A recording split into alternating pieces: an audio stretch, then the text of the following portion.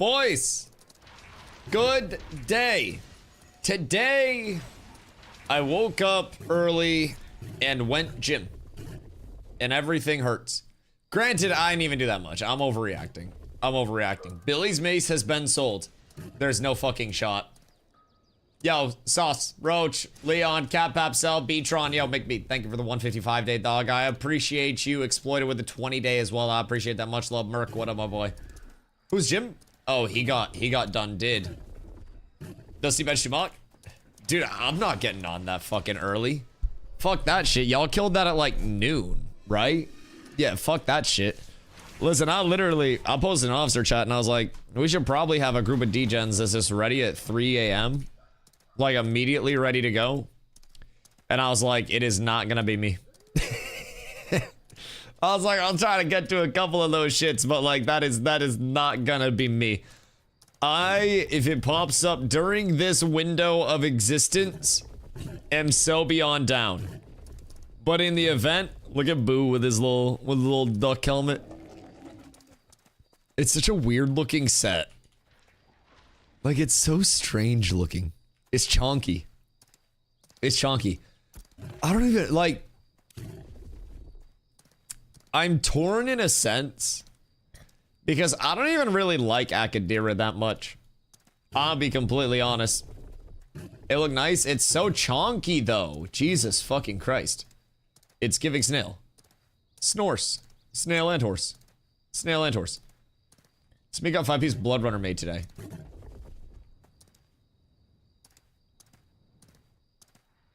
Stinky. Goddamn, we got 5 pieces of Blood Runner. Oh wait, that reminds me. In rare. Ah shit, that's not bad at all. That's not bad at all. I wonder like how much in total he spent on that. Cause honestly, that makes me want to get over to Carfin and immediately start farming emblems. Hell no it ain't. Nah, I'd take that shit right now. Let me tell you what, Self, thank you for the 20 day. I appreciate you. So, what is the grind today? Because mine may have just shifted a little bit. Yo, Zerico, what up, my boy? I need some Dusty Magic to make a scribe appear. I don't know if Lesh has scribe as well. I don't think Lesh has scribe as well. I don't believe so. Because Scaper was doing our scribing and then Scaper left. We need to get in Carve. I also think we need to get in Carve. So we have two options. I didn't catch it up. What do you get from Firebrand? From Firebrand, the shield dropped, and then the recipe to make the great sword dropped. So the recipes, in my opinion, are more worthwhile than the actual weapon drops are, because the recipes, you just pump those shits out, like, on repeat, right? So the drops are naturally going to have some, I don't know, I went there. The drops are naturally going to have some IRP, what the fuck? What am I saying? The drops are going to have RNG associated with them. I got too many, like, letters in my head. Goddamn. The drops are gonna have RNG associated with them, and the replicatability of being able to craft those things is fucking massive, if I do say so myself. Like, absolutely huge. No talks or wipes or any update yet. Nah, nothing really other than the rumor mill. Like, the rumor mill be spinning like fucking mad, which, as you know, it's always something to keep in. Was that 7 gold for Lego Iron? God damn. What the fuck, the market's crashing. Oh, holy shit. 6 gold, 20 silver right now. I think it just keeps going down. Oh my fucking god. Wow, everything's getting really fucking cheap, really fucking fast. I might try to sell today, because I think it just keeps going down, bro. June's cost, 20, 25. Oh shit. Look at the name bots unloading. Well, also, I think it's a mix of that, but I also think it's the player base starting to dwindle. People move past iron builds. People don't really ever move past iron, if I'm being completely honest. So, iron is always going to be in demand for any fizz, because you need glittering steel ingots, you need steel for a lot of shit, you need your iron fragments. Like, people aren't really moving past it. You need iron for a shitload. A shitload. Always iron. Iron always in demand for steel later. Yes. Yeah, literally always. Literally always. It's just the fact that, like, if we look at Ash's Steam charts right now. Hold on. Charts. This is Saturday, right? Yeah, this is Saturday. So we're about an hour off of peak. And my prediction was that we wouldn't hit above 16K for peak. Our peak is usually in like an hour and 15 minutes. And we're at 14.7 right now. So it's just like player base went out quick this week. Yeah, I mean, in all fairness though, Galza, thank you for the hydrate duck. I think we just hit the point of the content cycle. So look at week 1, of course, bunch of shit went down, right? But look at 2, 3, 4, and honestly 5. 5 held on, and week 5, like 5 weeks of having players coming in a good retention while also having bots rampant, dupes in the economy, holiday break from the dev team, a lot of that, right? Those first 5 weeks were really fucking good. And now the content cycle is weighing its course, right? So we've got no dev stream. We've got no major updates in the time since it's dropped. We've got some bug fixes here and there, but we've got really nothing major to bring people back in. And Ashes doesn't have the retention systems built in yet for people to have that post-25, post-geared thing to strive for, right? You don't have your guild castle that you're trying to build up with your guild and trying to scale up to get ready for your once monthly castle siege. You don't have your housing that you're trying to develop your housing and upgrade your housing. And if you have a freehold, then get people out to your freehold and, you know, commerce off of your freehold. You don't have a lot of those extras that are in the game right now other than I level, I get power, I hit better stuff to get more power. And for some people that can weigh on them. Also, Gaza, thank you. For some people that can weigh on them quite heavily. So I think we're going to see in between now and whenever they announce the next large update, a large amount of player retention. Sorry, a large amount of player fall off. A small amount of player retention. We're going to see a very large issue in player retention. Woke up early today. My brain's all backwards. Goddamn. I didn't smoke enough. So anyways, I think we're probably going to see 10K or less by the end of February. And then I think, depending on content, if anything's coming in, like, I don't really know what their plans are for February. I don't know what their plans are for anything. But if it continues this way, I think we're a couple weeks away from 10K or less on the weekends, which realistically speaking, at that point will be 2 months after the start of an alpha server deployment, which I'm honestly kind of impressed that 2 months in, there's still 10K considering how few people were playing Ashes previously. Like, this is the most consistent. Oh, yoink. This is the most consistent the player base has ever been. This is the largest the player base has ever been. And like, this is good. All the new players I've talked to just want more easily accessible PvP at endgame. Or PvE even. They want more repeatable PvE that takes them on more of a journey than standing in a corner. And then they... Oh, wait. What the fuck? What does Hollow Shade have for it? Leatherworking. Hollow Shade. That's Grems. Gross. Gross. Gross. There's time to shine, and maybe pulled the trigger too early. No, I don't think they pulled the trigger too early at all. I think this is just another step on the way through development. Roach, I'm not taking the bait there. So the thing with, like, the move to Steam is they didn't really pull the trigger, so to say, on anything that wasn't already, like, pre-pulled and already in motion. You could just buy Ashes through the Ashes of Creation website. And that's what everybody that tested before the Steam update did. There was nothing that stopped people from getting in. Ooh, that's a nice ring stragma. I want to go over to Carfin maybe for a little bit. I'm thinking if we can get a group for that. But realistically speaking, there was nothing that stopped people from getting in, you know, then comparatively to now. It's realistically the same level of access. It's just on a more available platform. And it's labeled early access because Steam doth mandate it, right? So, you know, it is what it is in that realm. I think the early access tag will give people a lot of bad impressions off of it. Mike, thank you for the 20-day dog. Resetting, what up, my dude? Hope you guys are having beautiful days. I think the early access tag can give people a bad idea because so many games use early access as a, hey, this is supposed to be, you know, everything or near everything. This is our last couple weeks. And Intrepid's using early access for an alpha, which is likely going to be multiple years from launch, if anything, right? I think mid to late 2028 would be the bare minimum that we would see Ashes launch at this point in time. But hard saying. Hard saying. Overall, though, I think people see the early access tag and they come in and they expect it to be very close to completion, very close to finish, and they simply don't get that, right? And it's not that. It has problems every single day, and that is perfectly fine for me because I'm fully aware of like what to expect, and I still have fun around the problems. Like, we have a lot of people that are playing right now knowing fully that at some point in the future, all of our progress just goes poof. And the big mentality is that when that does happen, we're going to have a lot of people that are leveling to get back in place and to get, you know, get leveled faster, get geared faster the next time around. So that way our progression doesn't poof. It just goes mental, and then we, you know, we put that in again. It's like it's a practice rep before the game, right? And we only have so many run-throughs. We only have so many repetitions. So a lot of our community is like, on the way to launch, if we do make it there, let's give, you know, a lot of effort to these practice run-throughs. Let's run it at game speed. Let's make sure that it's down to muscle memory. So that way, as soon as, you know, the game launches, if it does get there, we end up having static groups that are ready to go, that know where they're starting, where they're going, what gear sets they're looking for. Our gatherers know exactly like, oh, me and these people will be hitting rocks. Me and these people will be picking flowers. Me and these people will be cutting down trees. And these are the things I need to focus on. Well, okay, this is where I can go to focus these materials, right? If it does get there. I mean, I think that's a realistic disclaimer to put out.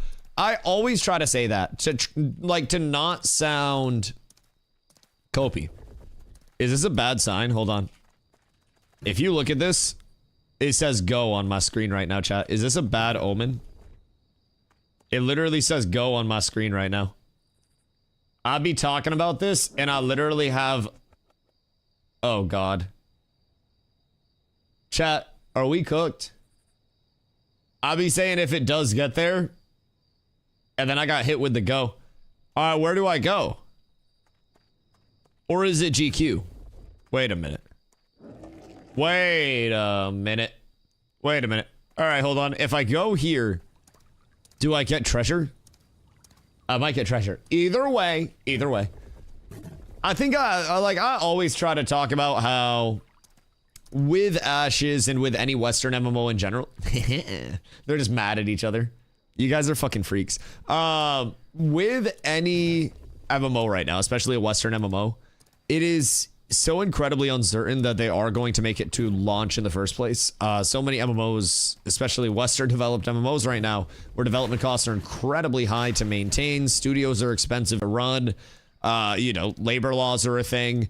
It's tough to actually put out MMOs in a dying genre. We talked about this a little bit yesterday, right? And I think it's always important to keep in the back of your mind that like this may not make it to launch. It's like, you know, the family dog. You enjoy your time with the family dog, but at some point the dog's probably dying before you are, right? So realistically speaking, there is always a chance that Ashes does substantially change, does cease development, does whatever before launch. But the advantage that we have is we're already here playing it. So even if that does happen and everything just goes kaput and Steven retires on a beach somewhere, then it's okay because I already enjoyed my time here. I got 3,500 hours, right? I have more hours in Ashes than I do any other game on stream other than New World. And I've only been here a year. I was in New World for 3 years, and I'm probably going to catch my New World hours this year. So, I mean, I've already got so much value out of it that I'm personally in my state of, man, I hope it just keeps getting better because I've already enjoyed it so much. If it doesn't, then it doesn't. If it does, then amazing, right? But I think it's important to keep both of those things in the back of your mind all the time. I'm very optimistic. I very much want Ashes to succeed, but it would be ignorant in the Western world of MMO development to think that just because, good day. Are you farming for Gritmantle, my good man? Because it seems like you're farming for Gritmantle. Because everybody gonna need Gritmantle. The Gritmantle tech has made its way through the economy.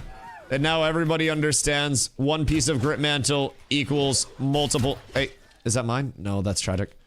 One piece of Gritmantle is equivalent to multiple ravens, many ravens. Or New World getting a roadmap? I mean, if the roadmap is some traffic cones saying detour this way, then maybe. Now, there has been the very cryptic development with New World. Sorry. Undisclosed Games Company. Where Alistair tweeted that he was entering an MNDA. I don't know what an MNDA is. But he tweeted that he was entering an MNDA with Undisclosed Games Company. And this would be his last time tweeting about Undisclosed Game publicly for a while. But that could mean Media NDA. I don't fucking know what it means. It's like, I don't know what the M in, like, mRNA is. I don't fucking know that shit. I don't really understand. I don't even know what the YMCA M means. I think it's like men's or something, but I don't know. I don't know what the M is. All I know is the tweet game out there. And if that is true and it's moved into any form of NDA, I don't really care what the letter is. Mutual NDA. Oh. So that could be an indicator that like some negotiations are starting on that end. Potentially. Pew. The rogue like throw when it blows up is so fucking satisfying. It's so fun. It's the one thing I miss about rogue. So polythenylly, that's an intriguing development over there, but probably the first we'll hear, the last we'll hear on it for some time. I think that would probably be a multi-month long process for them to even negotiate anything. Because keep in mind on the New World front, they would have to also reassemble the team that no longer exists to work on the engine that nobody wants to work on. And quite frankly, nobody does work on right now. It's an engine that is like notoriously bad. It would be like me going and streaming on Mixer right now. So like, you know, it's not really the best decision to try to push something on that engine. I'm not a game dev, but something tells me unless they really get it right, they're kind of cooked. Both parties have to remain silent. Right, but they can talk to each other, right? Because that'd be really fucking awkward if they couldn't. They just kind of like look at each other and they're supposed to like work out the deal. Why is everyone freaking out? There have been, I wouldn't say in mass, John. I wouldn't say in mass. Somebody was mentioning, and again, this was, I was looking at Discord while I was taking a poop before stream. And Indiana can only communicate in nods. It turns out the Phoenix Initiative meetings are just Steven writing on a whiteboard and then everybody taking notes. God damn it. So anyways, wait. If it was a verbal NDA, could I give you guys sign language leaks?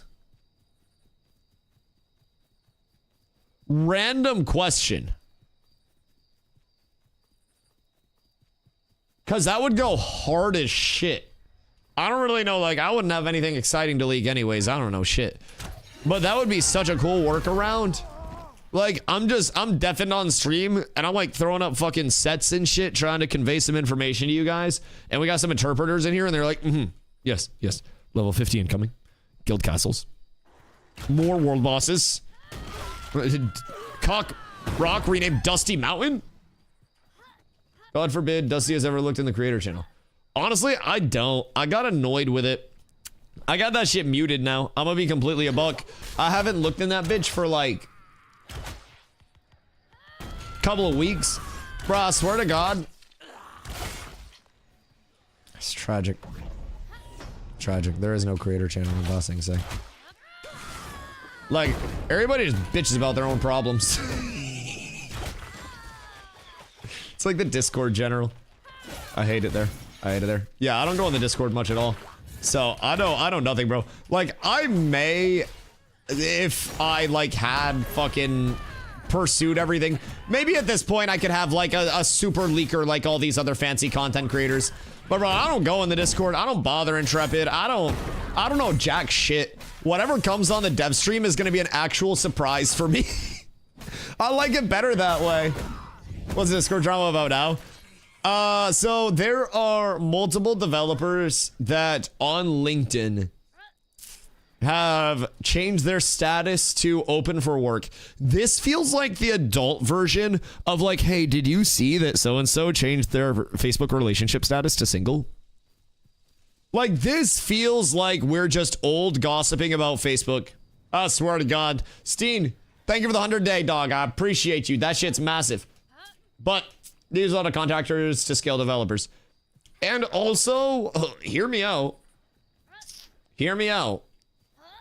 I also think that it is relatively normal for businesses to discuss what's happening with the business internally and then reform teams based on that business. Like, hear me out, I'm not running a game development studio or anything, but me, a former Starbucks store manager, yes, I know, the fucking level of clout, yep, no, it's true story, yep, I done did it. I can make any drink you fucking want, baby. I got an espresso setup at home. I fresh grind my coffee beans every morning for my cup of joe. It's a different world out here. Anyways, I can tell you very openly, they told me all the time, Dusty, be looking at replacing your lowest performing talent all the time and bring in fresh talent that could be higher performing, right? And not to say like the people that are being let go in these layoffs or anything are like low performing, right? But for many reasons, whether it's restructuring of teams, whether it's a system being, implemented somewhere that lowers the demand for a certain role, whether it is just typical cycle and carryover on the business end, we don't really know. And I feel like, as Tutski said, a lot of people just want to doom. I feel like it's the YouTube drama meta, if I'm being completely honest, just carrying over, where everybody is conditioned now to think that the worst possible scenario is always the true scenario, instead of going from the old adage of bad things do happen, but they're very unlikely to. And I think realistically speaking, like, worst case scenarios are something to keep in the back of your mind. But I also feel like people are incredibly quick to immediately assume the worst. And I don't know if it's like YouTube brain. I don't know if it's always the drama takes that have been brought in to like get clicks on videos or whatever it may be. But let me tell you, man, it feels really bad when people are immediately like, it's not even in a matter of like research and discussion anymore either. Like, here, people come in and there are people in this chat right now that will openly tell you they don't believe in Ashes, but they like my content, right? Also, Whetstone, good day, my boy. First day off. And there are people that'll openly say, like, I don't believe in Ashes, but I like hearing Dusty yap about Ashes and I want to see how it goes. I respect that shit, right? Also, Holbrook over on YouTube. Hope you're having a good day, dude. So, over here, we have actual discussion. And in Discord, it is so frequently an element of like, somebody brings in the headline and then the second person brings in, their own take off that. And the third person reads the second person's take and tells the fifth person. And then the fourth person gets it from a different source. And it's the world's deadliest game of telephone, right? Excuse me. And with that game of telephone, things get misconstrued so quickly. Things get taken out of context so quickly. And something as simple as, the first round of layoffs that went public that had, I believe Steven had said it was 9 developers out of a team of 250. We could also just be seeing more people switching their LinkedIn over as a result of that. This might not even be like new layoffs or anything. This legitimately might just be the same layoffs and we're just seeing other people finally post that like, hey, this happened, ready for work. Because honestly, if you get laid off, you probably get a pretty dope severance package. As someone who's worked in like, businessy fields before, you typically, if you get laid off, get a really dope severance package, especially if you were doing well for yourself. So I'm gonna be real. If I got laid off and I was a game dev and I got a severance near the holidays, bro, I'd kick my feet up. I'd probably buy a nice bong ski, chill for a little bit, couple weeks, toke it up, grow some neck beard stubble, shave it, and then start applying for jobs after the holidays, bro. Like, book yourself and your family a vacation off that, get a little bit of a mental health check-in, and then just start applying when you're back. I realistically think this could just be more of the... I think this could just be more of the 9-person layoff that Steven had talked about before, or this could very well be a new layoff where they're cooking contractors or they're cooking, you know, core people. Who knows? I don't have the insider info. But I do know Steven confirmed that it was roughly 9 people laid off out of a 250 team the first round of layoffs. And I believe even with all of the people that are confirmed on LinkedIn now, you don't have contractors. You're right. You killed them. Sorry. So anyways, you just don't renew their contracts. Would it be easier for them to just frame that as like a layoff? I know it's technically like different things and the verbiage is completely different. But either way, there could be many reasons why. Oh, hey, excuse me.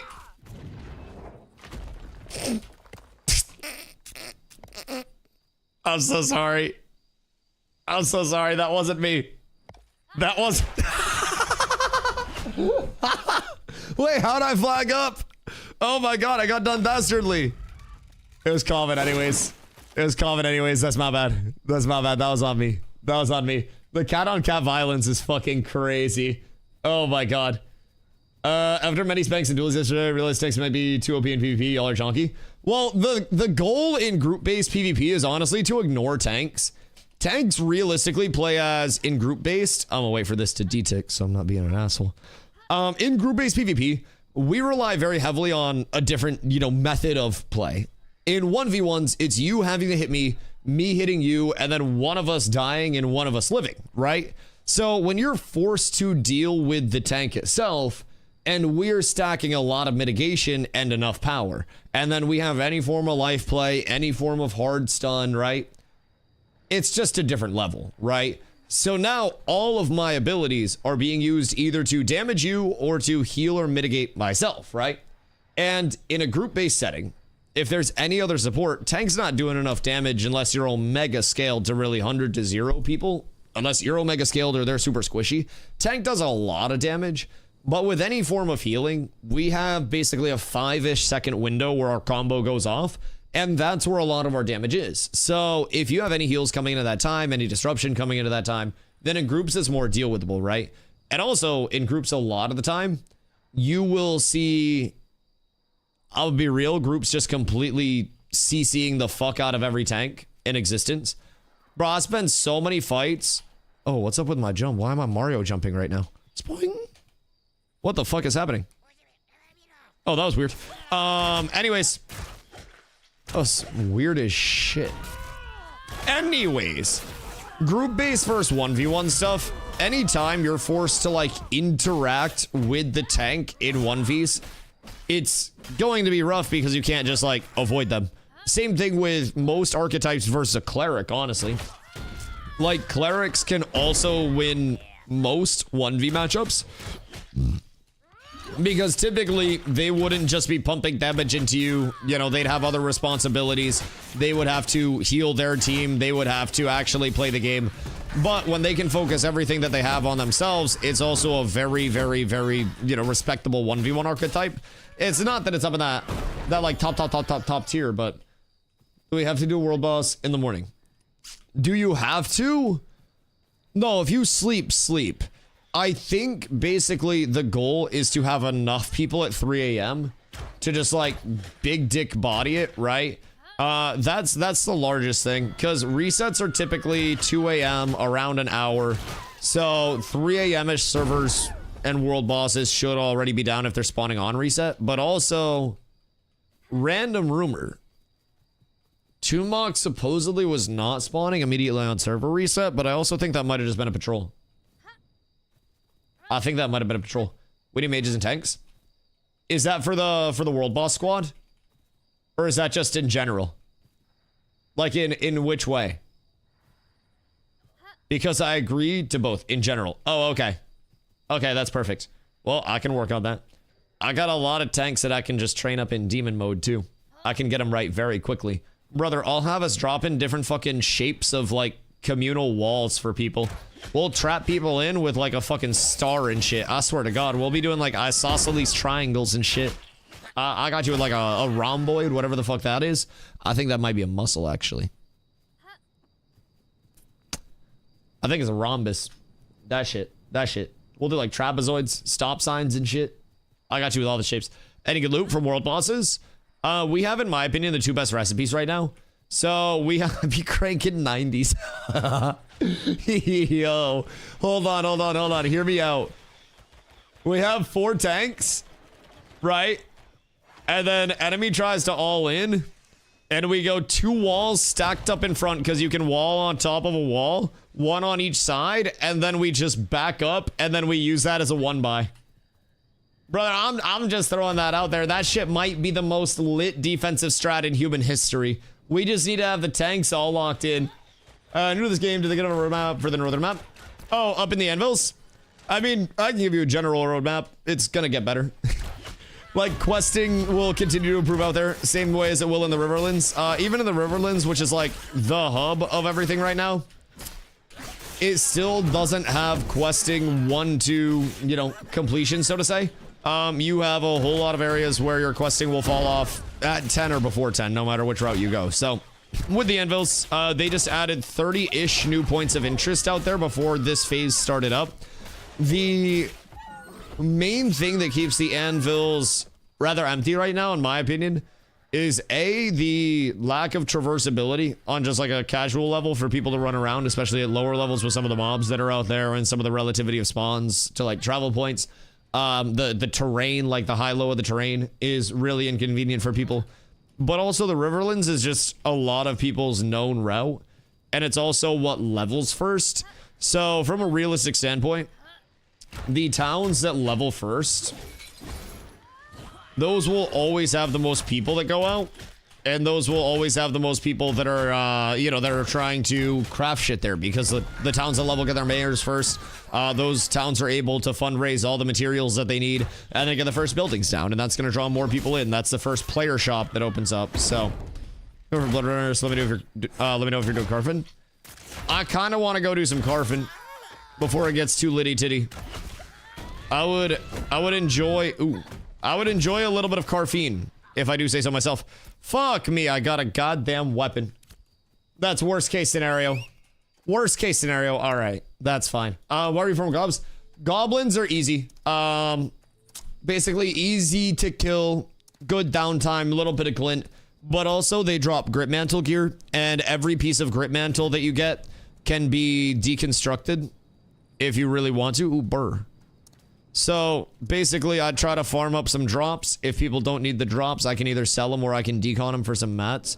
So it's just like a little downtime activity. Nothing that's gonna make or break the bank, but an alternative way to get some materials from those drops without having to go grind like fucking crazy for it. So, it's a gray bear. That's absolutely tragic.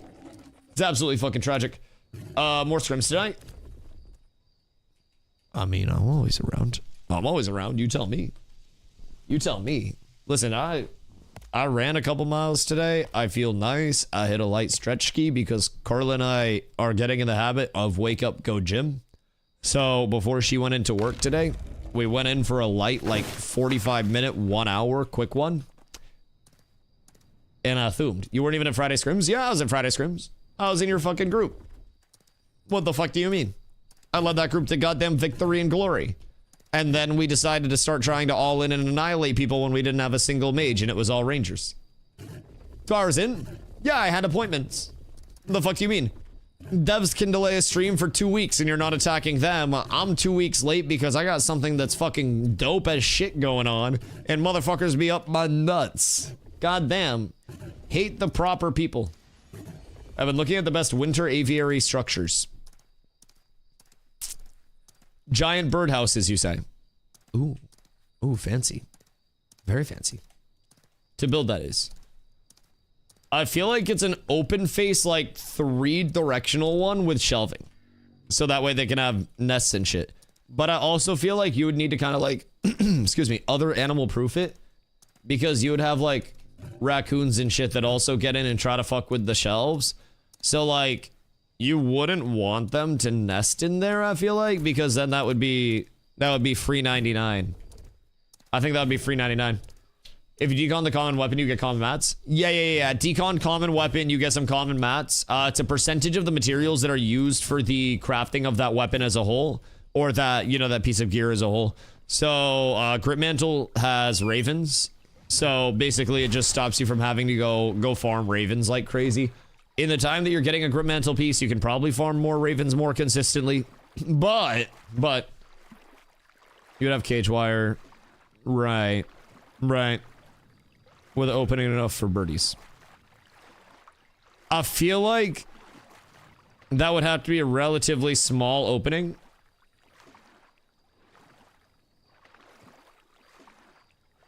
Because animals can get in pretty easy.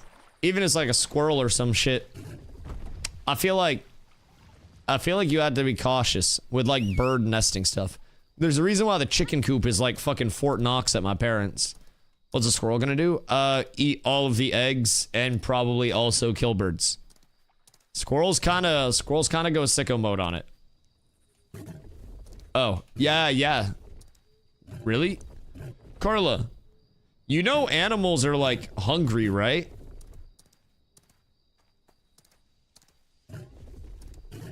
Like animals kill each other. I've had to stop another bird from killing a bird before. Squirrels are tree rats. Yeah, they'll fuck shit up. Like squirrels will get in and fuck shit up. Raccoons are kind of fat, so I thought squirrels ate nuts and stuff. If your diet was vegetarian and you were very hungry and you see a prime opportunity for a meal, you'll probably take that. Squirrels eat anything. Oh yeah, I could put a rotisserie chicken out. And honestly, the squirrels and the pigeons and the crows would probably all split it. You can give a rotisserie chicken to a chicken and they'll eat it. Even though the squirrels, yeah, that shit gets violent. Like, animals are vicious. Squirrels can eat through your house. Biggest predator for the quail farm is rats, unironically. So what you do, get a cat for the rats? Because, yeah, you gotta take, like, countermeasures. Like, that's why a lot of actual farms and shit just have, like, barnyard cats. I'll shoot them with a 22. Reasonable. But I also recommend some cats. Just get them all vaccinated and shit. And then let them cook. Get, like, a squad of barnyard cats. Because they will clean out your barn very easily. Very easily. Chickens are dinosaurs. Aren't all birds dinosaurs? Technically. There's also an option for an aviary, a raised house. Oh wait, the raised house thing would be kind of cool. But a squirrel can still get in. I mean, yeah, but the raised house off the ground would kind of be cool. As long as there wasn't like a hole in it or anything. Because I think that's what like the chicken like nesting coop area is. So, I mean, that'd probably be the best because otherwise something could like tunnel in and you'd have to dig down and then you'd have to put the walls down, but like something could always dig in. The thing with a raised one is that you'll have to insulate the floor realistically, or you'd want to. I guess you wouldn't have to. But you'd probably want to insulate the floor and then double layer it so that way shit just can't like scratch it and stuff. So many sprays that could be putting in work. Bro, they probably are. I feel like mice exist everywhere, but in areas with stray cats on the loose, you don't see a lot of mice existing.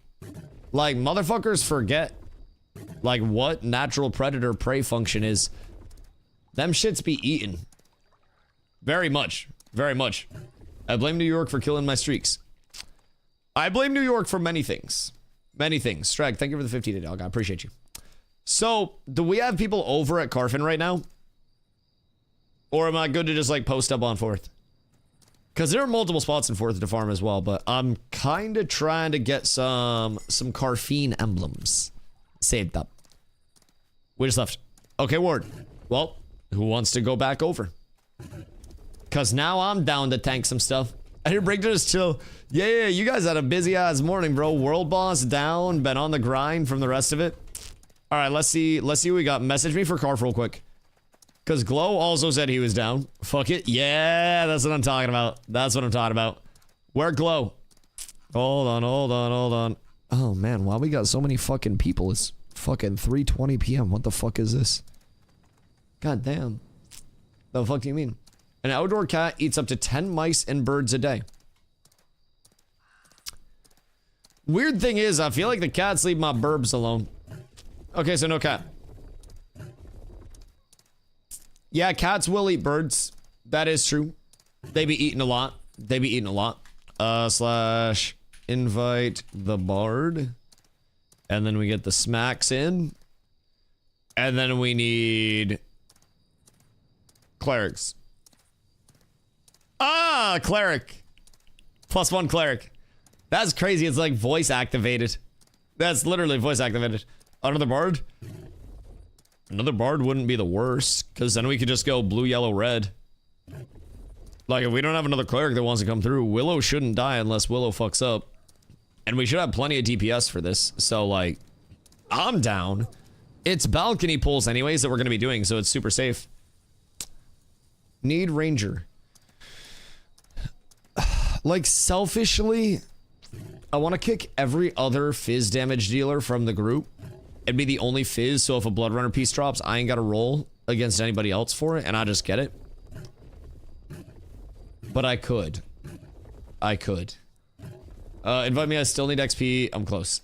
Okay, I'll get Cat in real quick. Cat, message me, and I'll get you in so you can finish your XP off.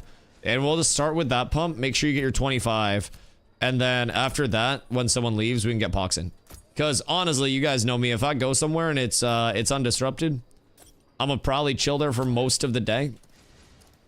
So I'm only here for blood runner drops. Right. Right, that makes sense. That makes sense. And I don't blame you a single bit, Mr. Bardington. That Bard Blood Runner is a fucking game changer. Some say they're looking at renaming the set just straight up to Bard Runner. It's so fucking good. So it's truly wild to even have you in our presence. All right, but beautiful. I could probably vendor half of that bullshit in the first place and be good, but my 3 little demons bring me presents on the doorstep all the time. I feel bad, but it's just the way of life. Oh God. Oh wait, like not like how birds bring buttons and shit. But like actual like, here, I got you this, dad, eat it. Oh God. Yeah, I mean, hey, at least it's the thought that counts type shit, right? At least I feel like. Foxes can jump about 5 to 6 feet high in a single leap. They're agile climbers too. Word. I think foxes be kind of big body that what?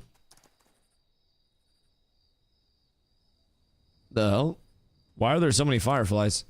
Have these always been here? This is majestic as fuck. Huh. Just a goddamn big ass field of fireflies. That was scenic as hell. Why haven't I seen that like anywhere else in the world? That was kind of dope to run through. I think they're helping with feeding the family. I mean, at least they're not freeloaders. Just trying to get by without any contribution. They work their little 9 to 5. They go on hunts. They try to provide. We just don't need what they're providing. Let's roll on blood helm and boots. All the others, I'll pass if we get drops. Oh, I actually don't care. Odds are none of this matters anyways. Like, at a certain point, it's all getting wiped. We'll all get our shit. I don't care, dog. I don't care. You get what you need to. I'm also on chill mode today. Breaks are good. I have a prediction. I think Ashes as a whole is going to be in chill mode for like a very long time. Not a very long time. I think it'll be like a month or 2 on chill mode. Now we need a contractor. Carla, we can build that easy. That's just some wood and like some particle board. Yeah, it doesn't need to be like up to fucking OSHA standards. That the only weird thing would be like the walk up to it, like if we wanted steps or some bullshit. But other than that, yeah, that's easy as fuck. We don't need a goddamn contractor. Although I can make a fake contractor name, and then I could charge you contractor rates, and then you can pay me to build it. That'll be fine. What's everyone freaking out about today? Multiple developers switched their LinkedIn over to looking for work. And people are freaking out thinking that the entire studio is burning, but we have no indicator to think that it's even like anybody that was newly let go, because there was the previous round of layoffs that Steven said impacted 9 people roughly out of a team of 250. So Steven talked about that on Reddit a little bit, and we did not see 9 people fully switch their LinkedIns over as soon as those layoffs hit. So while everybody's dooming, Good old Dusty has the theory that maybe these people just got a very fat severance package because they were game developers in California and they took a little holiday break and then they said, end of the month, I'm gonna start looking for work and I'm gonna get back to it February 1st. Wouldn't that kind of make a lot of sense? If I got a large sum of money near the holiday season and was let go from my job, I'd personally chill and enjoy the holidays if I was comfortable enough to get by for the holidays without freaking out. And if a severance package was in place, then it'd probably be pretty solid. Then they all decided to sync their LinkedIn profiles at the same time. Isn't it like 4 people? There haven't even been that many LinkedIn profiles that were synced up. And just because people noticed them all at once doesn't mean they were synced all at the same time. Like, it's up to 20. Do we have screenshots of up to 20? The count is 22. Do we have all of those verified? Because before I got on stream, I only saw actual screenshots of like 4 different people and then the rest were just being recycled. Do we have like an album?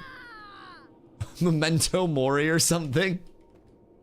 I need a like list of what's going on. We can put their names in a paint diagram. Team Blizzard has hundreds of people with open to work currently. Yeah, I mean, also, could be new fiscal year for them if they are starting their fiscal year in like March or some bullshit, because every business operates on kind of their own fiscal years. So, we don't really know. But, I just knocked over my Molly, and Molly ain't do anything wrong at all. Not my little Molly. My little Molly. People just leave it up 24/7 anymore. I had that shit up on mine in all fairness. Granted, I didn't really use LinkedIn much. But I did have that up on my LinkedIn while I had a job. I just didn't know it was up. And then my job was like, yo, Dusty. And I was like, oh shit, that's my bad. I don't log in. Like 22, if verified, is way more than 9, of course. Much larger number than the 9. But do we have somebody posting them? But that place is wild at the moment. So trust but verify. See, that's what I'm saying. I was granted, you know me and my routine. Taking a poop before stream, and I was lurking in the Discord a little bit while I was pooping. Because I finished my Wordle at that point, and I wanted to get caught up. So, I was going through, and I saw everybody freaking out about everything. And then I saw somebody be like, yeah, here are the profiles. And they posted like, I think it was 3 people. And then there was a 4th person that was posted at one point. And I just want to see screenshots. I'm not saying that shit didn't happen. I have no verification that it did or didn't at this point, which is why I'm kind of like skeptical on both sides. I think it's equally possible that we could be seeing a substantial restructure, a downscaling, really anything. Anything. So, we shall see. Also, this is kind of an interesting follow-up.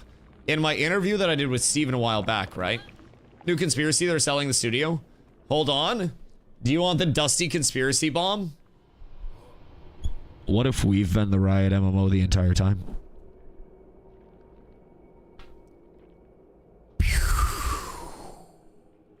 What if we're the baseline for the Riot MMO? And then Riot purchases Intrepid Studios and then just shifts it all into Riot lore and League lore? Like, what if? Whatever they turned on yesterday, it made shit work? What do you mean? Like in terms of patch or what? Because honestly, my shit's been running smooth. Oh, PTR sieges? Yeah, I mean, the PTR sieges still had the respawn, like, being weird. But yeah, my shit ran incredibly smooth yesterday. Could be people worried about possible layoffs after an internal meeting or similar and just throwing out feelers in case they're cut. Yeah, I mean, it could be anything now. I definitely don't doubt that a non-AAA billion-dollar studio that's employing 250 people all at once in California, or primarily in California, because I don't know if everyone's in California, but primarily in California, would have to eventually, like, restructure teams, shrink some teams, redistribute where funding is going. Who would have thought that's an expensive feat to accomplish, right? So, I mean, I don't necessarily think it's worth dooming about at this point, but I also think that not many things are worth dooming about, because worst case scenario, there are a lot of other games out there. I don't know. Like, it would be incredibly sad if anything bad happened to Ashes. Like, if development slowed down or, like, ceased or anything, or if something happened with the studio. But at the end of the day, I think people need to remember that MMO development is very hard right now in the first place, and there are not many MMOs that even succeed through the development lifespan itself. And it's very important to keep that in the back of your mind. And I always try to remind people about that. And cool, Ash News, use the photo of corruption spreading in the desert. Yes, Sirski. Yes, Sirski. As a chain of events, moved to Steam after saying never. Lawsuit for unpaid services. UCC filing from investors. I don't know what the UCC is, but I just don't know what that shit means. Layoffs as you're ramping development, and now this, individually they're all dismissible, together it's better. Yeah, no, I agree. There have been a lot of things lately that's like, maybe reality is hitting for a lot of people. And the, you know, I've always said, the illusion of just, you know, one mystery man comes out and makes the next zeitgeist MMO with all of his money is an incredibly cool thing to believe in, but it's also an impractical thing to believe in. And I've always said at some point, the fairy tale of it will have to subside to the business side of it. And I've always kind of like had this little thing that I'll sometimes bring up where, and I mentioned this in the interview as well, but will passion ever be able to beat out profit? And I think realistically speaking, excuse you, watch out lads. I think realistically speaking, profit is always the forefront. It's gotta be. If you're running a business, your business has to be making money in some way, shape, or form, or eventually the money will dry up and you will lose all of your hard-earned clams. And that simply, you know, isn't a sustainable thing. Passion needs to be at the top, but if the profit's not there, then the profit's not there. So I don't know the internals, man. If I did, then that'd be great. I'd have a little bit more info, but I know nothing on it. Although I would love to see a compiled list, if we have one, of the people from Intrepid that have changed over their LinkedIns. If anybody got one, if we got like an album or some shit, because that would be a game changer in terms of actually like verifying what's going out, right? Because I think right now anything could just be taken out of proportion very heavily, right? Could just be people seeing the new taxes / insurance nonsense and fleeing Cali. I didn't know what's going on out there, but I hate taxes enough already.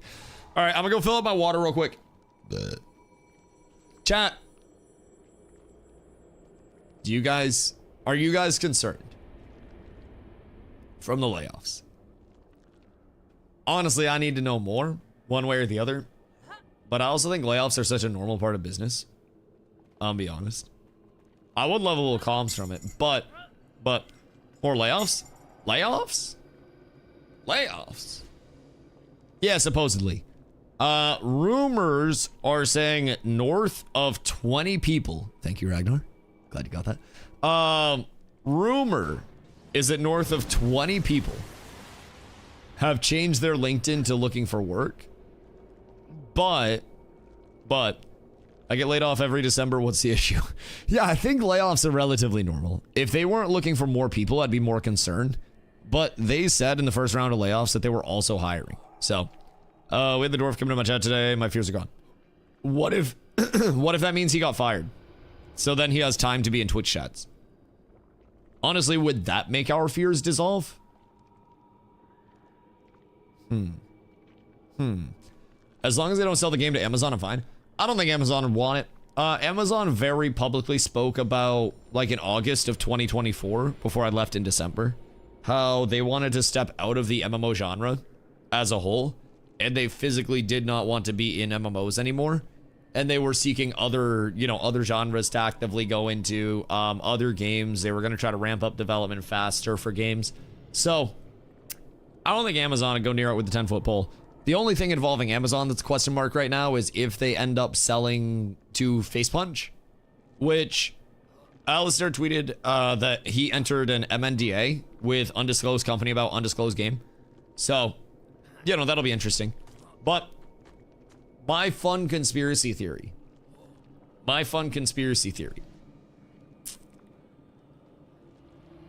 Astronaut meme. Ashes players in the front. Riot MMO enjoyers in the back. It's always been the Riot MMO, boys. Just had a different goddamn skin on it. Mayhaps. Mayhaps. I'll be right back. I'm filling up my coffee. And then we pump.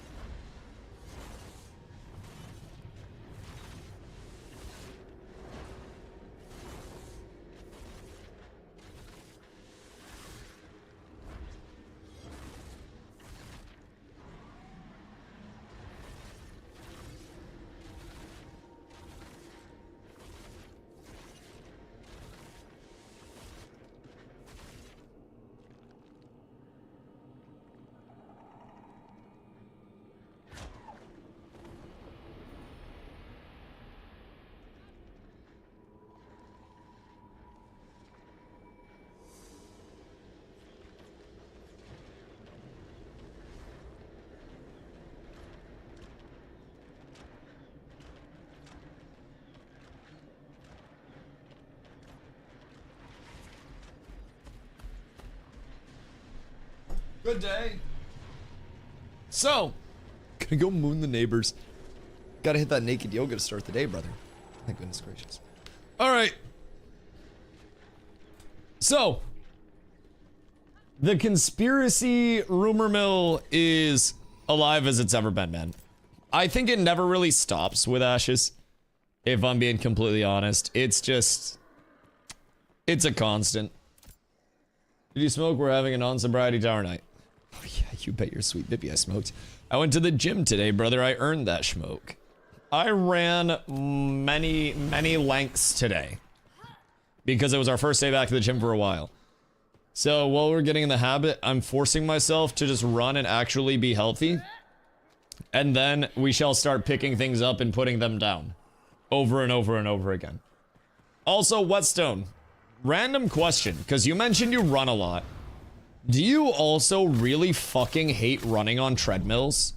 Because, like, it just feels worse, in my opinion. I know that's, like, a really weird thing to say, that it just, like, it feels worse. But running on treadmills fucking sucks. I don't know why. It's uncomfortable, it's awkward, it's weird. I don't enjoy it, man. I don't enjoy it. But it's also better than running on fucking snow right now. Because that's my other option, and at least it was nice and warm in gym today. So, Kristen, thank you for the 100-day streak. I appreciate you. I do swimming for cardio over running in a heartbeat. Yeah, but like, then you gotta swim and shit. And like, I don't mind running. I like running. I just throw on music. I just prefer to run either on a shredder or outside. Well, where else would you run? Is there a third option? Elliptical? Is an elliptical running? That's like... it's like skiing. It's like cross-country skiing motions, isn't it? Swimming's a shit.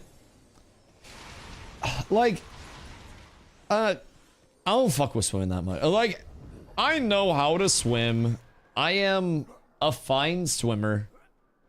But like, I just feel like swimming's so much fucking work. gonna say not on concrete, and just brain said to stay outside. Okay, that makes sense. Yeah, like if you're on a track or if you're on a trail or something.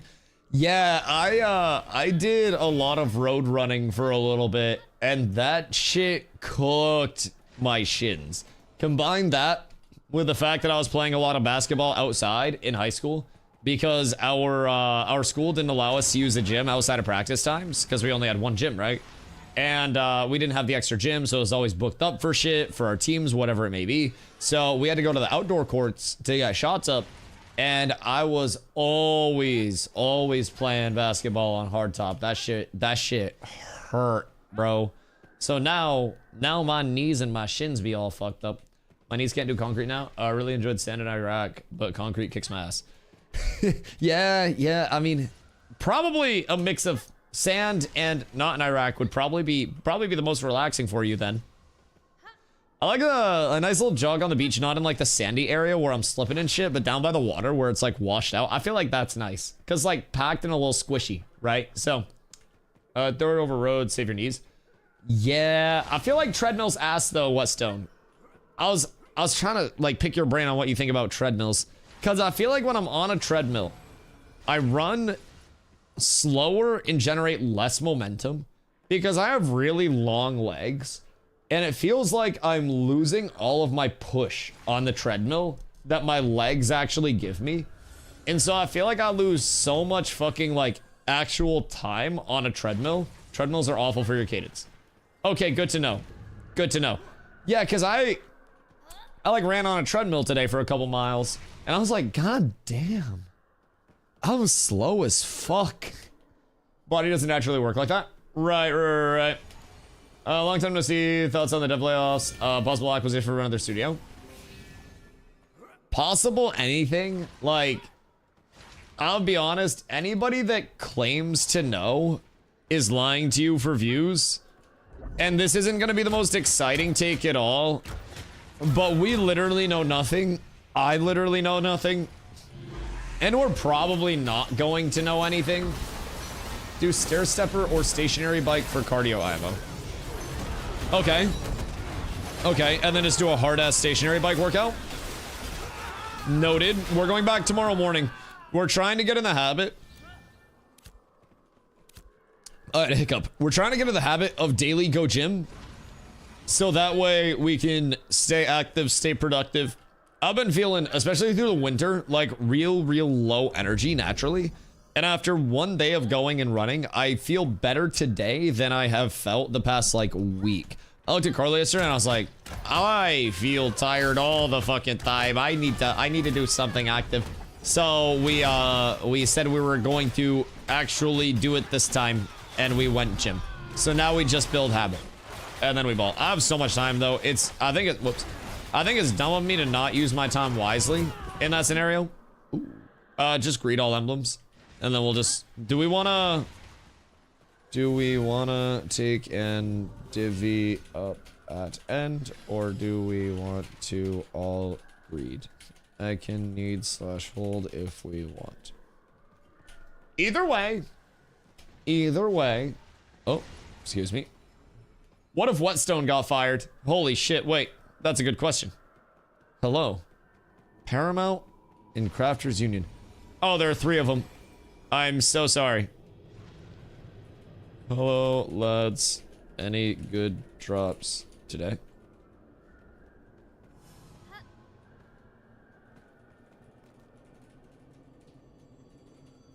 Hold on. We gotta like negotiate this in a nice way.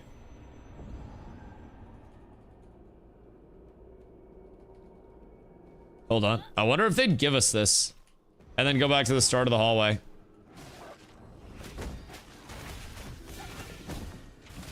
Hold on.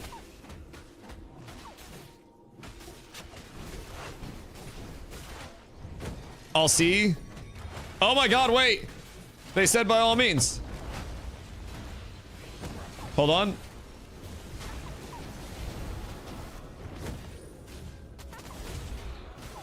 Die anyway. No, they're nice. They're nice. All right, we negotiated. Boys, this was like a Baldur's Gate encounter. This was beautiful. Absolutely beautiful. I feel like I negotiated this in a very A very mutually beneficial way. I like murder. So hear me out. Hear me out. We may... No kill yet. No kill yet. Hold on, hold on. Long term, somebody's likely to come in and hit them. And then we go in and kill the people that hit them because they won't think that we have people here. And then once that happens, right? We kill and we're the good guy. Huge double benefit. I think kill the mobs. Kill the mobs. One of you bozos go fucking pull. I'm a tank over here today, by the way. You guys stand on that side. I feel like this side is way easier to tank on. But yeah, so diagnostics before sorry, we got a little distracted getting set up. In terms of the like possibilities, right, of what's happening at Intrepid, truly it could be anything. I have zero information. I wish I did. I'd definitely tell you guys like what I knew if I knew anything and was able to tell you. But I genuinely know absolutely nothing about it, to the point where I'm even asking chat to try to get me a verified list of who and how many people have been confirmed through LinkedIn to be laid off. So, I mean, that's step one. I think confirming everything. My game a little loud for y'all? Sorry, I restarted my PC today, and my restarted my PC and my mix amp also reset its levels, so I had to get that sorted. My apologies. That shit was loud as hell. I should head back to New World. No, I don't think we're dead yet. I don't think we're dead yet. All right, we can just greet them all. We'll just greet them all. I don't think we're dead quite yet. There is always a potential that we're dead, but I don't think we're dead quite yet. We'll see though. We'll see. I'm sure this dev stream is going to be the sexual tension of, you know, direct eye contact and like the eyebrow raise, right? There is going to be an ungodly amount of like, I don't know, electricity in the air, so to say. Where the people talking about Ashes dying and New World being saved on the same day. Yo, did you see the Alistair thing? The Alistair tweet was wild. So for those that don't know, to catch you up on today's drama, I'll update the title. Hold on. I'll update the title. I'll update it. More layoffs plus New World purchase news. All right, banger, banger. So, yo, Jay, what up, my boy? What game are you killing next? It's not me. It's not me. And honestly, if it all breaks down, I'm just gonna get mechanical as fucking go Deadlock. We go GG's, man. Deadlock, if I take down a Valve game, brother, I die a fucking legend. Let me tell you what. Do you remember, I don't know if you remember, like, you know, small Dusty enough for this, but there was an old meme when I was making my, like, comeuppance in the war scene, right? And every company I was in just kept dying, but I would like jump up to like a higher position off of that because I would get recruited to a better company in the war scene. There was this old oh, I'm so fucked. Oh shit. Oh, what the fuck? Oh my fucking god, what has happened? I'm in a really bad spot. I don't really know how I get down from here.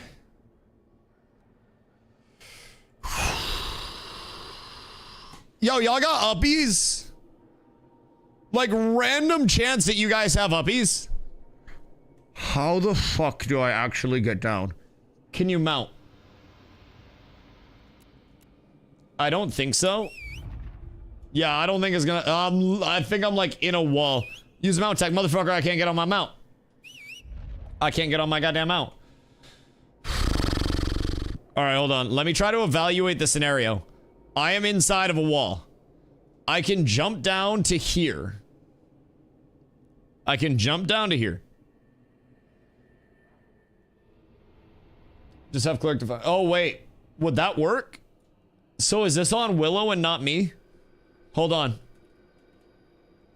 Willow, any chance you'd be fast with Defiant? Because this isn't the best. Uh-oh. Okay, good news. Willow's alive. Willow's not fucking dead. All right, so They're in the middle of a poll right now. Oh, wait, what's this? Is this any good? Maybe as a One Piece, but I gotta fucking pass on shit. Can I have gotten out of this by right-clicking the store? Oh no, this isn't just a random float. So there's a physics interaction where my pulverize will sometimes send me into the fucking stratosphere.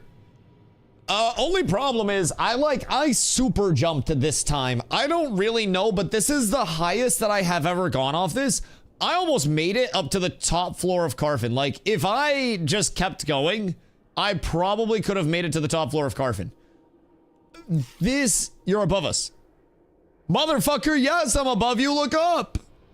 I'm in the fucking wall. All right, hold on. I'm gonna try to jump over to here and see if I can make it. Yo, Willow, be really quick with the Defiant. So, like, what I'm thinking.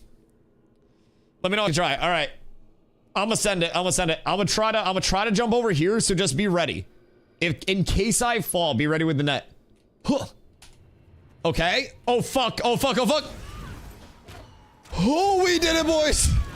Oh shit. Okay. Willow is the MVP of today. Willow, thank you so much, my goat. Oh fuck. I'd be nothing without my clerics. The casters are my overlords. Oh my fucking god, Willow. Thank God for low ping. Bro, if my healer was from Australia, I'd die there. I swear to fucking God. I instantly get cooked. 300 ping, I'm gone. Holy, okay. Okay, so anyways. We have no indicator that Ashes is dead. I think a lot of people are being dramatic. Also, I am still waiting on the list of the supposed 20 plus people that have changed their LinkedIn. Until I see that, I only saw screenshots of 4 different people in the goddamn Discord that had actually changed their LinkedIn. How do people know people got laid off? LinkedIn tells all. LinkedIn is the adult version of a Facebook relationship status changing. So keep that in mind. Keep that in mind. As soon as there's LinkedIn gossip, it will show through. But people changed their, like, I almost said their relationship status. People changed their LinkedIn, like, status or whatever to looking for work. And Steven had mentioned before in the first round of layoffs that it was 9-ish people out of a team of roughly 250. Which, in the event that it is no more verified than that, could just be a part of those layoffs. In the event that there truly are 20 plus verified people. I saw 20 people in the Intrepid staff list. Put the looking for higher tech. Do we have, like, the screenies of it, though? Like, do we have the compilation? Because I would love the compilation before I just start confirming, because I haven't personally seen it, like, myself. Not, like, denying that it's happened, not flat earthing it. But, like, I can't physically yap that something is true until I have seen it myself. And while I was pooping before stream, I only saw a screenshot in the Discord of like 4 different people that had posted it. So if we have a list, that would be phenomenal. I would love to get my hands on that so we can actually look and research. But I just haven't seen any material so far that's provided everything that I'm looking for right now for me to immediately be like, oh yeah, this is a lot of people, right? So when that comes out, we can have a little bit more freak out, a little bit more concern overall, right? And I think it's important to always consider, Big Dusto's been saying from the start, Steven's got hundreds of millions of dollars, or however many he has, at least 100 to throw at an MMO. And realistically speaking, I think that is more than enough money to also say, fuck it, I'm retiring on a beach somewhere. And at a certain point, could always happen, could always happen. There are many entrepreneurs that look to build a business to sell a business and whatever that business has with it. Not saying that that's Steven's goal or anything. This is like Steven's stream, right? But that can always be a side option if something happens. Like, anything is in the realm of possibility at this point. And with what we know, there's no saying that something is or isn't happening, right? It's like Schrodinger's development at this point. So people will always have presumptuous takes. And I wish that I would allow myself to be more on the, like, unverified clickbaiting you, like, oh my god, well, if this is true, this shit's fucking insane, right? But I genuinely know nothing. So 10% annual turnover isn't abnormal for small companies. I have to pivot strategy, direction, deal with leadership or organizational changes, etc. You don't always drop your worst employees. Sometimes it's a tech change or strategic need. Yeah, absolutely. And we do also have to keep in mind, as they've transitioned up in Unreal Engine versions, as AI becomes more prevalent in game development, which is, according to Steven, a train that has already left the station in the interview that I did with him, right? There is always a possibility that percentages of the workforce could get optimized and replaced and AI'd out. There is natural turnover of people that could, honestly, who's to say that developers aren't just like, man, this community sucks ass and I don't want to work on this anymore. Fuck y'all, I'm going home, right? Who's to say that wasn't a thing? New year, new me, new opportunities, right? You're living in Cali, take a chance on a new game and just don't end up enjoying it. Go somewhere else and, you know, develop somewhere else. So we don't necessarily know what it is. We don't necessarily know what it's not. And I think the Doom. Listen, man. I was talking to Steven over a glass of juice recently, and it was a beautiful time. Sorry, I'm gonna get in trouble for that. I just like making jokes. I'm sorry, I'm sorry, I'm sorry. That was a bad one. That should have stayed mentally in the chamber. I love Steven. But I'm not dooming yet, honestly. I'm the last person to doom until I have very large reason to. And keep in mind, I'll have New World before the announcement of New World dying actually happened. I'll have New World because I just stopped seeing the, you know, seeing the vision for it. I was by no means pressured out of New World. I was chilling nice and cozy in New World. Had a consistent directory position, had consistent sub count, viewership, content, everything over there. Like, I could have kept coasting over there. And there's nothing that is stopping me from, you know, going elsewhere if I stop believing. But personally, I still don't really have a reason to doom. Probably outsourcing work equals layoffs. Could be. Could be. I think we could bring up... I don't know why I'm running. I just stay here. I think personally, it could be any number of things. I could pull up Microsoft Paint right now, and I could throw any number of possible scenarios out on what it could be.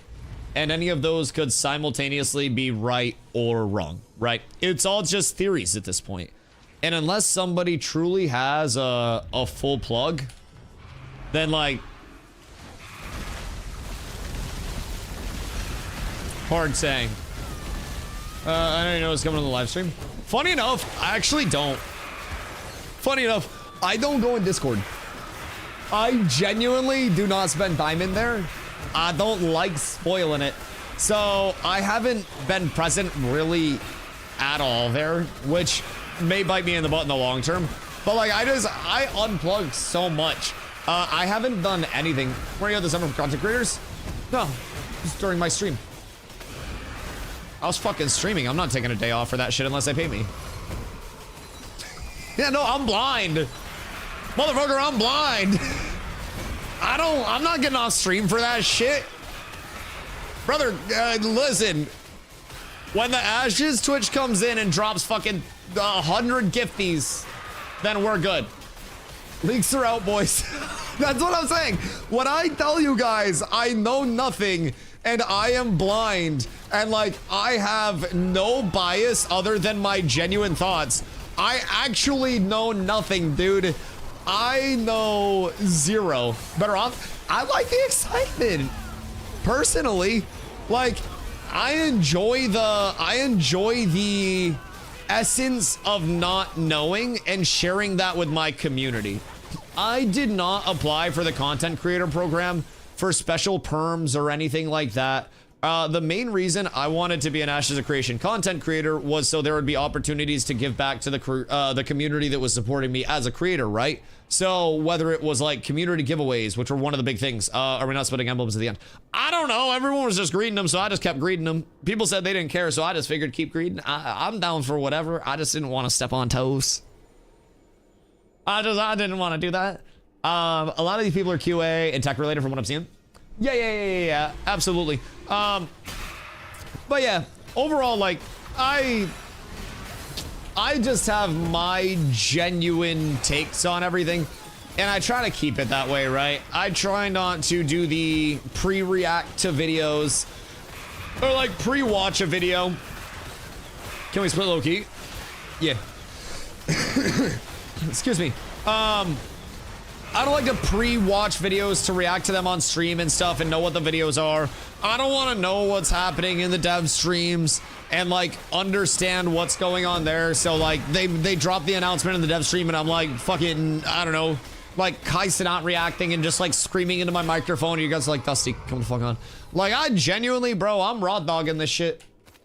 I'm in here the same as y'all are. And honestly, probably less. Because people aren't going to leak shit to me. And honestly, even if they did, I wouldn't be able to yap about it. So like, people don't leak shit to me at all. So I'm just chilling here. I'm just existing. If I'm being honest. They're gonna weapon, but whatever. So where are people like coming in with this wipe theory stuff? Is my question. Like, what is immediately invalidating the possibility of a merge in a lot of people's minds? Because I feel like if they brought in an update that was a meaningful update, population could recover enough to have 2 fully populated servers. And I feel like there is undoubtedly a benefit to having new players onboarded with new content and then your existing player base already, you know, having the baseline and then developing on that content. If they merge, how do they merge the corruption from the other server? So typically in server merges, you would see the host world basically bring in the new players, and it would just be characters transferred over to a host world. Storages should also transfer over there as well. And everything should just go over to whatever the host world has. They could also do merges and then just like a neutral wipe on the settlement levels, but I think that'd be kind of pee-pee poo-poo. So a couple of good possibilities with mergers would potentially be Vira into Shoal, because they lack a lot of the settlement progression and their populace is relatively solid over there. And then Resna into Lineth. Resna is absolutely cooked and Lineth still has a lot of crafting to it. Yeah, I'll start needing. Lineth still has a lot of server prog on it. That is all, you know, set up and good to go. So I don't necessarily think Lineth would be the worst recipient of Resna either. So I just, yo, when we started splitting, the emblems started dropping like crazy, boys. I don't immediately think that there's this unnavigatable realm where mergers are completely out. If I'm being honest. I want to also see everyone with so much XP debt to earn that shit off. I don't want to do wipe. Bro, XP that's not even a big thing. It caps at a level. Like, it literally caps at, what, 2.25 mil? I could do that in an hour at most farm spots, if I'm being honest. That's nothing. That's nothing. Hoopsie! Host my goat. I appreciate you. Jay, you ad-free little sausage. You ad-free little sausage. Also, Jay, I hope you've been well, brother. I hope you've been well. So, also, what are your thoughts on the whole face punch stuff? I've been following that from the outside in. Just hit 25. Hey, oh, wait, congrats. I've been following that just, you know, as an inquisitive mind. The NDA that was signed seems to indicate that they're at least in like some form of discussion or negotiation following up the offer, if it does so happen to also be Amazon, but I was 99% sure it was all leading to nothing, but it's getting a bit more likely, but I still think not probable. I agree. I think not probable, but like definitely possible. Face punch like Rust? Yes. Hold on, I'll pull up the tweet. So basically, originally, hold on. Let me pull it up. Bro, my hands are cold as a motherfucker. I swear to God. I swear to God. Let's see. Hiya. So, New World, upon announcing that it was being cooked and all that stuff, and their end of service and all of that, right? received a $25 million offer from none other than Alistair McFarlane. So, after this announcement, or this offer was like informally made, it was a $25 million offer made on Twitter. This came out relatively recently. This was actually yesterday morning early. So, gonna be signing an MNDA with unnamed company. This is the end of my communication for the foreseeable future on anything related to unnamed company games. Amazon Games. He signed an MNDA with Amazon, and this is the end of his communications on anything related to Amazon Games. So, that just means any discussion going forward stays private, which is standard and expected, nothing more than that. No deals, no announcements, just conversations. Keep hope, but have low expectations. And honestly speaking,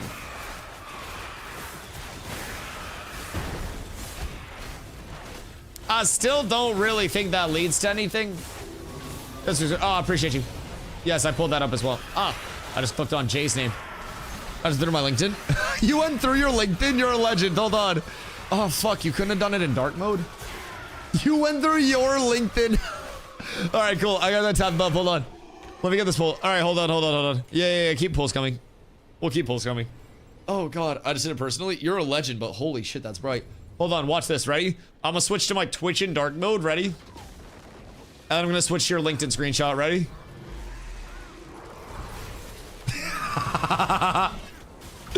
That bitch bright.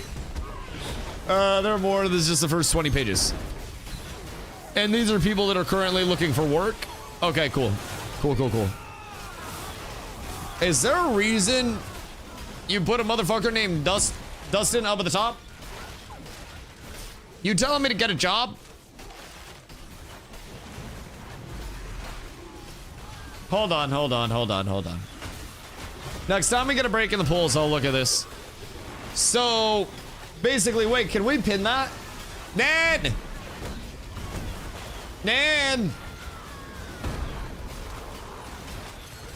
Where are my mods? Do I have any of my mods? Alright, well, I'm just gonna pin it myself. I can't believe I have to work this fucking hard. Bro, I'm gonna have a talk with the mod team after this. That was the hardest I've worked in 3 years of full-time streaming.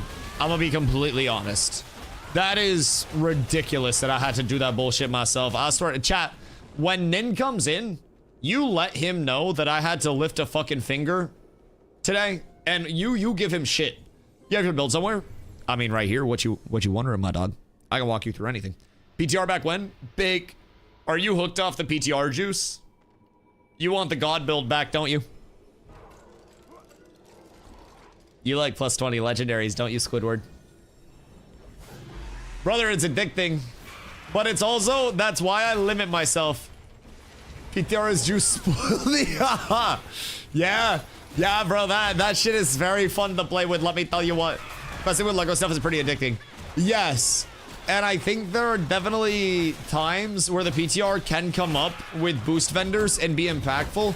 If they have it up all the time, then that would be less rewarding. But if it is up in some form of scarcity, then I actually think it would be quite fun. All right, hold on.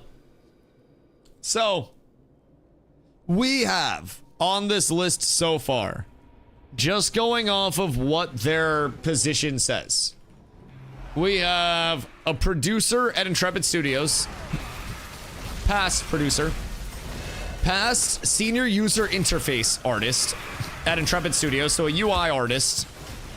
Let's see, current senior gameplay engineer at Intrepid Studios with the looking for work. So that's important. Brian Schultz, who was previously a prop artist at Intrepid Studios, but currently has environment and props artist listed in his bio. And then you have a former associate gameplay programmer at Intrepid Studios, past, but he's currently a gameplay programmer at Intrepid Studios, according to LinkedIn. So that could have just been a promotion that led to that past. Colin has looking for work, but says current producer at Intrepid Studios. Then you have Cody. Cody is current software engineer at Intrepid Studios, looking for work. Scott B, narrative-focused game designer, leader interested in building authentic, immersive, and dynamic worlds. Current narrative design manager at Intrepid Studios. Looking for work tag. And then you have Fernando. Fernando is a producer at Intrepid Studios. His past was associate producer, which could be another instance of promotion. Bro, I'm dropping threat like crazy. That's my bad. I'm reading a list right now while I'm tanking this shit. I'm not doing too much of anything. All right, we ball. Pinned at the top of chat, flashbang warning. This is a compiled list of all of the people that are like on LinkedIn from Intrepid in the first 20 pages with the like looking for work tag. So basically, we're on Fernando right now. So that's the bottom of the first column. And then we have Michael, past lead programmer at Farsight Studios with the looking for work tag, senior gameplay engineer at Intrepid. Does Michael kind of look like Dwight Schrute? I can't zoom in on it. I'm getting like Dwight Schrute vibes from Mr. Michael there. I feel like he's a workhorse. I feel like he'd be doing a lot for the Sioux, if I'm being honest. All right, so we're on Michael right now. Michael, senior gameplay engineer at Intrepid, says current. His past one was at Farsight Studios. Left click? Yeah, not worth it. Let's see. Senior material artist previously at Intrepid Studios, Brayton. So that's a material artist. And his past was also senior material artist. So seems as though he is not there. One of the questions, a lot of these have non-San Diego locations. Yes, could have been remote work. Could have been a lot of remote, and they could be going more, I don't know, like contracted remote work. They could be going more outsourced remote work. A lot of these are based out of non-San Diego areas. Some are based out of San Diego proper. Some are based in like, I don't know how far San Clemente is. I'm not a California person, but I would also check when the end date was because the game industry has been rough the past few years. Oh God, yeah, 1000%. 1000%. The game industry, especially the Ashes, like industry as a whole. Goodness fucking gracious. Yeah, this is it's a trying time, man. Aries, you ever have a chance to watch my interview I did with Steven? Because I literally asked him a question about like MMO dev and studios just trying to survive and get a product out in the first place in this day and age. And like, it was a question that he took a few minutes, like not a few minutes, but he took a few seconds to actively answer. And yeah, you can take it if you need it. And he like thought about it pretty deeply. And I wonder why now. I wonder why. Could also be people looking for a career change. Oh yeah, could be anything. Could be anything. So let's see. Devin Emmerich, gameplay engineer at Intrepid. That says current. Then you have a gameplay engineer current with looking for work. Jason, current senior technical designer 3. I don't know what that does, but he's the third one. Then you have Keenan, current lead combat engineer at Intrepid. So that seems very important. that seems very important. He has a looking for work tag, but also keep in mind that all of these looking for work tags could also just be leftover on their picture from any form back. Like, there's nothing saying that motherfuckers be updating their LinkedIn pictures routinely and also switching that up. Lots of people always leave open or looking for it. Yeah. So I'm not reading too far into any of this, but could this have something to do with the latest Kira video about Ashes? I promise you, Kira knows nothing that anybody else, like, wouldn't also know. And the Kira video is just a bunch of, in my opinion, if true, this is gonna shock you type thing, right? And I don't really think that there's any real, actual, verified, oh my god, this is definitively what's going to happen anywhere. I feel as though if your primary source of information is YouTube, and especially YouTubes that have a history of being very conspiratorial with their takes, I think it would be important to remember that the incentivization for YouTube is to get an initial click on the video and not to retain anything on the video. And I think there is always an element of vague claims can lead to a lot. Here, don't lie. Why would somebody leak something that is going to doom Ashes of Creation and risk their entire career? Like, what is the definitive that's established from the vagues of, I know something you don't know, and then not following up on anything? Like, you have to realize, breaking an NDA on that level to leak shit if it's traced back to you as a leaker is actual, like, legal ramifications. And that is something that carries over. And I also think that it's, again, important to remember that YouTube is not the place where the middle takes of things could be bad, but things could also be not that bad are rewarded. I think it's always got to be one end or the other, and that's why you see so much cope and so much doom on YouTube, and you never really see people that are elaborating much, right? And in the video, there were no specificities, there were no elaborations that were actually made. It was the same thing as if I recorded a video and I said, hey guys, DustyWhy here. I have played 3,500 hours of Ashes of Creation on stream. You know, official Ashes content creator, and I know some shit that's going to fucking shock you. Stay tuned. I can't really say much right now, but soon I'll be able to release it all in my tell-all embargo. Just make sure that you're subscribed to my Patreon where that shit's dropping. Like, I do think there is possible validity to it, but I also think it is very important to trust but verify, and until verification is in, it's hard to trust.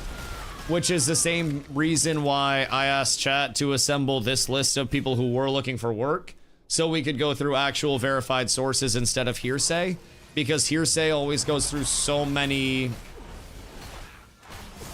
realms of influence, right? I was thinking it's not the smartest thing to go to the press with leaks, but people do it. Oh yeah, absolutely. And keep in mind, I'm not trying to attack the YouTuber or anything like that in general. I have nothing against people making YouTube content that covers a certain type of thing. And this is by no means a personal thing about them, their content, or anything like that. But I also think that the odds of somebody this time, keep in mind, because over the course of Ashes, how many I have inside information that's going to shock you videos have come out, and Ashes has just kept going. Right. Personally, I very much would err people on the side of trust but verify. And if it's a trusted source that's hit before for you, then amazing. But even something as simple as like, hey boys, we gotta LOS this shit, or y'all about to die. Even if it's something as simple as like, you know, a data mine on certain archetypes' abilities before they come out, and a rumor video about what certain archetypes may do. Even if somebody's hit like 1,000 times on it, I'll still watch that and I'll be like, damn, this sounds crazy, but also everything could change. They could have, you know, scrapped a lot of these ideas, they could restructure them, or it could be entirely accurate. I tried to be the middle ground, and I tried to avoid getting sucked into the sensationalism of like either side's takes. And I'm a person that very clearly likes Ashes a lot, but I also think it's incredibly important to recognize that Ashes could at any point do the same thing that many other MMOs in development do, or, you know, go through, right? And that is incredibly important for everyone to keep in mind. And I've always been like an anti-cope and doom person, man. I try to keep it equal opportunity in here. People can come in and they can say what they want negative about the game. I don't really mind as long as you're not being fucking weird. Just don't be a weirdo is my only thing. But I mean, there are people, again, in this chat right now that don't like Ashes, but they pull up to check in when stuff's going on because they know they'll get my take on it, and then they can discuss their take. And I'll be like, yeah, I see that side too. And then I'll counter back and I'll be like, oh, here's my take. And then we're just like, all right, bet. And then we dap hands, right? Very, very simply put. Roach, thank you for the hydrate, my boy. I'm weird, you are weird, but...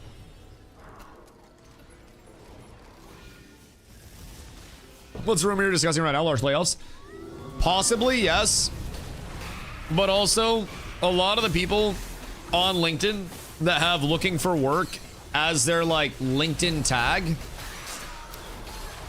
are listed as currently at Intrepid still. And I don't necessarily think a LinkedIn looking for work tag is anything to dig into too heavily. There were confirmed 9 people that were laid off out of a team of roughly 250 from what Steven said. And outsourcing, going to different, different studios to handle different things, that is always a possibility as well. So there were very likely layoffs. I mean, there were confirmed layoffs, right? But there could very likely be more. It's probably the start of, if not nearing the start of their fiscal year. And maybe they're trying to shore up teams. Maybe they have, AI supplementation that's coming into development that fulfills some of these roles. There are so many behind the scenes that nobody really knows, especially me. And I'm not gonna debate you like I do know. If I'm being completely honest, that's not my job. But I will say I have no reason to believe that it's anything fucking groundbreakingly world-ending on the Intrepid side, but I also have nothing that tells me it's not, other than not seeing enough on fire right now. I think business turnover is normal. I think any single development team in human history has people that will probably currently, shit, you could look up Blizzard, you could look up Grinding Gear Games, you could look up pretty much anything, and you will find developers that are currently there that have looking for work in their title. Or not their title, but they're like, their LinkedIn status thing. Devs get fired all the time? Yeah, people get fired all the time. Kind of like running a business. People get let go because of restructuring. Managers get let go because they're allocating an area manager instead of a store manager, or like a, an overall like section manager instead of a team manager. Restructuring happens, and unfortunately layoffs are always a part of that. But maybe I don't know something that other people do, but I have nothing that points me personally to being like, oh fuck, everything's terrible. And again, if I did, you guys would see New World Dusty come out where I get on and I start bitching about everything. Cause I'm gonna be honest, I was fucking-tolerable towards the end of my New World tenure. You could tell I hated it there. You could tell that I didn't want to be there anymore. You could tell that I didn't believe in the vision and that I'd kind of like lost sight of it. And I was just curmudgeon-y, bro. I didn't enjoy it. I wasn't doing shit that I was normally doing. Like I wasn't enjoying anything. It was very apparent. So even looking through their LinkedIn, there's not enough info. Let it breathe. Yeah, that's what I'm saying. That's what I'm saying. And keep in mind, people are like, oh my god, how could Steven be quiet in a time like this? Claims were that part of the like holiday season and pushback were related to like health challenges that were popping up. So I would be a little bit hesitant to just be very like critical of, oh my god, why is there radio silence? Why isn't Steven out here on the front lines? Maybe there's just shit going on, boys. He do be a human after all. He do be a human after all. So before everyone's just quick to say everything's on fire, there is split stone too. Yeah, we'll split it all. Anybody that needs shit, you get your splitty, and then if anybody doesn't need any of the emblems, then they can by choice forfeit their splitting tin of it, and then other people can stack up on it as a result. So we'll get everything all taken care of. What is my lomo? I was about to ask you what server you were on. Listen, you can be weird. You can be weird, but there's a certain level of like, this guy might be dangerous. This guy might be very, very dangerous. We have a confirmation on human. What's your source? You know, his mic did sound kind of weird at times when I was doing the interview with him and his camera got kind of wacky. I did hear some slight mechanical humming. Interesting. Interesting. Did PTR testing the last 2 weeks? Yeah, I mean, I definitely don't think it's as dramatic as people are trying to make it out to be with like, oh my god, the project's dying, it's all bad, they're firing everybody, Steven's selling the studio. Like, the most dramatic take is oftentimes not the accurate or necessary take. And sometimes it can be, but not every person that you run into IRL is going to shank you. But there is a chance that any person you walk by IRL could absolutely stab you. Oftentimes, the worst case scenario is not the scenario that actually happens. I was in a gym with many people. Nobody shanked me today. It was great. It was great. Barely any altercations whatsoever. I had to deliver one sweet chin music to an old lady for a treadmill beside Carla's. But other than that, peaceful time. Peaceful time is great. Especially if you live in London. Oh yeah, don't go outside in London on a rainy day. Yeah, that's sus. It could be changing of mechanics and ideas, and those people that were working on those projects were like, oh, anything.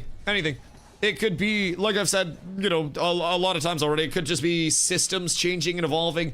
It could be the implementation of AI coming in and helping systems evolve quicker, right? One of the formers that was there, Brayton, is a past senior material artist at Intrepid Studios. So maybe they now have systems related to their PCG tech that give them better capabilities revolving around, you know, those materials actually coming in. Maybe they've gone a different direction with where they're sourcing the material designs from. Maybe Brayton threw a chair, who knows? But anything could happen with the internal structure that could change a lot. I don't think Brayton threw a chair, by the way. I don't think. Really hope they aren't bringing in AI. I asked Steven about that in the interview as well. He said it was a train that has already left the station. And basically that, you know, AI supplements normal work so that way it is completed much more smooth and like way quicker, basically. And it's a force multiplier is the way that he described AI on the one-to-one. And so it didn't seem like he wanted AI to come in as just the full lead, but AI is definitely going to have a presence in the long term. It's already here. Yeah. I mean, our biomes are generated by AI. As a supplement is good. Yeah, if AI is used correctly, it's really good for game dev. Oh, it can speed things up. Whoops, sorry. It can speed things up very quickly. And if it's used as a supplement to development and not the core of development, right? Biomes are not generated by AI. You should look at the PCG tech. Yeah. Procedural generation is not AI. Okay. It's procedural generation, not AI, technically. But it is still technology-assisted, compiled assets that are put into an algorithm that are then spit out without the humans placing the things, and then they go back in. So what the difference between putting it into an algorithm and putting into an LLM or some shit, I guess I lack the comprehension of what the difference is between having an algorithm do it and then between having an AI that you can effectively train like an algorithm to do it. Because to my knowledge, an AI is basically a neural net of very complex algorithms and decision chains. So that just seems like PCG with extra steps. But maybe I'm just stupid. Either way, the PCG tech takes all of their compiled assets and then just generates a biome, and then they go back in and they hand sculpt after. Tools like that will continue to get more complex as well, and we could always see complete evolutions of that. We could see AI being brought in for QA, because if you can have 1,000 players on a PTR testing something, or you can bring in 8,000 bots to test something, that can also be a huge thing. AI is also an algorithm, it's not magic. Right, it's just a lot of algorithms all at once that have a decision-making chain, right? The way the AI has always been broken down to me on a very basic level is it's an algorithm on algorithms on algorithms on algorithms, and those algorithms basically form more algorithms as it goes, and it's just the same decision-making chain as anything else, where it's a million little if-then statements. It's a bit more than an algorithm. Well, yeah, obviously a bit more, but without an algorithm at the baseline, AI theoretically wouldn't be possible, right? Like, it needs to be based upon something. They aren't worlds apart, but it's a fundamentally different tech with similar outputs if used correctly.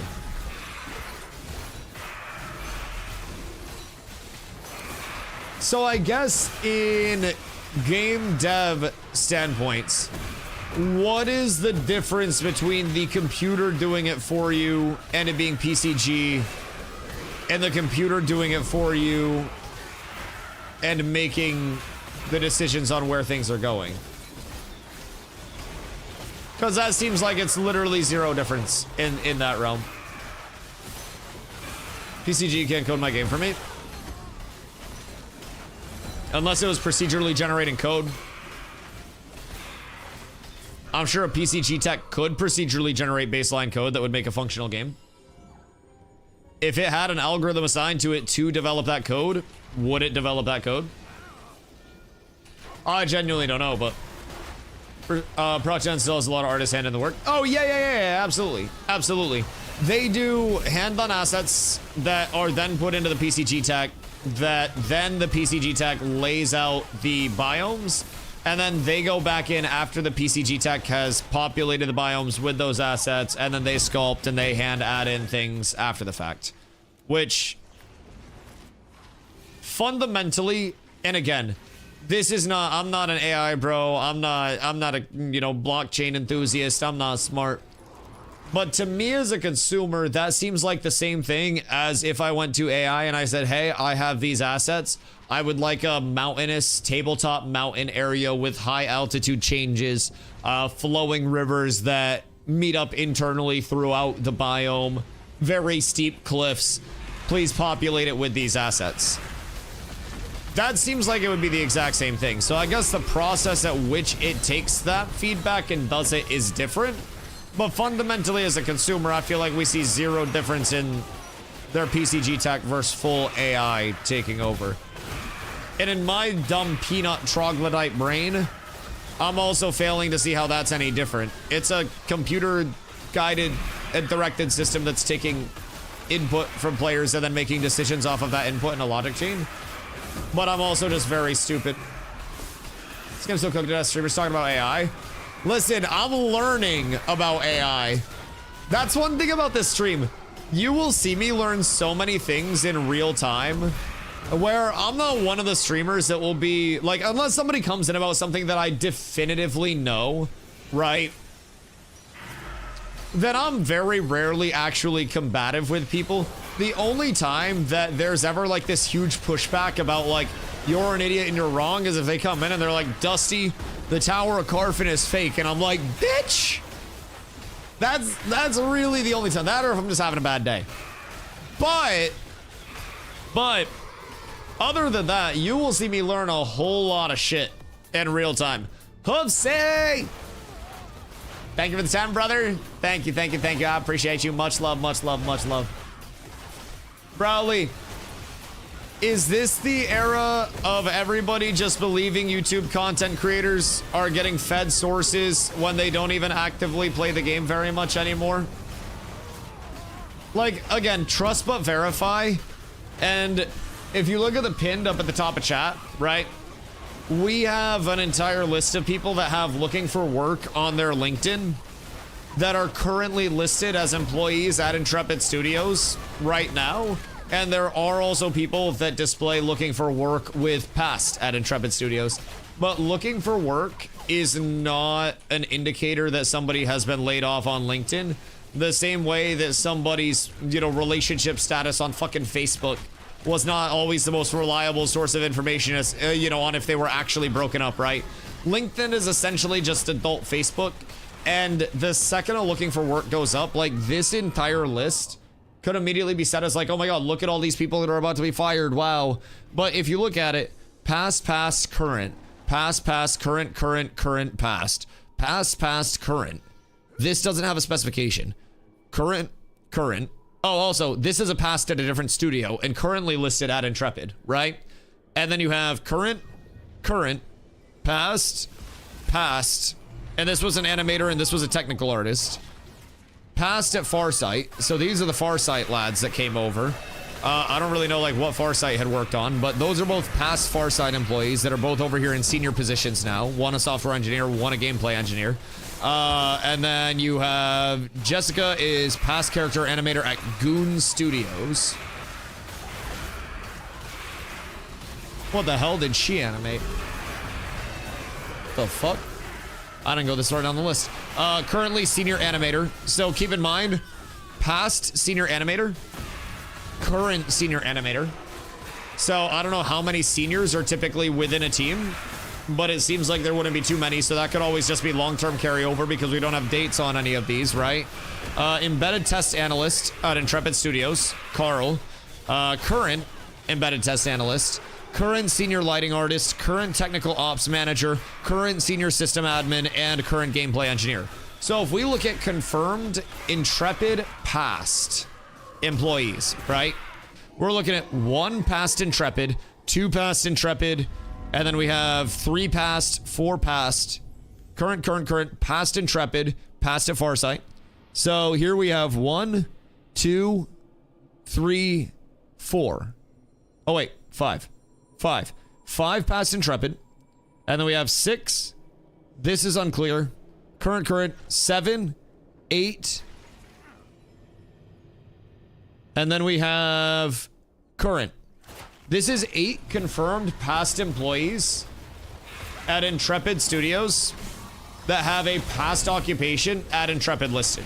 Now keep in mind, Steven said that the layoff was 9 employees out of roughly 250. Why would all these people change their status to looking for work out of the sudden? There's no indicator that these did just all change to looking for work. The fact that these all have looking for work displayed right now does not mean that these are all synonymously changed. If there are 132,331 people that are pissing with their dicks out right now in the world, that does not mean that all of those cocks came out of all of those pants at the same time and that it was a planned thing. It just means that a lot of people are always going pee.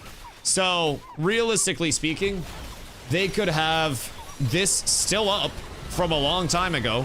Keep in mind, LinkedIn isn't necessarily known for being most people, especially gamers' favorite source of, you know, updating everything and going on it constantly. And it's usually more of a, you know, out of necessity thing. Source, I had to use LinkedIn for multiple jobs and barely updated mine at any point, right?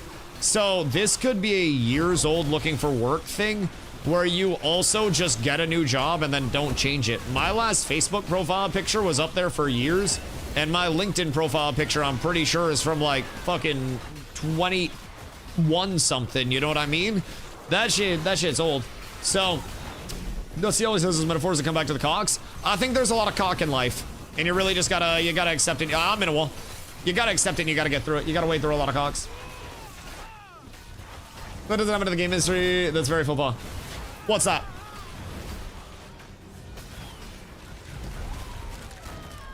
Everybody taking their cocks out at the same time? Nah, I've seen some weird studios. I guarantee there's been a synced up pee between at least 2 lads and Intrepids too. I feel like it happens more than you think in every industry. Having open for work in your profile if you aren't looking for work. I think you're speaking for an entire industry at that point, or haven't given notice.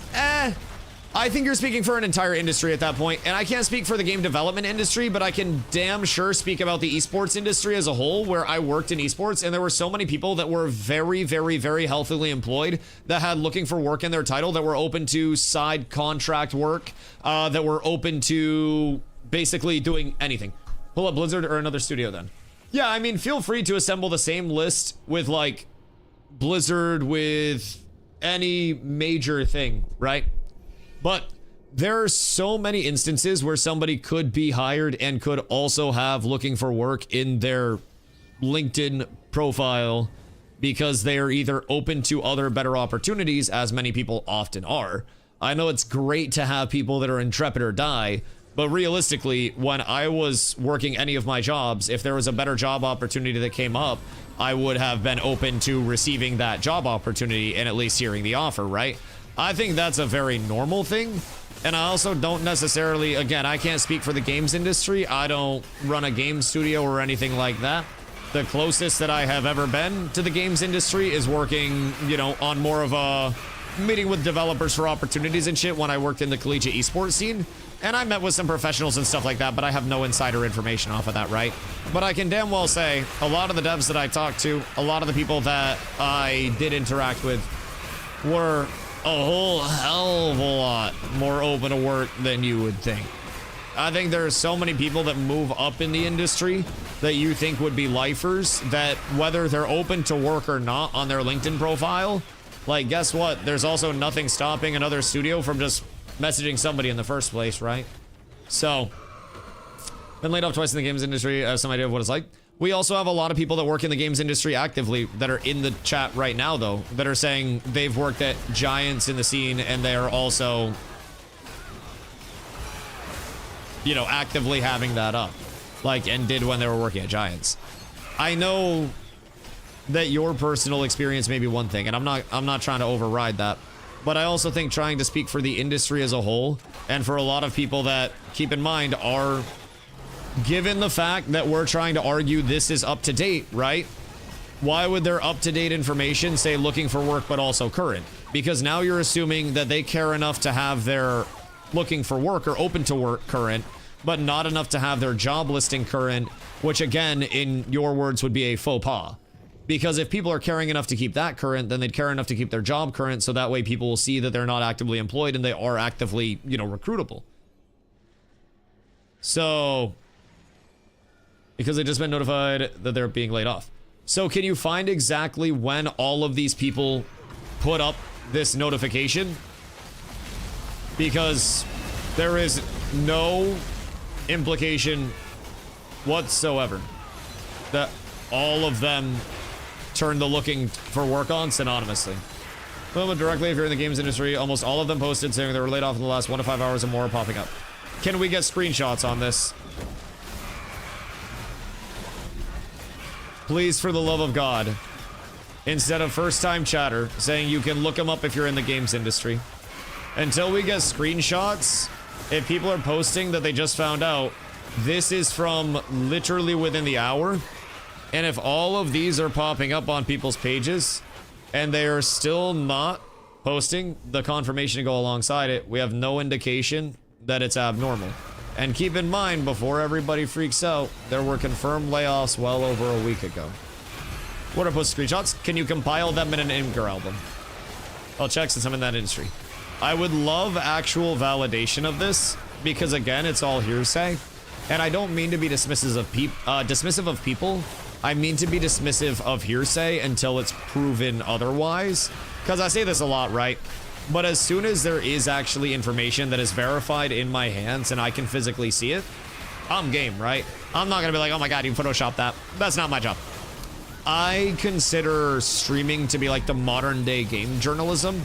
And I think a lot of journalism in general and game journalism has devolved so heavily where people will very much instantly run with something without seeing it themselves because of the sensational take.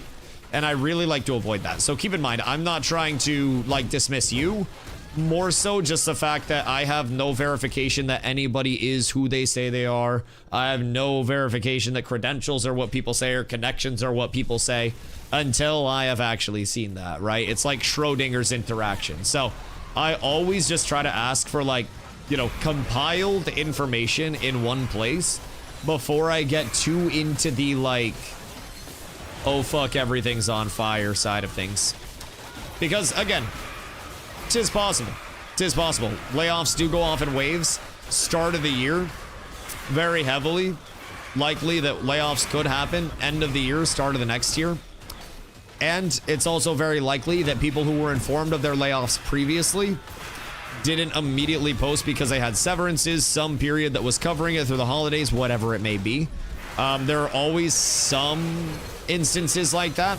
I can personally say I was, you know, laid off from an admin position at one of the jobs that I worked. It was, you know, comfy position, just chilled, collected salary, all that stuff. But when I was laid off, I got a severance package and they were basically like, hey, this is the amount of time where you cannot discuss any of the terms of this. And, you know, once this time goes, then fuck it, do whatever you'd like. But this is basically like, It's like I think it's like an embargo almost. But really worried. Last Gear TV video, last Witcher video, last Theory Forge video, guy who predicted Steam release are all saying that something's happening, and it doesn't seem to be anything good. Assume that just because people are saying something is happening and it's on YouTube, that until it's validated, you have no reason to worry, my boy. I could equally make a video and post it on YouTube as the guy that plays Ashes all the time, and I could say, hey guys, I have a super secret source within the devs that has told me everything that's coming in, and I know where the guild castles are. I know where everything is. Stay tuned and I'll tell you more, right?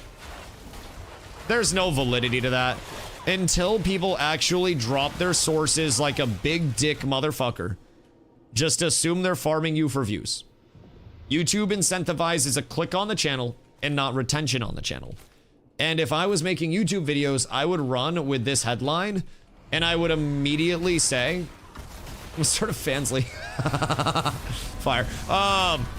But like, if I was trying to drama tube, I would immediately run with this and I would say, oh my god, Intrepid's falling apart. Oh fuck, it's awful, right? If I'm trying to like educate people on things and trying to truly get the information out in a way that I, you know, want to verify, then I would have the credible sources to go with it. Theory Forge has absolutely earned a measure of credibility. Dude's arguably more the authority on the game at this point. Arguably the authority on the game. I mean, I think plenty of people have earned credibility, but there are also plenty of people that know more than you would assume that are right in front of you that you just interact with on a daily that just don't sensationalize it for clicks. I think there are a lot of people that know exactly what's going on that you may talk to on a daily that just don't want to clickbait you. And it may not really be that big of a deal, and there also may not be that much to worry about. There may be large things on the horizon. It could all fall apart. Who knows? Who knows? But I promise you, nothing that is known by only one person. Nothing that is going to be told to one content creator would only be told to one content creator. There is no content creator that covers Ashes of Creation that has enough money to bribe a California-based game developer with a base salary of over $100,000. No, we don't. Nah, I'm gonna be honest. If you're covering Ashes, you don't have bread like that. No, there's a reason we're all covering Ashes. I do watch your mouth. When was the last time you dropped something Ashes related? God damn it, Buddha. All this fucking GTA RP shit. I'm gonna show up just to give you a piece of my fucking mind, bitch. Got the fucking alt streams and shit. God damn, brother. God damn. Also, I'm not pocket watching like that. I don't know what you got. Shit. I just be chilling. I just like you because you're a nice dude. Yo, I just got fucked on by lifesteal. Full disclosure. I know this might be sacrilegious, bro. I don't even watch GTA RP like that. Like, I'm gonna be completely real. You gave me a chat at first and I was just like, oh, dude got like the OG Buddha name. That's cool as fuck. And then after stream, people were like, yo, is that the GTA Buddha? And I was like, I don't fucking know why. Well, I just appreciate you because you're a chill dude, brother. I want you to know. Like, I'll probably watch some clips and shit, but like, shit, I'll support that shit because you the boy now, but like, goddamn, I didn't even know. Good? Yeah. I like it. Shut the fuck up, fish. Let him fucking exist. Jesus Christ. I shouldn't have brought anything up. I'm so sorry. I blew your fucking cover. Your totally incognito cover. I will say, I did kind of have to like maintain fanning a little bit recently. Somebody popped into chat that I used to have on like my fantasy football teams and shit, and I was like, wait, what the fuck? I double taked on that shit. I was like, what? That was cool. But yeah, other than that, I don't know. I just play on most. Layoffs are normal. I think people are overreacting in a way that we're gonna keep 250 plus employed. Bro, it's expensive as shit. So hear me out. Just the logical progression of things. Steven talks about the OpEx, right? Being like 800K a week, and people are like, well, that's a lot of money. And then layoffs come out and people are like, oh my god, it's over. Maybe 800K a week's just really expensive. I don't fucking know what's going on over there. But I just have a theory that maybe 800K a week is just fucking pricey in this bitch. It's California. Dude's got to buy groceries and stuff. Catastrophic failure of a Steam update. People are surprised people are getting axed for it. Okay, I will say it's had a lot of problems, but hear me out. We were talking about this earlier. This is the like immediate 1 month, right? If we look at the 1 month graph. But I will say, if we go to max, I would consider through 5 weeks still floating 24K plus near 25K. Like week 5 was where it really started to fall off. But like week 1, obviously going to be the most hype. After the disastrous launch, right? Just the terrible launch straight up. Like that entire weekend, people couldn't fucking get it. Right, this could have been 40K on launch.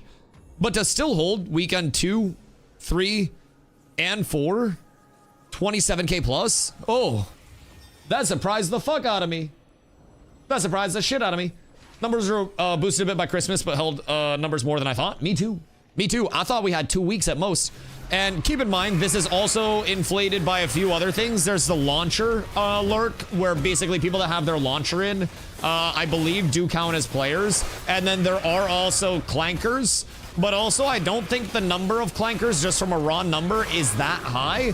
I think the thing about clankers is that you're seeing them active 24/7. So, like, it's a lot fewer than people think. It's not necessarily like it's millions of clankers out. It's just that the same people see the same clankers all the fucking time. And if there was one person that was walking around your house 24 hours a day, you'd be like, what the fuck's going on? Why are you so sus, right? So, yeah, definitely bots, definitely launcher lurks as well. But I will say, overall, the population as a whole, like, keep in mind, there are going to be bots here too. But what I was looking at wasn't necessarily the number itself. I was looking more so at the retention, like, the retention in terms of the percentage, right? And I think this held on a lot more consistently than I personally expected it to in the first place. I expected, keep in mind, I love Ashes, right? I love Ashes, but I also love talking about the goods and the bads of Ashes with people that see the goods and the bads, because there are a lot of good and bad things to see. I'm very passionate about it, but I'm also willing to sit here and be like, this shit's not perfect and it's far from perfect and there's a lot of uncertainty with it. But let me tell you, this fucking Hodor that we had week 2 through 4, that shit was nice. Bro, the world felt popping. And also, I'd like to offer the caveat as well. I do not think this was retention powered, where people hit max level and stayed on. I think this was powered by new players being brought into the game as a whole over mass retention. That's my take on it with the holiday season. I think the reason why we stayed so consistent was because there was an element of, like, you know, your players that were hopping in for the first time, once they actually got to hop in for the first time, were, you know, giving some solid feedback. Obviously, the questing feedback, the server stability and starting areas, all that shit. Didn't you say AOC was going to be 50K or more a week or so before launch? No, that was Steven in the interview. My prediction was 20 to 25K. So my prediction was actually under. Steven said 50K in the interview that we did. Steven doubled my prediction, and after my interview, I actually called him fucking crazy because of that. I did have a meme in one of my paint graphics that was like 100K on first week, but that was also related to Twitch viewership as a whole. Also counting on Jonah getting view botted by some malicious entity for like 800K viewers. So that was the Dusty Says 100K side of things. But my prediction for player base was 20 to 25. I thought it would actually be like far lower. Granted, I was 6K under, so like not that bad. I was kind of on. I was closer than Steven without going over. So that's great. I won the population is right. But I think 30K peak was a pleasant surprise. I do also think that also 70, what am I go? I do also think that, realistically speaking, the peak population demonstrated itself on week 1, right? On that actual launch. A lot of people had time off from work. A lot of people had time to chill and vibe. So, personally, also, Nid Moin, I want you to know, well, I don't know where you were, brother, but I had to pin a message myself today. I don't know, like, what you guys are conspiring against me for. I don't know why, but brother, I went to the gym today when I woke up. I fucking ran a lot. Fast. Right? Fast. And let me tell you what. Let me tell you what. I also had to pin a message. Brother, I was having a good day until that shit. My sleep schedule is so fucked. Get up and go to the gym ski. Listen, Carla and I started going today, and we're doing 4 days on, 3 days off to get situated because she also works early as fuck 3 days. So we're gonna do her late days on and then her early days off to start, and then we'll eventually start waking up early to go on her late days, right? Or we can just go like after stream and get a late night in. So we're starting 4 on 3 off, and we went over today, and it was first day. So all we did was cardio, changed up. We did a little running, got on treadmills, chilled for a little bit. And I did some cool down stretching after, and Carla walked and watched some YouTube, and you know, we just went over, got active to get into the habit. I need to find myself a very solid, like, you know, just general weight training plan to follow. I'm not trying to get yoked or anything, but like, you'd get cooked in ball? Oh, 0% chance. 0% chance. Brother, I don't know if you standing on stacks or what, but I'm sending that shit 3 rows back. I swear to God, pull up to TwitchCon. Actually, damn, you might have too much motion. Pull up to TwitchCon. Pull up to TwitchCon, but wear those glasses with, like, the nose on them. How tall are you? I'm 6'5". I don't know, bro. Streamers never seem tall because we always sitting down. I gotta get a standing desk and, like, not change the setup. But keep in mind, I'm also one of those 6'5" motherfuckers. Like, I itch my knees without bending over. Like, hold on. I've shown this before. Let me make sure they're not pulling. All right, they ain't pulling. So, like, I'm lanky, right? I'm long as shit, right? But if I hop in my chair for you, I hope I don't fall. My arms come down. My knee cap is right here. This is where my fingers go. So, hiya.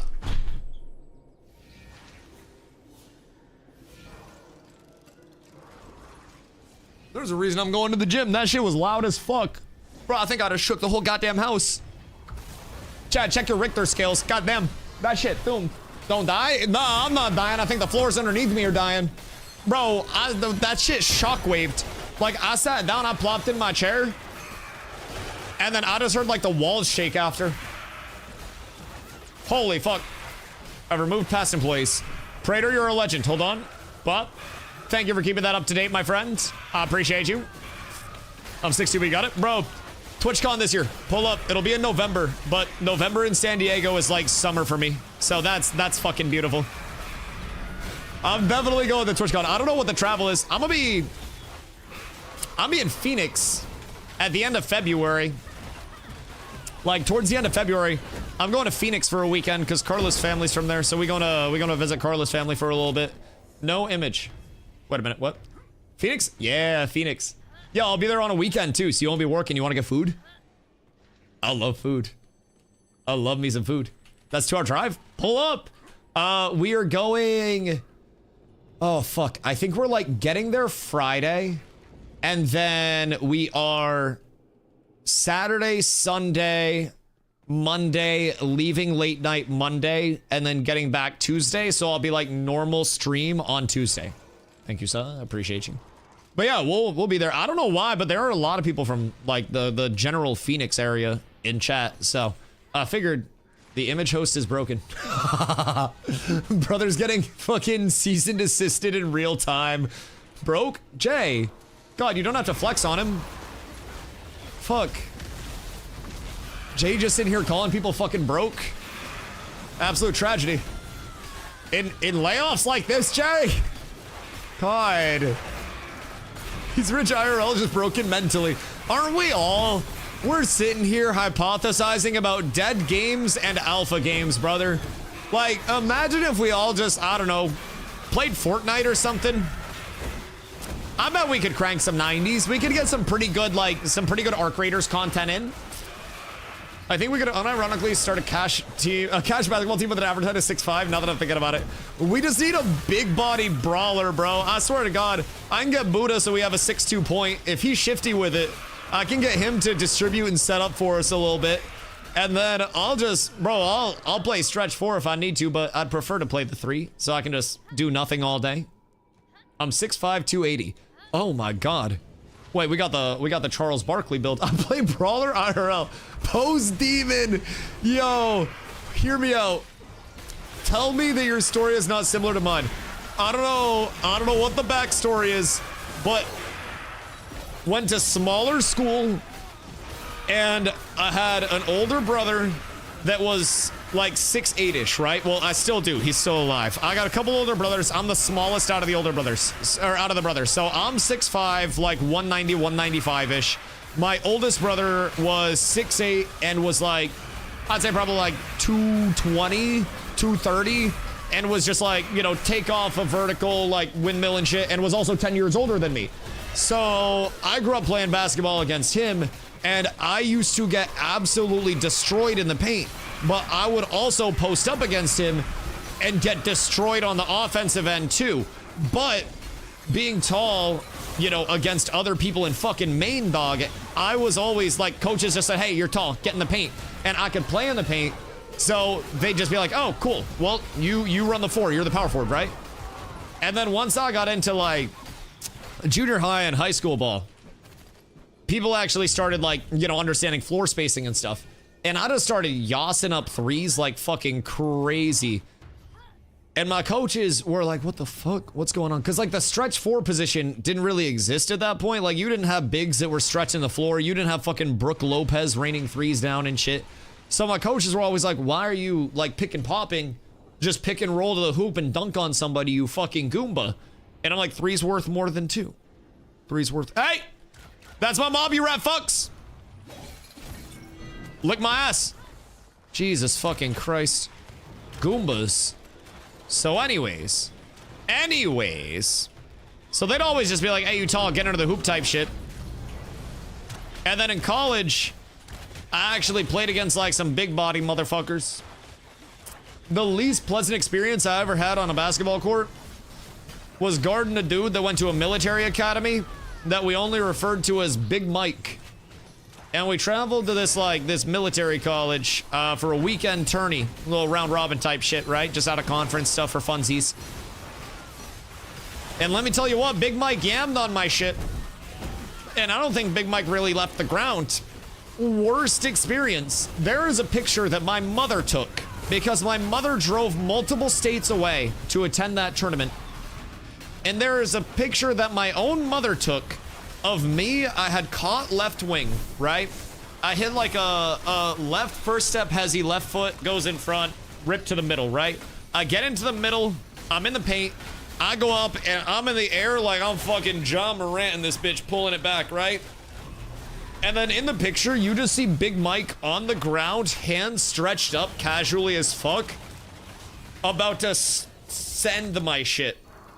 What the picture doesn't show is the follow-up of Big Mike.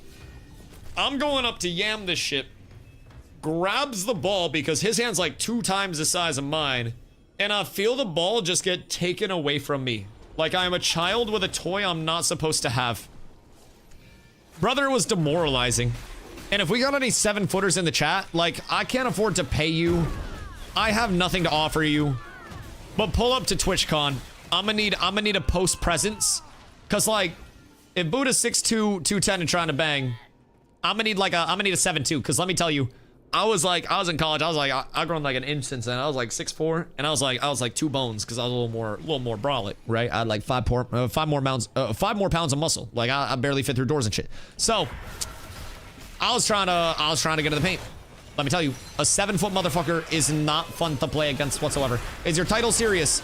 My title is always equal amounts of serious and unserious. For someone that should take this very seriously, I take everything an equal amount of, well, fuck it, I'm gonna die at some point anyways. But yes, there have supposedly been more layoffs. There is some supportive evidence. Maybe this link works. Hold on, I'm pinning this one next. I appreciate you, dog. I appreciate you. Wait, where's the other one with all of the looking for work posts at the same time? We got another. What are you? That's the one, right? We got another outstanding warrant right now for arrest, and that's the people that posted their supposed, you know, I'm laid off thing. Because apparently they're 20 plus. There it is. Thank you, sir. I appreciate you. Hiya. Ask and ye shall receive. Doing God's work. Thank you, Volley. All right, hold on. Let me get this pool set up so I don't kill my entire group. Hiya. Can someone mirror that nod on Imgur? You can look at Imgur, right? Like, I'm not gonna get you arrested for looking at Imgur. Just don't show your government. Like, do you people, you can't look at Imgur? Wait, really? You can't, right, but what if I do this? Is it a black screen for you? There's no way, right? Like, am I showing you guys contraband? Police are knocking on my door right now. Or would I be the dealer? Wait a minute. Illegal shit. DustyWhy, smuggler of goods. Add it to my titles, boys. Add it to my titles. Okay, hold on. Only one person on that list has a post recently. Which list? Because this is 1, 2, 3, 4, 5, 6 so far. Which honestly isn't like too crazy considering there were 9 knowns. So Keenan was on the previous list as well. So Keenan also had former on his... Oh no, he had current as of this morning. So 4 hours ago, he put that as post and he was current on there. The one that was pinned? Okay, word. Yeah, so we have this one right now that we're looking at on Imgur. I don't wanna fuck any of the EU lads up. Wall that, too many. Word. I did. I just wanted to make you guys sweat a little bit. Everything's fine. Anyways. So, Deanna, senior gameplay engineer at Intrepid, officially open to new opportunities. I'm seeking a new role and would appreciate your support. Seeking a new role and appreciate your support. Is this just like the general copy pasta?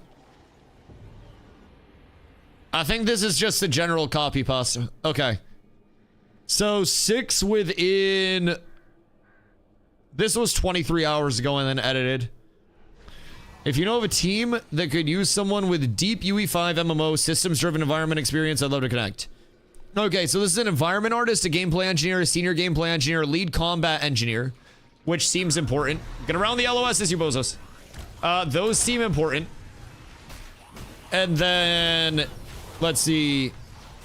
Colin, producer, and Jessica, senior animator.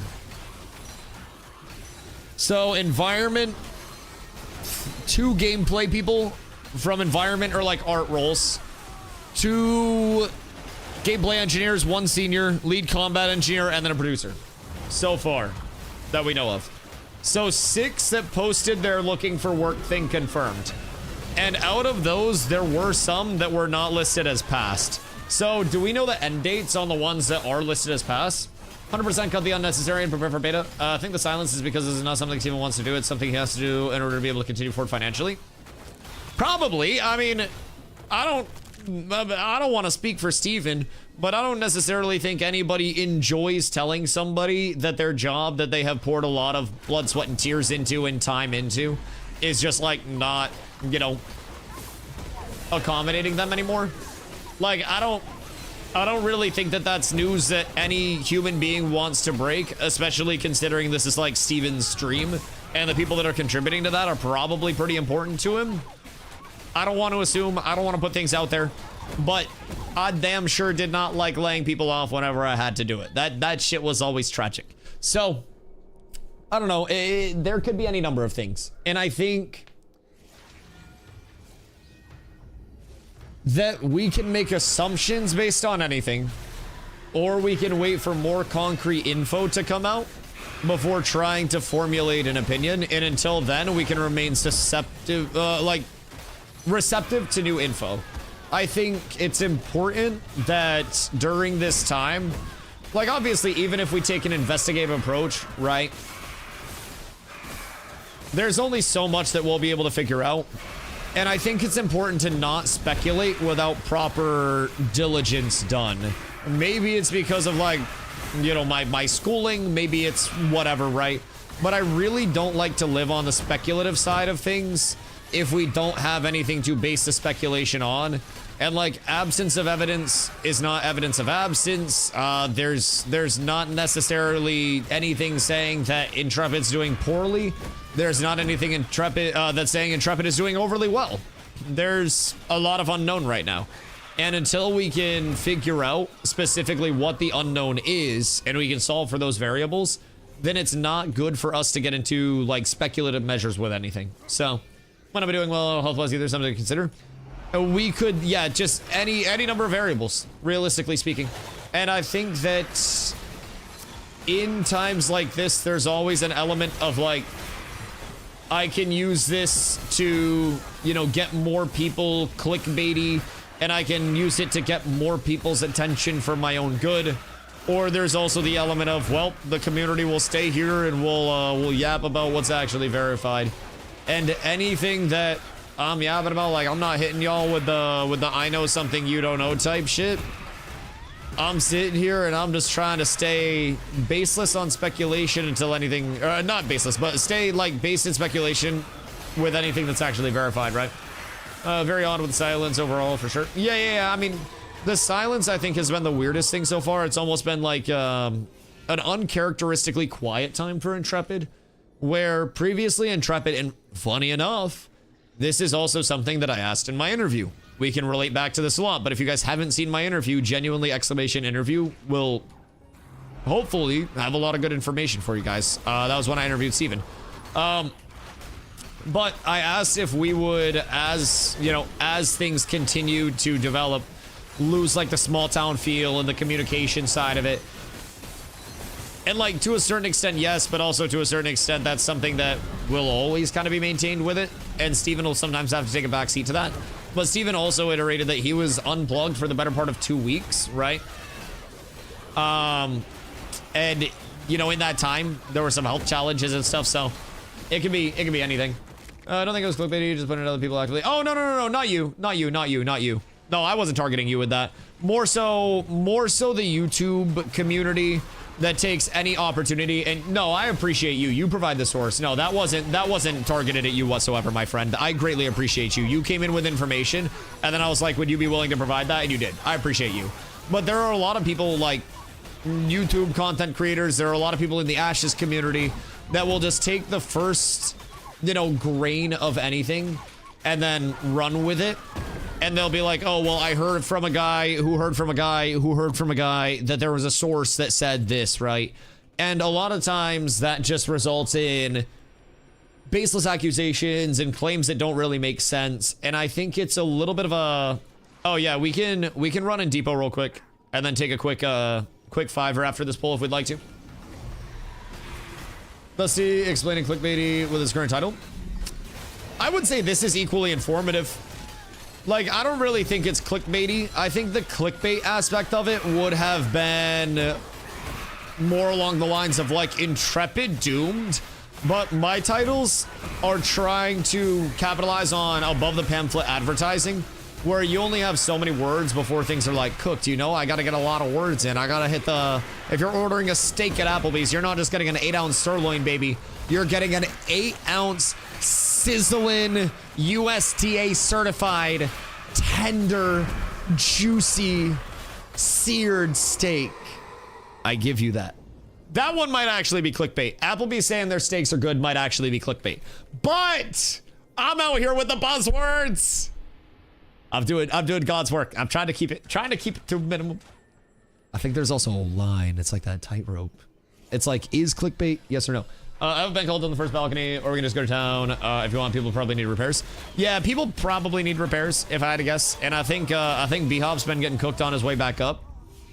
So probably wouldn't be a terrible idea to run to town, hit a quick split, hit a vendor in case people do get blown up by some silly stuff. I mean, we do have 38 emblems already. Only sad part is we have to split them 8 ways.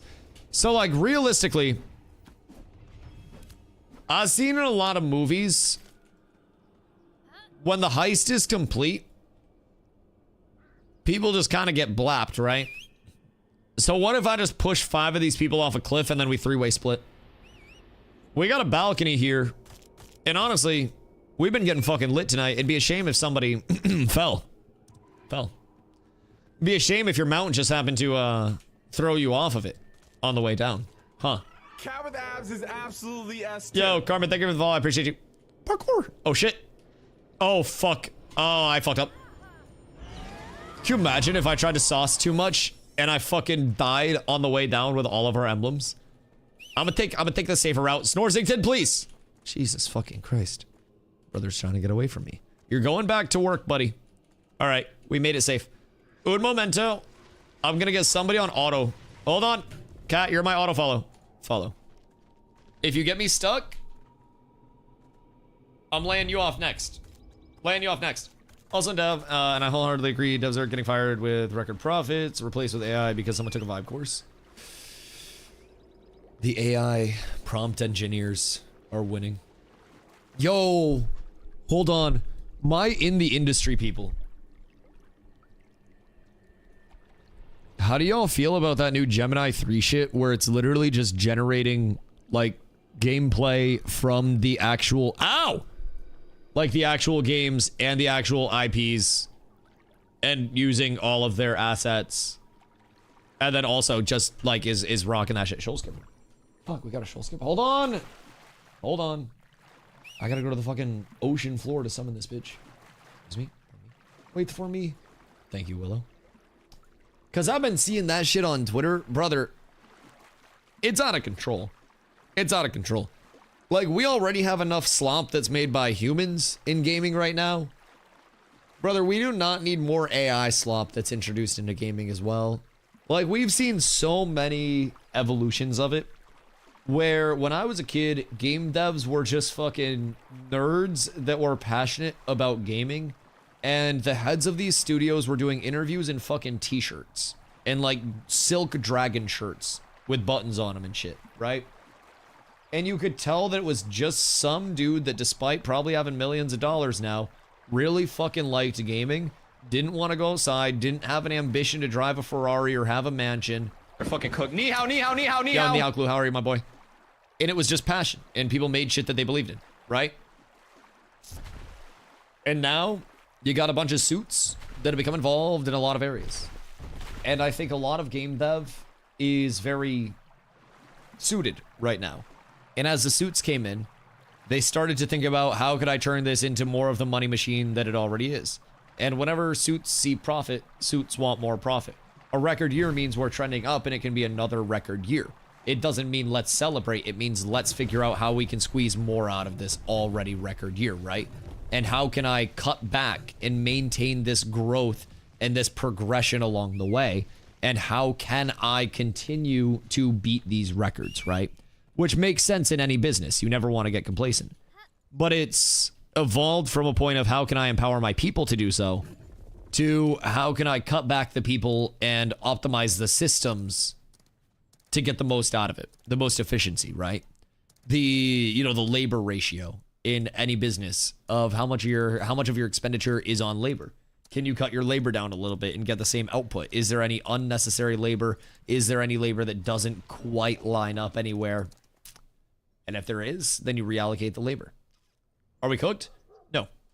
There have been a total of 6 people on LinkedIn so far that we can find that have posted looking for work jobs, like actual posts. There are many more people who do have looking for work like banners, but that's no indication that people have actually been let go. The only verified layoffs that we have are these 6 individuals that actually posted on LinkedIn with their with their green banner stuff, right? So, personally, I don't think it's all on fire. Granted, I came from New World, and shit, Jay probably still lurking in chat eating sausages and stuff. And I think there's always the element where it's okay to look at things and be like, that's concerning, but also not burn it all down and be like, well, this is all shit. They laid off some people, so now I'm going to play a different game. It doesn't have to be that dramatic. It also doesn't have to be the head in the sand, layoffs mean nothing, it's never anything bad, everything's perfect, and they have so much profit still. We don't know. And I don't know, and I'm not going to pretend to know, right? I'd be bullshitting you if I said I did know. So for me, I'm just trying to kind of be the voice of reason right now, where I'm like, all right, guys, it's okay to be concerned. Let's see what we can verify. Let's see what we can validate. There's a big list of people that have the looking for work status, but a lot of these say current. Out of these, Some of the currents, including Keenan, who was lead combat engineer, posted that he's open to new opportunities. So this in the bottom side is a lead combat engineer. This is a senior gameplay engineer, producer, senior environment artist, and senior animator. So those are the 6 confirmed posts that we've had so far. These are the people that all have looking for work, but also a lot of these still say current. And we don't have any indicator of like when. Yo, Chapter, thank you for the follow. I appreciate you. We don't have any indicator of like when these were current. Are these other than the 8? These are 6. There is no indicator that these are a new 6. There is no indicator that these are anything other than 6 people who were laid off. Steven said there were 9 people that were laid off from a team of 250 with the first set of layoffs. And as of right now, we have 6 posts. So until the posts supersede 9, we have no reason to believe that it is anything other than the initial 9 layoffs finally being out of the coverage of like, hey, your severance covers you here. You get this month's severance or this much severance package until, this date. Once this dries up, then you're cleared from any embargo to talk about or whatever it may be. Are there 21 people looking for work on LinkedIn? Looking for work on LinkedIn is not an indicator that they are not currently working at the studio. This is the list of people that are looking for work on LinkedIn currently. And this is a looking for work tag that goes on a profile picture that is simply a switch on the account. And a lot of people could very well just not update their LinkedIn frequently as much. People could be open to opportunities, but still employed, much like many people do on LinkedIn, where they have a job, but they have this banner. And out of this, a lot of people are still currents. There are some people, 6 so far, that have confirmed I am looking for new work posts. But out of that, this is not a reason to believe that all of these people, many of whom say current, have been let go until it comes out. Looking for work is crazy for this many senior positions. My counter to that is if you're working in a job that has very finite people who are qualified and you are an in-demand person in a field that can always present larger opportunities and you're working at a small studio like Intrepid, why would you not want to hop up to a Titan where you would make 3x the money, work on titles and shit like that, right? Personally, I'd rather get the A bag. That's what I'm saying. I can't really fault a motherfucker. Like, which dev was it that was really well liked that now works for Epic on their server side stuff? That was the old link. Oh, word. My bad. But yeah, like, so am I gonna go? Oh, wait. Yeah. Hold on. So we have 3 Stone Glen emblems. I'll just give Slutbutt one of them because he's gonna need them, he said. And then we have 8 of these bad boys. So we'll do stacks of 4, and then a couple people will get 5. I gotta split all this shit up. This is the hardest part of these runs.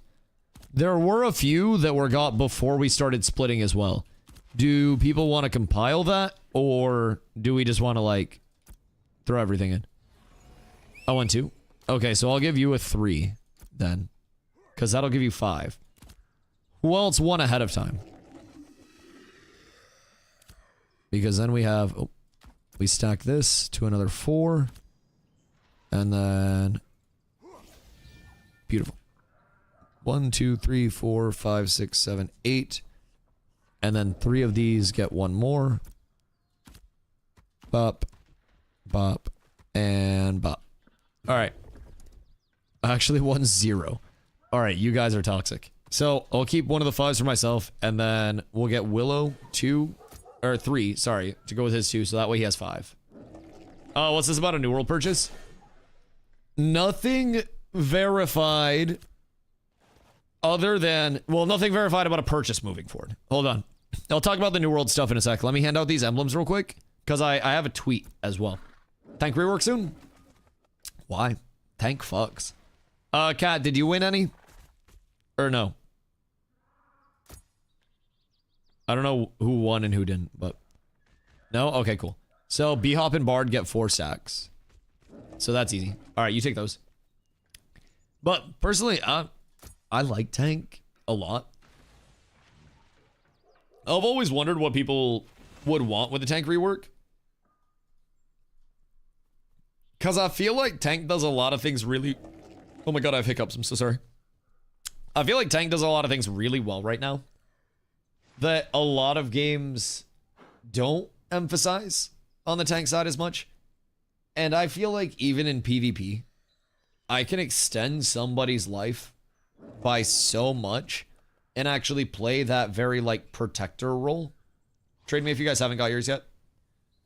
And I can actually, like, I can fulfill the role of a tank, even though I can do damage, even though I can do some trips and shit like that, right? I got grapple, I got wall, I got some phenomenal abilities on top of that. My overall role, I serve as such a support in group-based shit. It's nice. So, I've always kind of asked people what they would want in a tank rework that we don't currently have. Scared of playing tank, in spite of having too many tanks in the end and being useless because they'd rather have another DPS instead. Depends on what realm of the game you're trying to get into. If you're trying to get into PvP, then I would say there's always room for tanks. In PvE, obviously, you need one per group type shit. But if you're trying to get into PvP, there's always room for another tank. It's still going to be like one per group. Some groups will run two if you're trying to be cheeky. I wouldn't advise it. But one tank per group is pretty much a necessity overall. And if you don't have at least one, then you're going to be worse for wear. Who did I not trade with yet? X, do you get yours yet or not? I don't know if he did, but I still got a couple stacks. All right, cool. I'll move those down. I think 2 people didn't pick up. I don't know who didn't pick up, but I think 2 did not. Purple's running 8+ tank in the right. That's nice. I like that. I do like the tanks. I like the tank tech. It is quite nice. Another soft topic. Trying to get into late game cleric, but just can't decide which armor set I should aim for and weapon. Like hyper late game, or you're just trying to gear out? Good day, Mr. Hoppa. There you are, my friend. Because depending on where you are in your gearing, that's going to be a little bit of a different answer. But if you're just getting like 20+ stuff. Graveplate is between later and hyper. I'm 25, farmed around 150 gold. Okay, do you have gear already or no? Because if you don't have gear already, I would say start with a few pieces of Graveplate. It's a super cheap craft just to get yourself on a baseline. This is like your intro to PvP set. So if you got like 150 gold, keep in mind, that'll go fast. That'll go fast. Okay, you have Graveplate? Okay, cool. So, let's see. Going past Graveplate. I'm wondering at this point if it's even worth you to chase down 26 or if it's just worth to go straight 29. And I feel like a lot of people are not going to be able to craft 29, and with only 150 gold, you'd probably be better off in like a blue 26 upgrade. What the fuck y'all going for your 26? Thinking of Blue Morden or Crypt, but no clue. I feel like some people have definitely been going Crypt Ward. Yeah, Crypt Ward over here. Crypt Ward is one that I've seen. Blue Bloom is always a consistency. You could do a mix of those, like a 5 and a 3 if you wanted to. You could do all one, all the other, but personally, I wouldn't go full heavy. I wouldn't go 8 pieces of heavy because magical melt your shit. But yeah, I don't think it's necessarily... Crypt is a 26 version of Grave. That would make sense. Yeah, I see a lot of people going to Crypt after the fact. I think that's kind of like the Cleric equivalent to Rosarium Guard stuff. So, overall, I don't necessarily think that's a terrible choice. Weapons-wise, honestly, the only thing that matters is this, in my opinion. That's literally it. I think if you're a caster and you don't have one of these, you're probably fucking up. So that's just your big bonker. That's your stat stick. That gives you so many good fucking attributes all in one. So overall, I'd say go with that for your melee if you don't have it. It's easy and epic as well. Not easy and epic, but like easy enough in epic comparatively. So, oh, my keyboard just died. Somebody forgot to charge their stuff last night. That's me. That's me. We're down bad. We're down bad. And for longbow, gloomstring longbow. Are you talking? Hold on. What do you have for glory bound options? Because glory bound laurel string or steady draw or whatever it is isn't bad as well, right? Because, I mean, that's got max HP on it. But it all depends on what mats are available. It's one question I never understood. How can you tell what eye level a gear is? So, right now, either look it up on Codex or look it up at the crafting UI, basically, are going to be the two easiest ways. In terms of immediately being able to tell, two material inputs like this, ash and yardages, that's going to be 23. And then it also will just say woodshop service building. And then if you go up to Glory Bound will say that you need the Master Carpentry Factory expansion. So Master level is 26, and then 3 inputs, also 26. So you get your third input, and then you add in the Riverlands essences. And then for 29 stuff, 4 inputs, and then you also add in the emblems on top of the final touches and the essences. And there's some exemptions to this. For example, you have Petal Shard. This is 26. But also, like, you don't need essences, and you only need 1 emblem, and you only need 2 materials. So there's some exemptions. You know, start to think about what'll be your next game. I don't really think it's that on fire, brother. This is the confirmation of how many people have actually been let go or laid off or have separated from Intrepid. And in terms of actual confirmations, it's 6. So Steven already confirmed 9 happened in a previous layoff. So I wouldn't let some clickbait YouTube get you too bent out of shape. New to the game is our guide for leveling. Start in the Riverlands and follow quests until like level 10, and then pray that you can get a mob grind group, because you probably can. But once you finish your questing, I can also direct you on where to go. Everything's kind of wishy-washy. Every server's a little different, and opportunity cost is a big thing. Like if people show up to contest you in one place, that can be a big thing. But what class would you suggest for a new player that likes to play early game solos? Summoner or cleric, 100%. All right, I'll be right back. I'm bringing my coffee out. I'm filling up my water, and I will return soon.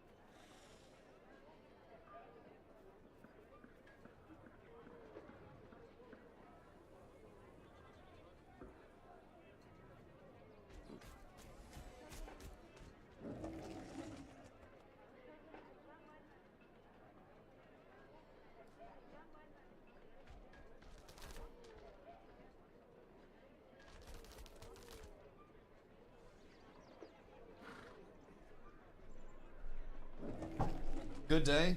Doth return. It's cold as shit. Actually, hold on. I'm gonna get a blanket once.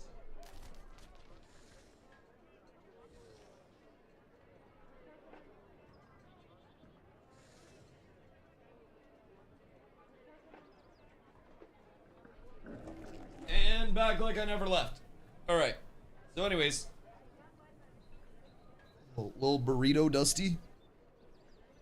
Nice and cozy. Tuck the feet in. And we scoot. Wrapped up like a little goddamn mermaid right now, chat. So anyways. People are getting really weird about this. Someone sent me a DM on Discord with a sold image from Zillow saying it was Steven's house.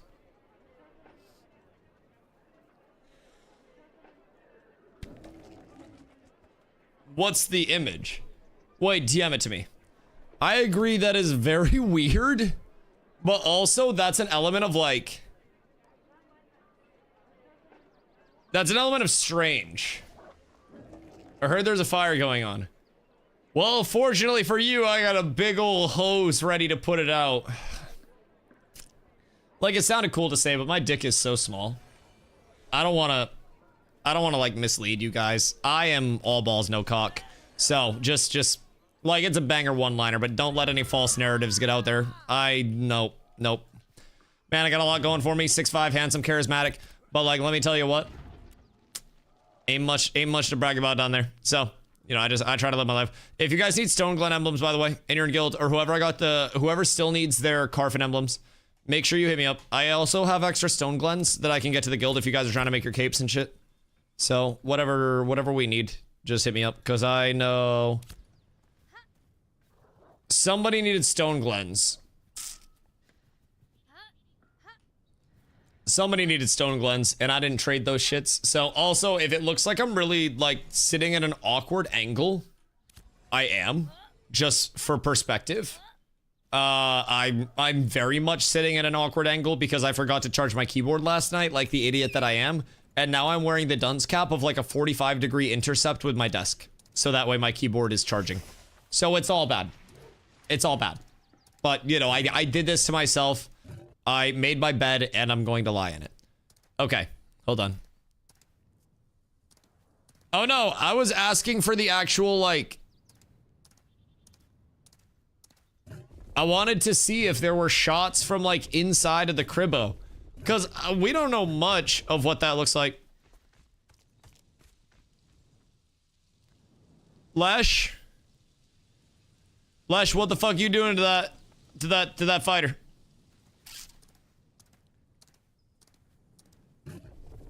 Rock, what's going on? They deleted it all after I called them weird. Okay, well, that's unfortunate. What'd I do? Is there another person in the Pope? Because I just saw a second person in the Pope. I just saw Elspeth following around a flagged up low-level fighter. Are there two Popes? Because now I'm confused. I feel like I've entered the Twilight Zone. Everything I know is a lie. The Papal chapter is expanding, and there hasn't been news. That's my bishop. Okay, word. Okay, I got it. Should I start Ayla or Dunes and Kill? Ayla, 1000%. Ayla is the area that I'm in right now. It's the Riverlands, as you'll hear it referred to mostly. Starts you smack dab in the middle, which is great because it starts you in the middle of quite literally everything. In the Dunes and Kill area, you start up here, and then you kind of like trickle to the south. And the Ayla area has the most development, the most quests to it at this point. It's got literally everything the best laid out for you. So if you're a first time, ow, I just bit my tongue. If you're a first time player, I would definitely recommend starting in Ayla instead of up in the Anvils. It is far better. Now keep in mind, I will always have something to say to disappoint you at the end. Questing only goes to like level 10 at most, and then it's gonna fall off pretty heavy, and it'll fall off primarily around like level 8-ish. So even if you are following the questing, be ready for a grind. Be ready. The starting areas are going to continue to change and continue to get better. So if you run into anything in the starting areas that just straight up feels fucking awful / bug, that's gonna bring up a bug report for you. And then you type your bug report here. I use my bug reports very frequently to bitch about things that, you know, maybe they'll listen. But just explore, take your time, understand anything that you run into is going to possibly be bugged. All right, do I see New World is getting purchased? Not yet. Not yet. But this is the COO of Face Punch. So basically does everything for Face Punch. This is Face Punch. So going to be signing an MNDA, which I believe stands for Mutual NDA. I learned that today, so I'm evolving, with unnamed company. This is the end of my communications for the foreseeable future on anything related to unnamed company games. Right? That just means any discussion going forward stays private. Any discussions going forward stay private, which is standard and expected. Nothing more than that. No deals, no announcements, just conversations. Keep hope, but have low expectations. We need one? Yeah, we do for group. So that's the latest that we've got regarding the New World situation. And also, he seems to think that The Sims just needs base rating and rock fighting and nudity, and then everything will be taken care of. Which, honestly, more nudity and rock fighting, but also base rating. So, he bought Intrepid. Hold on. My crazy out there, if we're throwing out conspiracy theories, I'm down for one, right? What if we've been the Riot MMO the entire time? What if it's always been us?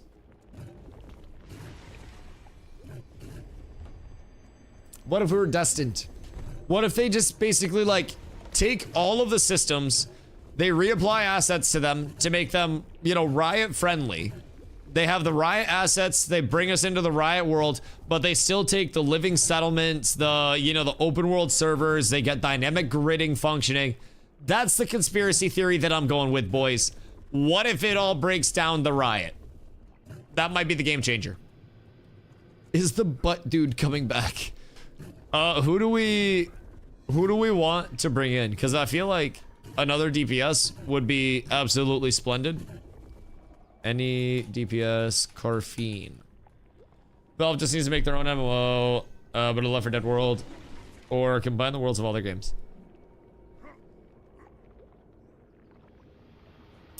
Deadlock MMO coming soon. Deadlock MMO coming soon. Pick me. Hawks is in. All right, we're up tremendous. We're up tremendous. I don't know. I think MMOs are just rough right now because even developers that have unlimited money don't want to be in MMOs because MMOs just aren't really presenting a lot. They're not really growing. And I think the best that certain MMOs can say is that they're holding on better than other MMOs and that they're like the least dying of the dying genre. It's, you know, it's the fastest in a very slow race. And MMOs have also fractured off into so many different tribes at this point. Like, MMOs are sports teams now, and people want their sports team to win and survive, and every other sports team to lose and die. And that mentality alone kills so many MMOs before they even have their moment.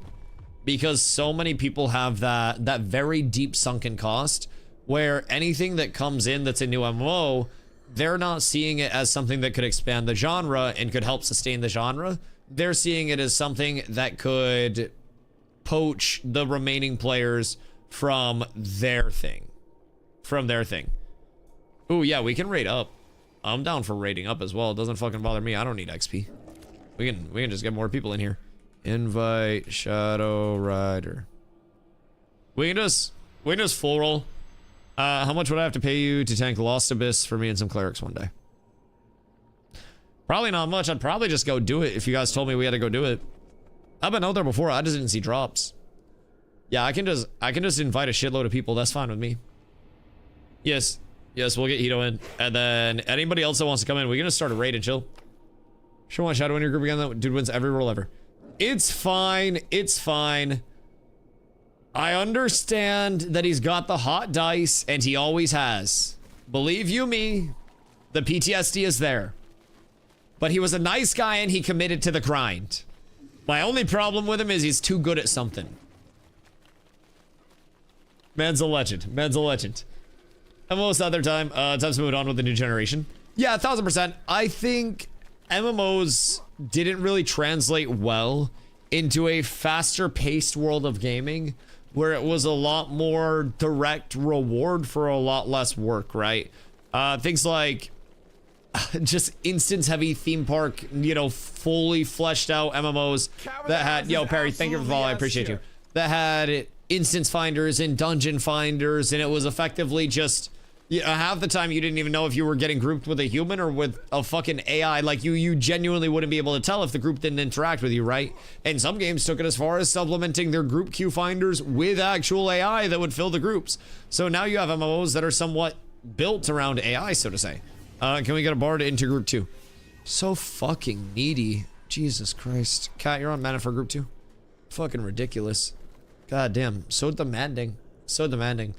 But I think the buildup of lobby games, as I call them, very much hurt MMOs. And as the population of many MMOs that were trying to avoid being lobby games dwindled, they had to linearize more. And I'm just a dumb streamer, man, right? I like to come up with fancy names for things, though. And I call it modernization through linearization, where every MMO said we have these huge new features that are coming to you soon. And those huge new features were always just like, oh, fast travel, teleport. Well, now you can find a group. Well, now this raid is even easier for you. Well, guess what? Can't press all your buttons. Dumb, stupid, geriatric arms, arthritic wrists, crippled hands. Well, let me tell you what, instead of getting a foot pedal, let me tell you, you can now clench your butt cheeks and it'll cast your entire rotation off of one butt cheek clench. It just changed so much over time. And that's outside of accessibility. I think accessibility settings are great. But I think if you're bad at a game, you should learn how to be good at a game. If my fingers can do this, and your fingers can do this, do it with me right now, chap. And then you guys can also do this. And then this, like you're honking on some honkers. You too can be good at video games. Your fingers work the same way as mine. Now, somewhere out there, somebody tried to do this and they're like, ah, shit. You should buy foot pedals. Keybinds are going to be harder for you. But there are still adaptations that can be made. As long as your ankles are good, they're not cracking too much. If you're doing like the driving a car motions, foot pedals can save you. If you're wrist cramped there, you are fucked. When's this releasing? Fucked if I know. There's no release date. It's in development, and the development's always been more of a like when it's done type shit. My wrist clicked. Brother, I have 25 screws between my two arms, my two wristies. And my shit can honk. I don't know what you got to do, but like start out with a couple of these. Every day when I start a stream, I log in and then I give a good stretch. I give a good reach out. I give a good full up as high as I can. And then while I'm up, I got the wrists going in like full rolls. You gotta be ergonomic as shit. You do that every like 2 hours or hour while you're sitting at your desk and you'll feel so much better. Shit'll crack that you didn't even know you had. Just literally extend yourself as high as possible and then you're vibing. Also, Galza, thank you for the hydrate, dog. I appreciate you. How's the PvP? I enjoy the PvP a lot. Coming from New World, right? Hold on.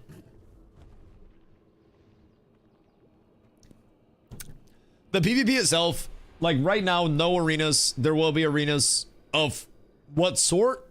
Still a little up in the air on things in terms of exactly how the arenas will be brought in. Steven gave a little cryptic messaging that they're going to be open world POIs, but he's also always talked about how they're going to be instanced arenas, and all signs point to arena, just existing, right? So, hold the ball. Thank you for the follow. I appreciate you. So, in terms of Ashes, everything that's primarily incentivized in Ashes is going to be open world all the time, like no matter what. There will be instancing that comes in, but that's typically going to be narrative building content. Steven said that's not intended to be like massively repeatable content, and they want most of the content to be in the open world. Whether that scope changes, we'll see. As always, modernization through linearization does apply to a lot of MMOs, so we'll see if that holds on. But as of right now, it's all open world. So if you get PvP, it's likely going to be because of a guild versus guild war or an interaction, like a social interaction. Like Pock, he was saying that people are attacking crates. So crates, you start those out in any one of these player-owned towns, the player built up towns, and you make your crate, either put it on your back, get a mule, and put the crate on the mule. And then who are we waiting on? Extro? Do we want to head up while we wait on Extro? Oh no, we still have 3 people. We'll wait on the last 3, and then we'll go up. But basically you put the crate on your back, you can put 2 crates on a mule, and then you can take them place to place. Further you take them, the longer you make it. Some people will attack, crate runners and try to kill them and risk corrupting, which is, non-consensual PvP punishment. to get their crates and then try to reset that. So Poc's been waiting for people to attack the crates and then PvPing the people that are hitting crates and then getting PvP off of that. There are lawless areas where they flag you up for PvP, like out in the ocean. If you have a boat out in the ocean, you can sport fish out there and make some money off of that. But people can also just come up and kill you because you're in an opt-in PvP area, right? So there is a lot of PvP that does exist. There are guild wars, settlement wars, which are like wars between two towns that just enable open world PvP. Settlement sieges exist, though those are a bit more rare at this point. They take like 1,000 gold. So there's a lot that can break out. Is there a lot that breaks out right now? A lot of the systems are still being tested. Actually, every system is still being tested. That's why we're here. So they've introduced a couple new systems around the crates, specifically the new mules that come in that allow you to have multiple crates and move faster, where those, since they don't flag you up for PvP, has led to a little bit of like a risk reward issue, where those are like too safe for the amount of money that they give out. So now we're seeing some implications of like crates being stored up ahead of time in mass and then turned in all at once for gold cap and then just, you know, scaling people up like crazy. So we're seeing a ton of emergent gameplay, as the lads call it. Emergent gameplay, as the lads call it. That's what we're sticking with. Emergent gameplay. Let's come up. And as a result, Intrepid's going to have to change these systems rather heavily if they want them to be sustainable, but they could change them in any number of ways, right? So I'd say in terms of the PvP, just be prepared for actual like social interactions and shit with it. Somebody could be grinding a spot that you want, whatever it is. But the PvP is fun itself. The combat is a really solid combat system for a tabbed target. I think it is a very active tap target. You've got small things like your weapon combos being unique on every weapon and your weapon trees giving, you know, debuffs or buffs that can come up off of those weapon combos. So every weapon has different status effects that it can put out, buffs, debuffs, shit like that. And there are very tiny interactions that can change how a fight's going with those. You've got your stamina management system. So it's a bit more than just a WoW type combat system, but also it's a little less than like a full freeform action combat system if you're trying to follow up, you know, your New World time, right? Why do we have the berries going in? I just saw blueberry and raspberry going up to the top of Carf. What the hell's going on there? So anyways, if you're expecting full freeform action combat, it's not going to be there. But I think it is still very good for a top target. Very fast paced in a lot of instances. Like very snappy decisions in PvP. You also have really solid game feel as long as the servers are good. Like right now, servers are normal. There's no pressure on anything. So my game feel is great. The actual input registration has always been really, really, really good. People corrupt nonstop. Even in town, you lose crate. Friend quit the game yesterday and Mythbreak got killed at crate vendor. Nothing happened to him and he lost crate. Wait, so people sit at the crate vendors because the crate vendors don't have guards around them? And then they just blow people up over by the crate vendor and then sell the crate?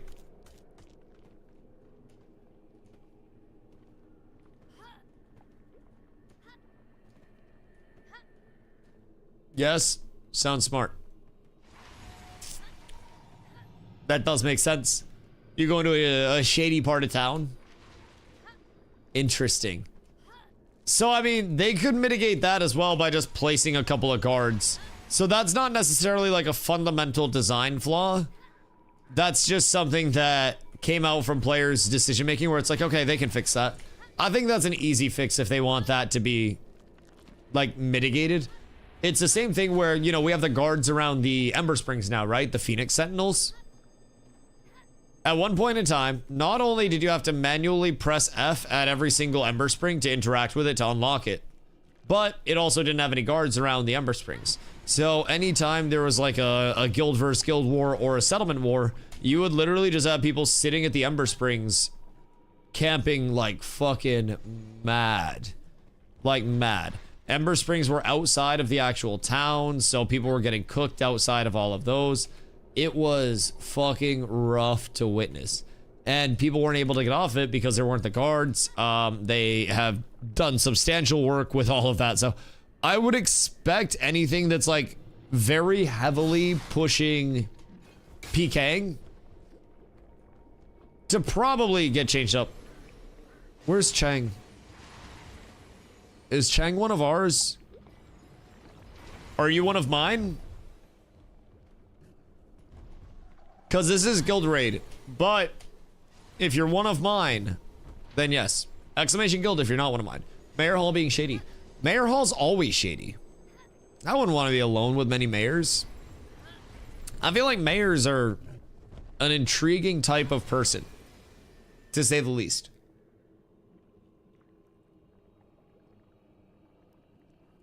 I wouldn't trust one. I wouldn't want to be in a room alone with one. I feel like that's a shady area. But yeah, just slap a couple guards in that bitch. Slap guards in the mayor hall. Slap guards over by the crate vendor on the back end of market. The ones that are around the building. Probably fine, right? So that's solved. What's your ideal grinding party right now? I think I would run back my personal, like, leveling comp. If I could. Our leveling composition, like if we had to do it all over again, I think was really replicatable, really consistent, worked out really well for us. So that is cleric, one summoner, 2 bards, and then I was tanking, of course, and then we just had 3 DPS off of that. Best DPS, I would just say get rangers and clerics overall if you, rangers and mages overall if you can control it. You could go like ranger mage melee if you wanted to and just keep it, you know, keep it all around the place. But yeah, genuinely, I'd just get rangers and mages and keep it super safe. Just don't allow PvP tag in town unless you're already tagged while entering. Then you'd have to have an exemption for sieges though. And in settlement wars as well. Like there is a certain element if people can get in the town, then PvPing in the town would be a thing, so you'd have to cause an exemption to that.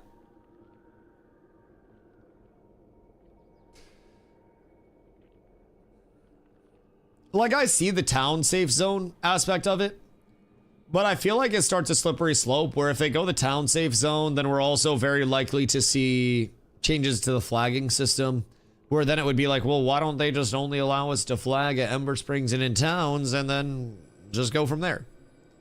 And then we may see, like, I have to declare my flag before I go out type thing. And that would be a little awkward, right?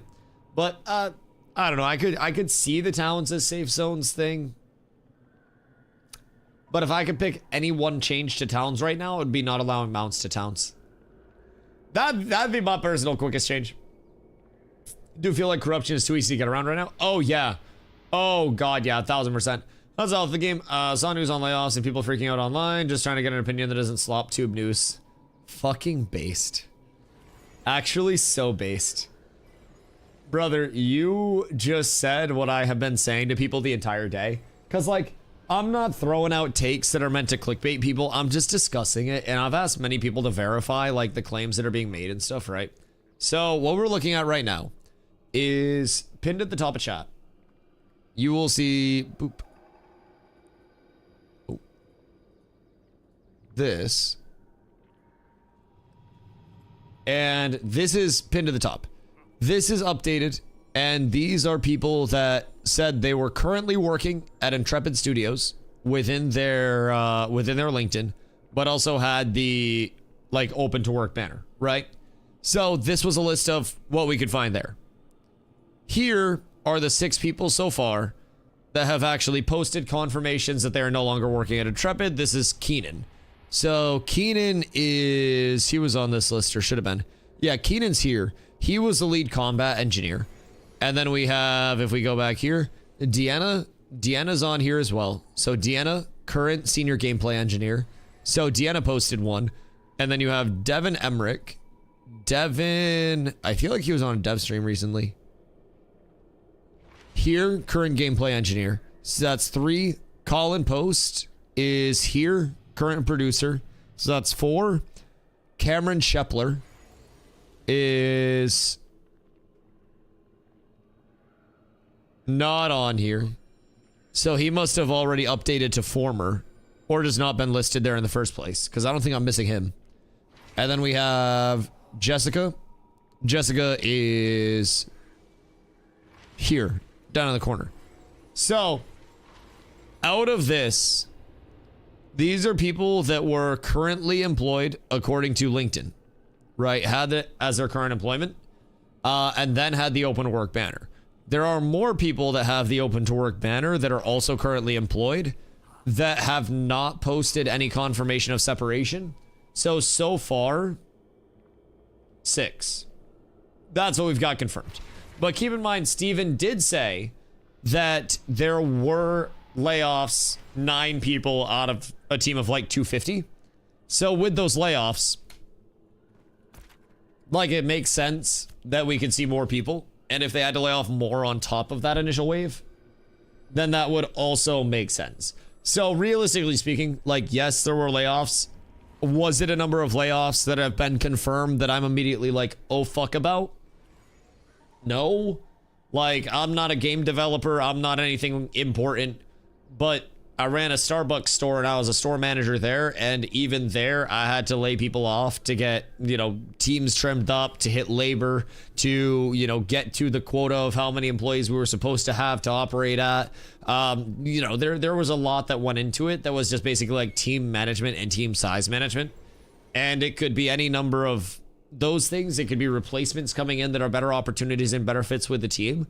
Because I've been told in game development, there is sometimes a mixed bag of like developers reaching out to studios as much as there are studios reaching out to developers, where it's like, hey, I hear you, you know, may have openings. Here is my application. Look at it and consider it. And that could potentially lead to an opportunity where there's, you know, a fit that lines up a little bit more, or, you know, some replacement that comes in the first place. At the end of the day, it's a business. And I think businesses let people go and hire new people on a baseline. And they have, apparently Cozy is flagging up on the 4th floor right now. Oh, that's beautiful. Because we just stored. That's like best case scenario. So we might have a little bit of PvP. But yeah, I'm not too concerned about it overall. I'm really not getting too bent out of shape, if I'm being honest.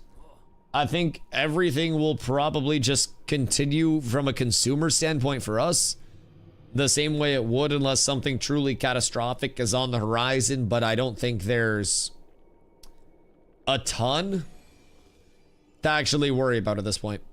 Yo, Majestic, good morning. Did you say that a lead combat engineer was laid off? Yes, it was a lead combat engineer, senior gameplay engineer, producer, gameplay engineer. Oh, hey, named him up. Thank you for this, sir. I appreciate you. But yeah, so it was a senior gameplay engineer. It was a lead combat engineer, gameplay engineer, producer, senior environment artist, and senior animator. So a few seniors, looks like 3 seniors, a gameplay engineer, a producer, and a lead combat engineer.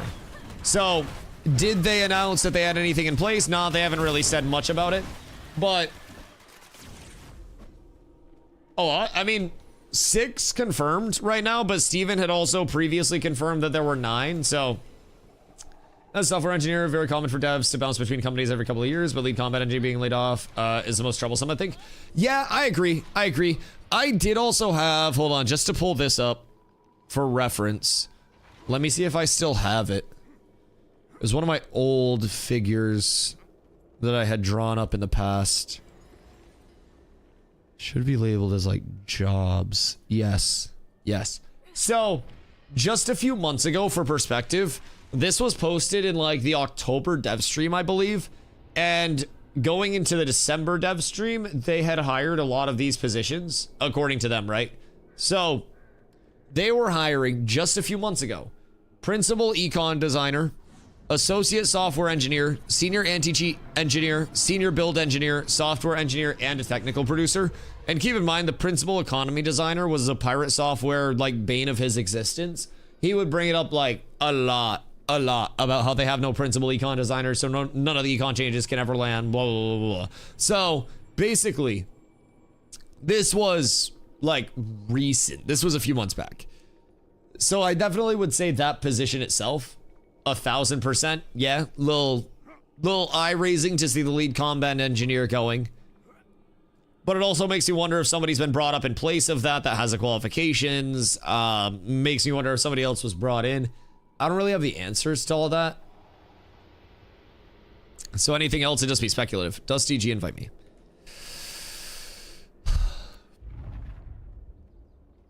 I don't want to. I don't want to. Worth to start to play right now. Someone said some hours ago, better wait for new content.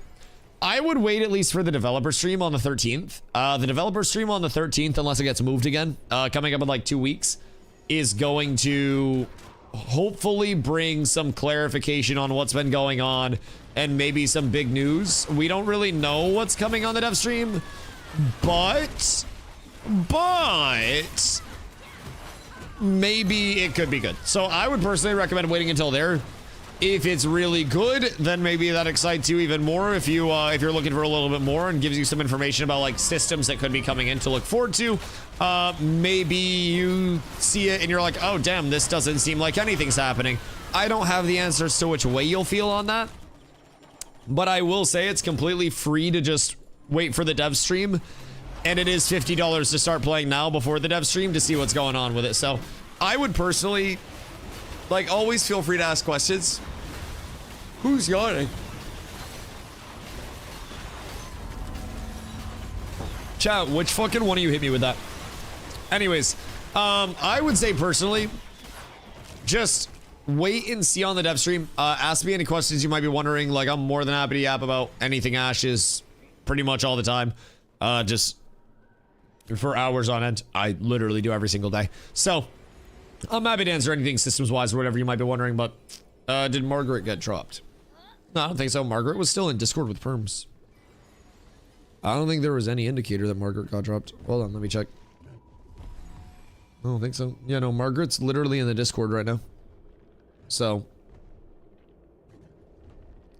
And then her bio still says... I have streamer mode on. I'm pretty sure her bio on Discord still says Intrepid Studios. Margaret removed director from her title, but still at Intrepid. So it could have just been like a role change or literally just a positional name swap thing. Like maybe instead of director of communications or something, she is now promoted. Ashes of Creation, director of communication is her Discord title. So nothing even got removed. Is that what it is right now?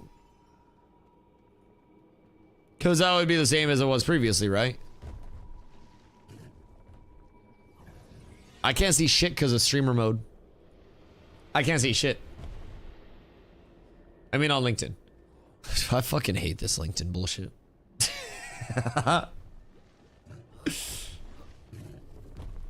So, what changed on her LinkedIn?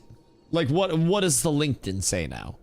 And do we have a verification of, like, when that changed on LinkedIn? MMO players are so weird. Yeah! Yeah, but also keep in mind, like, you also have the Reddit sleuths and stuff. Like, you always have people that anytime there's something to potentially dig into that's unverified, they've listened to one too many, like, YouTube scary murder mystery tubers, and they think that it's on them to just, like, you know, community source all of the solving for every aspect of what's being undiscovered right now. And a lot of the time, people are very fucking wrong, dog. Like, theory crafting is theory crafting for a reason, and I think theory crafting is best saved for fun things and letting Intrepid deal with the theory crafting on the business side of things. I think if you're trying to theory craft without knowing anything about a business, we're cooked. If Margaret goes, I'm out. I like Margaret, but my question is why?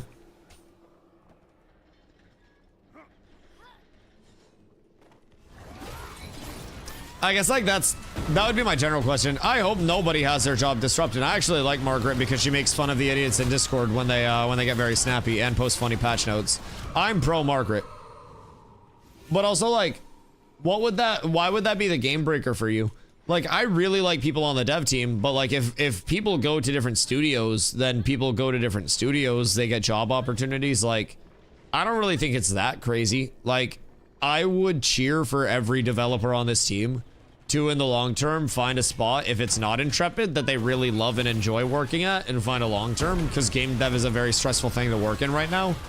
But I also wouldn't be like, you know, throwing up a protest if somebody found a different career opportunity or something happened at the business. That's not on me to decide. I don't think it's that crazy. Just thinking about what you said earlier about the senior roles being hired. Surely it's possible those guys have had a look around and decided a shakeup was needed.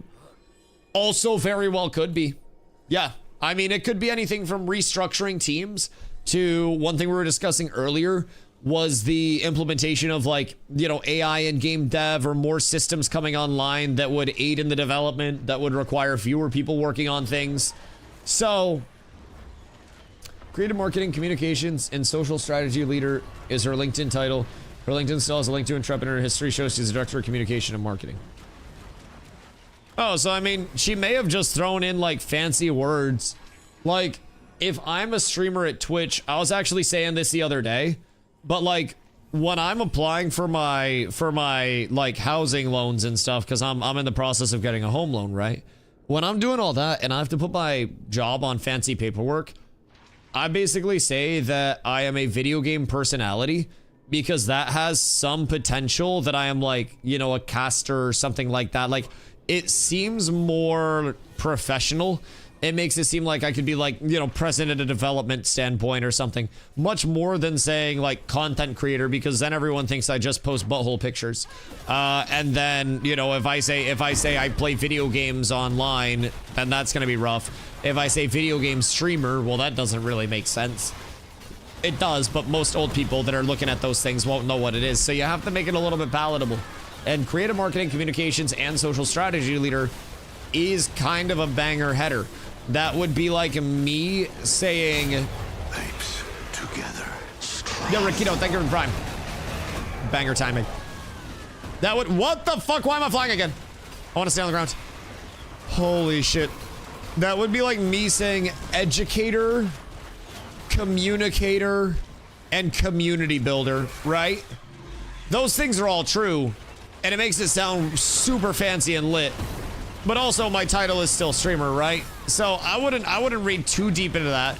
Maybe they restructured the title. Maybe she's just now like the communication senpai or something. I don't really know what's going on there, but you know, we'll see.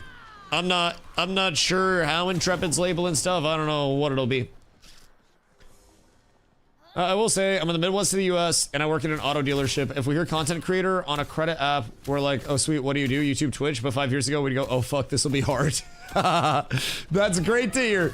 That's great to hear. I'm glad that it's becoming more accepting, and there's more like visibility around it too. I feel like short form content becoming so prevalent, as well as the integration of like IRL streaming and just like the accessibility of streaming as a whole, right? You've got YouTube and Twitch creators that are doing it full time, that are everything from grandmas cooking to people doing puzzles to professional gamers to dads that just chill and like to yap, right? And I think content creation is something that people are truly realizing is available to everybody, and it's nice. I think it's that next generation of people getting up. I've even had a lot of old people that were like very inquisitive. I was getting my passport, and I had to get like a money order or some shit from the post office, right? And they were like asking, you know, just shooting the shit, because there wasn't a line or anything, because I live in fucking Maine. And like, they were shooting the shit, and they were like, oh, what you traveling for, right? And I was like, oh, I'm going out to travel a little bit. It was at the time for Iceland, and then we were getting ready for TwitchCon as well. And I was like, Iceland for a little birthday trip. Gonna stream a little bit, work a little bit while I'm out there. And then I was like, I have another, you know, work trip, as I called it, to try to sound professional, coming up in October. That was TwitchCon. And so he asked like what I was going to San Diego for, and I said TwitchCon, and he was like, oh shit, oh well, that's cool. It was like, what do you stream? And I was like, oh damn, I didn't expect you to like know that shit. I was touched, bro. I felt seen. I felt validated. We're experienced enough. We just click self-employed content creator and submit proof of income and fast move on. Most banks aren't like, what the fuck is this anymore? Yeah, that's also very valid.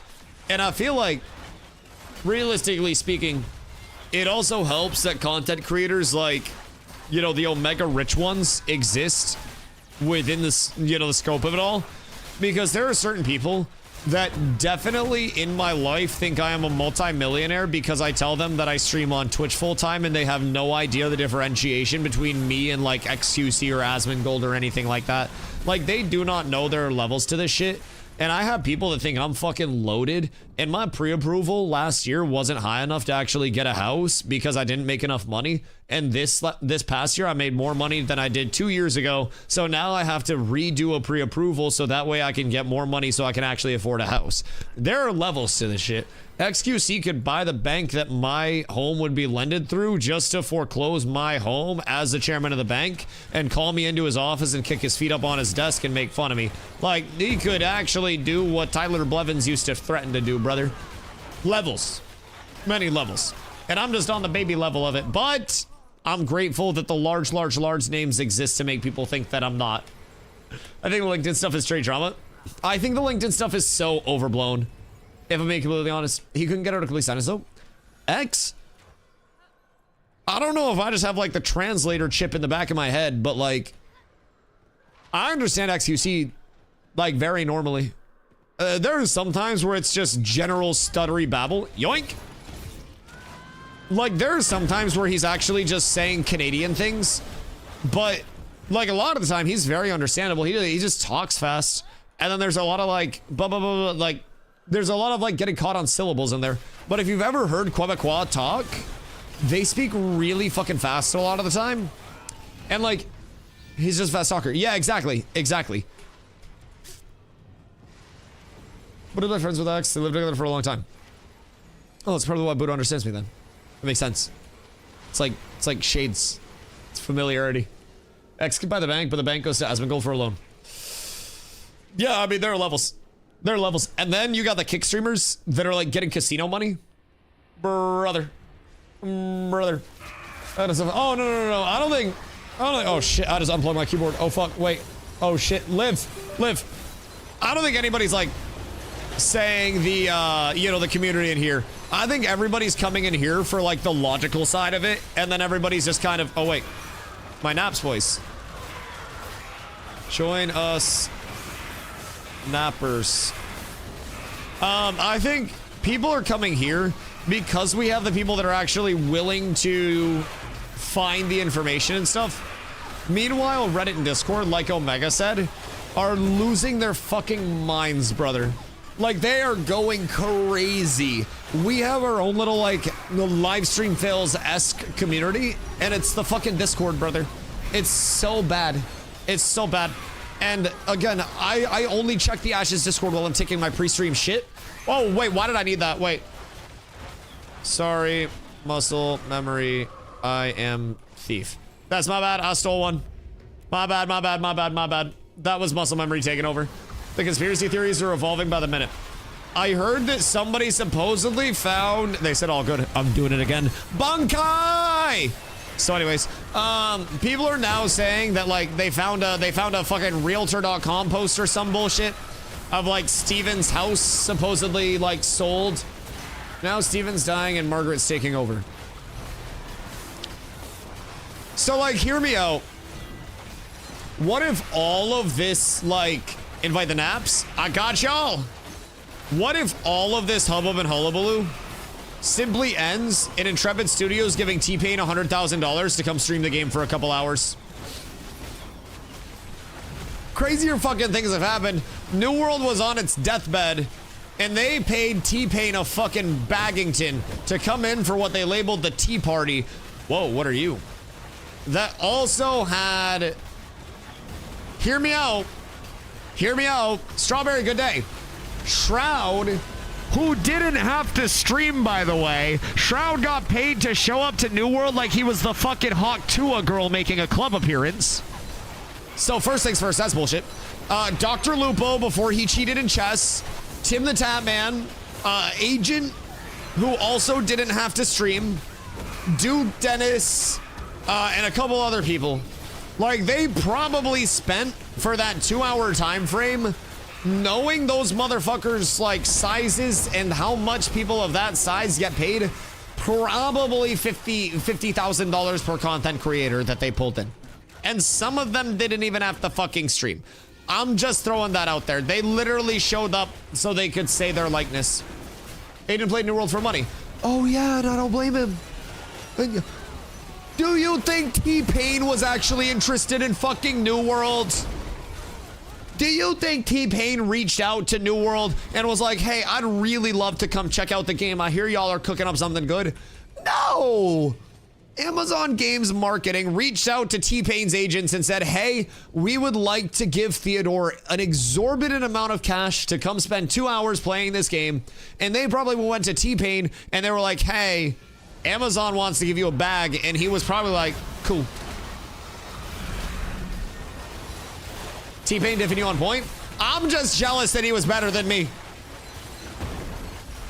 Where's content creators that could have chosen to promote the game? I actually think there was a way that those content creators could have promoted it well, but Amazon did not run an event capable of showing off those content creators successfully. What they did for the event was literally spawning them in on a private server, right? Giving them a bunch of bags of gear, kind of like the private test realm does over here, and saying, hey, if you guys need any help building, just let us know. And they were all like, nah, we got it. They all threw together their own builds, just homebrews, and then they brought them immediately into the, at the time, hardest raid content in the game, which people were buying carries for in the game still. Like, people were paying gold and probably real money to buy carries in the game for that content because it was still difficult to complete at the time and was a relative, like, mechanic and organization and gear check. Like, it wasn't hard once you got it down, but it was definitely an element of, like, people were not completing that, and those are everyday players. They expected these people to come in and be able to, with normal gear, go into that raid and put out good content, right? So they went into the raid for an hour, and they legitimately got the boss no lower than 95% HP for an hour. And then they said, hey, let's go in and let's do some super awesome PvP, right? Let's show off the amazing PvP that we have. So they brought them into Outpost Rush, which is typically 20 versus 20 PvP. And nobody knew what they were doing. And so, like, nothing, like, highlight play, nothing really funny happened. Everybody was just kind of clueless and pressing their auto attack and just going, oh, yeah, like, it's kind of ass. People were coming into my chat and going, Dusty, everybody else's chat in the directory is just roasting this game right now. Because at the time, it was like me, fucking 10 other content creators, and then fucking T-Pain and all those guys, and I'm streaming at the same time as this, and I'm just getting the fallout, right? I'm hoping it's going well, but as soon as we knew what they were going to be doing on the stream, we all knew it was going to be a shit show. So they go into the PvP, and it's just cooked. The entire time, the content creators are roasting the game, saying it's not fun and they wouldn't play it again. Their chats are roasting the game because the chats aren't being shown the game properly, right? Keep in mind, Amazon Games had just spent 2 to 3 years reworking their entire leveling experience from the ground up. And they just completely skipped that entire aspect of the game. So why the fuck did they not just bring them in and say, hey, we're gonna poof you in on a private server so that way you can go through the leveling experience, and we're gonna group you up with some other content creators, and we're going to have you guys level. And then while they're doing that, since they're on a private server, why not go the GM route and have GMs that are assigned to answer questions about the game, bring in a content creator that actually streams the game that can also bring a little bit of personality, because let's be honest, not every game developer is a front-facing person, and not every game developer can yap all day. Content creators can educate people about the game very well on a baseline level because they do that every day. So why did we not match up a New World content creator in a group of these larger content creators who would have communities that had a lot of questions that could be relayed to then get answers on those questions and also show off the game in the proper manner? That'd make too much sense. It would. I know. It's like, I don't even have a marketing degree. I don't even get a salary. I'm out here saying fucking Twitch Prime or I can't pay my rent, right? But for some reason, somebody that's making 6 digits thought to poof people that have never played the game into the hardest content and give them no preset guidance or anything else and just hope that they could fucking do it. It was miraculous to me. Miraculous to me.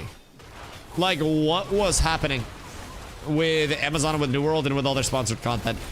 But that's a side tangent entirely. That was like one of the final nails in the coffin for me that led to me leaving. Keep in mind, I left New World before the announcement was made the end of service was coming. Well before. And there were many reasons why, and goddamn all of their exorbitantly expensive and clouded sponsorships that brought absolutely zero retention into the game made me very, very, very, very, very sad. And I think from a small content creator standpoint, especially one that's frequently in small directories, most of the content creators that were in the New World scene, with the exception of very few, always felt like Amazon Games struggled to see the content creators that were right in front of their faces, that were working day in and day out, to even provide opportunities with them through these sponsored events and these, you know, these segments that would bring players in and have some form of like, okay, well, here's your guys' benefit from it, right? Here's how we're going to try to build the mass viewers into the smaller content creators and give that segue.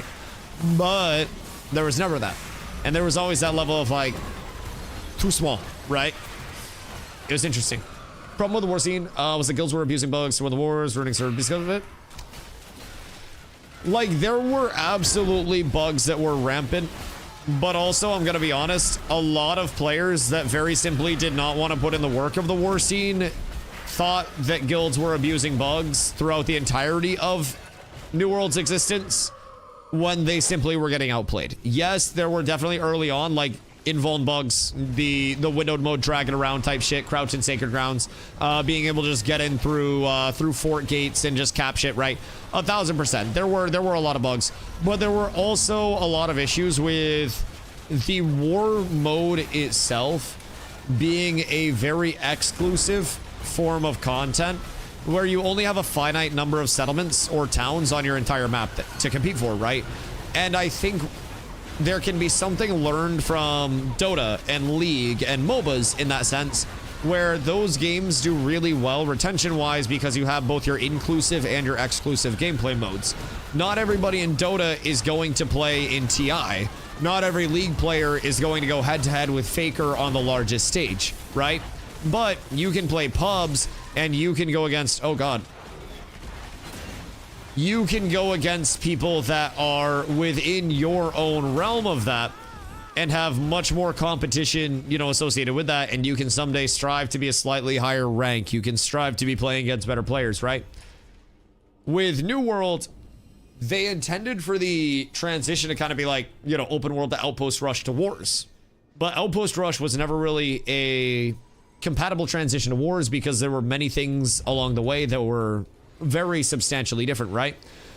In addition to that, it became an invalid way to actually scout out talent because at a certain point they took out first of all, they didn't have OPRs in the first place, and so they added in OPRs after a while. And then once they took out you know, everybody on the same server OPR, as population dwindled and as queues got really bad across all of the servers they had, we saw much more of a you know, much more of just an import state, right? Where you would have fly-ins, $15 server transfers, we'll level you a character, we'll gear you a character, just pop over. And you very quickly saw the war scene isolate into the same couple hundred players. I was one of them. Played so many wars that I can't fucking keep count, right? But over the course of New World, there were many things that killed the accessibility for the players that weren't like me, that didn't have 8 characters across 8 servers, that were all just being fed gear every single time a new thing dropped. If I wanted to test something for one of my war builds, I would message the people that were leading the guild that I was in, and I don't know if they crafted it, I don't know if they swiped for it, but I would get whatever I asked for in literally every single one of the guilds that I was in. So it was a glorious, beautiful time, but there were a lot of issues. A lot of issues with accessibility. I'm still doing Great Axe and Great Hammer. GA Warhammer was great, man. That was what I eventually evolved to. So I started up playing Great Axe Hatchet. Really love Kill Squad. Really love being a disruptor, getting into the squishies and causing them hell. And then eventually I was coaxed into finally going the Bruiser route with GA Warhammer, and just fell in love with the clump life, being able to make plays against groups of, you know, 20 people, where I bait a full collapse because I'm standing in a spot and they dump everything on me and I somehow make it out alive to tell the tale. Like, shit like that really made it fun for me when I finally got into the clump and got into the depth of Horse, right? And switched into the Bruiser realm of things. But I don't know, something about New World combat always really hit for me. I think they had something very special there.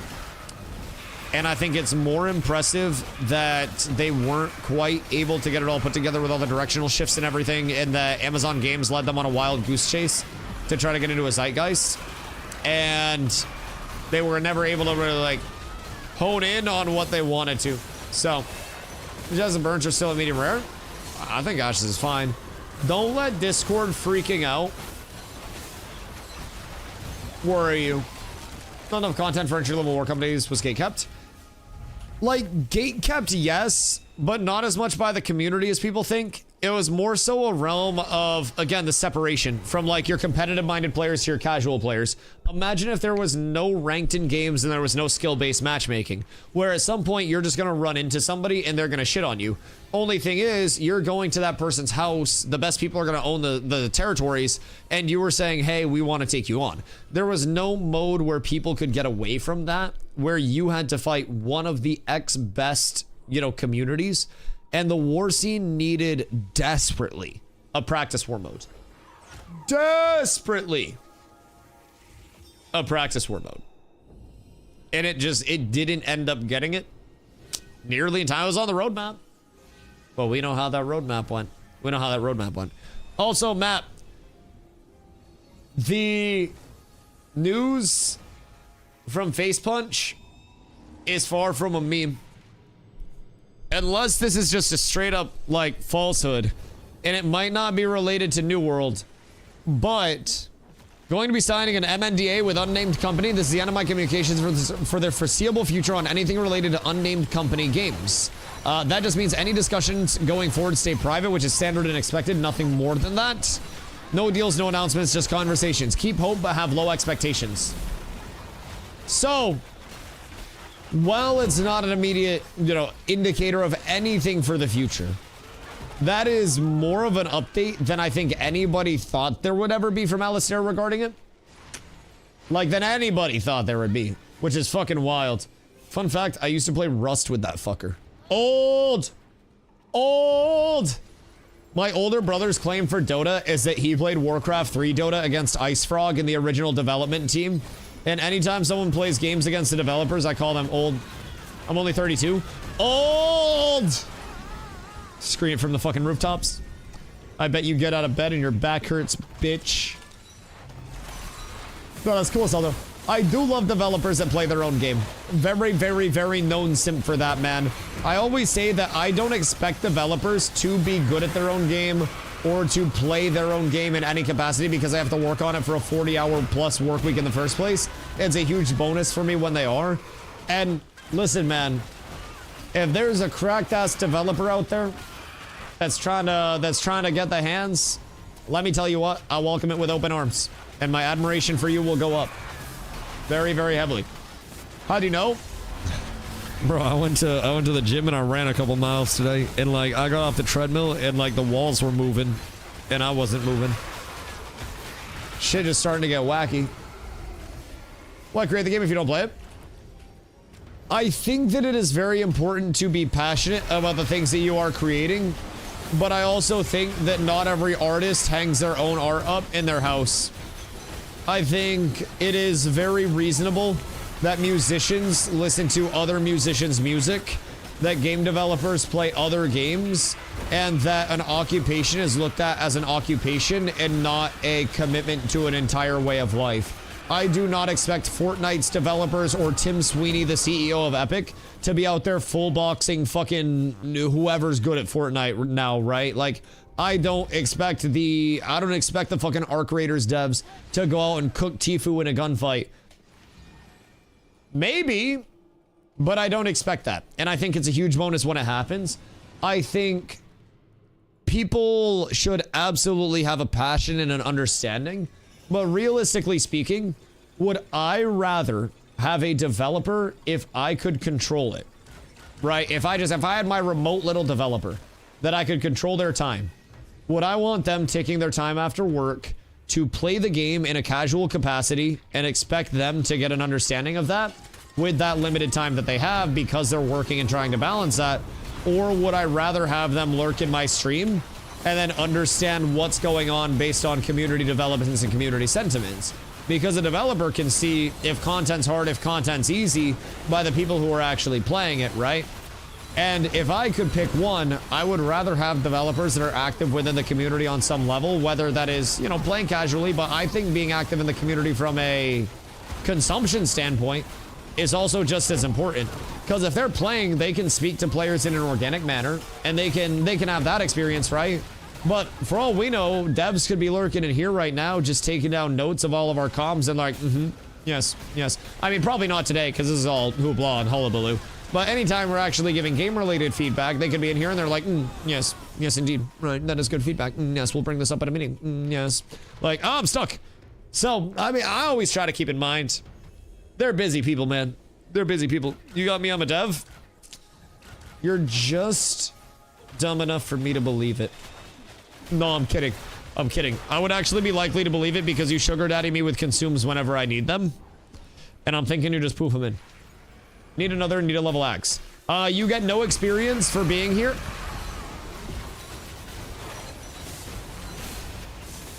No, I'll fuck myself. Wowie wee wah, I just got hit with a whole lot of phase shifts all at once.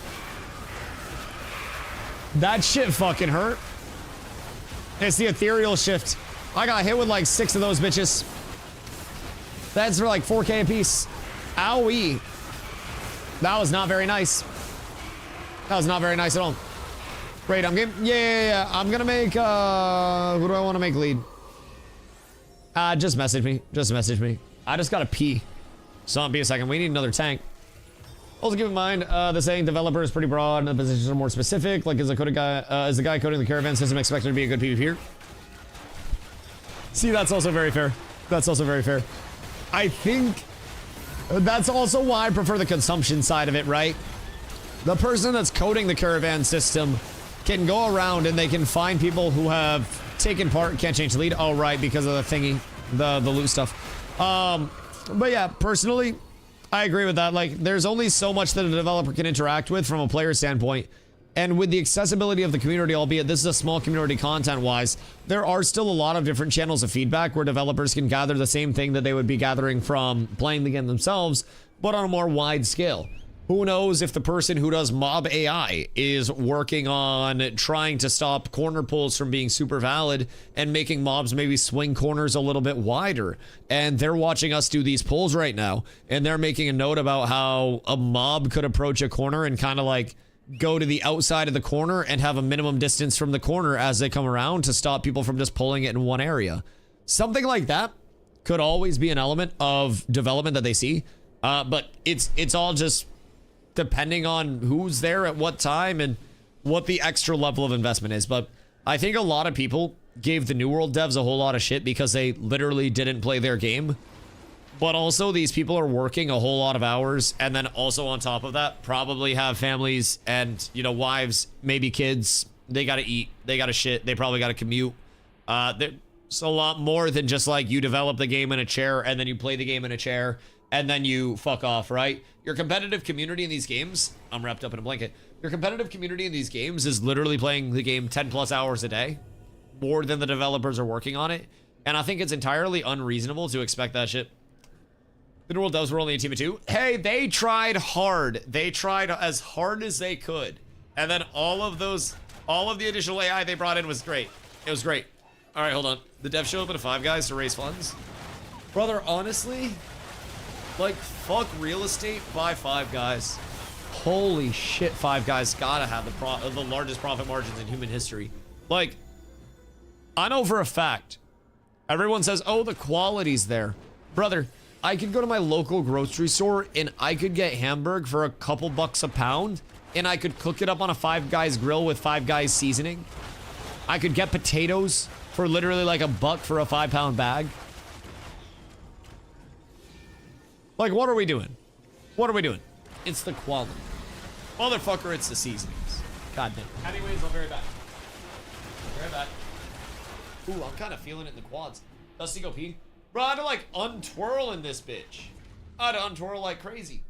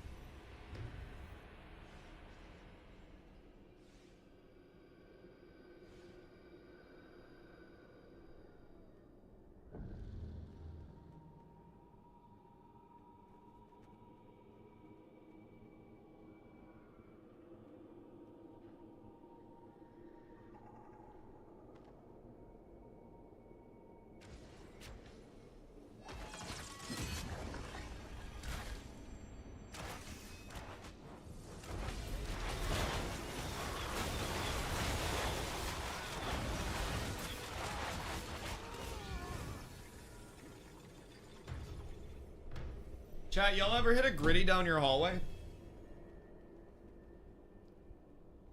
Because I feel like there's never really a bad time to hit a little gritty.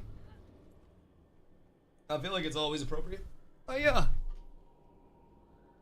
I've arrived again. Wait.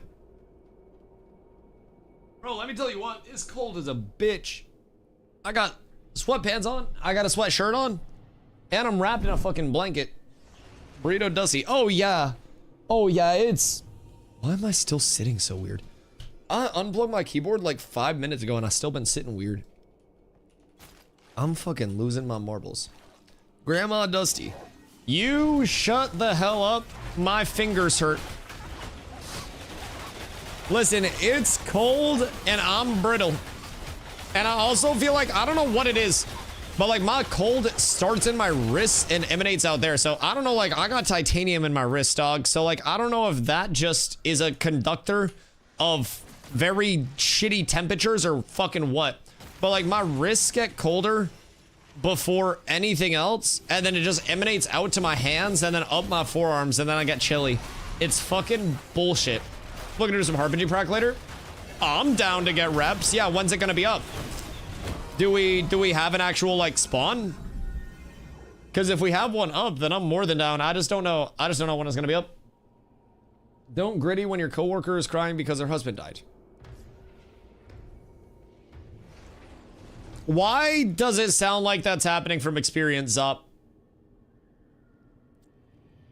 Did you gritty in front of one of your coworkers whose husband just died? Because I don't think that's a situation that just gets like made up without any prior like interaction with it. That's the one despawned like 45 minutes ago. So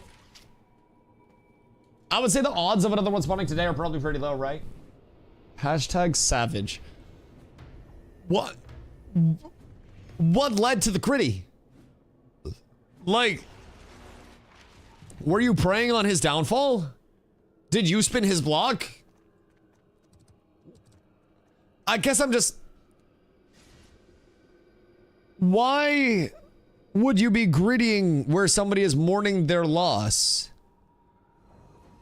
Like, you blast a motherfucker in the street and then just hit a gritty on his dead body like Fortnite emo style while she's like mourning?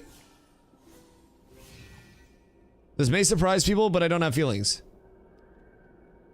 Right, but like, what inspired the gritty? Like, out of all moves, like, you could have hit like a sprinkler. You could hit like the lawnmower. You could hit like anything, right? You could have done literally anything in the world. You could hit the label shopper where you're pushing a cart through.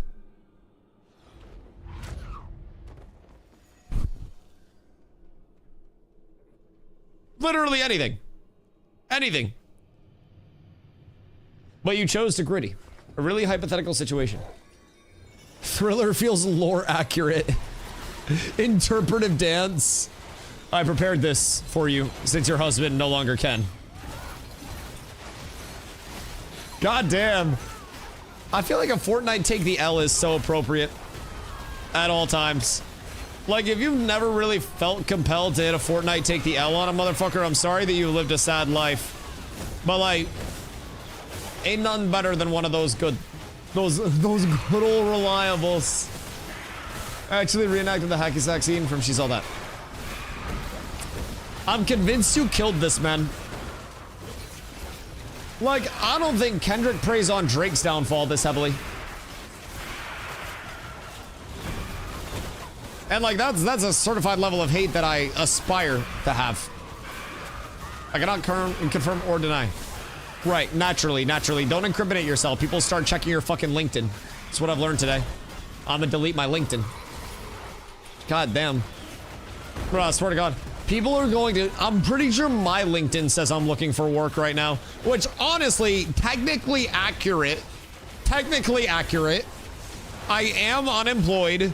but through your continued generosity, like y'all could be sponsoring a penguin or some shit in Antarctica, or you could be sponsoring a DustyWhy. And probably I should not have said that because penguins are way cuter than I am. But also penguins don't talk as much. And if you sponsor the penguin and they have a tracker on it, if the tracker falls off, then they don't put another one on. So I can't hug the penguin. Why would I give it money?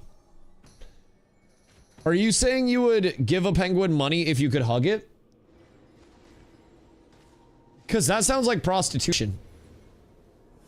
Are you trying to whore out a penguin? Brother, I feel like there are boundaries. I feel like if the penguin consented to hugging you without the money, then it would be one thing. But you have to realize, if the penguins only want to hug you when you give them money, those might not be the penguins that you want to surround yourself with. I feel like it's important to find penguins that appreciate the genuine you. And like, if you happen to, you know, have money to give to the penguins as a result, then that's great. Take care of your penguins, right? But when you find somebody that really appreciates the genuine you and penguins that you just flock to, that's where everything changes, brother. Anything at least once. All right, yeah, fuck it. Fuck it. Just be careful. Just be careful. One of those is a pouch, by the way. So, just cautious. Cautious. Baby seals over penguins. Why they gotta be babies, Aquatic Diddy?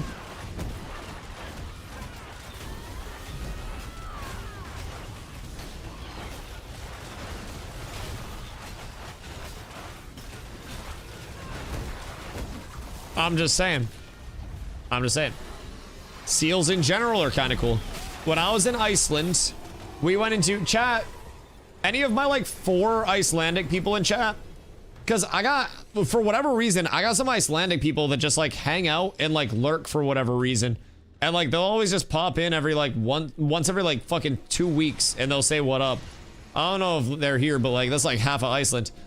We went kayaking in this like glacial lake that was at parts over 1,000 feet deep, right? And it had these, you know, these giant icebergs that were all breaking off. I got to see an iceberg actually like split and flip over in the water. We got to see like the blue ice come out.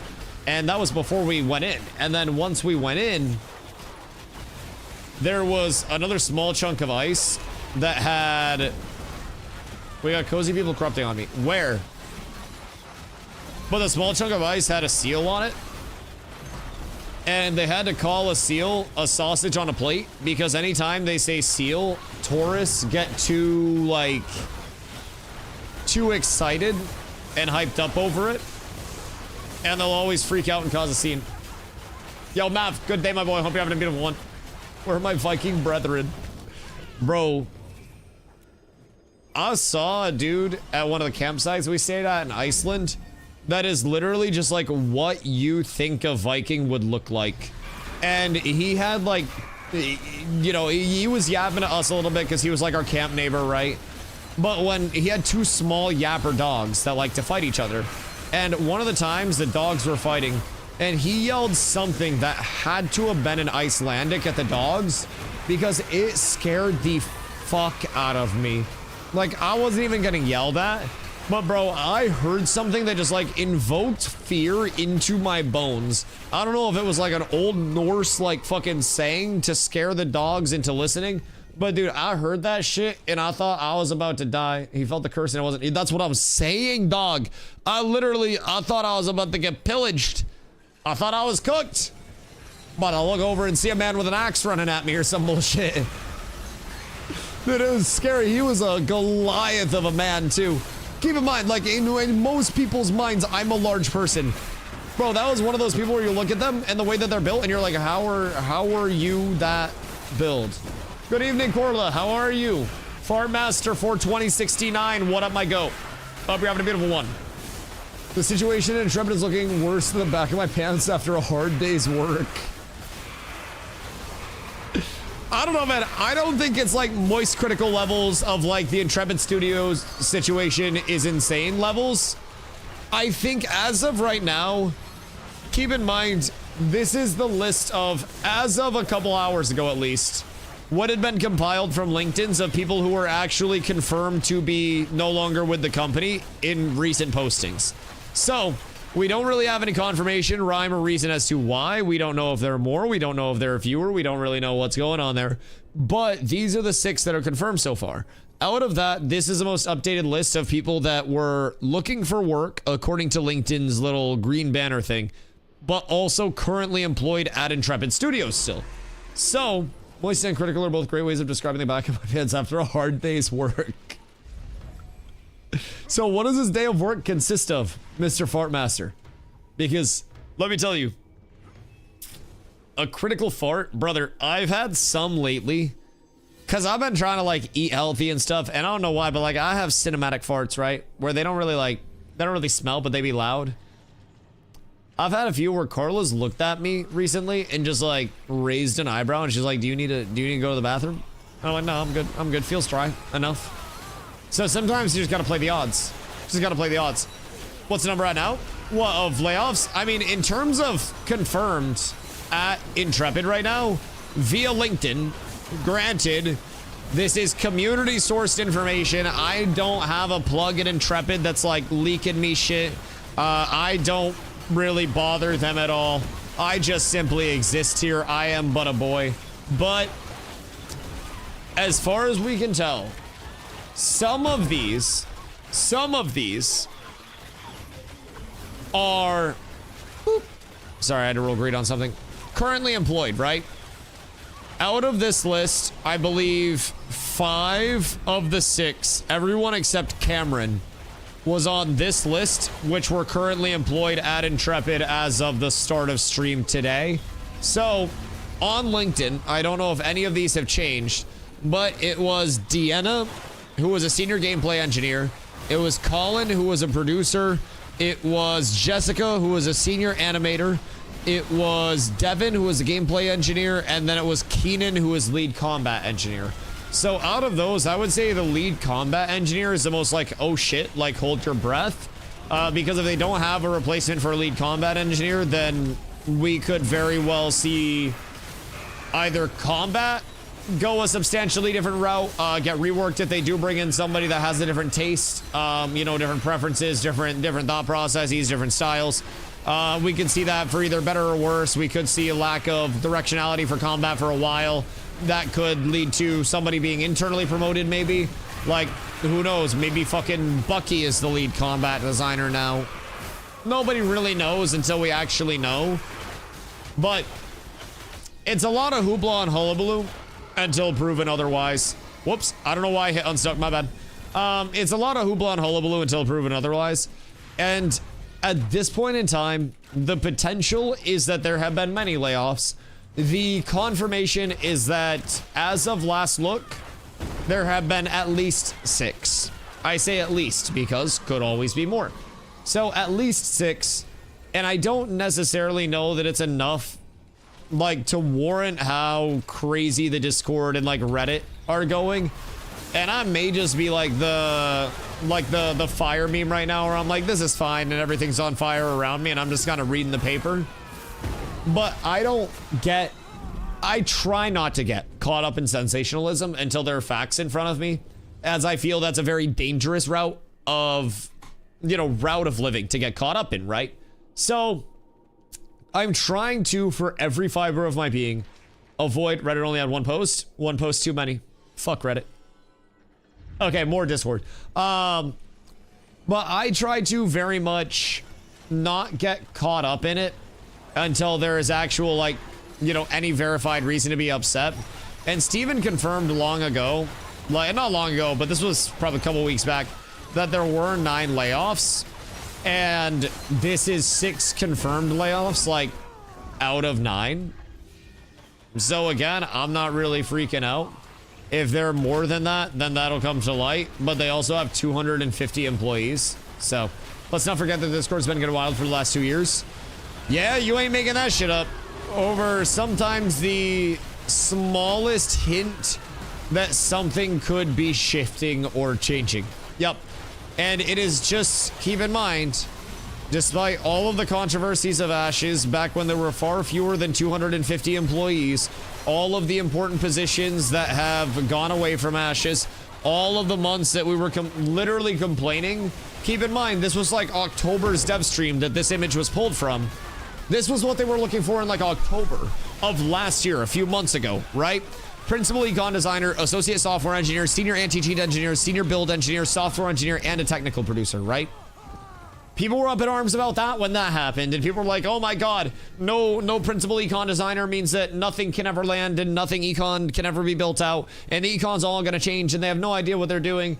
And maybe there's some validity to that, but at the same point, the game will eventually and the business will eventually correct, or it'll all go up in flames.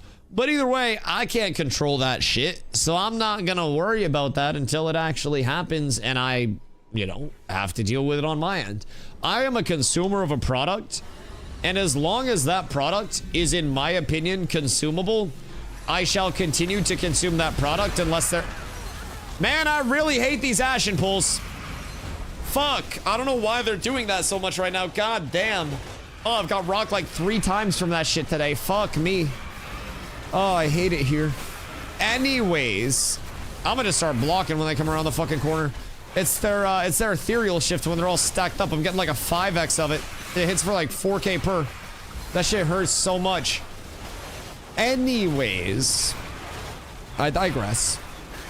There have been many phases where the community is up in arms about many things, rightfully so. And Ashes has always been a far from perfect product and will continue to be a far from perfect product, and it will be far from a smooth road of development as iterated by Steven many times, because they are still figuring this shit out, right? And I think from that standpoint,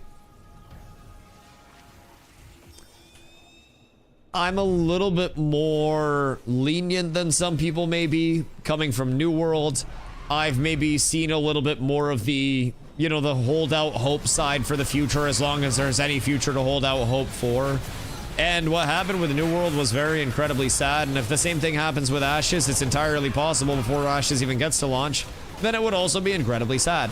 But the world continues, right? And while I'm here, I will, until I have a reason not to, continue to just go on and do what I can to provide feedback and have my community provide feedback and data to Intrepid that helps make it better. Because if the product is better, maybe more people play it and purchase it, and then they're able to have fewer layoffs because they can support more employees. Maybe they can grow as a result of it if the improvement is enough.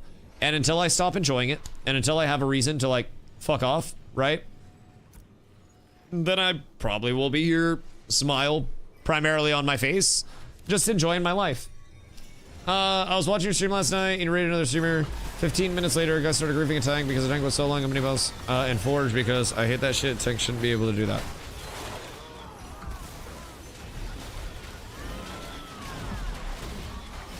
What do you mean griefing? Like trying to PvP them? Or like mob training onto them and stuff? That's off. What do you play if Ashes dies on stream? I don't know, probably something else. I'll figure out somewhere to go.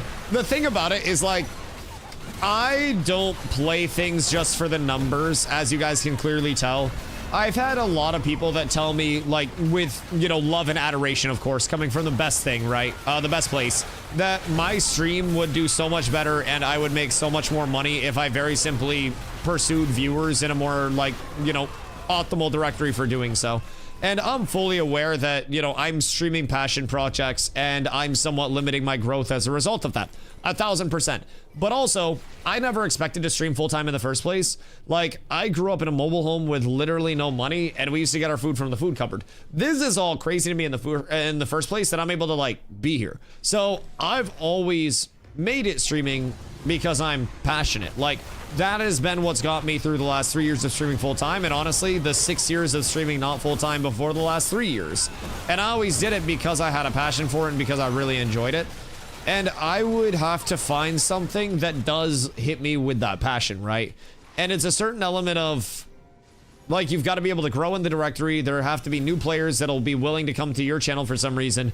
And at any realistic point, you will lose viewers if you're my size going to like directory to directory, even in the same genre. Because if I'm brand new in that directory and you've been watching somebody there for 5 years, you're then going to have the decision, especially if we overlap in time slot, of do I watch Dusty or do I watch this person? So realistically speaking, if in the event that Ashes did all go to shit and break down, like, it would take me a little bit of time to figure out where I wanted to go. Same way that it did when New World started to break down. Before I came over to Ashes, started mixing in Path of Exile 2 and played PoE 2 when that first dropped. And, you know, I put a lot of time into PoE 2 right off rip. And I ended up having fun with it, but I also didn't really, you know, see myself sticking it out. I played some Deadlock when Deadlock invites were first going out.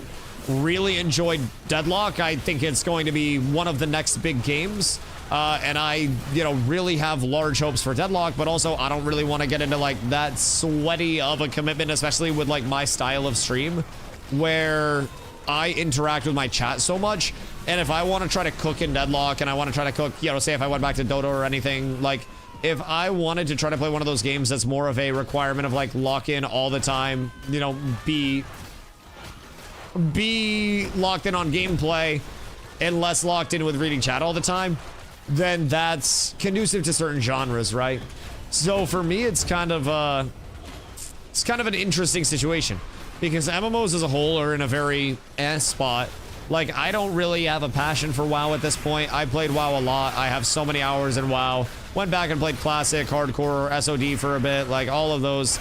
And at this point, like, nothing's drawing me to WoW in any capacity that I would want to check it out. So, in the MMO scape, there's not a lot that is, like, you know, screaming to me. That's part of why I'm so, you know, content with Ashes right now. I'm willing to go through the bumps in the road of Ashes because I, like, you know, a lot of other people don't really have anything that's hitting, you know, more than this for them. Ashes is far from perfect. Like I said, there's content that lacks from the game that I would love to be able to do, like arenas on a daily basis and shit. But realistically speaking, I also see the baseline of Ashes, and I do have fun on a daily. So I went back to WoW like 6 months ago, got 2,700 plus again in arena, and got bored. Yeah, I mean, maybe I would enjoy going more on the arena side because I was very PvE oriented in WoW and didn't spend a ton of time in the WoW PvP scope at all. And maybe that would be refreshing enough for me, but like, I watch Arrow play WoW and shit, and he's, you know, he's doing some PvP whenever he can, and it's just looks boring. A little while back, I rated Esfan, and Esfan was doing arenas, and it looked just, you know, like WoW Combat. And WoW Combat for me was best served in 2004 through 2010 and never really like transitioned out of there. I've tried Chrono Odyssey and one of the playtests, or plan to try it when it releases. I haven't tried the playtest yet. There was a lot with Chrono Odyssey that I remember not hitting for me. Just looking at it from a visual standpoint, I don't even remember enough about the playtesting periods to know what was in it. I can't remember if there was pay to win. I can't remember shit about it, if I'm being honest. But I remember there were a lot of people that went over to Chrono Odyssey, and that was when I was still streaming New World, and they were like, oh, this is the next New World, you know, this is it. And I immediately looked and I was like, Chrono Odyssey CBT was fun and I enjoyed it. Chrono was more K-Poop MMO. Oh. That would make sense. Yeah, I mean, I'm not a huge, like... I've also struggled to find an Eastern MMO I enjoy. If I'm being honest. I have always, like... My brother tried to get me to play Guild Wars 2 with him. I played Guild Wars 2 casually, and Guild Wars 2 didn't really hit that hard for me. I played 14 for a little bit and didn't really click with that. I tried to play, like, Lost Ark's NA iteration and shit. I've never really had an Eastern MMO that's appealed to me on a super high level. I mean, shit, at one point I went and played, like, PSO2. Like, hardly an MMO, more like an MMO plus. Yeah, I agree. Different than a full MMO, but from the same point, I've never really had draws from, like, Guild Wars 2 Eastern. More, it's like, it plays more Eastern than Western, at least from what I remember with it. But Guild Wars 2 and Eastern MMO, one is NC Soft, in the basin, US, or at least French. Yeah, either way. Guild Wars 2 always handled more Eastern than Western for me. I don't know the location of everybody, but it's always a little more Eastern-y in my mind. I may be tripping on that, but welcome to High Guard. I think High Guard will be just fine, if I'm being honest. I think something about High Guard that affords it potential to improve past a very like initial oh shit is almost the same thing that Deadlock had, but Deadlock is less on the independent side, more on the backed by Valve, so they have an ungodly amount of like very talented people working on it. But I think High Guard has experience and talented people working on it enough to identify when something is going poorly or well for the game. And High Guard immediately, like near immediately, I will say, implemented a 5v5 mode as a limited time mode that they're probably going to get more data from and then make some changes to their core gameplay off of. And I think the fact that High Guard has already been responsive to the feedback and the change is good. I think it's still got a whole shitload to go. And I think High Guard right now could be a shooter No Man's Sky after a substantial amount of updates. And I think there's a lot of competition in shooters right now because you have so many subgenres of shooters. Like Nin's raving about Deadlock right now. Deadlock is a fucking phenomenal game. Like incredibly well done, and it's still got a lot to improve before it's, you know, it's full launch, and even when it's full live service, it's gonna continue to improve. So, you know, Deadlock still has a long way to go. And it's already really well received. The movement's insane on it. The skill ceiling is absolutely wild. It's evolving rapidly as well. Valve always making bangers. Oh yeah, absolutely. I think Valve is the antithesis of Amazon games right now. I know it's a crazy coincidence, but like Valve only makes bangers and AGS only makes poop.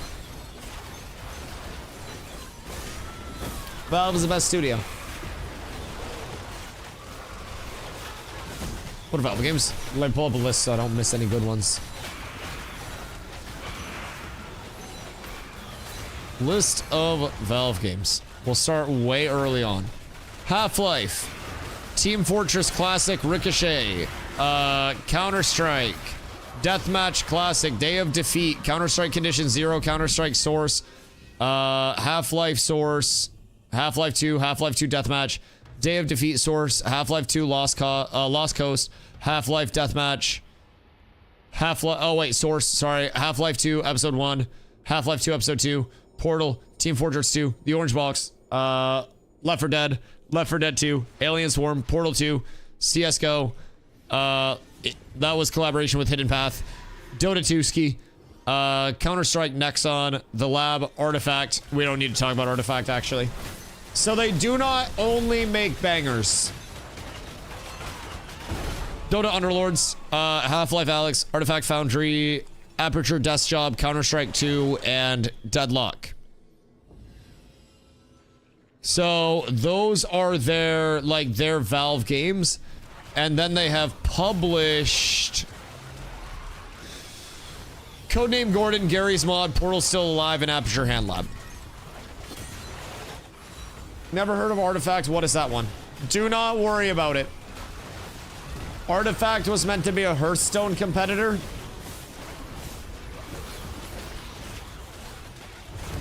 In the same way that Dota 2 Dragon's Blood was meant to be an arcane competitor. Artifact was the penny on the tracks, and every other TCG was the train. Let me tell you, it just didn't have enough oomph to really get through. One of Valve's superpowers is it isn't a publicly traded company and doesn't have to make all the money per game. That is fair. Like, Valve's just... Honestly... Lord Gaben is the god of gaming right now. And I think will be for the remainder of his existence. And there's a reason why everybody wants their games on Steam. There's a reason why everybody loves Valve. Was the New World purchase news real? So, it was an update that they have now signed a mutual NDA.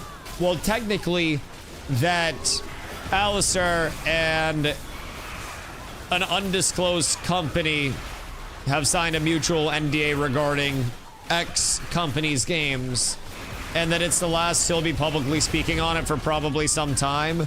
It is not negotiations, just conversations, and to have low expectations but high hopes, right? So, nothing confirmed, nothing fully even like set in other than like, hey, are you serious about this offer? Why, yes, I am. That could be all of it.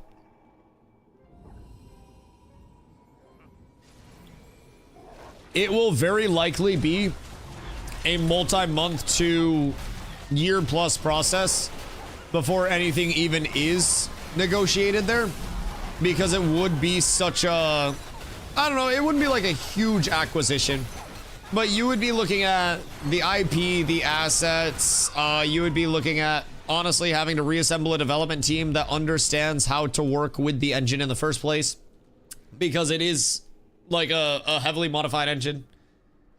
GTA 6 coming or Dusty getting married first? GTA 6 coming or Stomps hitting 6 feet?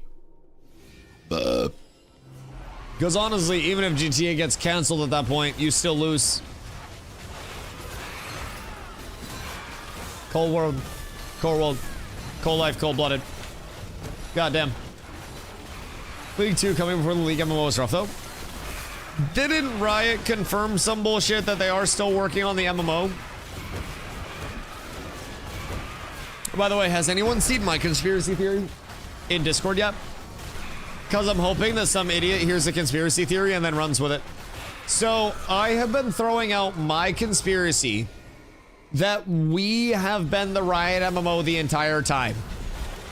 That Riot is going to buy this and buy the teams associated with the studio and all of the work done on the MMO to basically have the baseline established for a large open world MMO, and then build on top of that, take the, you know, the world building, make it all leaguey and however they want it to be, and have their Easter eggs in, put a main story quest in that resembles League lore, and then we're Riot.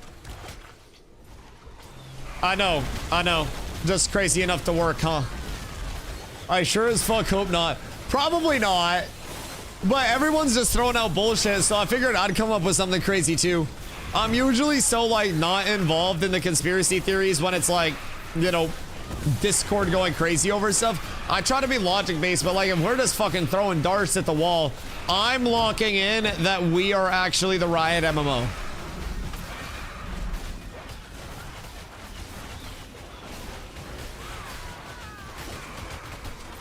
There's a chance. It's low, but it's, you know, non-zero. It is absolutely non-zero. 1000%. How do we know Suave isn't like Mr. Riot Games? Who the fuck's the CEO of Riot? I bet Suave would know. But yeah, how do we know they're not with us in the room right now? Hold on. I've heard that both ghosts and corporate entities have to respond to this.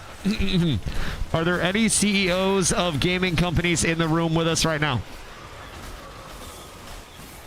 Because if you call out to them and then they don't respond, then they both get they get sent to heaven, and then they can't haunt it anymore. Cause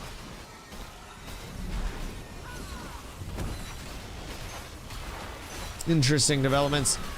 Fubo, you're not a gaming CEO. You're just cat. I'm on to you. You're a volunteer cat. You responded to the wrong call. I didn't say fresh fish. Are you trying to eat the gaming CEOs? Fubo, you came in as soon as I asked if there were any gaming CEOs in the room with us right now. Because the gaming CEOs were forced to respond like a ghost that was haunting a home. Your timing was impeccable. I literally just like loud into the mic was like, are there any gaming CEOs in the room with us right now? After I got done going on a rant about how they have to like respond. And then I see the Fubo dancing dinos. I love the dino dance, by the way. The goated Fubo entrance. I hope you're having a good day, friend. The timing was impeccable. I'm assuming you've had your pause full with all of the Discord stuff. Why is it always good-looking guys who are famous streamers? I guess people are drawn to better-looking people, but it sucks. Brother, look at Asmongold. What the fuck? I do appreciate the compliment. But also, look at Asmongold. There are so many streamers that look like actual fucking trolls. And I mean that in the nicest way. I mean that in the nicest way. But like,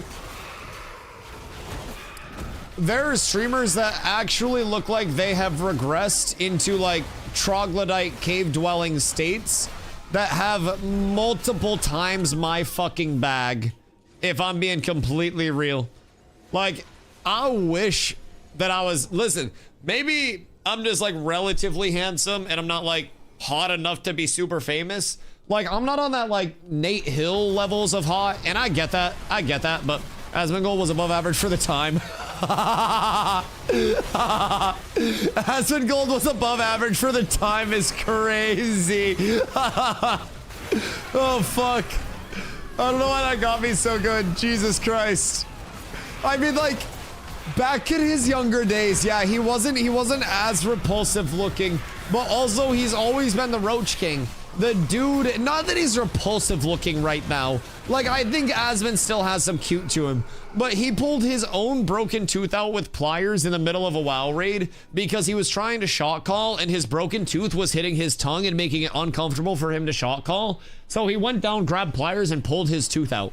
Like, he's always been the Roach King. Hold on. I'm gonna Google ugliest famous streamers. I swear to God, if Dream pops up. All right, hold on. Let's see. Most watched ugly streamers last 7 days. Why does Stream Charts have most watched ugly streamers last 7 days? Oh, I think there's a game called Ugly. Oh, that's unfortunate. Yep. Never mind. Never mind. That's a game called Ugly. I thought Stream Charts literally was gonna call out the ugliest streamers. How Dizzy's face reveal, ugly face reveal destroyed his gaming career. All right, well that's mean. Let's see. The ugly truth of toxic Twitch, Alinity plus Ninja 5 years ago. Top 10 ugliest streamers on TikTok. Ugliest famous streamers list. Now I'm curious. Now I'm really curious. That's not right, dice. Oh, there's no way it says Queso. That's mean. Queso's handsome. Queso's handsome. Queso's a big cuddly bear. AI's being mean. All right, hold on. Hold on. Let's see.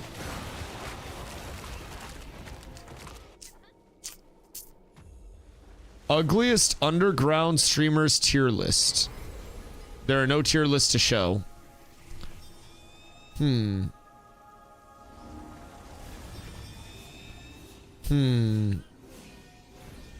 Well, I actually can't find that list.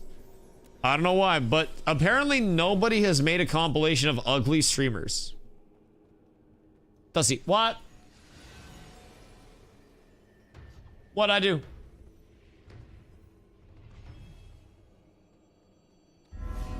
What'd I do? Also, Michael, good day, my boy. Chat, who is an ugly streamer? Like, don't be mean, but like, famous streamer that is openly just like, yeah, I'm not a good looking dude. There's surely multiple, other than Aslan. But that's being mean. No, some people it's their shtick. No. No, you be nice. J Oddity's a handsome little sausage. I love myself some J Oddity. Goodness fucking gracious, Praetor. You're mean. You're mean. Don't be mean to Jay. Jay's a cultural treasure here. Goodness gracious. Shroud? Nah, Shroud's a good looking dude. Shroud's a good looking dude. I feel like Shroud would do really well if he had an emo phase where like just full like, you know, straight black hair dye, eyebrow piercing, black like square frame glasses, and then just band t-shirts, skinny jeans, and Vans. I feel like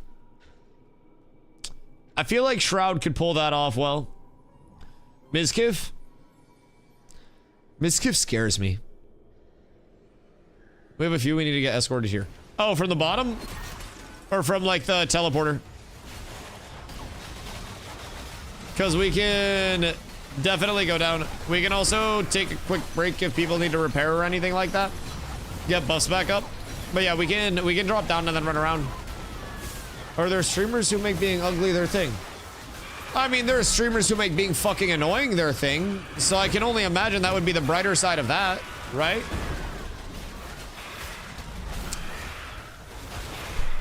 How do we feel about burnt peanut? I'm not good at math. I'm not very smart. I'm smart enough to know that peanut's handsome as fuck. Is burnt peanut sexy? Like, is it wrong if I'm curious what the lower half of the peanut looks like? And if it's cheeked up? There's zombie thumb named on the second floor. Can you kill it on the way back up? Remind Rhyme, because I will forget. Fucking cook. Ni hao, ni hao, ni hao, ni hao. Those days about streaming for entertainment back instead of just being sweaty fucks.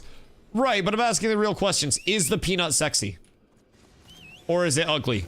Where would we consider the peanut to be in the grand scheme of it all? Because it's not just like it's a peanut.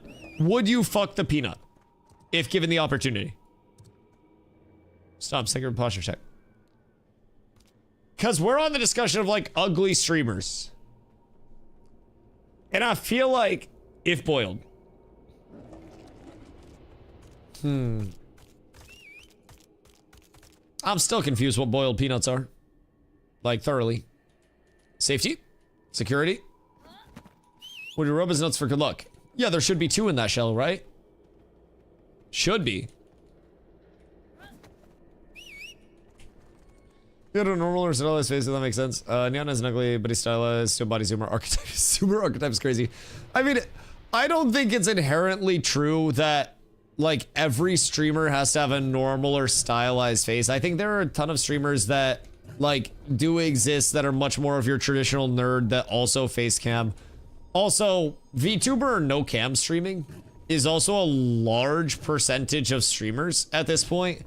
Like, if you go in any directory, you can find multi-thousand viewer streamers that are no cams and are VTubers, like, that you have no idea what they look like in the first place. So, I personally always try to advocate for just making good content in the first place. Like, if I was, you know, a troll, but still engage people in the way that I do conversationally, then people may not message me on Discord and be like, hey, Dusty, I gooned to you. Which, thank God you guys don't do that. But, like, you know, there may be some different level of support, but I feel like the content is always the thing that rolls through as the forefront. And I feel like content creation, there's always a, like, there's always a realm for somebody. You know what I mean? What's everyone hating on Dream? Bro, hear me out. Dream wasn't even a bad-looking dude, and he got bullied to put his fucking mask back on. That shit was mean as hell. Like, bro probably just couldn't breathe under that thing and then had to unface reveal. Like, what the fuck? Yeah, people go crazy. Like 1,000% people go crazy. But yeah, 1,000%. I think it's a good thing that, you know, no cam streaming exists. I could throw on a stream with no cam and I probably would have relatively similar engagement. Obviously, like, having a face to put towards the character is also quite nice. But I also think that's kind of the realm of where, like, VTubing has become very prevalent, where people have, like, a, you know, a face to put to the character or to the voice. So it gives people almost that level of, like, association with it, right?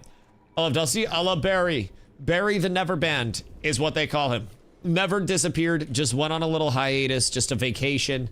And don't worry, not one of those vacations that gets you on a list. He's back now. Everything's fine. Everything's beautiful.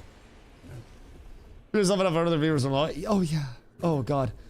Let me tell you, your streams would go wild if you had a massive titty VTuber model.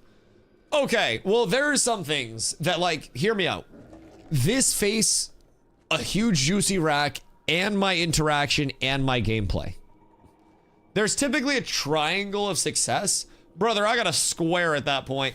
I got everything that I could possibly want. That's like being fucking Victor Wembanyama, but also having LeBron James muscle definition.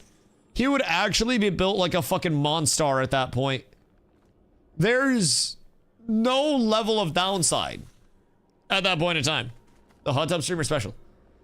Listen, I'd do it if I could. I don't have the bulge for that. I don't. Or in my case, the LeBron James hairline. Would you rather have the LeBron James hairline or the Jaylen Brown hairline? Cause like you gotta do what you gotta do. But I feel like I'm pushing 40. Oh, so you'll just take any hairline. Goddamn. Superimpose your head on your dwarf. See, that's what I've been saying. So we still have the Tolnar that are left to come in. The Tolnar are the final race to come into the game.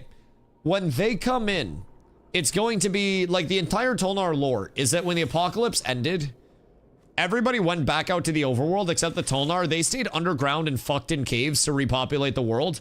And basically became their own race off of that because they Alabama'd so fucking hard. They hit the Alabama-Mississippi 2-for-1. So, effectively, the Tolnar are now this amalgamation of divine races. They have, like, fucking dragony adjacent shit. They got, like, I don't know, like, the furry and scaly adjacent shit. So, VTubers basically get a face scan into the game just off of that alone. Baker, you converted? What am I seeing here? And I don't get a face scan. And I feel like me not having a face scan is some goddamn bullshit. Should I use the pic I have for my Discord/Steam profile? Keep in mind, my username is Cheese Tits.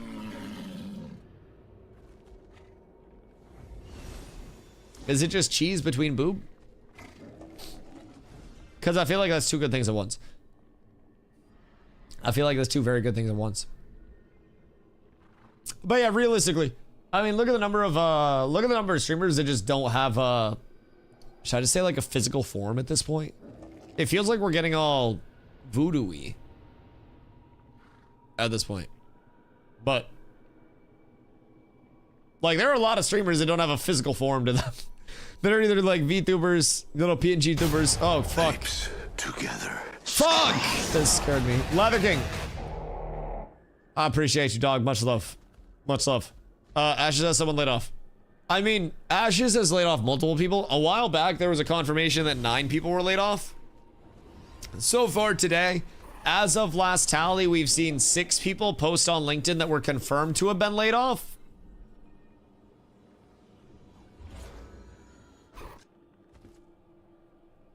So, I mean, 6 isn't too crazy. I don't think 6 is the worst by any means. But there are very likely more than that. So, who knows?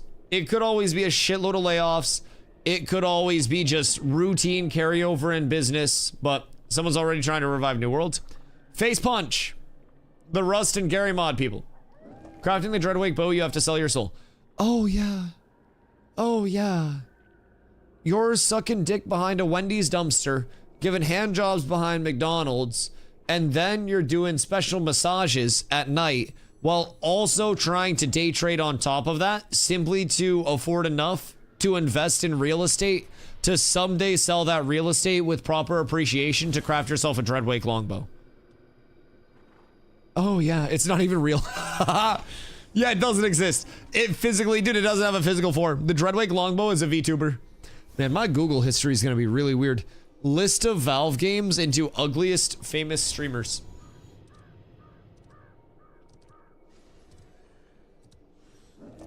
You truly hate to see it. You truly hate to see it. All right, I'm gonna fill up my water real quick before we get back on Le Grind. Because I'm trying to pound water today. I'll be right back.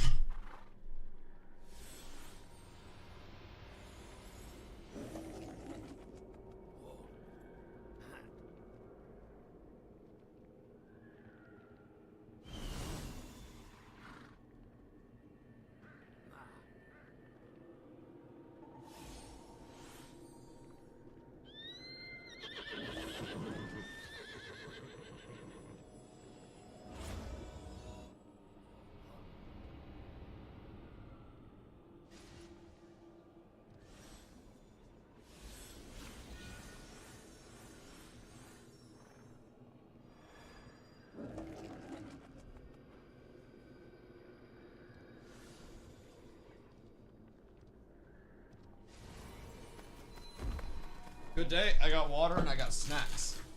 Oh yeah. Just stay in mid gear and bang PvP. I mean, that's literally my entire goal. I think if you have an item level 26 gear in any reasonable rarity and you have any form of hands, you're just fine. The average player is really not that good. Even lobster hands only need 2 claws to press a button. Or one, wait. 2 claw extensions to press your buttons. Man, I hate it here. I hate it here. But I'm at the point with my gear right now where I look at this and I go, okay, do I want to take the time to craft Blood Runner, Forge Guard, you know, invest in that right now?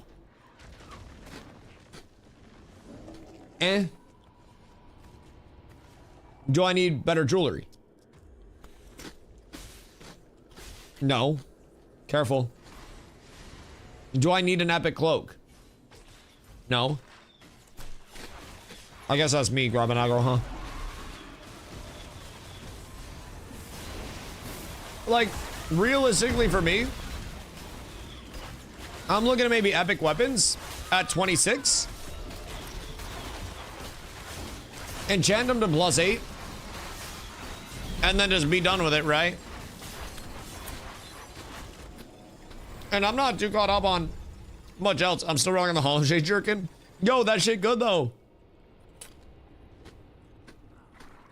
That's like the starter jackets back in the 90s. It may be slightly out of style now, but them shits were cold back in the day, brother. Oh shit. I dropped my chips. I had mine on and people were freaking the fuck out about it, bro. I'm in that white Reebok. Bro got on the full Adidas tracksuit type shit. The pre-Nike Tech navy blue 3-stripe Adidas tracksuit. All the way down. All the way down.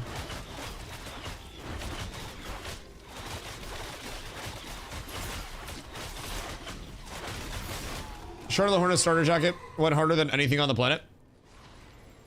You didn't even have to like the Hornets.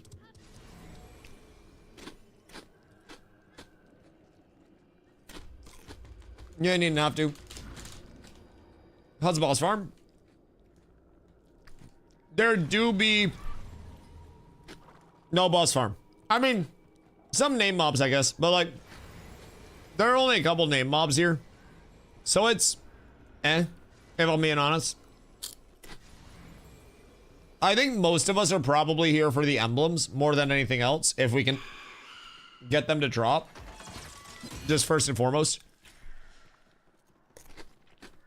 If anybody is trying to craft their item level 29 shit, then realistically speaking, they're gonna need emblems in abundance, like multiple hundred for 5 pieces of, that might be under 200, but I think it's near or over 200 for 5 pieces of Blood Runner, depending on the pieces. But bro, it goes insane how much you actually need. Oh wait, we're supposed to stop 2nd floor. Hold on. Hold on. I'm a-coming. But I mean, we got a couple drops. Cat with abs is absolutely Meta, thank you for the follow. Appreciate you. Nothing too wild, just general like named mob shit. Healer helmet, that's pretty solid, but it's like a one-off armor piece. Nothing Blood Runner, nothing Cognizant. Some good emblems though, at the very least, but even looking at it here, 22, 33, 15. So I mean, maybe it's like 100 for 5 pieces. It's not that bad, but you need a lot. And that is a shitload of grinding comparatively to what we have.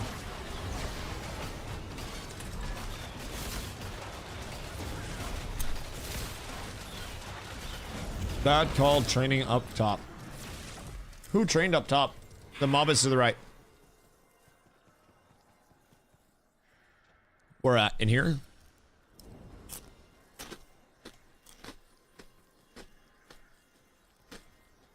Oh, hush librarian there. All right, hold on. Hold on. I might be able to sneak through this. And then... This way, sir. Follow me. Bad call, guild. Oh, wait, there's a guild that's training up top? I mean, what could they possibly be training, though?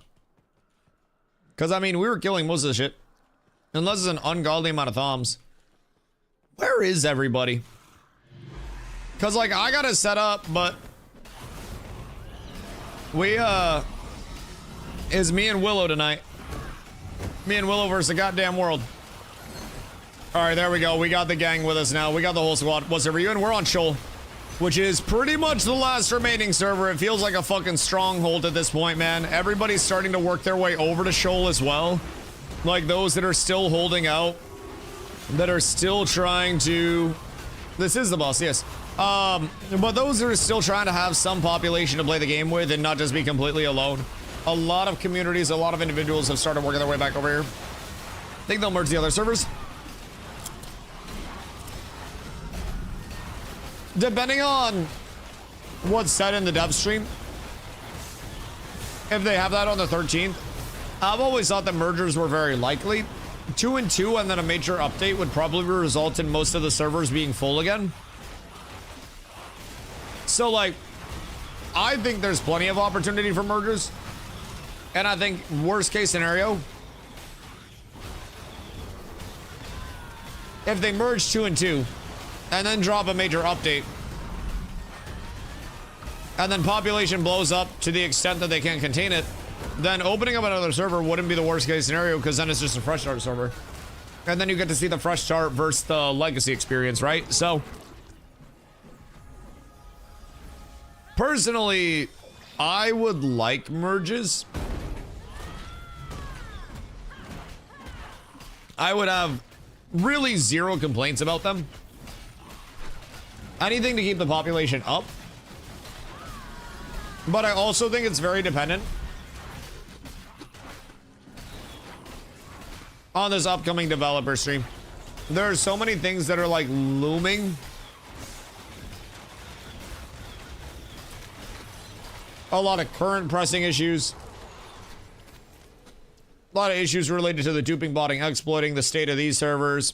People are wondering what the next steps for content are. Obviously, you can tell people are chomping at the bit for literally anything at this point, considering the Discord's going fucking crazy about everything today. When 9 layoffs were announced a while ago.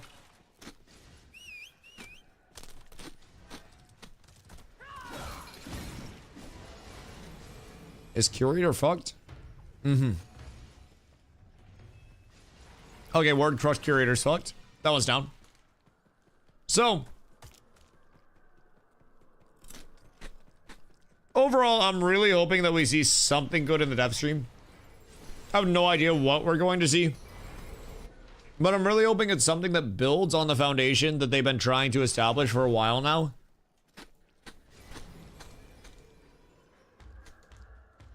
Because, like,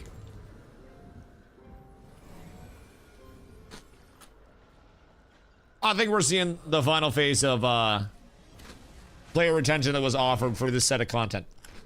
And that's perfectly fine. Content cycles are never going to retain people for, you know, 17 years or anything like that without ebbs and flows.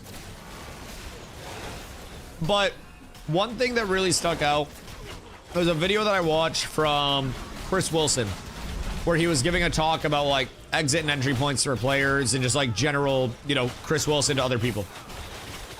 And he mentioned that you always need to give your players towards the end of the content cycle, where they will naturally complete the content, find their way out, you know, filter out whatever it may be. Your players need to, when they leave the game, always have an expected and known re-entry point, or you will lose players. They need to make it a part of their plans to come back to your game, and they need to know what they are coming back to and when they are coming back to it. And right now, there's a relatively large distrust of dates that are given by Intrepid, because they haven't delivered on them relatively frequently in the past. Especially recently. Even down to the dev stream getting moved back, like the community is going to be way more critical of that because of the state of everything. And the fact that more things in the past have been pushed back, that this server hasn't really received a lot of love yet. And I get that. But it is what it is. Genuinely is what it is. I guess I won't even do a dev stream anymore. They will. They will. I think it's just a matter of like the tone of the dev stream. I think we will be able to tell a lot by how the developers are interacting on the dev stream and what's being said. If they come in and it's immediately like doom and gloom and they're visibly glum, we'll be able to tell. Kind of in a stream without devs. Fair, fair. But not all the devs are gone. Not all the devs are gone. And like 2 of them were artists. One was a producer, 2 were artists, 2 were gameplay engineers, and one was I believe one was the lead combat guy. Which, that one's a little concerning. So something tells me no major combat updates anytime soon. But 1000% agree. I also think that it's important to keep in mind, Steven did clarify that he had been unplugged for the better part of 2 weeks because he was having some health issues and shit. So I think that may also be part of the reason why the dev stream is delayed. I don't want to make assumptions. I don't want to speak on that behalf. That's not my area to speak. But there are also a lot of different variables that can be factored in that I think we aren't necessarily looking at for face value. And a lot of people are looking at it from a sensationalist point right now, where it's only about the most dramatic take possible. And I don't necessarily know that that's the way.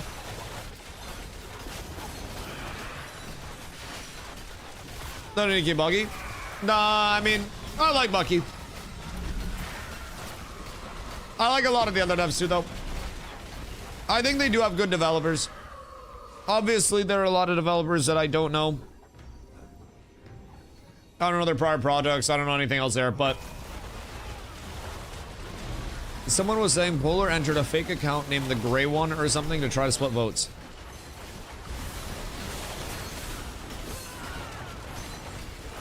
To where?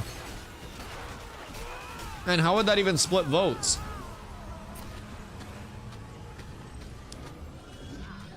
Who would vote for an account they don't know? They would have been better off making a fake zombie account.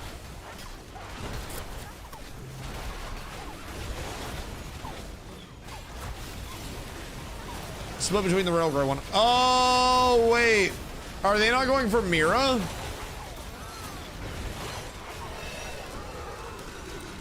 That makes so much more sense. I thought they were going for Mira, so I was like, why would they make a Gray One account for fucking Mira? That makes no sense. And then you guys said Jova. That makes so much more sense. They already got Mythbreak. Oh yeah, so they might be able to get 2 because emergency election, huh? Word. Did Polar move to Shoal? Yeah. Well, they go for Mira. They want the main node so they can kill the server. Does it kill the server, though? Or does it shoot themselves in the foot?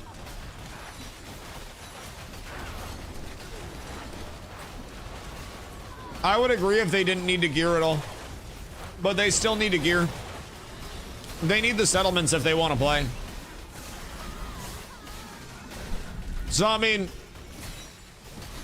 that's another level of it. But if they want all their players to just be like down gear, great, but I don't really think they're in the position where they would just start nuking buildings. Maybe they would. Maybe. But I think that'd be a little bit further down the road. And by that time, we're probably looking at,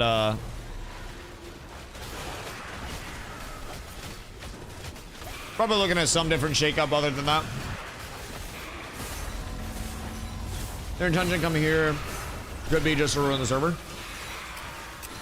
So could mine.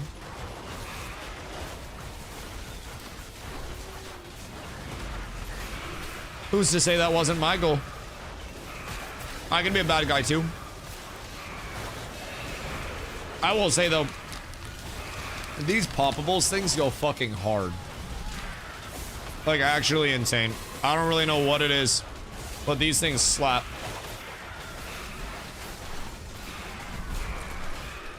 I'm gonna have to separate myself. You wanna rule the server? Yes, yes, and sit on a throne. You have all the peasants fondle my balls. It's supposedly the intention, but what are they coming to ruin? Oh. See, that's what I'm saying. Like, I think everybody's fully aware, at least on our side. Everything is eventually going to wipe and burn down anyways. And then it all resets. And everyone just goes again. And I think everywhere they go, they're used to getting that, like, that immediate, like, sacre bleu. And it'll almost be a little bit surprising. Because I hope thoroughly that people understand that you just play the game and then everything continues, right? It is what it is, but we built up one settlement, and if they nuke one, then we'll build up another settlement.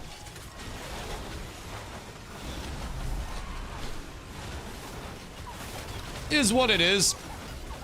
And it's a part of the game. And at this stage of development. Exactly.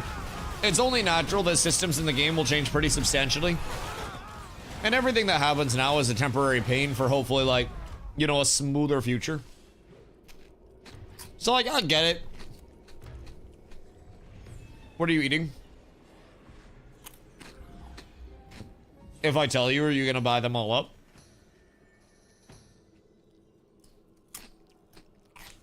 Because you have to promise, if I tell you, to not buy them all. Because I might need more. Probably not. Alright. If you promise, you won't buy them all.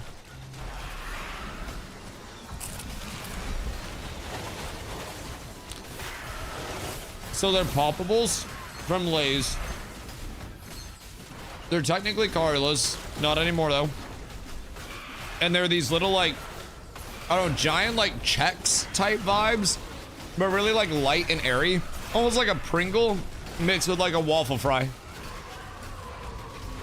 And these are white cheddar. And they go fucking hard. Those are pretty fire. Yep. And, like, we went gym this morning. And so this is the first thing I'm throwing in my face. And let me tell you, it's hitting.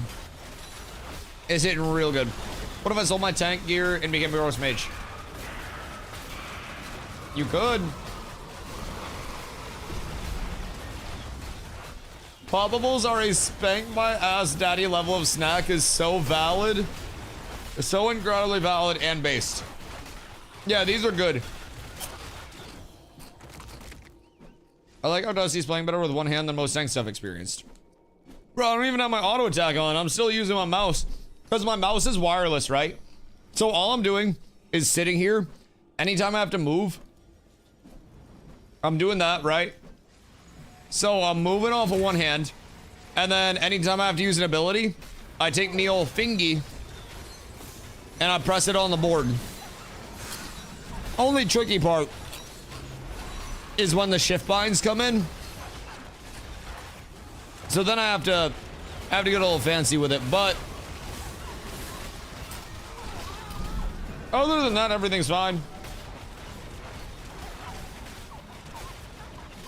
I don't feel like playing many games one-handed is hard, and Ash is very slow-paced in terms of combat. No 12-button mouse. 2-button mouse. 60% keyboard.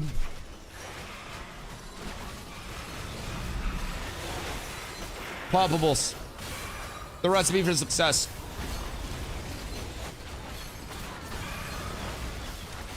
Don't even take off the mouse, just click. Nope. Nope. Nuh-uh.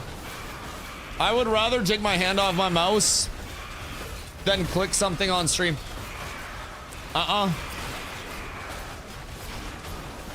No way, no how. Von Cheeto, thank you for the 50-day, brother. I appreciate you.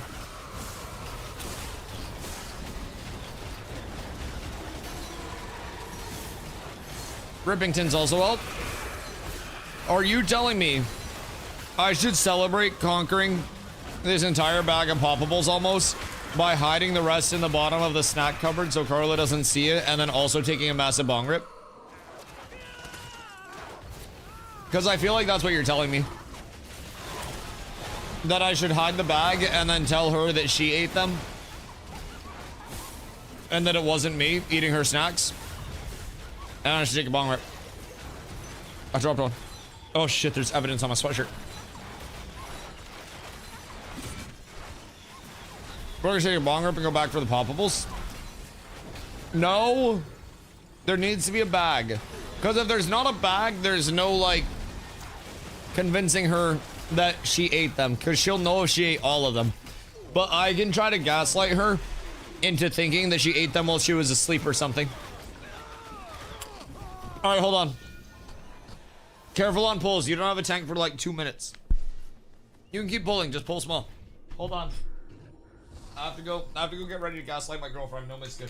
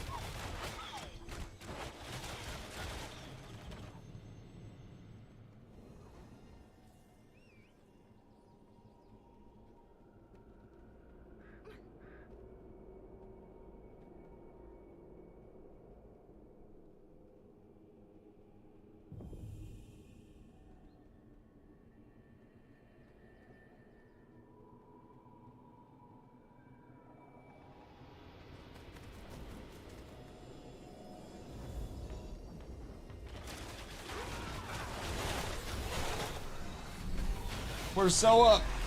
We're so up. Alright. So, the evidence has been hidden. And also, I've deployed a smoke screen to cover my tracks. She will never know. She will never know. And she'll never be able to trace it to me. Even if she does know. I swear to God, this is the foolproof plan of all foolproof plans. And I got back in time for my blanket to still be warm. Chat, we're Thuman. 10k health mage. Yeah, but like, you don't need health on mage. I feel like you should just go 850 power on mage and 4k HP. And you should try to take as many people with you before you inevitably die. Polyphenol. You're gonna play Smartcast, you're not about it? Oh, brother. Smartcast is huge. Zop, you like the glass cannon advocacy? Listen, man. I personally think something's gotta give, and it's gotta be your HP bar. Like, you have to go in, and if they ignore you, you have to be able to do enough damage to cause them generational amounts of pain. If they pay attention to you, then fuck it, you're already dead, take them with you. I'm not a fan of power. Yeah, no, I too am not a fan of the vehicle that I'm driving being able to go fast. Yeah, no, I definitely hate when I'm driving a Lamborghini and I rev the engine and it goes vroom. Yeah, no, Bake, definitely. Brother, let that husky out in the snow for a little bit. You know what I mean? I know what you mean as a tank, but as a mage, you're fucked anyways. You're cooked anyways. Like, there's no amount of health that will save you as a mage. The only thing that will save you as a mage is you throwing a snowball at somebody and having it be like that fucking scene in Elf. Like, that's your goal, buddy. Just embrace it. Now I'm gonna do it to prove you wrong. We're gonna see, bro, with a fucking great spell sword on the front lines out here.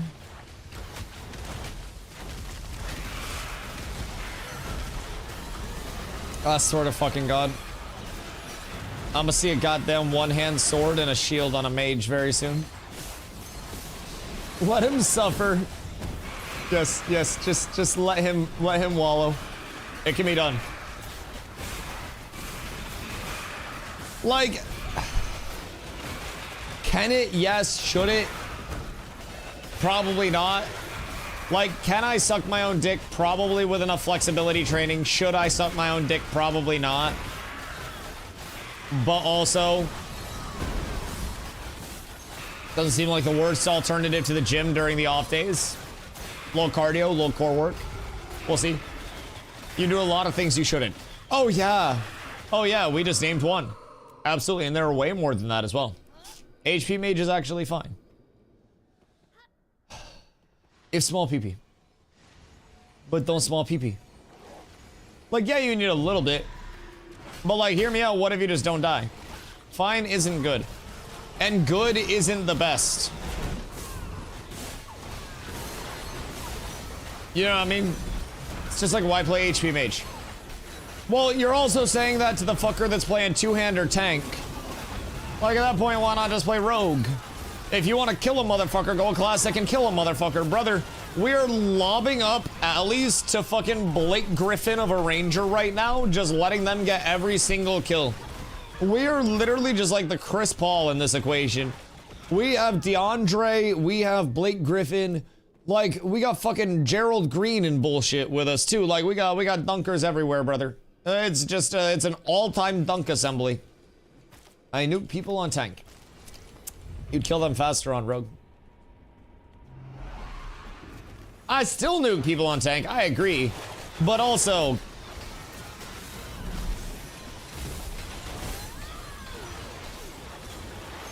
we gotta set the alleys. Oh, so would I instantly on rogue? I feel that. I feel that. I feel that. I just love you on tank. I too love Bake on tank. Yeah. There's a reason I yap to Bake. It's because I love Bake. Bake knows I love him. So when Bake's on his tank, we're going to be basically like Bake's gonna be left flank and I'm gonna be right flank. And our goal is to meet up and like high five while we're pillaging the enemy backline because our groups are just and then they intersect and we like on the way by, right? So that's our entire goal. If we can pull that off, then we win every single fight. If we can't pull that off, then we get cooked. Bake is mage now. I mean, hey, I'm fine. We need mages. We need mages.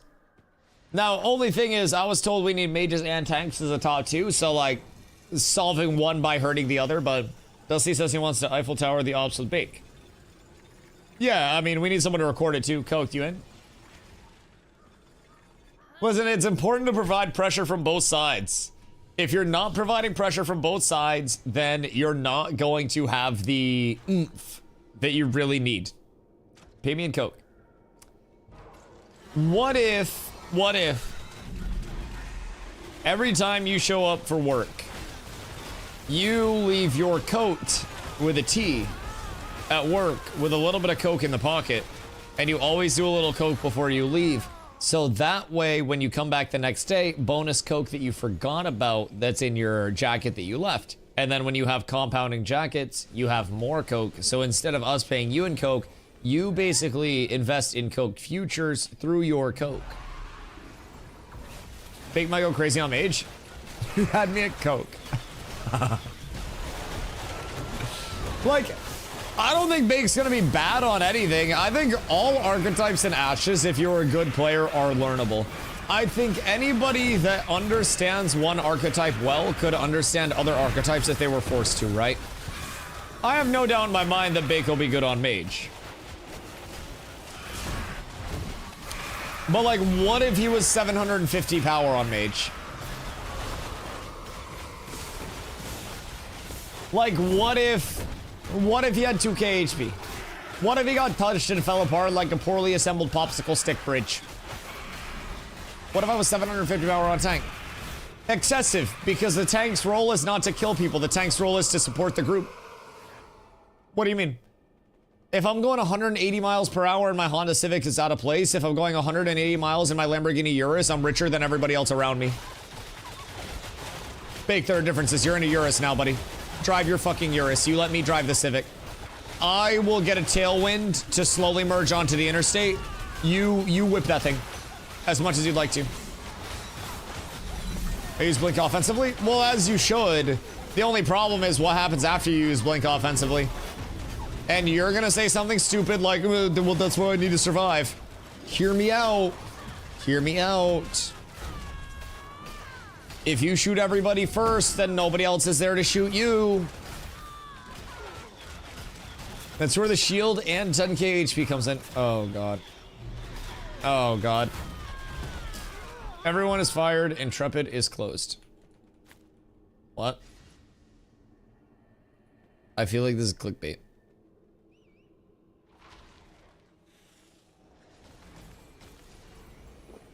Big news hitting now. Hold on. Wait. Is it actually hitting? All the employees got sent notice. Wait, deadass? Is that true? Where is it coming from? February 2nd. Where's it coming from? Theory Forge. Oh, it's not like, do they have a copy of it? Have we seen the visual? So TBC is kind of fun. They just filed bankruptcy. Oh, really? Oh, really? Yikers, boys. That would not be good. Theory Forge is a hater. I mean, hear me out. Is it possible? Yes. But is it verified? I just made my bow. Oh, you're trolling. Oh, okay. Okay. Do we have verification of this? Like, whomst has verified that this is happening? No troll. Well, I know no troll, somebody's saying it. But, like, do we have the verification of this? You might get lucky, my mage arc might get shorted. I saw this TikTok earlier, it was all speculation clickbait. Well, anything's in the realm of possibility. And don't let the framing of it in a clickbaity manner. Don't let the framing of it in a clickbaity manner get you, like, cooked, right? Anything's possible. Anything's possible. Margaret has left. Is there a confirmed post about that?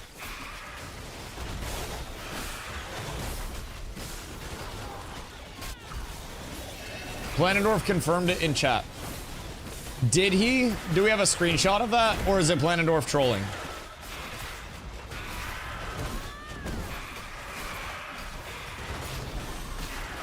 Yes. Her LinkedIn. Hold on. Well, this chapter has come to a close. My time at Intrepid Studios has officially ended. To the Ashes of Creation community, you are some of the most passionate, dedicated players I've ever seen in this industry. I genuinely wish I could have done more for you. I gave everything I had. Hold on. And where was I? I had to tank mobs. I gave everything I had and did my very best with what was within my power. And I ask one last favor of you, please be kind to the developers. We are people who have families, who have just lost our jobs after pouring our hearts and souls into Ashes of Creation. To my incredible game services team, you are an absolute AAA team. Talented, kind, collaborative, and just genuinely good people. I take each of you with me on any project, any day. I care so deeply for all of you, and I know our bond is one I'll carry forever. I'll never forget our time together, and you know where to find me if you need anything always. As for how this all ended, I don't really have the words. It wasn't what I expected, but I'm holding on to the good because there was so much of it. With that, I'm officially looking forward to new opportunities. If you know of any leadership or director level roles in narrative, community, marketing, or social, I'd be grateful for any leads. Well, hold on. Hold on.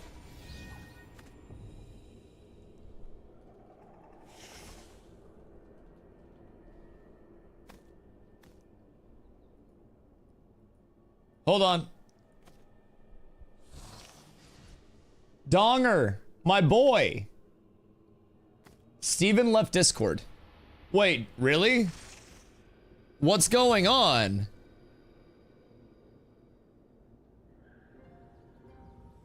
Steven left Discord? No, he might have just... Wait, who has the crown then?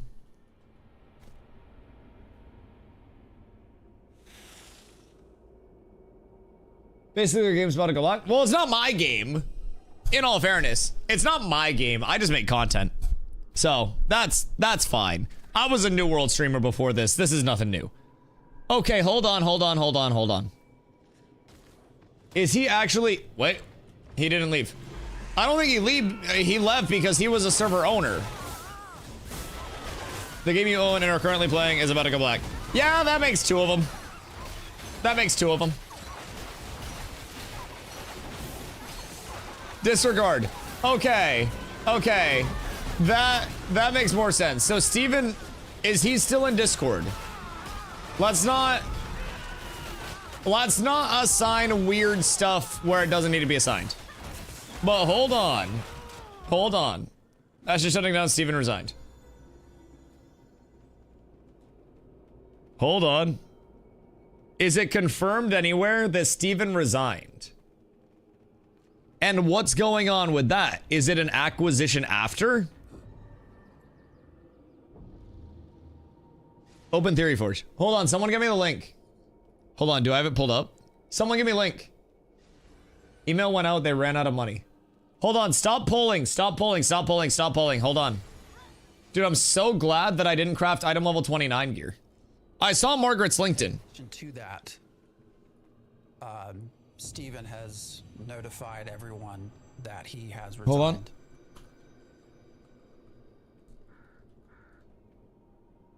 Oh, Steven has notified everyone that he has resigned. Go to Margaret's LinkedIn. I saw the confirmation. I saw Margaret's LinkedIn. Many people at this point who have messaged me. Am I going to give out sources? No. Okay. Interesting. Friday the 13th was a bad omen after all. Shit, I guess so. Hold on. Let me peep what I have access to. Someone said total narc victory. Hold on. I see Margaret's post. What the fuck is happening? I have no idea. Chances are another company buys the rights to the game and either shelves it forever or devs it to completion. You want to know what's crazy? I made the wildest, just like out there in left field prediction that we've been the Riot MMO the entire time. What happens if we're unironically the Riot MMO the entire time? Rorier, what up, my boy? Wait, do you have info? Hold on, do you have my Discord?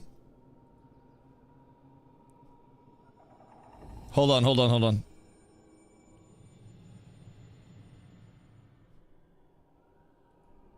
Hold on. Here, if you don't have my Discord, there's a link. Riot is the only dev team I trust. What if it's Riot? Donger! Brother, we love you. I appreciate you. We'll catch up. We'll catch up. I'll hit you on Discord. Well, yeah. Confirm servers are closing February 2nd. Is there an internal on that? Hold on. Good day, my mustache friend. Yo. What up, dog? All right, what you got? What you got? So, I'm not gonna relay any sources. Right, of course. You know, Keep people, yeah, don't fuck anybody over. Basically, a letter. We've seen a copy Chat, of this a is letter that went Rorier, out to by the all way. Intrepid employees. It has to do with a labor act in California Calababs that is apparently absolutely S tier. the Warren Act that Intrepid was not able to renew. As of February 2nd, all employees at Intrepid Studios are laid off. Steven also sent out his own heartfelt letter to the entire team. Steven has resigned from Intrepid Studios. You just read Margaret's letter. Right. So we're done. This is it. It's GG. So, wait, you said this was in relation to something in California that just went into effect? Yeah, there was a labor Warren Act. You'll have to get the Yeah, I'll I'm have to not get caught up smart from in somebody that smart shit. there. I would, yeah. my go, my Yes, humble much smarter go, than me. my humble But go. there was some labor stuff that apparently that they couldn't get worked out, and it's California laws, and it has Oh, affected shit. the entire company, and they're done. So as we have seen, there's been UCC filings for loans and stuff like that. Uh-huh. Some of these loans that were filed were also opened up. These companies that issue these UCC filings also opened up brand new gaming LLCs. So Right. there's speculation that they might be trying to take over Ashes of Creation, separated from Intrepid. They're going to separate Ashes of Creation from Intrepid. And these are the However, ones that that's were just filing the UCCs against Intrepid potentially? Correct. Okay. So there is a chance that the game might still go. Most likely it'll no longer be Ashes of Creation. Right. Most likely, obviously they don't have to adhere or honor any of Steven's dream that we've been Right. hearing for the last 9 years or whatever. But yeah, as of February 2nd, Intrepid's done, man. We're done. Interesting. At least for So, now. right. So, basically, yo, what up, Richie? How are you, my go? Wait, what's this? Hold on, we got a Theory Forge clip. We cooked. Hold on. Act or the Warren Act, which we had talked about. Oh wait, Theory Yeah, Forge that's explains it. On February 2nd, 2026, Intrepid Studios God, he sounds so official. will issue a layoff notice to all of its employees via first-class mail. He's such a This handsome notice affects talker. all job titles at all positions. The company has no alternative other than to undertake an entire and permanent plant closing Oh shit. within the meaning of the Warren Act by close of business on February 2nd, 2026. So what is the Currently, Warren the company Act? does not have plans to coordinate with a local workforce development board, and there are no bumping rights. Okay. So, hold on. So what specifically, Roar? I appreciate you, dog. Thank you for coming and catching me up. So Yeah, it's you're good, man. it's actually cooked. Yeah. All right. Let's figure out more about this Warren Act. I'm a yap with the lads. Roar, I appreciate you, dog. I appreciate you. Thank you. Later, bro. Later, brother. Okay. Hold on. It's not cooked. It's incinerated. It's actually fucking decimated. No more game after the second. If what we're being told right now, my mage arc. wait. Hold on. All things considered, keep in mind, Leshrac beat Polar in a war on Shoal. Polar went out on an L. As of the official death announcement, Polar has yet to get back on Leshrac. It's Leshrac 1, Polar 0, baby. Woo! Rug pull confirmed. Well, shit. Best hours I've always got out of a rug pull. I was always Doomer, and I thought you were far and away the fairest of Ashes creators. I'll be here watching you, whatever comes next. I appreciate that. Open the PTR. We all getting on the PTR. What happened? So Ashes is dead. It's dead. So basically, hold on, I'll play the clip again. But if everything is true, February 2nd, it all goes down. Look. The Notification Act or the WARN Act, which we had talked about. So this just passed in California, the WARN Act. February 2nd, 2026, Intrepid Studios will issue a layoff notice to all of its employees via first-class mail. This notice affects all job titles at all positions. Everyone is cooked. The company has no alternative other than to undertake an entire and permanent plant closing within the meaning of the WARN Act by close of business on February 2nd, it's all cooked. 2026. Currently, the company does not have plans to coordinate with a local work. So basically, that's Theory Forge explaining it. And then this is Maggie's LinkedIn. Mark's message doesn't really make sense based on what this guy's saying. She speaks like the company's still going. Right. So hear me out, hear me out, hear me out, hear me out, hear me out, hear me out. I'm just going to throw this one out there once again. Once again, just since everything's breaking down, I just want to take one last stab. We've been the Riot MMO the entire time. I'm just fucking throwing that one out there as a last hurrah. What if we've been the Riot MMO? What if it's us in League of Legends? It's wild that there's literally nothing posted in the official Discord. Yes, it is very concerning that there's absolutely nothing acknowledging this. It is very concerning that there's nothing acknowledging this. They haven't come out. They haven't said anything. So I'm not sure who is still there. I'm not sure who is not. I'm not sure what all broke down with it. Thank you, Fartmaster, for trying to warn us. Fartmaster was a whistleblower we needed all along. Oh, God. Yeah, I mean, it might be cooked. Would you care about the Discord if you got a notice of termination? No, but I figure that this would have been something that was known in advance where they would have had some preparation.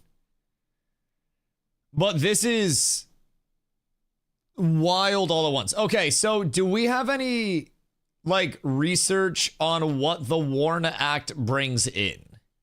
Like, what was the big change that cooked it out of nowhere? It's why they delayed the live stream. It does make sense. Every player's just standing still in game. Well, they're probably in one of a few chats right now, if I'm being honest. You have to give 60 plus days notice. With the WARN Act? Right. Everyone's just reading / watching. So what is the WARN Act? Why did I wait a queue to get a mount on the... Yeah, this sounds like BS.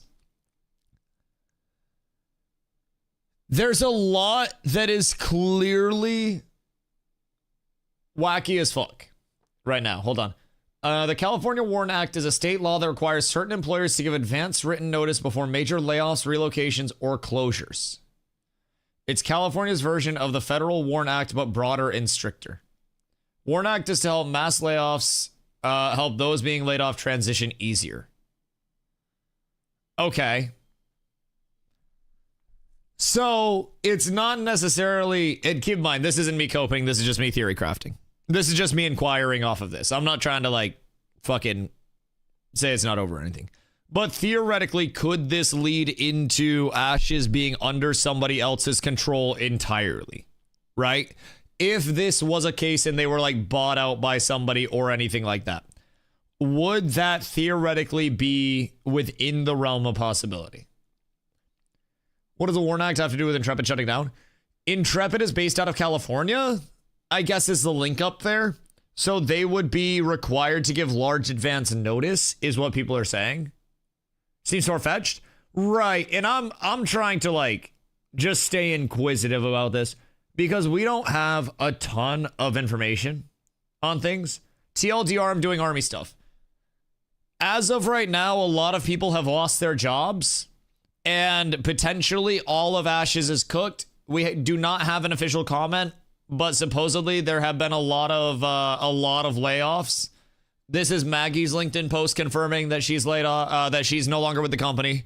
Yeah, so she said, as for how this all ended, I don't really have the words. It wasn't what I expected, but I'm holding on to the good because there was so much of it. So it very much seems that something is less than ideal.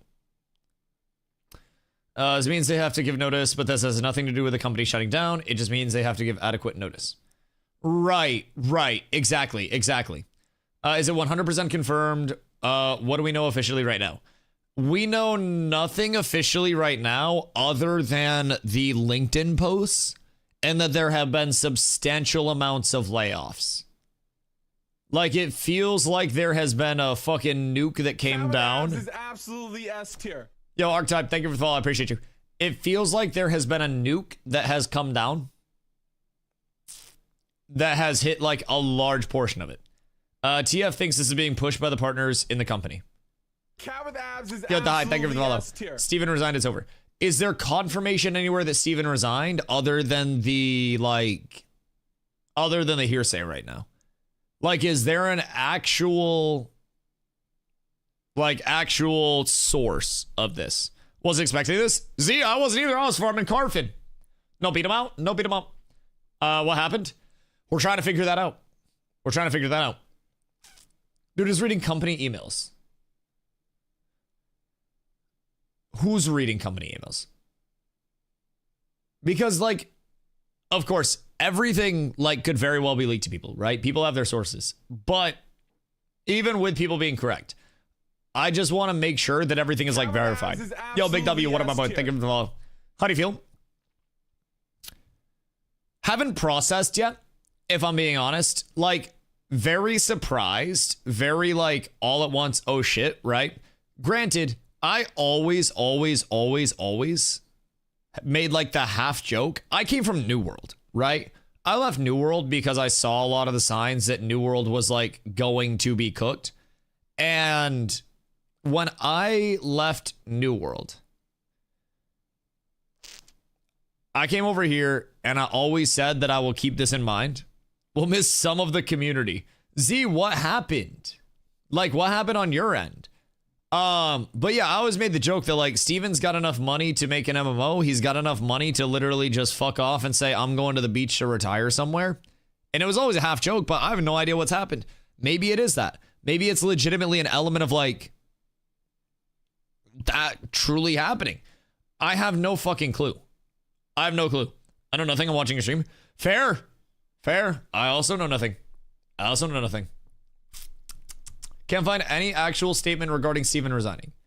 There's going to be a lot of hearsay, if I'm being honest. There's going to be a lot of hearsay. Not on the listing as of 1/28/26. Wait, what's that, Mojo? What that one?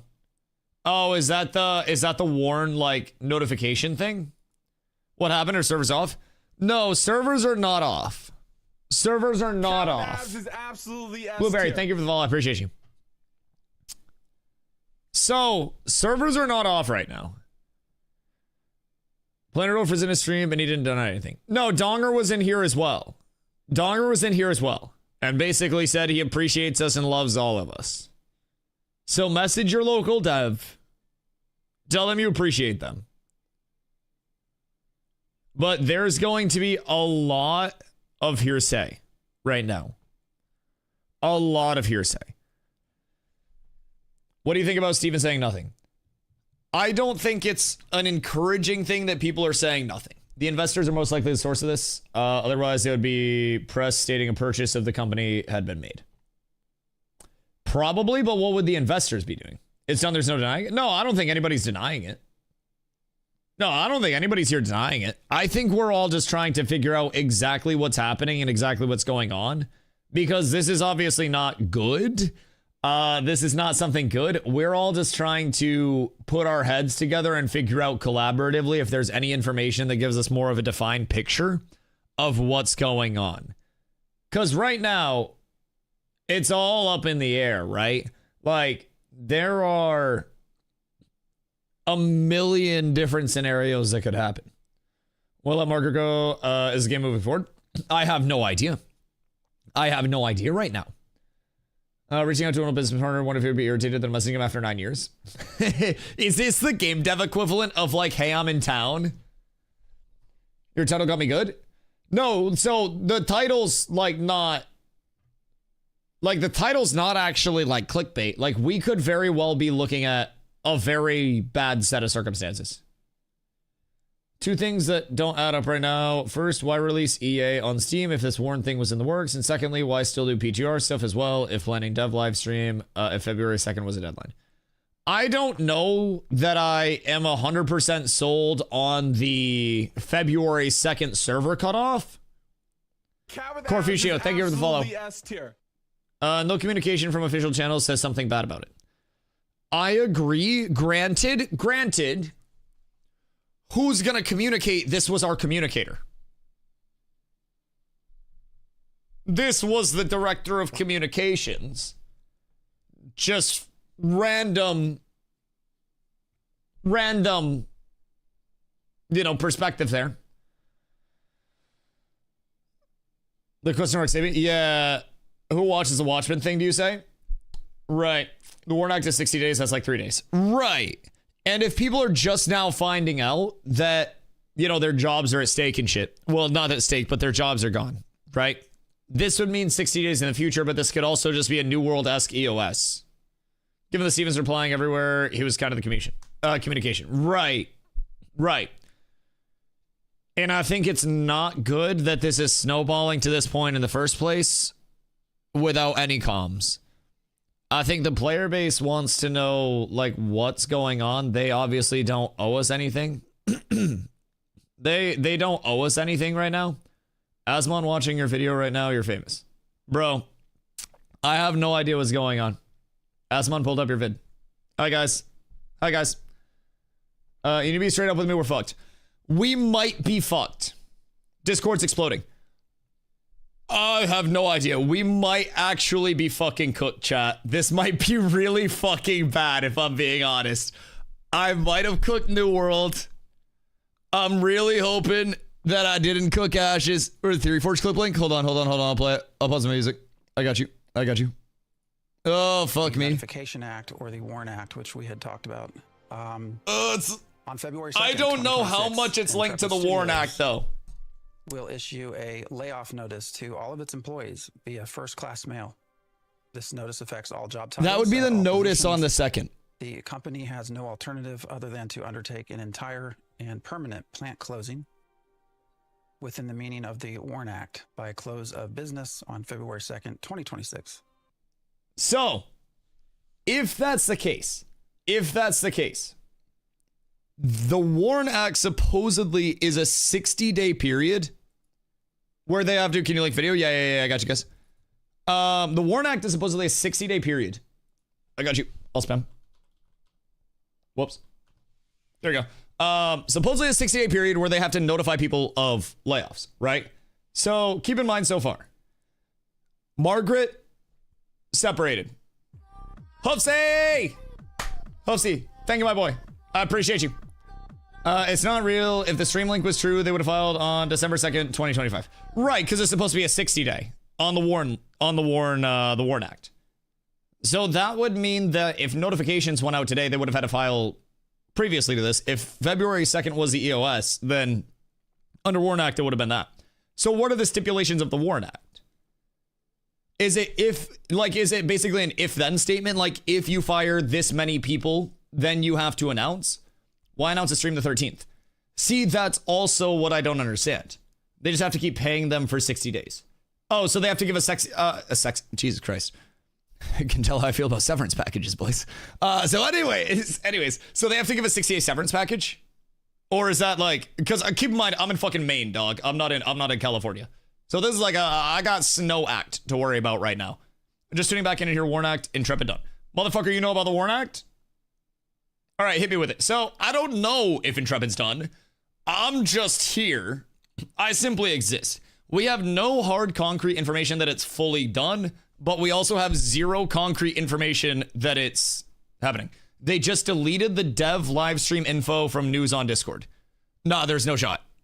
Wait, hold on. Hold on. Wait.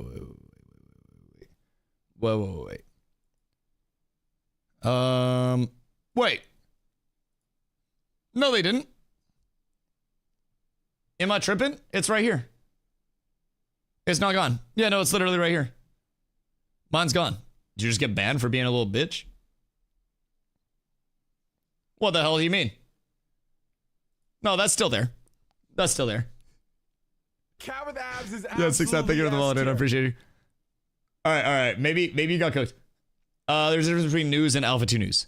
Right. But the news channel's still good. What's the next MMO, guys?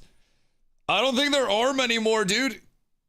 I don't think there are many more. I might have to do like bodybuilding shit or something. I don't really know. Hightail. I mean, shit. I could go back and play a Paladin. TBC Burning Crusade Classic. Wow, midnight time.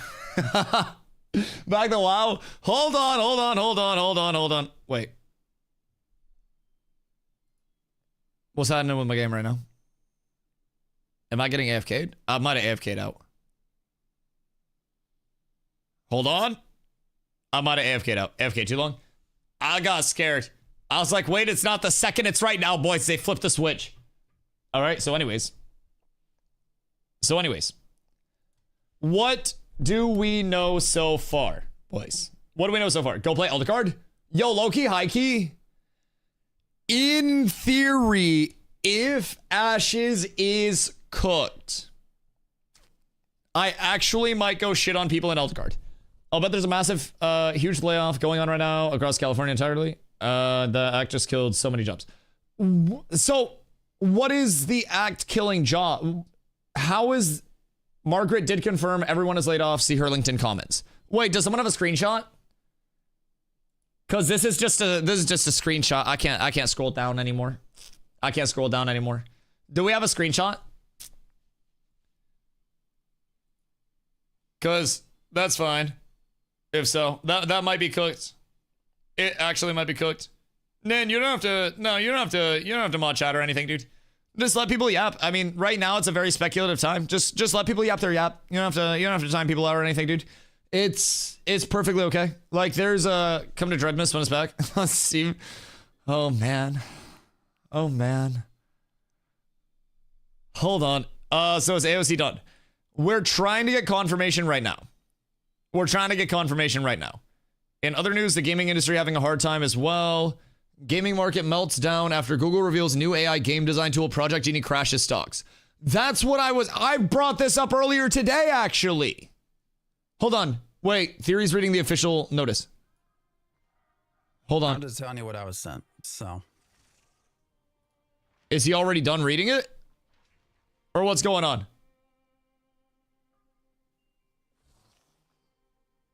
Okay, hold on. He's not reading. Hold on. All right. Wait, he's not reading. All right, he stopped reading. That's cooked. Hold on.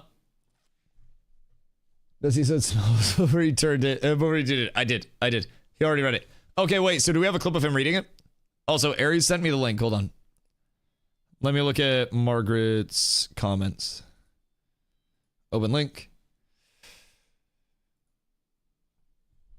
Terrible to hear. Hope we can get some context on what happened to this very promising project. Best wishes for you and your new quest.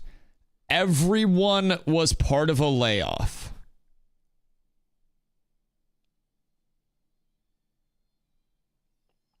Goddamn.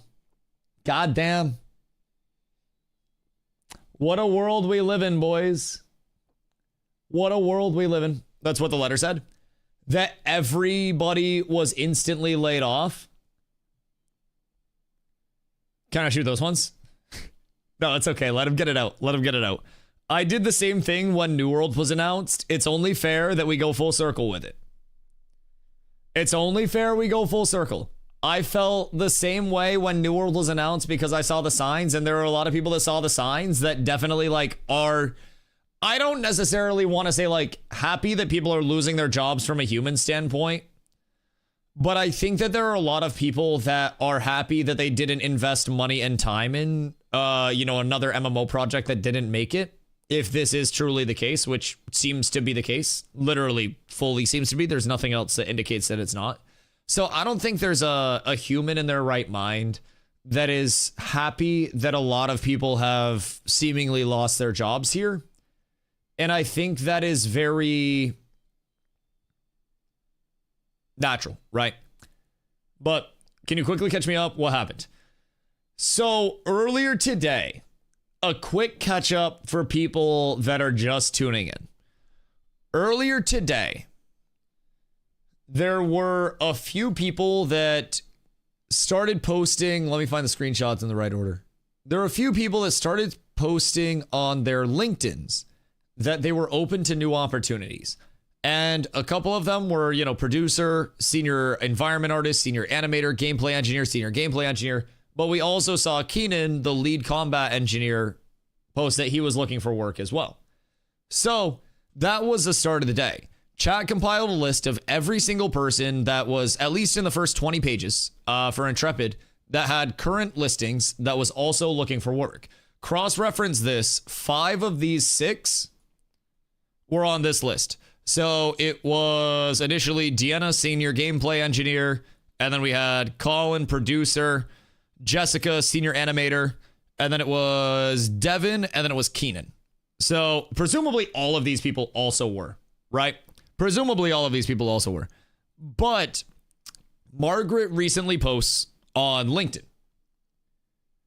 and says, "This chapter has come to a close. My time at Intrepid Studios has officially ended. To the Ashes of Creation community, you are some of the most passionate, dedicated players I've ever seen in this industry. I genuinely wish I could have done more for you. I gave you everything I had and did my very best with what was within my power. And I ask one last favor of you, please be kind to the developers. We're people who have families who have just lost our jobs after pouring our hearts and souls into Ashes of Creation.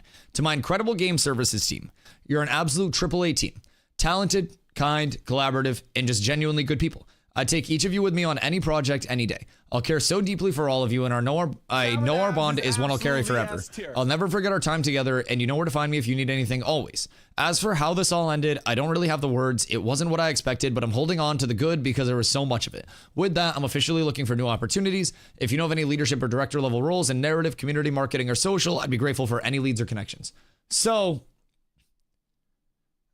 the snipe on Margaret changing the LinkedIn info turned out to be correct.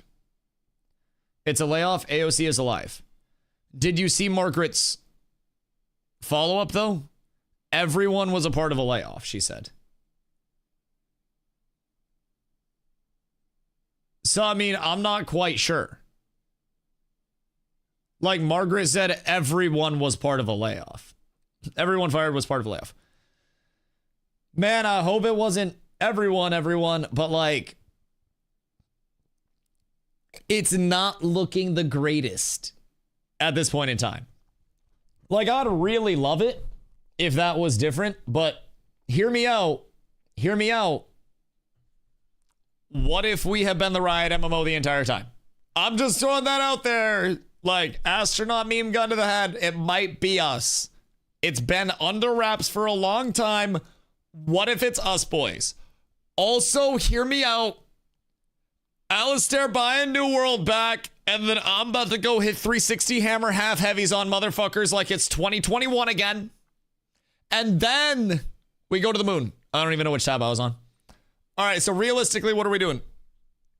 Because my ADHD does not allow me to play WoW's boring-ass combat system. WoW TBC hype. Dude, I'm too ADHD. Like, I can't do WoW on a fucking weapon swing timer. Like, just sitting there, just...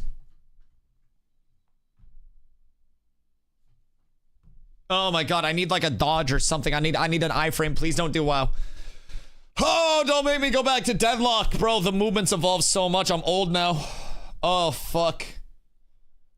Oh, shit. I'm gonna have to have Ido teach me movement shit on Deadlock. You look back, I text you in your chat about the game ending before you were on. Did you leak? Zachary S. on LinkedIn, who is a technical director at Intrepid Studios, posted about open for work, and Margaret commented on it 30-ish minutes ago. Yeah, it seems like pretty much everyone is cooked. I would say like absolute best case scenario for Ashes. Ashes has been acquired by another studio and everybody was cooked. I would say realistic scenario is that everything is just cooked at the baseline. Like genuinely, I'm thinking the latter. Resign, what's this one? Yeah, and then I was sent a message that Steven... Yo, Mufani. Thank you for 3 months. I appreciate you. Message the team saying that he has resigned. So Steven has officially at this point resigned from Intrepid Studios. So Steven messaged the team saying that he resigned.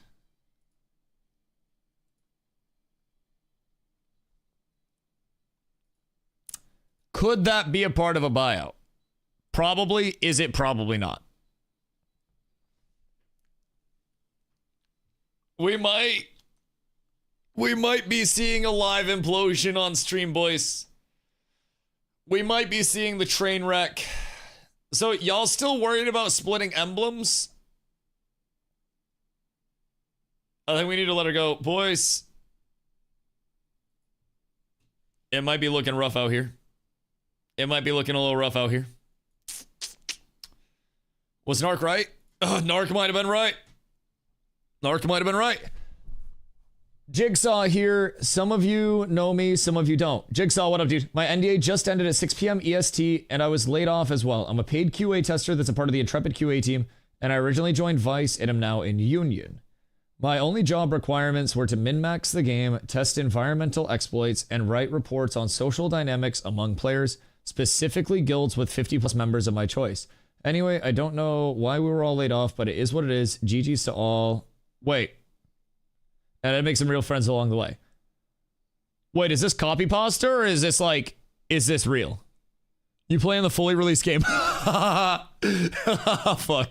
Listen, dude, the good news is I wasn't quite sure what I wanted to craft next. And it seems like I might not have to worry about my next step in crafting. Oh, can I RMT now? No. But I'm 5 fish away from my Dreadwake boat. Oh, God. Oh, God. I almost bought the game. Listen, I will say I'm very glad that I never tried to pitch it to any players that weren't ready to hop in knowing exactly what to expect. I came here from New World, and at this point in stream, man, like, just to look in at my fucking journey overall, I'm just gonna continue on my wild journey of streaming. I streamed for, hold on now. This is me currently, right? I streamed for, take your time now, roughly 6 years before going full time in the first place. And I streamed New World, and I went through the New World death, and, you know, I got out before New World died and came over to Ashes early, and we've had ups and downs and stuff like that. So I'm just going to continue on the journey. Pew pews, thank you for the follow. I got here by sheer luck in the first place and brute forcing it and streaming every single day for almost 1,000 days in a row. I'm just gonna keep streaming and fucking hope people show up, right? It's a wild change. Soapy, thank you for the love. It's a wild change based on what I had planned. You know, Killer the Games. It wasn't just me. Arrowly came over here as well. Listen, Ashes was good. Ashes was fine. Cheese. Thank you for the follow. I appreciate you. The Dusty Curse. It's not the Dusty Curse. It's not the Dusty Curse. What's the deal here? Ashes might be fully cooked. Rumor is they're selling the studio. Live stream message has gone on Discord now. Is that confirmed? Because it was in the news previously. Hold on. Let me check. Hold on, wait. So who was the QA tester? Hold on. Jigsaw. Where did Jigsaw go? I want Jigsaw here. I would like Jigsaw here. 10% off all my products. DM Sir Junior on Discord. Was it you? Sir Junior. Was it you? Did you RMT? Tell me it wasn't. You gifted me 100 subs. Hub C. Thank you for the gifty, brother. I appreciate you. Thank you, thank you, thank you. Was it you? 101. Did you gift 101 subs to my channel to try to make me think that you were not a dirty RMTer? Were you? Is this RMT money? Am I on RMT payroll? Am I RMT extended? Was it you? 100%. God damn it. God damn it. I hate it here. I hate it here. Did those subs clear? Yeah, he's still on the monthly gifted leaderboard, so like that's cool. That's cool. That's fine. The rumors are true. Hard saying. Hold on, let me check the Ashes Discord real quick. No, I mean the live streams are still there. You got to check the news, not the Alpha 2 news. This one's good. This one's good. But the live stream might not matter realistically if the wording on this is true. Steven left the Discord. That was also disproven, right? Isn't Steven still in the Discord? Oh, wait, it's Margaret Street. Hold on. I've scammed so many RMTers, and I'm sad I didn't get to scam more for all my gear. What do you mean you scammed the RMTers? Oh, goodness gracious. Okay, yeah, so it's the same thing as our LinkedIn post, right? Yeah, it's the same thing as the LinkedIn post. So Margaret's gone. Cat with abs is absolutely S tier. Yo, Fly, thank you for the follow. I appreciate you. February 13th, announcement of public apology. Chili, what up? Hope you're having a good day. 3 failed updates, and you can do all you wanted. Sick game. Fair, fair. Legit says Steven's still in Discord. Brother Rank, thank you for the follow. Is the board of directors wanting it to be a WoW clone versus Steven's ideals? Is that why he said fuck off directors and resigned? I have no fucking idea. If I'm being honest. Still able to add Discord. Add Steven in Discord. Okay, we can still add Steven in Discord. So that's something. That's something. But something tells me that this is not a good situation regardless, if I'm being honest. Like, something tells me this is not a good situation in the slightest. I have 300 hours, just asked for a refund saying we got scammed. They shouldn't allow games to be added to Steam for 2 months and pulled them up. So, I mean, we also don't know that Ashes is just kaput kablammy falling on its face, never to receive any content again. It seems likely. It seems likely that that's the case at this point in time, but that's not necessarily the end all be all. If there are outside investors, outside investor pressure, some bullshit could have happened, but this is very likely the end of Ashes. Accept it. Oh, I'm not denying it. I've been saying that it's probably the case the entire time. I'm just fucking shooting out ideas. I think it is very likely fully cooked. Very likely fully cooked. What if Alistair bought this instead of New World? He bought the wrong MMO. Fuck. Oh, that would be honestly kind of would fit into this shit. See Alistair post offering to buy the game. He did not post for another one, right? Hold on.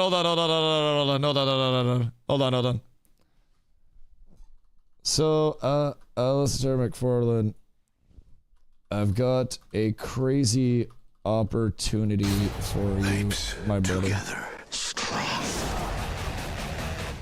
Boys, please go gas my tweet. Please go gas my tweet. If that flops, I'm going to be so incredibly sad. I'm going to be so incredibly sad. Super Pool. Thank you for the prime, brother. I appreciate you. I feel bad for people who bought the game recently because they're not going to get a refund. I feel very bad for the people who are losing their jobs. If one person resigns, doesn't mean development will stop. No, absolutely not. It is not a guarantee that this is just like the end of Ashes, and like a lot of it right now is very hearsay, to say the very least. It is very bad. It's very likely cooked. But people are saying Steven left the Discord. Steven's still in the Discord. Not that that's any, like, difference on this. Seemingly a lot of important roles, if not everyone, has truly been cooked, right? So if we look at the list from earlier today. Goddamn, I got tabs like a fucking binder in this bitch. So if we look at the list of people that were cooked earlier today, that were this was just from LinkedIn posts earlier today, cross-referenced here, all cited LinkedIn posts here, right? Thank you to the sources in chat that were working hard to put this together, by the way. So, Deanna, senior gameplay engineer, cooked. Colin, producer, cooked. Jessica, senior animator, cooked. And then we had Devin, cooked, gameplay engineer. And then Keenan. Keenan was lead combat engineer. So the lead combat engineer going out means even if something was in an acquisition, in a merger, in any scenario like that, that's going to be a completely different element. It's going to be a completely different vibe, complete redesign. Ivan, thank you for the right dog. I appreciate you. That's going to be a complete redesign. Towley, hey, what up, goat? Anyway, Kickstart for life. Lifetime sub, and this game's about to die. Brother, I hope not. But I mean, it might be. It might be. Oh, God. Oh, God. It might be cooked. They could also be replacing the team. But what would replacing an entire team like entail? That's not necessarily just going to be like point A to point B is this full, visible, transparent product. That means that everything would probably go dark from a complete restructure standpoint. The theory is that Steven sold the studio to someone. Hear me out. What if we've been the Riot MMO the entire time? I'm just saying. Riot has been talking a lot more lately. Riot's been talking a lot more lately. Can you check Discord, don't read it on stream, or talk about it? Yeah, hold on. I got AFK'd out again. Hold on.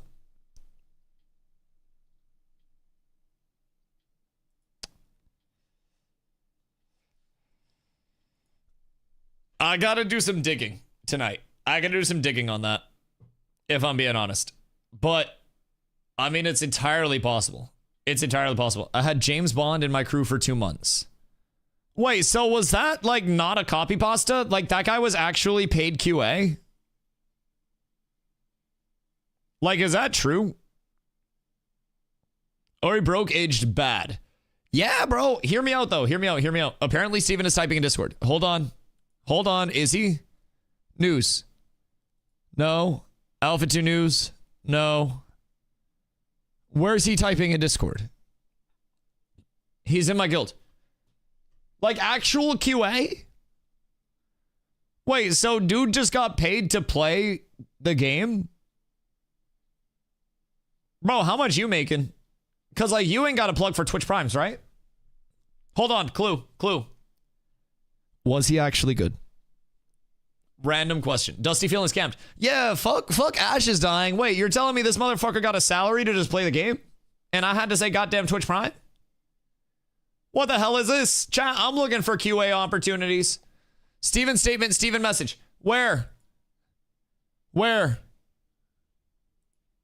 Steven comment.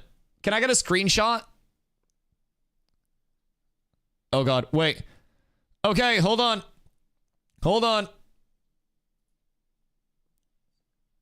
Oh, thank you, Overrated. You're amazing.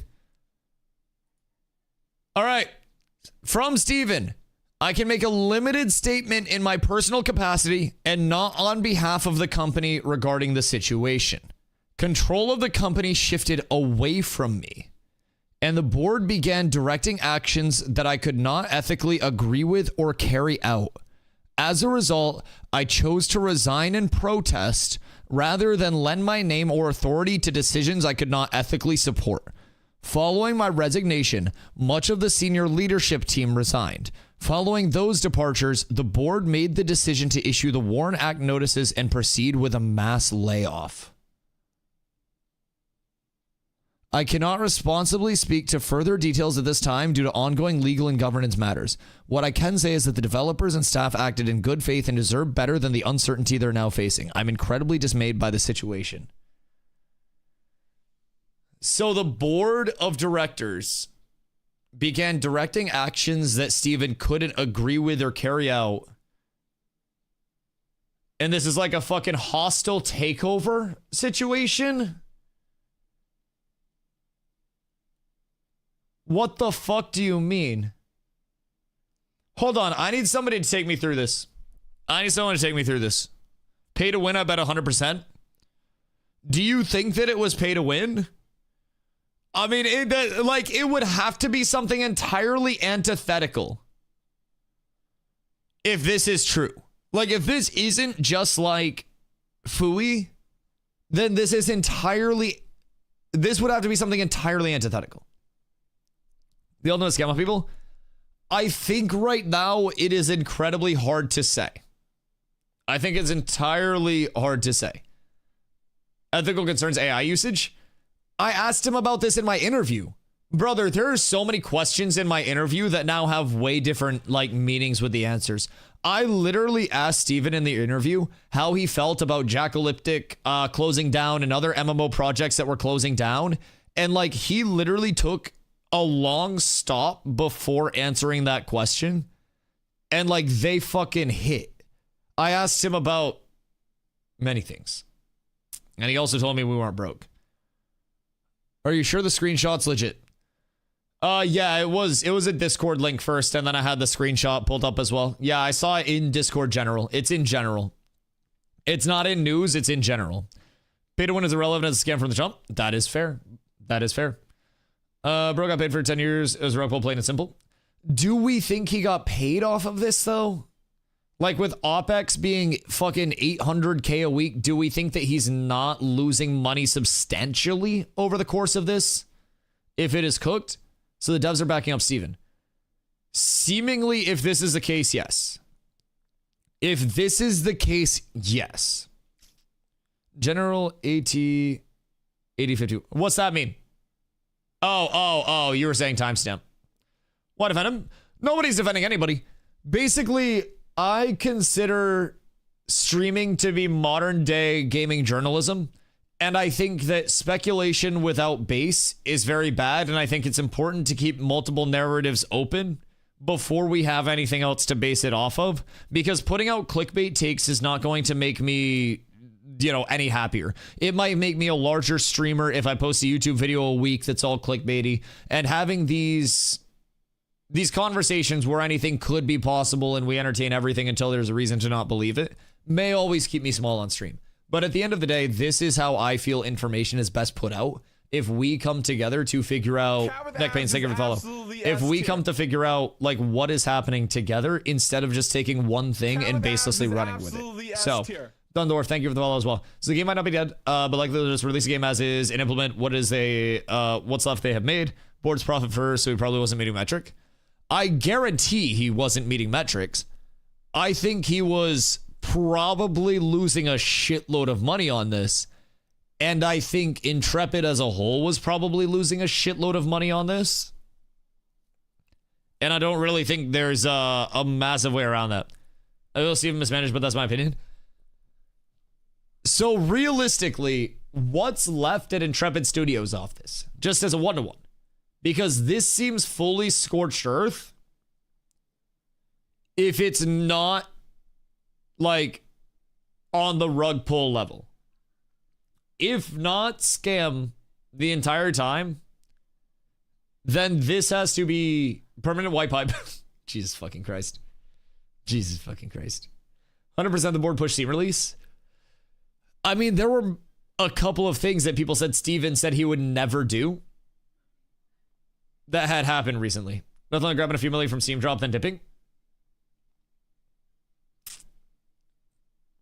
Yeah, the timing is cooked. Cat with abs is absolutely S. The timing is cooked. The Lyric, thank you for the follow. I appreciate you. We didn't make it to 5 months. We did not make it to 5 months. We did not make it to 5 months. He said it was funding that makes the board irrelevant. Correct. So, Barney, thank you for the follow. So, who is this mysterious board that is a proper noun and deserves to be capitalized? Because, like, the board is literally... Like, he is making a point to say the board, the board. If he has a board that can control the company, he lied to you. Right. So who is this mysterious board of investors or board of directors or what's going on? That's what I'm curious about at this point. Rumors Dusty was on the board. Bitch, I wish I was getting paid. We know some of the private stockholders. Presumably, they'd be part of the board. Who are the private stockholders? We cooked. Might be cooked. Might be cooked. Steam cash grab. Uptime scam. No board took over. He's full of shit.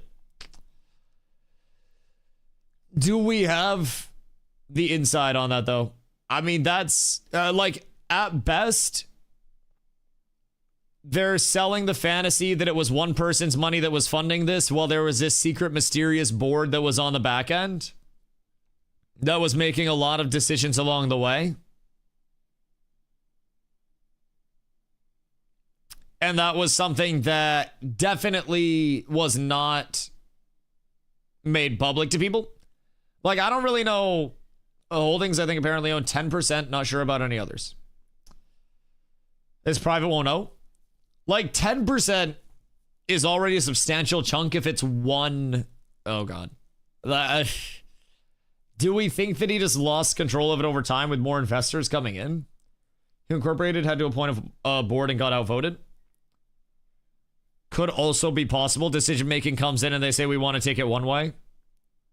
Funded to completion, not backed by Corpo. Yeah. Yeah, no, 1000%. But again, I did always say, funny enough, I said it earlier today in the stream. The fairy tale of an MMO being funded by one person that was really passionate about MMOs that had a lot of money is a fairy tale, right? And it's great if it happens, but also it's a fairy tale. And at some point, fairy tales usually come to an end. And I figured it would be something between, you know, either outside investors getting us through or whatever it would be, but completely got punched. Yeah, man,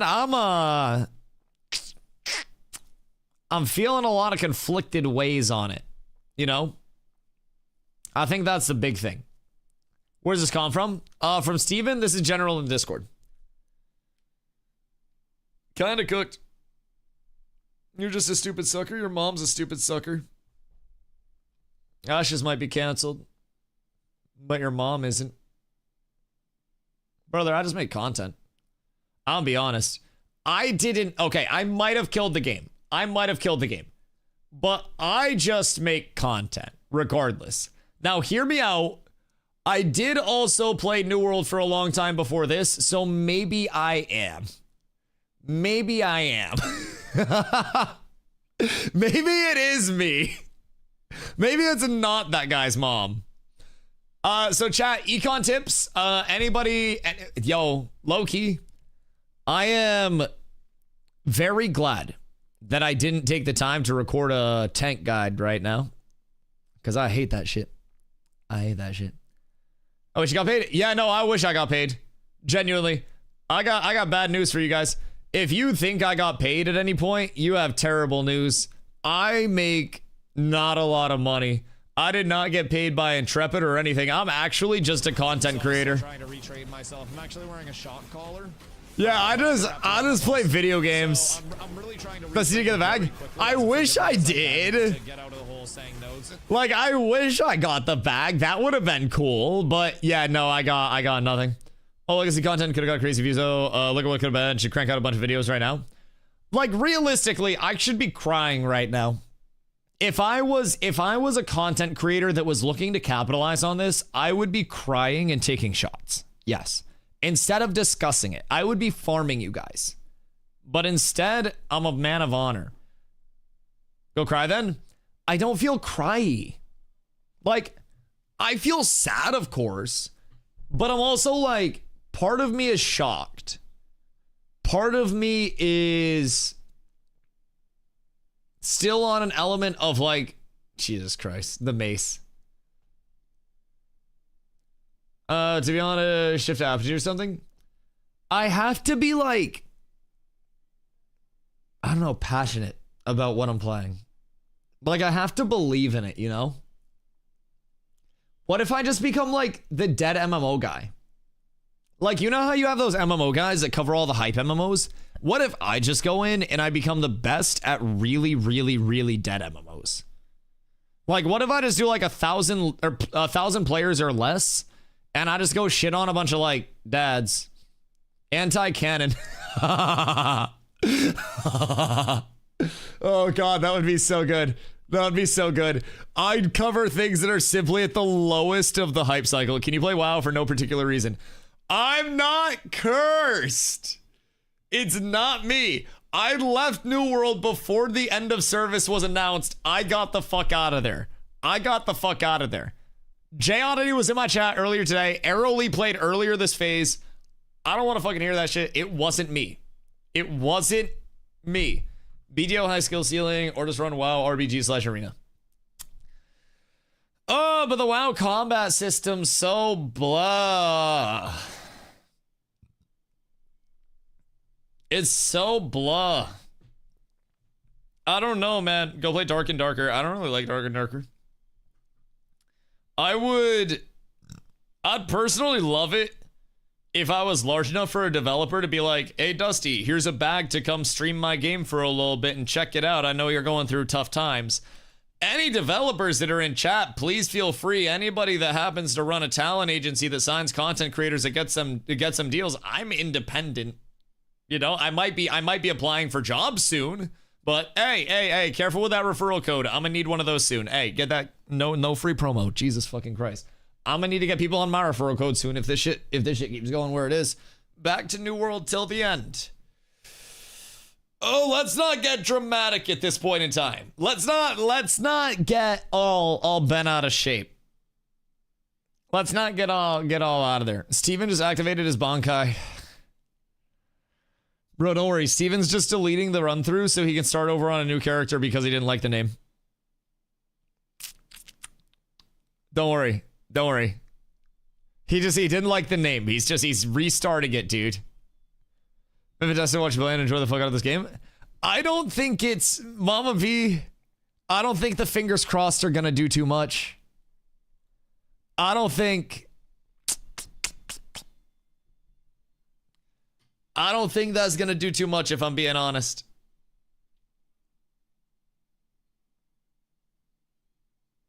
It's looking rough. Dusty, please buy the company and continue the stream. Brother, I have to reapply for a home loan after I file my taxes because I didn't get pre-approved for enough money because I didn't make enough money last year. The only thing I'm buying is probably a fucking suit for some job interviews. I'm about to start logging on and doing an hour of Indeed speed running each day. Like, I don't think you guys understand. You might actually see me do a subathon so I can grift you guys for money. What kind of job? Ideally none. I like streaming. Ideally none. But I mean, realistically, sales was pretty chill. Chat with abs is absolutely Fable, thank you for the follow. S-tier. I mean, I live in Maine, so open to opportunities. Like, if you let me work remote, I will just fuck off and play video games all day. But like, sell that gold. Oh, dude, I'm not that good at econ. I couldn't make up with that. Go lobstering and get rich. I went lobstering before. I've been lobstering, but you have to like ban the lobsters once they come out of the trap, and you have this squeezy thing, and you put the rubber band on the squeezy, and you squeeze, and then you put it on the claws so they can't like. Right? So start an OnlyFans. Adam Sandler, you do not want to see my cock. It's incredibly small. Jesus, I did not think Adam Sandler would tell me to start an OnlyFans today. I have always said the stream's going too well to start an OnlyFans at this point. Small won't stop people. Right, I mean, hey, on the back end, I could always just go back to putting content creator on all of my formal application things. So, I thought Steven on the company, how does the board control him? I don't know. I have no idea. Focus on butthole, not on hog. Yo, goated life advice from Adam Sandler. Thank you so much, dude. Thank you so much. Oh, fucking hell. Does this mean we can advertise suggestions? Suggestions for what? Like, for me? I mean, shit. I'm taking ideas, I guess, boys. Because, like, I'm gonna be honest, I really like MMOs. Just go into some news. Can you update completely what's going on? Steven has resigned. And most of the leads resigned following Steven. Like, a lot of the senior leadership team resigned following Steven. Apes together. Riddick. Thank you for 3 months, dog. I appreciate you. Here you go. Much Good love, dude. luck. It's been pretty clear things were dire at Intrepid for a while. Yeah, I mean, I think at the end of the day, everybody was hoping that an MMO in the Western world would finally be able to kind of pull through. And there would always be that new competitor. And I think the odds were always very stacked against it. Like, very, very, very stacked against it. And I think it's really shitty to see it come in this way. Like, very shitty to see it come in this way. But we'll see. We'll see. Thanks for all the info and tips. Yeah, dude, it was an absolute pleasure. Absolute pleasure. Will Steam refund me after 23 hours? Probably, if it is truly dead, yes. Yes, absolutely. Yeah, man, I mean, shit. If this is truly the end of Ashes, then it's been fun. Camo, hop into my Discord if you're not in there. I don't know if you are, but pop over on the Twitch side too, because I do YouTube and Twitch on the multis. So pop over to the Twitch side, get in my Discord. Oh, 7 was fun. Yeah, I mean, I think it might be cooked. Together. Buffy, thank you, Prime. It genuinely seems cooked at this point in time. Narc was right the entire time. Absolutely S tier. He may have been. He may have been. The soda man may have been right. Oh. Apes together. It may have been true the entire time, man. It's fucking wild. The MMO scene as a whole is looking rough. Looking rough right now. Which game we taking down next? Oh, dude, I don't know if like classic TBC time. I don't know if I can go back to WoW again. I don't know if I can go back to WoW again, bro. I guess the go meant something earlier. Yo, honestly, Yoppington. Wild sign. Wild sign. The go? Yeah, genuinely wild sign. Jules, what if I go? Hey, is what it is, dog. Is the MMO world. Is the MMO world. Thanks, Crazy. They haven't released a single announcement of the official Discord. Yeah, it was literally just WoW Combat's boring as fuck. WoW Combat is boring as fuck. Yes. I think WoW is cool from a social standpoint, but I mean, I'm gonna be honest, our numbers for our raids and shit went far past like what WoW raid groups were. And like WoW is fun, but WoW also has a very, I think like a finite content cycle at this point. OSRS is at its peak. I never was a RuneScape kid or anything. Like genuinely. I was never into RuneScape. Well, Combat's not bad. Let's be honest here, it's best tap target game out there. I mean, see, I personally think the combat system over on Ashes was a very fun tab target system. But let me tell you, that's not looking too good at this point. Have you ever looked into Throne of Liberty? I'm too poor to play pay-to-win games. Does he not become a variety streamer? I mean, shit, people always ask me what I would do if Ashes kicked the bucket, and I guess we figure it out, boys. Global chat smoked? Oh, yeah. Oh, global chat is cooked. You got the gamer words coming out. You got a lot. Everybody knows that it's all dissolved. Everybody knows it's all cooked. So what happened? Can you give me the rundown? So, throw a curveball, Rainbow Six Siege. Back to the shooters. Hold on, Rocket League. So, there's still people in denial on Resident Global. I mean, there are also a lot of people that aren't following it like step by step, right? There are not a lot of people that are following it just, you know, as it's developing. Earlier in the day, we started to see multiple people that were posting looking for work opportunities on LinkedIn. And that included the lead combat engineer among many others along the way. And so chat compiled a list of people who were working at Intrepid Studios that had the open to work banner on them. And with that looking for work banner, we cross-referenced and found that 5 of these people were still, on the list of people that had resigned. So as it evolved, people are looking into literally everything. And then this was the big bombshell for a lot of people. Whatever you do, do not show the Ashes Discord on stream. Noted, will not be doing that. Yep, the inmates are running the asylum now. I appreciate you guys. Thank you. Lots of cocks. Wonderful. Wonderful. She got fired by Steven. He's full of shit.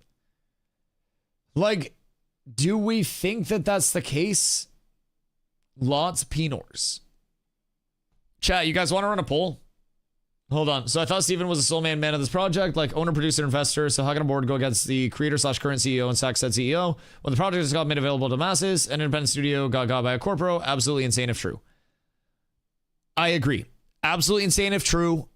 My immediate thought, as someone that is not a game developer, but has watched Shark Tank a lot, is potentially that he needed more money and kept bringing in more outside investors. And then eventually there was just this part where he no longer owned a majority stake of the company or whatever. And then something happened there. But that's also my speculative side. The logical side is that that's exactly what happened 100%. Well, the other side is that it could have also truly been this devious master plan, right? It could have been. It could have been a complete rug pull by him after the Steam launch, realizing that things aren't gonna work and aren't gonna pay out in the long term. Arnolis, thank you for the follow.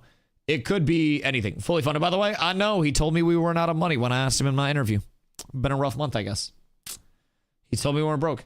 Wife worked for a company with a board, and the CEO was like, "Oh, the board simply has more power. So if they're on one side, it overrides the CEO no matter what." And it seems like based on Steven's post, right? What did he tell you he was broke? It was a joke, brother. You can still make jokes in like trying times. Like, I still have a sense of humor here. I don't know why you think it's all gotta be serious. The tough month should have been an indicator, you goober. Where'd he post that? Hold on. It was this one. So, this was Steven's post in Discord General. So, if it was self-funded, there should not be a board. So, he lets himself out of a position of power. Again, it's absolutely insane if true. I don't know if it's true, if I'm being honest. Like, I have no idea if that is actually true or if it is not true. I'm not quite sure. Tell you it was a scam? I got a lot of hours out of it, at least. I still enjoy watching you. Yeah, of course, of course. Hear me out, man. All things considered, I am very grateful to have had a community like in Ashes that was always willing to discuss the good and the bad, because this is what leads to a healthy community. And over the course of it, like, I'm obviously very passionate about the things that I stream. I stream them 10 hours a day, right? Literally 10 hours a day. I gotta be passionate about it. If I didn't have people that were, in the comm with me, that were balancing everything out with the realism and everything along the way, then it would have been a different comm. And I'm very grateful for everybody that is a part of this. Whole thing's kind of wild. Very quick. Very, very, very quick. Like, very breakneck. All right, hold on. I'm going to go smoke a bowl. And then we're going to discuss this more, chat. I will be right back.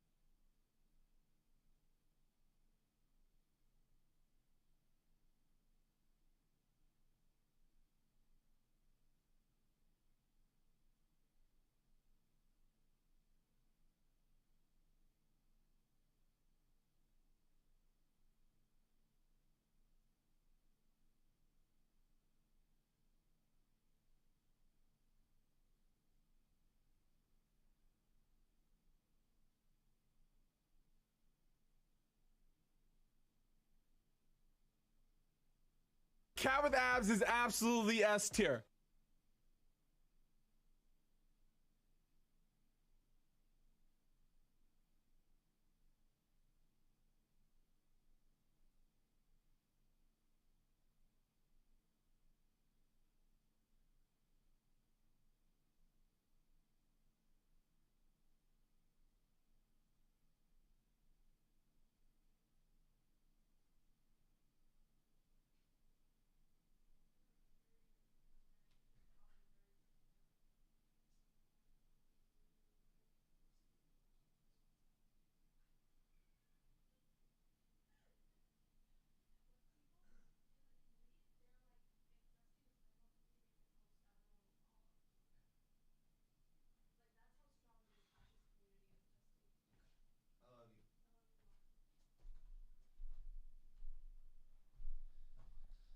Boys, I've returned. I ain't gonna lie.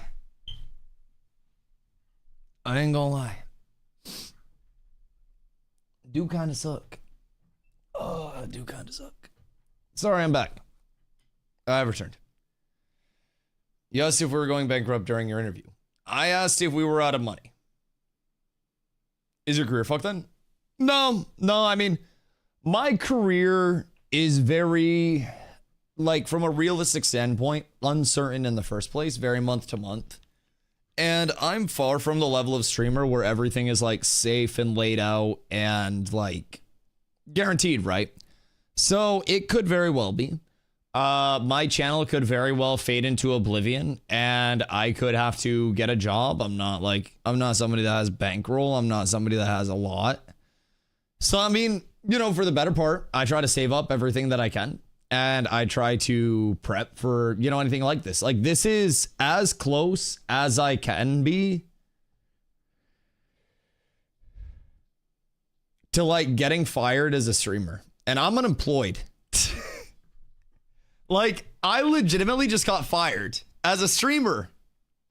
It's cooked. So, Ghetto, thank you for the 5.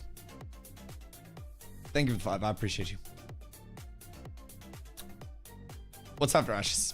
I mean, we'll figure it out. Cat with abs is absolutely Oh, S tier. guys, you do not have to do that. Devils, thank you for the 10. OC, thank you for the 5. Listen, you guys are going to make me cry. Not the Ashes thing. You guys are going to make me cry. Thank you. Man, y'all do not have to do this. Like, listen, games come and games go, but, like, you guys do not have to do this. You guys do not have to do this, man. Thank you. Thank you guys, man. Oh my god.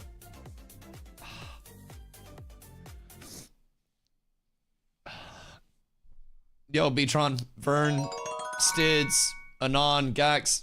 Thank you guys. Deku, thank you for the 5. Flu, thank you for the 5. Heinous, thank you. Oh man, like, it's not even the Ashes thing that's making me emotional. Obviously, I'm emotional about Ashes, right?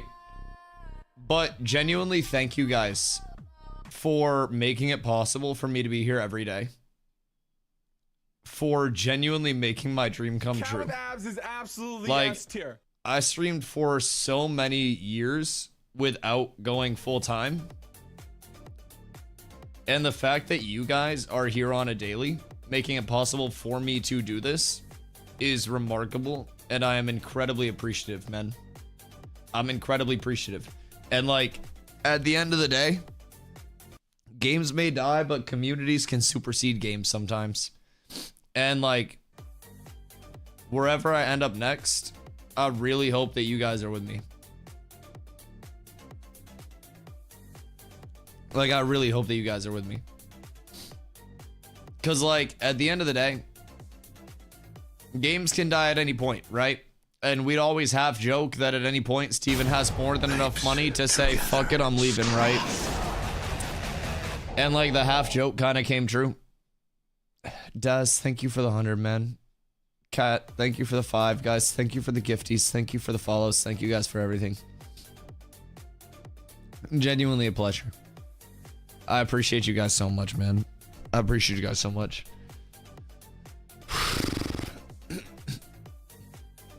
Steven just lost his seat. The game isn't over.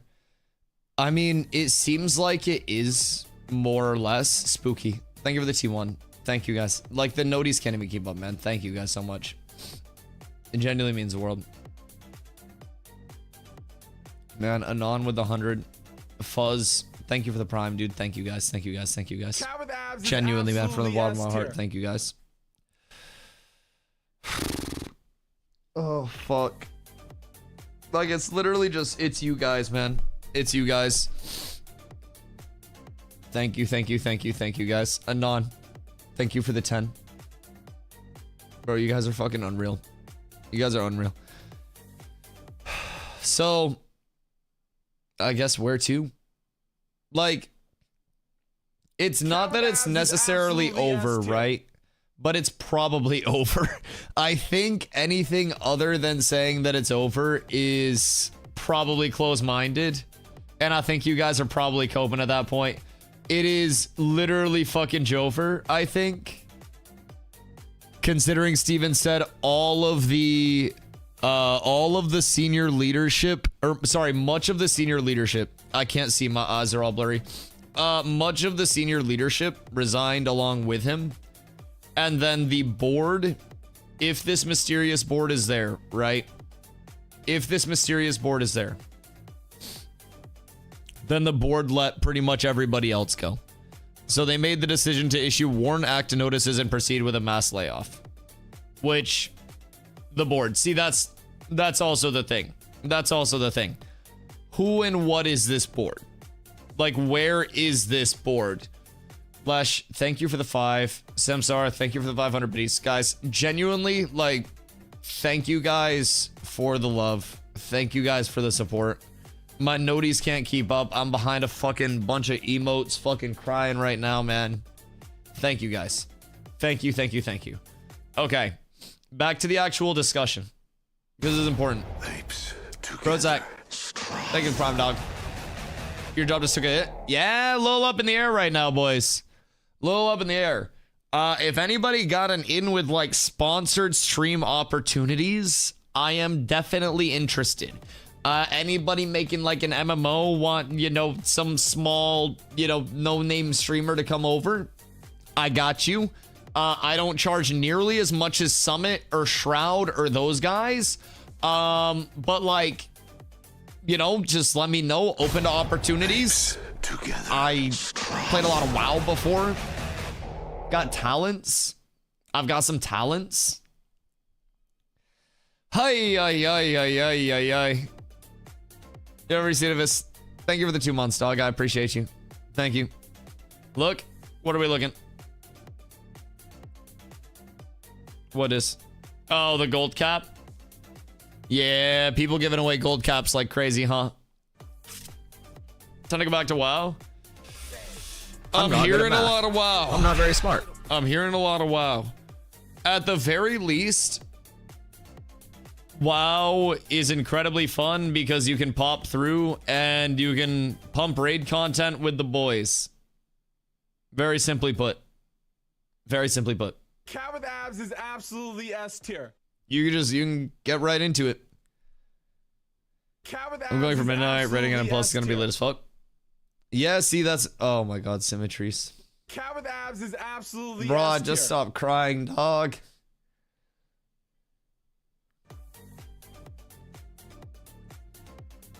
Bro, symmetries just dropped $250.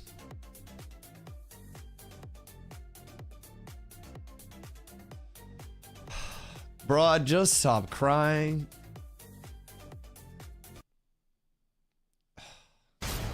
Apes together. I appreciate you. I appreciate you. Thank you. Like what the fuck we're gonna do, but we'll really do trying it to retrain very DustyWhy. quickly, as efficiently as I can, to get out of the whole saying nodes.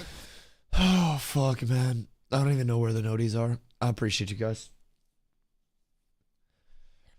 Cat Anyways. with abs is absolutely S tier. Anyways, Should you Carlo go have a nice night? No, I mean, it's fine. It's fine. And keep in mind, again, like, the Ashes news is now a little bit old. The tears are not because of Ashes. I'm trying to discuss Ashes. But, bro, my community is... Cat with abs is absolutely S tier. ridiculous for absolutely no reason. And I'm incredibly grateful for everybody that is here, man. Yo, Calamity, OFC, Stelio, Nelly, I appreciate you guys. Thank you guys. You got this. Bro, the noties literally can't even keep up. Cat with abs is The noties literally can't even keep up. But yeah, man, keep in mind. I'm not a massive streamer, dog, right? So my tears are not like for Ashes. They're not mourning the loss of anything like that. It's more the appreciation that so many people are here when they really have no reason to be. And honestly, like, haven't had a reason to be this entire time, right? I've always said that, like, coming from New World and having, like, what happened with New World happen after the fact, right? Together. And then coming over here and having a lot of people that pop through. Someone pin that McDonald's link, please. I might need that later. Someone pin that, please. I might need that soon. But yeah, having everybody... No, wait, no, save that link. Save that link. Save that link. I'm gonna need that shit, bro. Oh, God. XQC just hit a Minecraft speedrun. I'm about to hit LinkedIn speedruns. It was worth every second. Oh, shit. But yeah, so, I mean, I've always said over here, it is always shocking to me that people showed up in the first place, right? We had a community that probably grew a lot quicker and a lot larger in an alpha of, you know, what now is in the spot that it is than I would have ever expected. And I'm grateful for that, man. I'm grateful for that.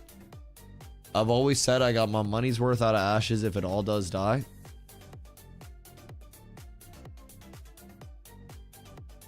And I mean, I got my money's worth out of it. Get a free 140 gigs of space. Bro, I got all 4 clients downloaded. I got the old PTR. I got the old client. I got the new PTR. I got the new client. Dusty got my money's worth. Yeah, I mean, I guess this is a good time to reveal that technically my account has been contraband the entire time. Carla bought me my account. Yep. It's all been a scam. Technically my account was transferred player to player. So, yep, I don't want to ruin the immersion for you guys, but I too was an exploiter. Hoofsy, thank you for the 50, brother. Brother, thank you guys for all the primes, all the follows, like all the biddies, all the gifties. I appreciate you guys. Thank you, man. Listen, if one thing has to die for another thing to succeed, the all-time channel hype train is almost there, boys. Almost there. We're getting close. It's a level 20 hype train. We're so close. Chat, check your primers. Check your primers. Riot MMO has open positions. Motherfucker, I'm looking for a game to play. You think I'm smart enough to develop a game? I'm an idiot.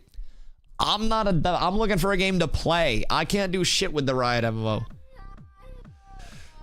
Zop, my boy. Zop with a 50 piece as well. Brother, you were insane. Zop, thank you. Thank you. Yo, Josh. Thank you for the follow. Tootsie. I appreciate you guys. Thank you, boys. Get back to your FPS roots. Oh, man. I don't know if I can. Coffee. Thank you for 7 months, brother. Much love. You got any idea what the new angle is? I have no idea, dog. Like, I have no fucking idea. Margaret left Discord right now. I am not going to look in the Discord, but can we get confirmation on this? Sess, thank you for the gifty. 0. Brother, thank you for the 20. Thank you. Intrepid was bought by a private equity firm, and they got rid of everyone. Steven presumably sold off the company for scraps. Do we have any, like, confirmation of it? 100% GMs are giving away 1,000 gold to to everyone. Don't worry, that wasn't a throw-up burp. That was a normal burp. Sorry, this is my bad. Ronaldo, thank you for the 5 rhymes. Thank you for 3 months, dog. Kinetic with the 5. I appreciate you guys. Thank you. Okay, all admins left Discord and only mods. Now it's been abandoned. Apes together. So, what are we... Okay. Will, thank you for the follow. Well, chat. Cat with abs is absolutely S tier. Welcome to your Ashes of Creation January developer stream. The inmates are running the asylum. It is just me overlooking what was once a promising world. And you guys were told that you would get a dev stream. And you're getting a dev stream, baby. You're getting a dev stream. So, update. It's all going to shit. It's all going to shit. Cat with abs is absolutely S tier. Where are you guys? Where are you guys? Where are you guys? Together. Strong. Margaret didn't leave the Discord. She might just be offline. But Ashes of Resignation. Yeah. Man, it's not looking good. It's not looking good at all, if I'm being honest. I don't think there's a world where we save it. Chris, thank you for the 50 face hair. Thank you for the 20 gifties, brother. We have the level 18 hype train. You guys are fucking absurd. Oh, you guys are fucking absurd. The Kickstarter originally said that if the game didn't launch, then everyone would get refunded. Guess with Steam launch, that's invalid anymore.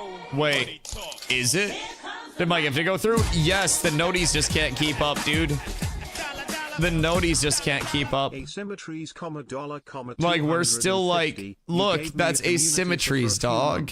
And I loved my time We're here. still so far Let's run it back behind. Somewhere else. You gave me a community for a few months, and I loved my time here.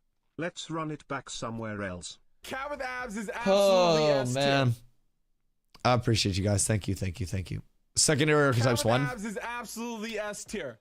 So, I mean, I guess now is a good time as ever to blow the lid off it all if Steven resigned. So, the plans... The plans, now that everyone's left, and I feel like we're probably making our way out anyways, they had a... Don't do it yet. I mean, it's probably cooked. Okay, fine. They had a lot planned. They had a lot planned. Be smart. You're right. I'm acting in anger. They had a lot planned, to say the very least. A lot planned. I was very excited. Don't do anything rash. Yeah. I was very excited for this upcoming month. Like, very much so. I was super excited. Yeah, me too. When I can talk more, I'll talk more. I don't want to get myself in trouble, and I can't afford lawyers. So, yeah. When I get, like, confirmed that I can without getting sued, like, I'm gonna need a lot more gifties if you guys want me to be able to fight a lawsuit, right? Apes together. Neither can they. Thank you for that. This news sucks. Thank you for that. Oh, fuck. I needed a laugh. Oh, thank you. That was good. That was good. Oh, God. It'll just be me versus board. Oh, God. Holy. Hoofsy, thank you for the 19, brother. Lather, thank you for the 500 biddies, boys. Thank you guys for all the follows. Everything. I appreciate you guys. Thank you, man. What hype train number covers the lawyers? I don't know, probably 1 million. Is this the AOC wipe they were talking about? Wipe hype! Oh, wipe hype! Cat with abs is We're so up. S tier. We're so up. Everything's beautiful. Everything's beautiful.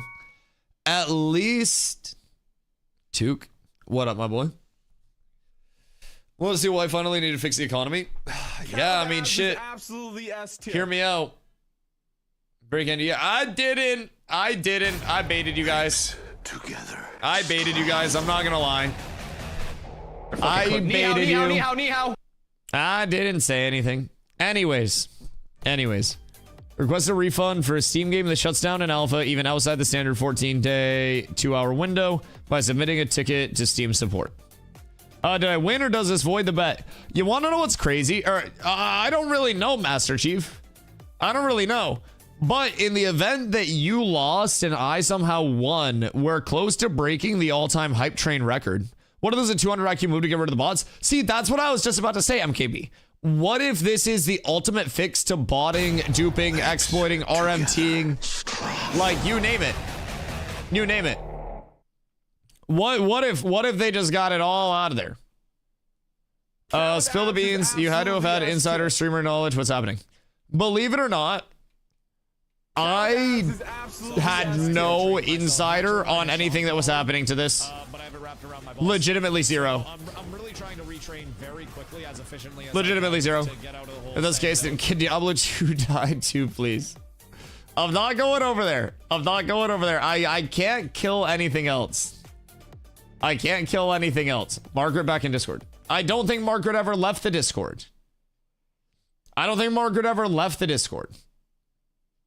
As far as I can tell. Stay the fuck away from PoE. Listen, GGG already did everything it could to kill PoE, dog. Dusty, it's arena time. We ride it on. Brother, With abs is absolutely S tier. I play a fucking protection paladin. Cat with abs is absolutely S tier. What do you want me to do? Apes together. Strong. Prop Pally for the win. If I went back to WoW, Cat with abs is absolutely S tier. I would probably 4 seconds stun. What else do you need? Fair. If I played WoW, it would be TBC hype. Dusty, I've never played WoW. If I played WoW, it would be TBC hype while I got squared away and figured out like what I wanted to do. The thing about TBC is like, Cat with abs is absolutely S tier. there's only so much that we can do as like a large community. We can have different raid groups and different alt groups and stuff, but like once everything gets squared away, your sounds are annoying. I know, I'm sorry. I promise they're usually not this bad. I don't know how to mute them. Hold on. I'll see if there I can mute them. I'm sorry. Yeah, that's my bad. I promise I'm not used to this many people. And usually they aren't going off that much.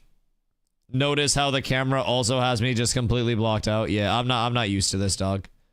I'm not used to this. There's a lot of excitement in the stream today. Yeah, I got you. Good comms. I was also getting annoyed trying to talk over it. I'm not good at math. So anyways. I'm not very smart. Anyways. Can I have infinite streams in BG and Arena? Yeah, I 1000% could. I 1000% could. Just like running around and blasting. It's just like how many new players would come in, you know? That's a thing. Yo, Corrupted, what up, dog? Heinous, I appreciate you, brother. Thank you. What are we playing instead of Ashes now? I don't know, man. I don't know. Like, I'm still processing everything. I'm genuinely still processing very fucking heavily. This is all like out of nowhere, you know? All kind of out of nowhere. You almost got me to buy this game. I'm glad that I had you considering Farm him. instead of talking you into buying. I think considering is good. I'm glad that I didn't shove a bunch of people into the game by just trying to shill something. I'm glad that I told every single person that asked me to consider it and to watch a lot of the stream before they made a decision. We stream tomorrow, we're taking a day off. Yeah, I'm gonna stream tomorrow. Brother, I'm not like fucking Asmongold rich or anything. Like I can't take days off and still pay rent. What the fuck do you mean? What the fuck do you mean? Everything's cooked, but that means we keep pumping. Sorry about the news. Tis okay. Tis okay. It is the nature of the beast, man. That game? Yes, sir. It seems that way. Seems that way, boys. Play Hunt Showdown is good MMO. Bro, I genuinely have no idea, like... Would you rather go to WoW or Guild Wars 2? I know much less about Guild Wars 2. So Guild Wars 2 would be much newer for me. And there would be a lot more for me to learn. Not that I'm like an expert on WoW. And in WoW, I also wasn't an incredibly hard PvPer.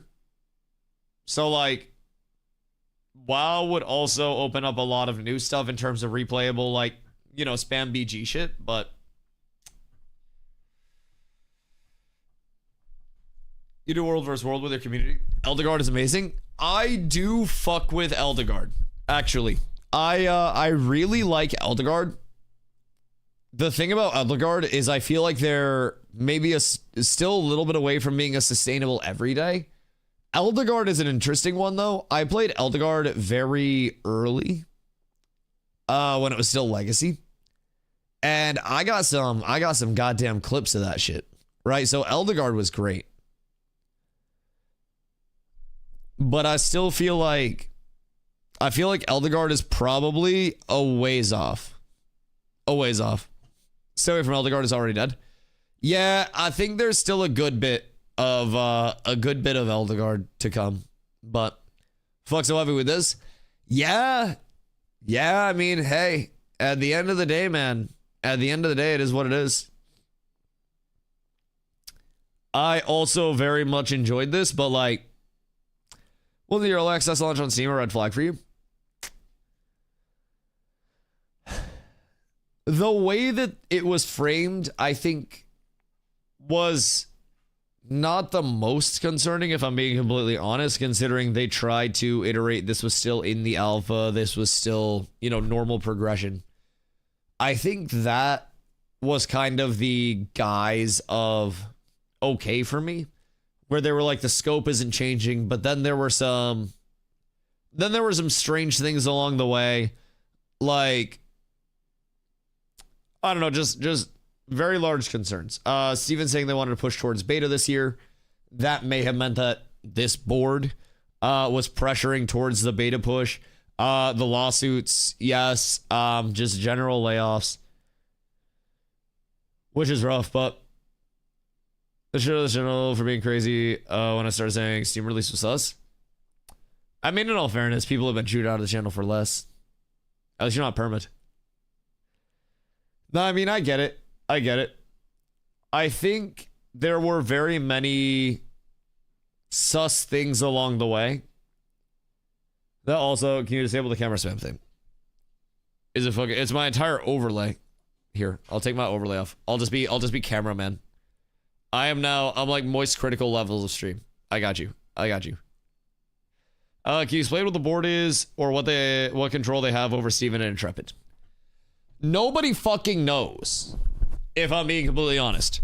So this is the thing. 70, thank you for the 18 months, dog. Nobody really fucking knows what's next, or like what the board did or what the board is.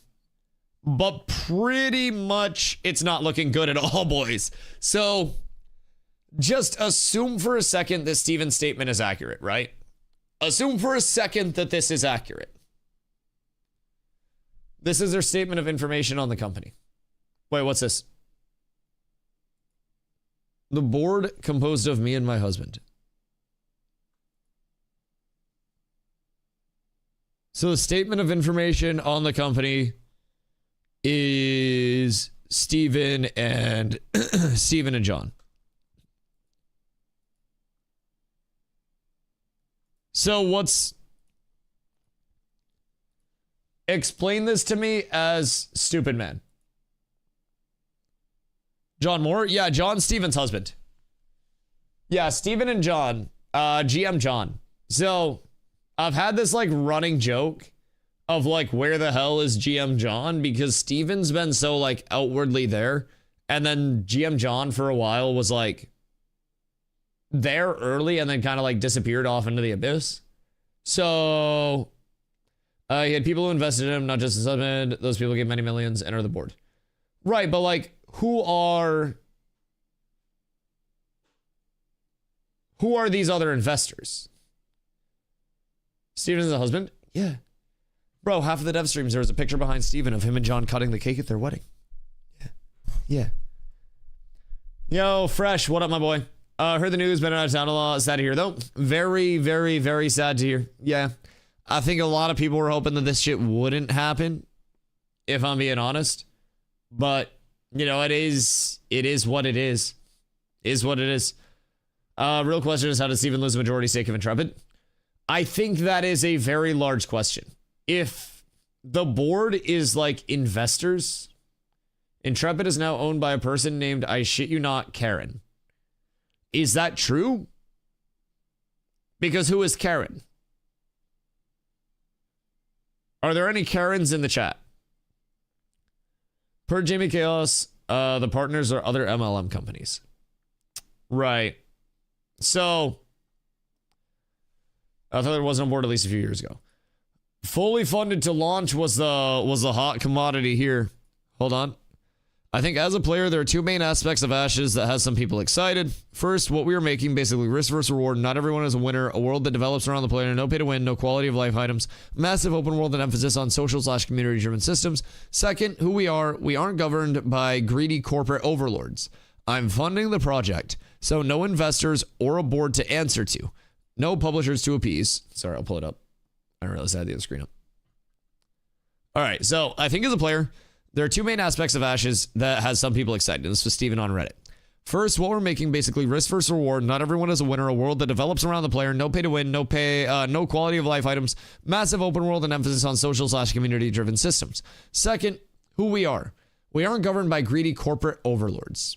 I'm funding the project, so no investors or a board to answer to. No publishers to appease. We speak with, not to, our community, and we actually listen to feedback and value/respect our players. And it seems like in the time since this comment, something has changed along the way where either corporate overlords have come in and are now governing them. They're publishing through Steam. So they do have a publisher to appease. Yo, Spanish Joe Dirt. Oh my goodness gracious. Brother, I appreciate you. Thank you, thank you, thank you. Jesus, that is a fucking biddy bomb unleashed. Thank you, brother. Thank you. Live long enough to see yourself become the villain. So, everything is speculation at this point, right? Everything is speculation at this point, but this happened very fucking solid. Very, very quickly. Very quickly. We're still trying to defend it. No one's trying to defend anything. Brother, I think I may be coming off wrong to you. I'm just trying to relay as much information, you know, that possibly exists during this time. Hey. The fuck? Who the fuck?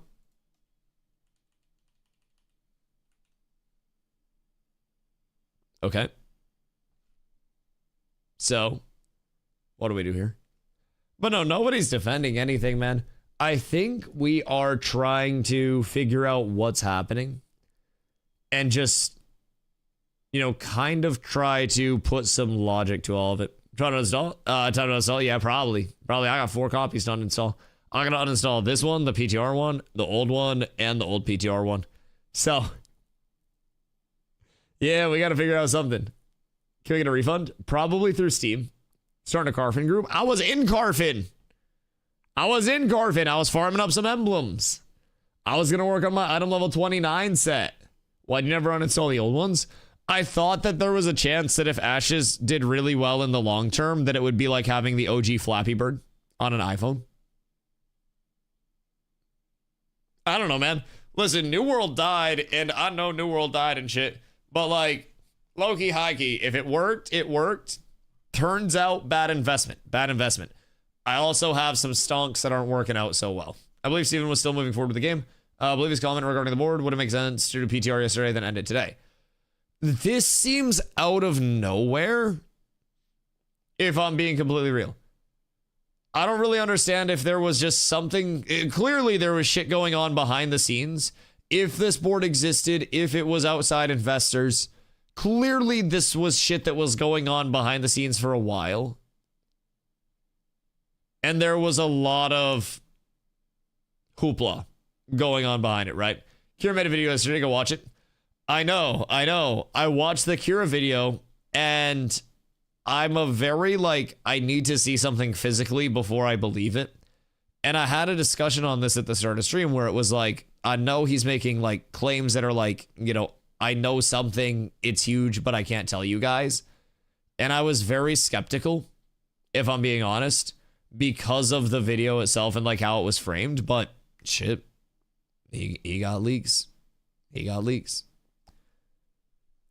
You have an NDA with the company as well? Me?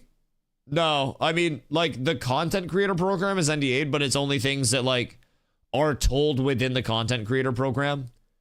And realistically speaking, there's very little that's actually been told to me through there because I'm not too active there because I'm always on stream.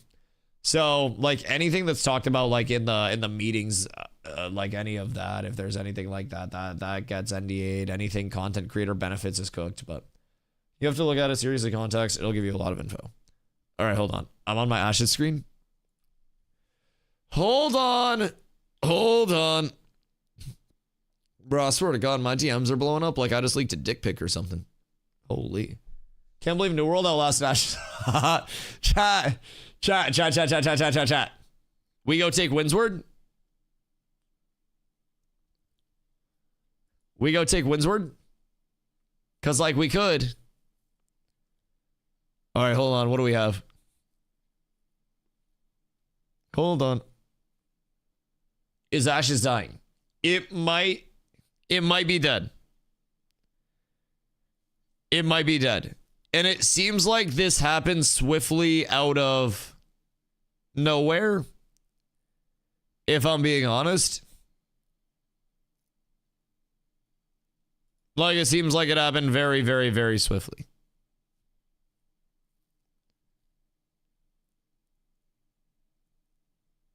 Karen.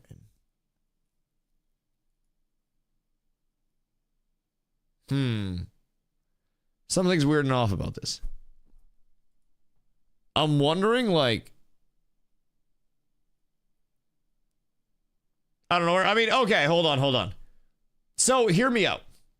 There was never a set path for Ashes where it was, like, going to launch. So, don't let me say, like, out of nowhere, like, you know, Ashes never seemed like it was going to have any, you know, adversity, any controversy.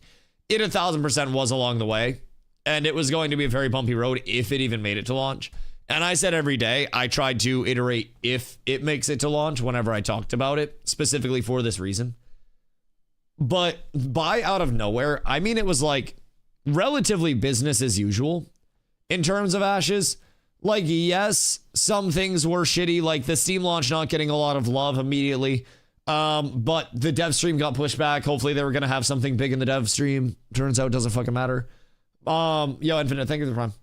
But realistically speaking, this degree of like, oh shit, it's all cooked, did come out of nowhere.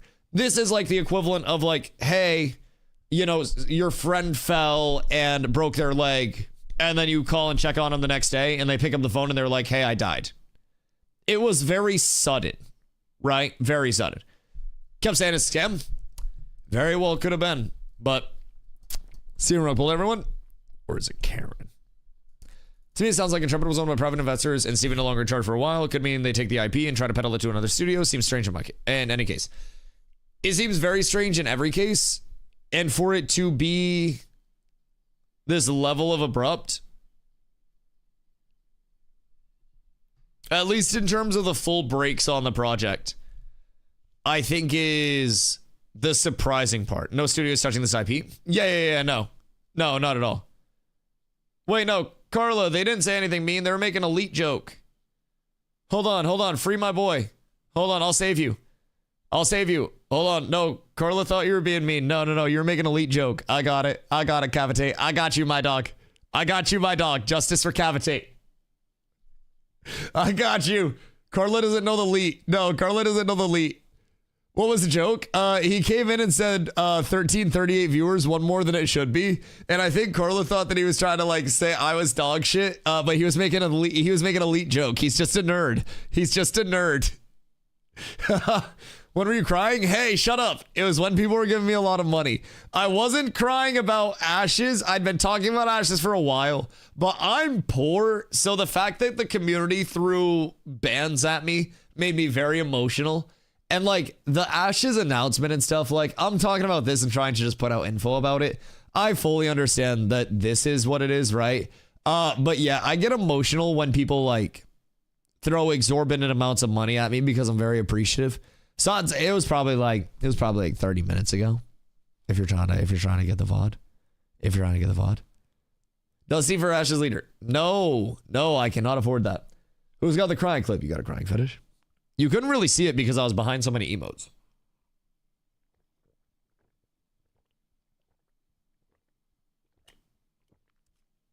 Would be a terrible stripper is actually insane. Got me fucking crying in the club. I guess I'm really late to the game. What the fuck is happening?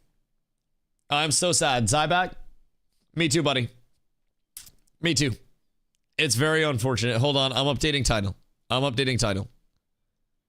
Hold on. Ashes is dead. Who is Karen? Actually, we gotta go one more. Steven resigned. Team fired. Well, at least we got a good title. Excuse me. At least we got a good title out of it. Good that we have an untillable amount of positivity here. Hey, listen, man. I'm grateful that people are here. God damn it. I'm typing on a second keyboard. I'm trying my best. God fucking damn it. Okay, it's updated. It's updated. Fuck. God damn it. God fucking damn it. All right. Third time's charm. It's my first day here. Chat. It's on a different keyboard. I had to reach far. I had to press multiple letters. My game just died. I just got fired from my fucking job. I just got let go from work, and y'all are critiquing me on a goddamn spelling error. That's my bad. R.I.P. to the Tina. Pam. But my local McDonald's now checking for you. They're hiring. Shit, bro. Shit. Like, I got food service experience. I got sales experience. Does he work for Intrepid? No, but my game just died. Like, I gotta have something to fucking stream, dog. The fuck you mean? If I go to WoW, you guys are just gonna go watch fucking actual WoW streamers. Brother, we're cooked out here. Free to play weekend on WoW. Ah, shit. Good time for the layoff to come through. If I'm being completely honest. That shit's nice. We're sieging Jova. Oh, what do you mean? What do you mean we're sieging Jova? ESO, maybe? 10,000. Wait, what do you mean $10,000 down the drain? Hold on. Pause the chat. Goro, what? Goro, what do you mean $10,000 down the drain? They're fucking cooked. Ni hao. Ni hao, Wrath. It's a bad day, buddy. 20,000 down the drain. Brother, y'all spent my car on Ashes? 40,000 down the drain. I gave Steven a Lamborghini Urus. Retrade myself. I'm actually wearing a shock collar, but I have it wrapped around my balls. So I'm really trying to retrain very quickly, as efficiently as I can, to get out of the whole same what? modes. Like, bro, we just redid sound alerts to be Ash's sound alerts. The fuck do you mean? The question is, what now? Dog, I don't know. Okay, hold on. So who is Karen? Somebody posted that she was a CEO of what? Vema? Vema was a multi-level marketing MLM company selling health drinks and supplements founded in 2004 that was shut down by the FTC in 2015 for operating as an illegal pyramid scheme, misleading young adults with false income promises. The FTC returned over $2.2 million to victims. Vema's business model focused heavily on recruiting new affiliates who bought expensive product packs rather than selling to real customers, a classic pyramid scheme.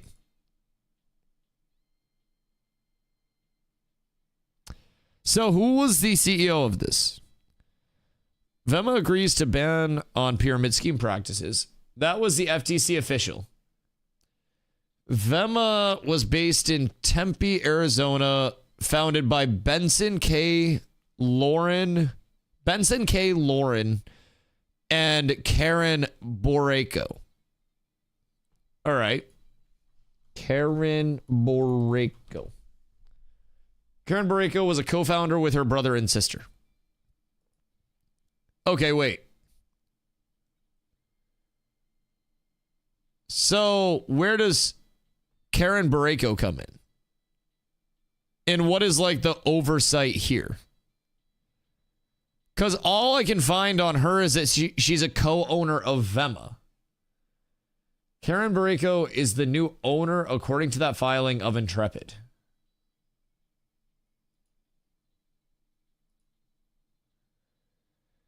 Anyone got a LinkedIn? She has one follower and one connection on LinkedIn, and she's based out of Scottsdale, Arizona. She has a Pinterest. Salads 1 month ago, 89 pins. Thanksgiving, crock pots, soups. So she'll probably have some recipes. I literally am finding like nothing about her. Dusty, can we pull up? No, don't get me in trouble. Don't get me in trouble. She put a lien on Intrepid filed on 14th of January. She put a lien on Intrepid earlier 2 weeks ago, basically. Well, 17 days ago.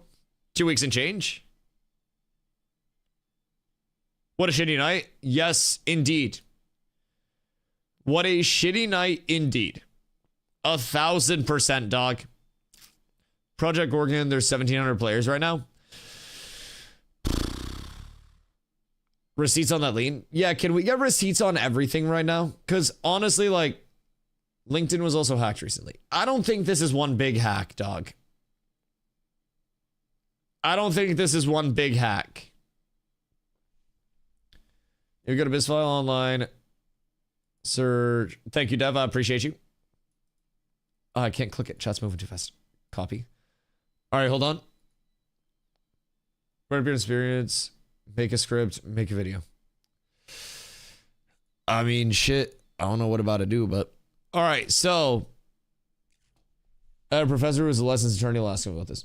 As you should. As you should. So, UCC. Oh, this was the UCC lien. So, what is a UCC? Like, what is that? So, this was filed secured party info. Karen Borrego from Scottsdale, California. Active starting on the 14th of January. And it was on Steven Sharif. And I don't know what else it does. But that's about all I got out of it. It means he sold it. Does that? AOC ownership is moving to Delaware, which is a tax haven state. Wait, what? Is that? I feel like that's cap. Do we have anything to go with that? What game are you moving to? I have no fucking idea, bro. I have no idea. I didn't really expect it to die at this point. Like, I'm gonna be honest. I called the New World death pretty much ahead of time and got the fuck out. But like, I didn't see this happening this abruptly. I at least thought there was like, you know, going to be a little bit of a content cycle with it to a certain extent. But Crazy New World lasted longer than Ashes. Yeah. So sudden and so abrupt. Like, yes, to a certain extent. The writing was on the wall very heavily that Ashes was going to have a very, very, very bumpy ride along the way if they were to make it through. And at the end of the day, like, where they did stress test yesterday. Yeah, I also feel like a lot of the developers seemingly didn't really know. But like based on what we've heard, it seems like a lot of developers did not know that this was happening. It's time to roll Rogue and get all the loot. I might just, if I were to do anything, I'd probably play Paladin and get myself a big chonker. But, bro, WoW is just so WoW at this point. Like, WoW is so WoW, you know? So I appreciate you, dog. A Karen kills another game. Fuck, man. WoW is boring as fuck. See, that's the thing. I love WoW. And WoW, I made a lot of, like, good lifelong friends from and lasting very, very important relationships. But I played WoW a lot. And I feel like WoW is sustainable, but is also, it's so wowy. WoW's number one MMO for a reason. Yeah, no, I mean, I get that. It's also just from a content standpoint, right? I think it's hard to, there's a ceiling with WoW. I mean, I'm a 200 viewer Andy on a good day, so like the ceiling is far beyond what I'll ever reach, right? But the thing is, from a content standpoint, right? Certain directories are very hard to break into. And WoW is one of those where it is like very hard to break into as a content creator going over. And being a little bit, you know, behind, it'd be a rough time. Super saturated, yeah. Yeah, omega saturated, absolutely. If there's an OnlyFans 3, you should apply. I mean, shit, why not at this point? Why not at this point? Seems people hack the whole Ashes server. What do you mean people hack the whole Ashes server? Wait, what do you mean? Because I'm just vibing. Like, I'm sitting at Carfin right now. The Alliance side of TBC has no streamer come, please. Oh, shit, man. Who knows? Gold? I got 75 gold. Nothing is hacked. Yeah, I don't think anything is cooked. We got scammed? Possibly. Don't agree with your direction. I'm going to quit and bring the entire development team with me. Good luck sucking. We want you back. Please, our money isn't wasted.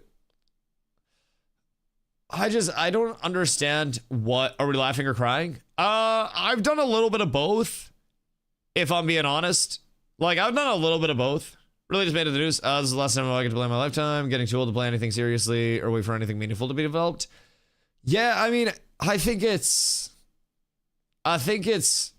tough for a lot of people. I think in the long term, everybody from the start should have been acknowledging that Ashes, even if it did make it to launch, would have been a very tragic, very bumpy, very tough road along the way.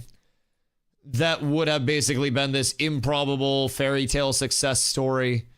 And as I always said with it, fairy tales don't always end up, you know, coming true. And based on what we've got, it seems like the fairy tale is coming to an end, boys. Very simply put. Engines in the game should be attractive to PVC or private equity. I suspect the board's changes rejected by Steven were to position the company to take a sale at a low bid. In other words, Engine's IP is kind of busted. Right, but also what would another developer want with Ashes at this point? Like, just the assets? It's not like they're paying for the IP and the world building in mass. Like, it's not like it's that. The board is literally 2 people, including him. I know, I don't I don't understand, and I don't have enough like definitive information on to even know like when did Karen come in? When did Karen get here? What power did Karen have? Like, what percentage of this is actually Steven versus what percentage of this is Karen? And like, Karen's ruined everything. Always. I just go and let someone take over your company. It's insane. The whole point of Kickstarters was so he wasn't getting screwed by corporate. Right. We also have this like Reddit comment from Steven from a few years ago. We're in the second paragraph. Well, I guess technically the third paragraph. Second, who we aren't governed by greedy corporate overlords. I'm funding the project, so no investors or a board to answer to, no publishers to appease. We speak with, not to our community. We actually listen to feedback and value/respect our players. And it seems like a lot of that changed at some point in time. When? We don't really know. Steven's the person who said the word board. Yep. Q. Hi, brother. How are you? How are you doing? Now that did not age well. Nope. And it's kind of funny because we were looking back on my board of actual piece of wood. No, brother. Hear me out. If the board was an actual piece of wood, actually it'd be fine. This is an actual piece of wood. This wood has a face. This is Plank. Plank, an actual piece of wood, minds his business in the back of fucking stream and does not murder games. Who the fuck is A, allowing this to happen? B, what, like, even how did this shit even come to fruition? Plank says hello, by the way. He says hello. So anyways, like, was the board and the involvement of Karen something... Plank looks big sad. Plank is me. Was the board something that we were going to find out about? Was the board something that we were supposed to know? Karen Boy, right? We know who Karen is, but breaks my heart how this is all going down. Yup. No, I feel you. Seems very abrupt, dog.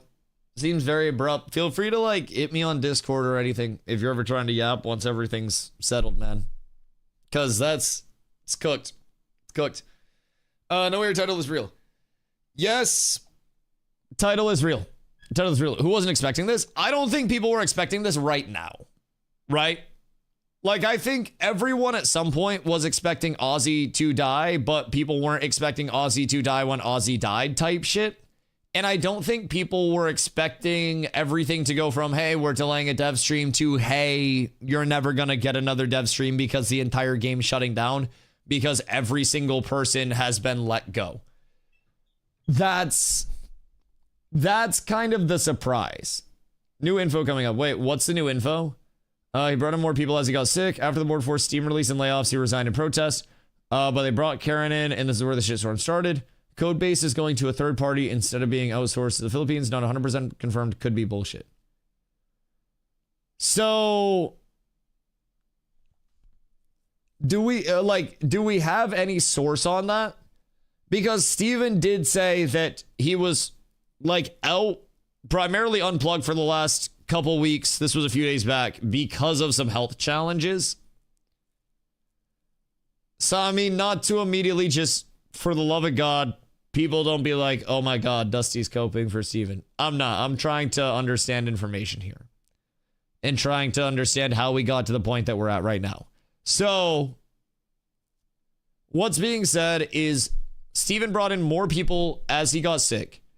After the board forced Steam release and layoffs, he resigned in protest. But they brought Karen in, and that's where the shitstorm started. So,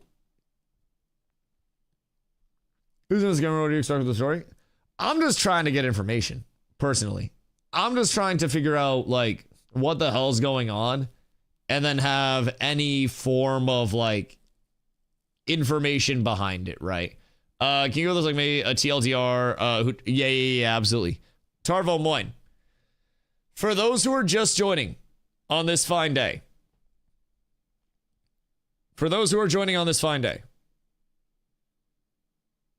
official Discord message, search for it. Ashes as we know it is very likely dead. Just straight up, very, very, very likely cooked. Narc's about to wake up like the Undertaker.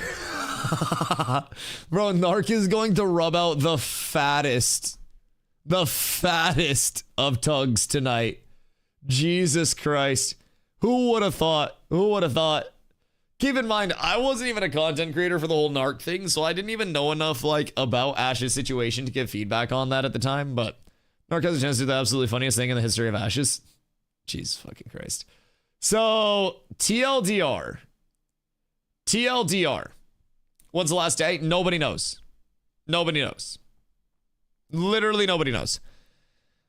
TLDR, a lot of people at the start of the day were seen with the open to work banner on LinkedIn, right?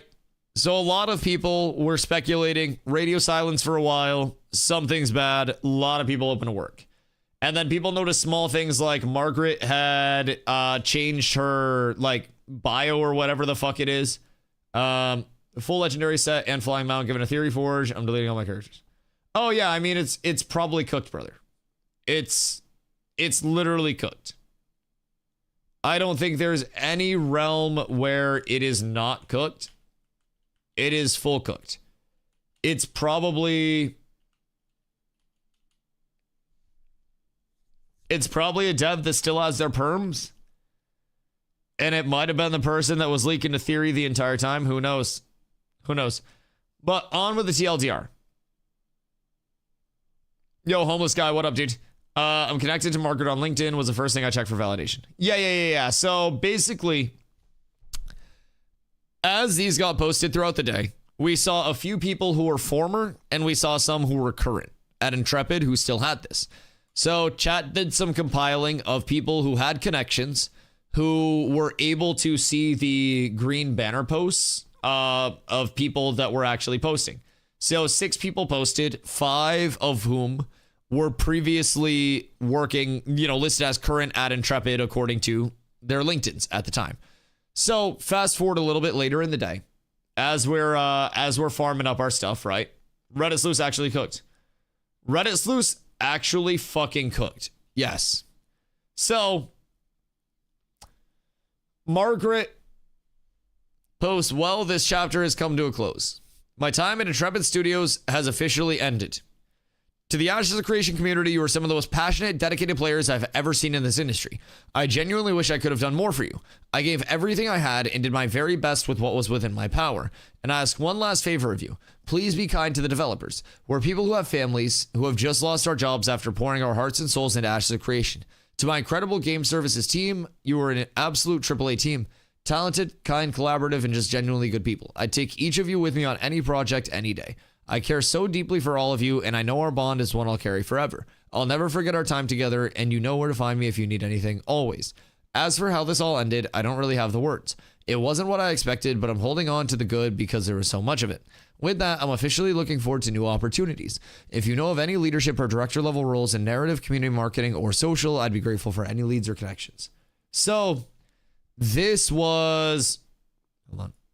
We in that weird part of the Intrepid stuff. I gotta get a little banger on. Anyways. Okay, Spotify's back on Raps. So here we have Maggie's statement going into a follow-up comment. Everyone was part of a layoff. It's awful. Everyone was part of a layoff. Right? And then fast forward, that's Maggie on Twitter as well. Steven posts in Discord at 8:54 p.m. So about an hour and a half ago. Right?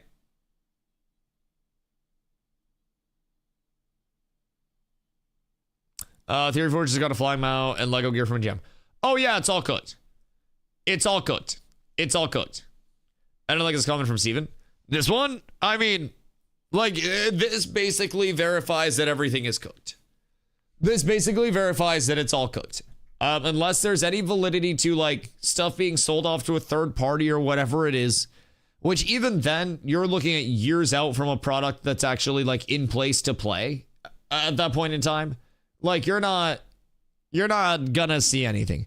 GM in game said everyone is fired Monday, 100% donezo. Yeah, it's cooked. It's cooked. Ashes is gone. Ashes of Creation is dead. It's fully fucked. Are we aware there was even a board? I always thought Steven was the sole decision maker, which is why I had faith in the project. We did not know that Karen was a part of the project. That's kind of the curveball. Is like, who is this mysterious Karen? Come on, say a lot of people saw this coming. Posted on Reddit last year about Steven's personality and my experiences with him playing on the same server and on an arcade. Oh, I mean, I think a lot of people saw the like writing on the wall that Ashes may not make it to launch. But I don't think a lot of people expected it to be like this abrupt in terms of the ending of it, right? I got my money's worth. I also got my money's worth. Very much so. Very much so. And it sucks, but I think the big like soccer blue, like I think that side is the abruptness of which the brakes were applied. I think everybody kind of thinks that or thought that Ashes would slowly just fade off into the night and it would just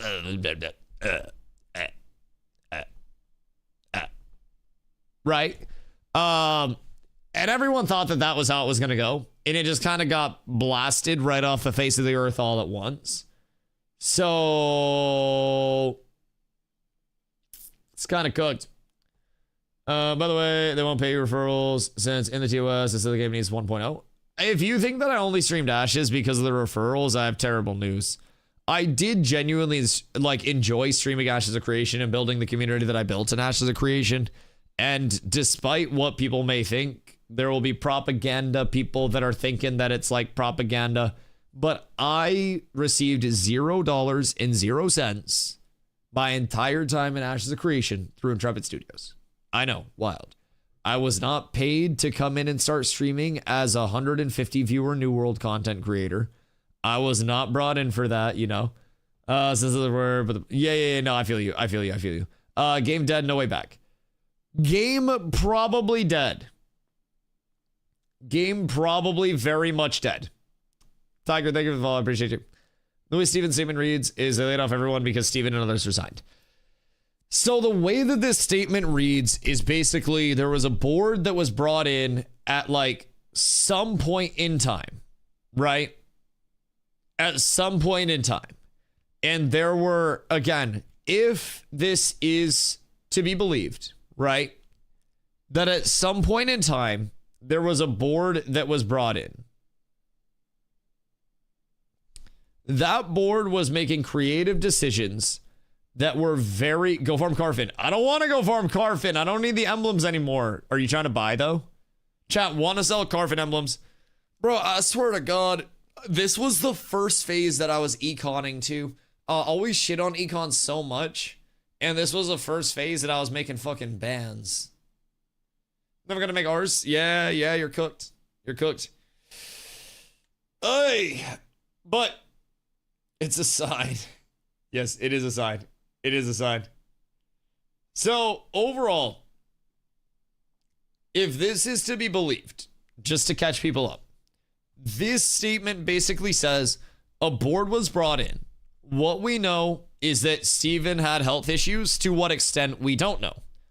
Board brought in, and board at that point started to make decisions according to this that Steven did not agree with whatsoever in any way, shape, or form. And as a result, Steven resigned. Upon Steven's resignation, the senior leadership team in large also resigned, which means most of the senior leadership and Steven are scrapped at that point and separated from it completely. So if this board does exist, if Karen is the board, if whatever it is, right? Then it is what it is. Yeah. I saw the Vema stuff. We already checked that. So like Vema, I had the Wikipedia pulled up. Yeah, Vema was a company that this Karen was one of the co-founders of. And Vema was shut down by the FTC in like 2015 or something like that. So, it was again for years as a age, kind of hate being right. I feel you. Uncle K. It's one of those like, you know, when I left New World and I came over here and like all of the New World stuff that I was like feeling ended up becoming true, and you like really hate to see it, but also, you know, there's a certain amount of like, man, you really do hate to see it, but you know, you love to see it personally from your own standpoint. I understand like every single person that I'm gonna go back here. I understand every single person that is happy about this, because there were a lot of people that just simply didn't believe in Ashes in the first place. I don't necessarily think that, like Doc said, I think Docs might have a good take on it. I don't think it was a scam. I think Steven just failed. Simple as that. I think it is very difficult to have any element of Western MMO development in the first place. And we have to remember that this was not a titan of the MMO industry that was like doing it with all of the backing that was ever established. This was something that probably had no business coming this far in the first place. And realistically speaking, it made it a lot further than a lot of people ever said it would. And, you know, that in itself is something that in a world of MMOs being completely fucking cooked, you know, at least we got that. At least we had a whole lot of people in the community that had fun with it along the way. And whether the motivation behind it was to secure funds, whatever it may be, I have a hard time believing that at an $800K per week operating expenditure, that Steven made money off of this. And I know a lot of people are going to come with like the craziest, most slanderous takes, right? But I definitely feel like there's not a snowball's chance in fuck that there was profit made off of this. And I think a lot of money probably was lost as a net. So you made a shit ton of money off this? I mean, if there truly is something else behind it, then perhaps. But if we're believing the 800K per week OPEX, that would mean that the number of copies that would have had to have been sold on Steam launch would have been unfucking godly, right? Just to be honest. I mean, if he did, then great. But I mean, I personally, you can see Steven made $0 from the UCC. Take me through TLDR, like ELI5, the UCC. Does that basically mean that somebody was owed money and they put a claim on the money that they were owed, and the claim was like the company? The UCC lists Karen as the only secured creditor, which means she gets paid from any potential proceeds of assets before employees, any investors, etc. Karen was the founder of Vema, which was the MLM the FTC shut down that Steven was a part of. Kind of sketchy. So everything was funneled up to Karen, and then Karen distributed stuff to the company.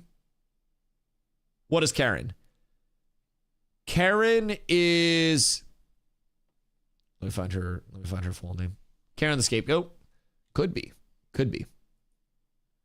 Karen is Karen L. Boye. Karen, are you in the chat? I do not know how to pronounce your last name.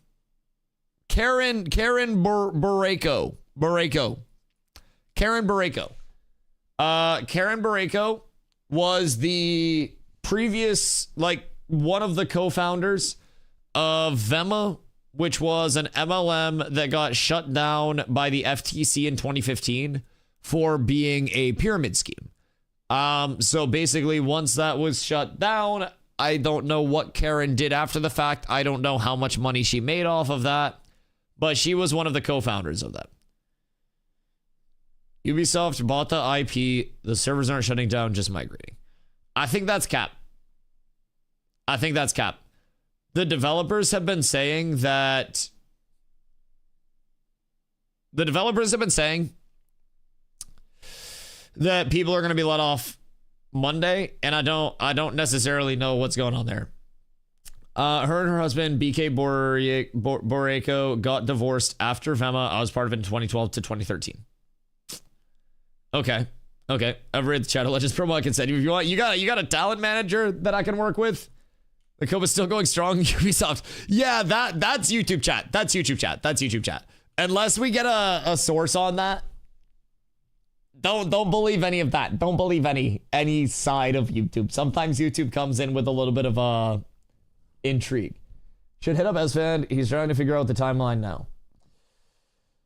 I mean, I can yap to him about it. I can catch him up with what I know, but I only know so much. Like, I genuinely only know so much. I know surface level stuff. I just want a supercut of Dusty trying to pronounce Boreko. I think it's Boreko. No way Ubisoft has the funds for that. No way we have the fucking funds for that, clearly. Shit, somebody got to. Somebody got to. This year of sandbox / survival games. The year of the World of Warcraft. Least that we done at the moment would be to do an official post on the Discord of the state of the game, or at least to clear what's happening. I mean, for legal purposes, maybe they can't. You know? Yo, Tal Rasha, thank you for the follow. I appreciate you. Like, maybe they cannot reveal anything because there could be, yo, Strix, my brother. What a crazy wild world, dog. What a crazy wild world. Listen, can we all just take a second to acknowledge what it could have been like if it made it? All the strong ones duking it out. All our peers living in the towns. We never made it to housing. We didn't make it into housing, man. Given Steven's statement, I don't think they can say something official as a company. Correct. I don't think that they have literally anything that they can say. Housing is literally in the current game files. Bruh. Where are we heading to now? I don't know, brother. I don't know. It's an uncertain future, to say the very fucking least. To say the very fucking least. Me moving your curse ashes. I don't know if it was you or if it was me all along, because, like, I was in New World before this. It might be me, dog. I might be the Grim fucking Reaper. It genuinely may be me. I don't know what the fuck I did, but... Rift, listen, I'm not playing a single game that has any of the letters of Grift in the main part of the title for a little bit. I'ma just distance myself. New World may get bought? Okay, well, hear me out. That was the talking point before this fucking game shut down. That was the talking point here. Until we got a fucking worse talking point, I guess. New World sucks. Well, I mean, we're not going back to New World. The guy from Facebook posted a cryptic tweet. Right. Posted a cryptic tweet that has literally no implication with New World whatsoever that he entered an NDA. Right. Was it ever disclosed that Steven never relinquished majority ownership of the studio? Not to our knowledge. We knew of the UCC lien that was filed, but I'm not a lawyer and I don't know what the fuck that means. I don't really know if that means that, like, Karen was coming for, like, you know, what was legally hers or some bullshit. I don't understand the implications of that. I'm just dumb video game man. But to our knowledge, Steven was always like the Steven of the studio. It was Steven and John, like Steven and GM John as the big two. And I don't really know at what point there was a third of the big two that came in. But at some point, seemingly, there was a third of the big two that came in. And that is seemingly where it's all broken down at this point in time. Hear me out. All cats transition to even form of court. Something else happened behind the scenes. Whether it was more long-term, like, because people are trying to say that there are connections between Karen and Steven that go back, but I don't believe that was the same MLM. What a crazy statement. And people are trying to say that there are connections between Steven and Karen, but I haven't seen an actual bridge that's linked up there. Yo, Tyfoco, I fucking hate that right now. I hate that, but I cannot deny the usage of the bar is eloquent, my boy. Absolutely. Motherfuck the big three. Yup. No, it's cooked. It's cooked. God fucking damn it. I hate that I like it so much. I heard someone say that apparently Steven got sick a few years ago and had to bring in the Karen investor, and he lost majority ownership over it. See, that's also something that is in the realm of possibility. Right? The realm of possibility. Steven was sick. Steven is sick. People know Steven has been sick. That is the reason why he coughs so much on stream. And at one point, it was said that the coughing was a side effect of medication that he was taking to stop some underlying symptoms. And to what extent Steven is sick, I don't know. I don't think anybody really knows, right? But Steven's been sick to some extent for a while. Did he ever announce that he was bringing in other people, like outside investors and outside board? No, it's scamitis. Also, if he was bringing in outside people, why would the only person that he was bringing in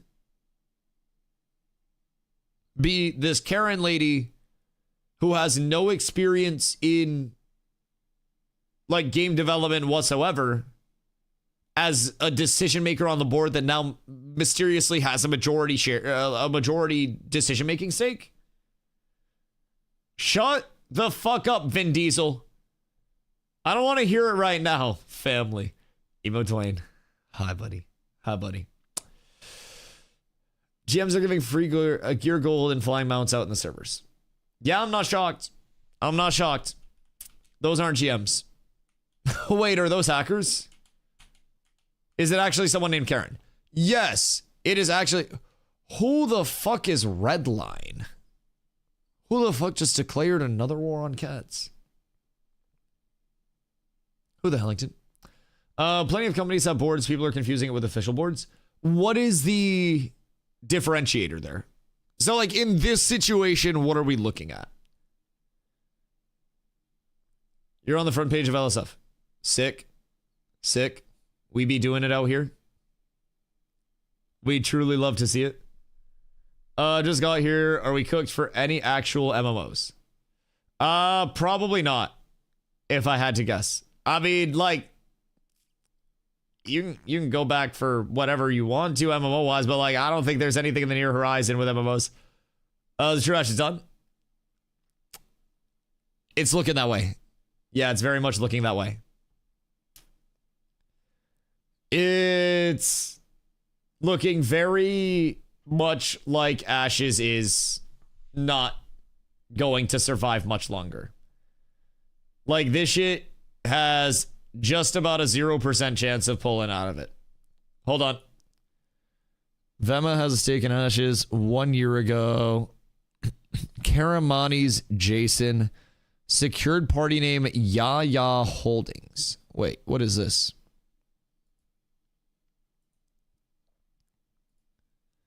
Intrepid Studios debtor. Debtor name Steven Sharif. Secured party name Karamanis Jason. Yaya Holdings. What the fuck is Yaya Holdings and Yaya Legacy Trust? It explains all that in Ash post a year ago. All right, hold on. So, hold on. Something suspicious about Ashes of Creation. The difference is, let me open this up.